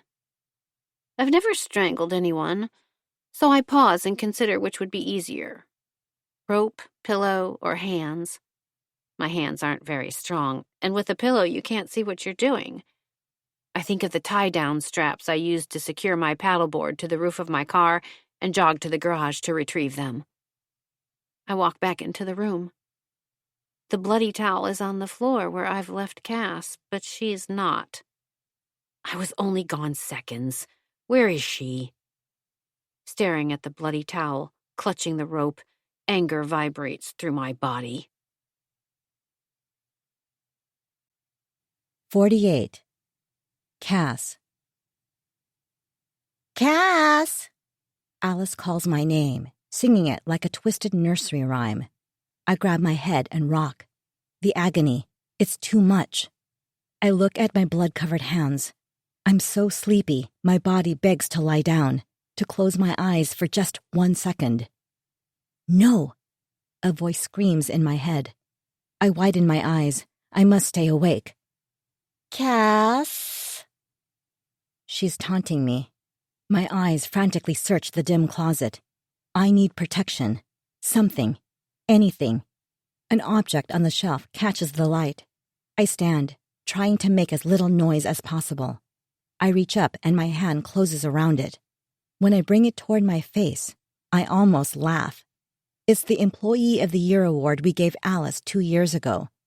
The floor seems to shift, and orbs of sparkling light dance in the room that I know aren't there. I don't have much time before I pass out. Her footsteps are getting closer. She flings open the door. I lunge. I smash her face, her head, anything I can with the glass statue. Her nails rake the side of my face. My head flies back when she grabs a chunk of my hair and pulls. She falls, bringing me down with her, but I'm on top. I have the advantage. I straddle her stomach up on my knees. The glass award is slippery. I lift it above my head with both hands and bring it down on her face. Her head lolls to one side, and I scramble off her. Her hand reaches out and grabs my ankle, but her grip is feeble, and I kick myself free. I'm running, through the house, out the door, down the street. Blood covers me, mine and hers. I stand in the middle of the street and shield my eyes from the blinding headlights and whisper, "Help!" as I collapse. 49. Cass. I can hear Aubrey's voice calling, but she's so far away. Memories of Alice and her house flood my mind. Oh my God, she got Aubrey! I struggle to sit up, but am tethered to the bed. Has she used the handcuffs? Cass, can you hear me? It's Ethan. I strain to open my eyes, but it's so bright. Their faces hover above mine.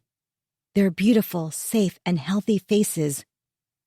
You're in the hospital. Where? Alice. Words are too hard. She's dead. You're safe. She can't hurt you. I relax, relieved, and let myself fall back into a dreamless sleep. When I wake up again, I'm more alert. I roll my head to the right. Julie is next to my bed, flipping through a magazine. She looks up. You, my friend, are a fucking badass. I laugh, but end up coughing. Here, take a sip of this. She stands and holds the straw between my chapped lips. I sip the cold water greedily. The doctor was just here. She said you took some hefty blows, but nothing permanent. You should be out of here in a week or so. I had no idea, I say, that she was my sister, that she killed Emma. I was going there for coffee, to say goodbye. She had us all fooled.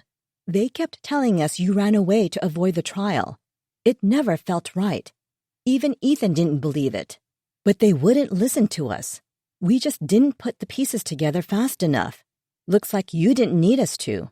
I was so scared we lost you. You can't get rid of me that easily. We both laugh, and she holds the water up again to help me drink. Some other good news. The police found the stolen money. We lost a lot of clients, but I think we may have a chance. Now that the full story has come out, people are at least returning my calls. We can start over, get everything back. I shake my head as much as my aching neck allows. I don't think so, Julie. I think I'm calling it quits. I'll be cheering you on from the sidelines this time. I thought you might say that, but had to ask. It won't be the same without you, you know. Definitely not as much fun. I smile and reach for her hand. She squeezes it, then sits and goes back to reading her magazine. When I wake up again, Julie is gone, and Ethan occupies the chair. I look around the sterile room. The kids are at Julie's, just me today. How are you feeling? My head is killing me, but could be worse. I forgive you for accusing me. We've both screwed up, but we'll get through this. We're still a team. My head turns to him. I'm more alert than I've felt in days. I gaze at him a few moments. I want a divorce, and I want you to leave. 15 years later. Cass. I stop halfway across the Bel Air Bridge walking path to look down the intercoastal. Luna, my Rottweiler, sits obediently by my side. She's used to this. I stop in the same spot every day. I watch the water, looking for dolphins and manatees, and enjoy the salty breeze on my skin. Life is much slower these days. I have time for things like walks and salty air. An anhinga sits on a pile sunning itself, then takes flight. I don't talk about Alice or Emma anymore. Their names have flown away, like the anhinga. It took a lot of therapy and a lot of sleepless nights for me to recover and get to this point, though. For so many years, I'd been wading in murky waters, my feet sunk in the sludge and pulled down by my past. After Alice died, I had two choices: wade further out and drown, or walk to shore. I chose the shore. I stayed with Julie and Victoria for a year. Ethan and I were done the moment I opened that email. If only I'd realized that then. Another crossroads where I chose the wrong turn. I try not to think back on what could have been if I'd walked left instead of right. There's just too many of those moments. Dwelling on them leads to nothing. I have my own condo now, right off Sand Key Beach. My new life is a simple life. I'm no longer hounded by the media vultures. It took them a while to get bored with me, to move on to the next sensational murder case. Occasionally, I'll get a call or a knock on my door on the anniversary of Emma's death, sometimes Alice's. I always ignore them. Aubrey has married a nice boy named Dylan, and they are expecting their first child, a boy. He's due in August. I'll be a grandmother. I'm so excited I can hardly contain myself. I'm already getting lectured on spoiling him, and he isn't even born yet. Ben has moved to Miami, where he's living the single life and loving it. I consider Ethan a friend, no more, no less. I hear he's dating a nice woman. I don't know much about her, and I don't ask. I want him to be happy, to be loved, but knowing too much would be too painful. I did a few interviews and wrote a book when I was first cleared of all charges. The money I made from them supports me, along with some spending money I get from the occasional freelance gig. Parker Advertising Agency is thriving. I had no doubt Julie would get it back. I read a lot, take walks on the beach, and enjoy 4-course meals at Victoria and Julie's house. No more lies, no more masks. I have discovered who the real me is, and I love her. We better get going. Aubrey and Dylan will be here soon, Bryant says, approaching me. I smile at him and take his hand. They always say love finds you when you aren't looking, and that's what happened with me. Bryant and I met on one of these very walks. Luna introduced us. She fell in love with him first. He is kind and loving and perfect in every way. It took me years to believe I deserve him, but I do. And I wake up every morning, roll over, and study every bit of him, thinking I am so unbelievably thankful for him, for my kids, for my life, for all of it. I smile every day while I wait for him to wake up. My heart could break, only this time from being too full of love. The end. This recording of We're All Lying was presented by Dreamscape Media, LLC. Narrated by Jennifer Aquino, Melissa K. Benson, and Rob Brinkman. Produced by Eric Black. Text copyright 2023 by Marie Still. Sound recording copyright 2023 by Dreamscape Media, LLC.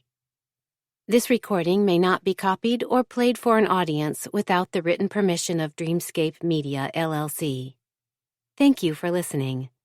Please check dreamscapepublishing.com for Dreamscape's latest releases.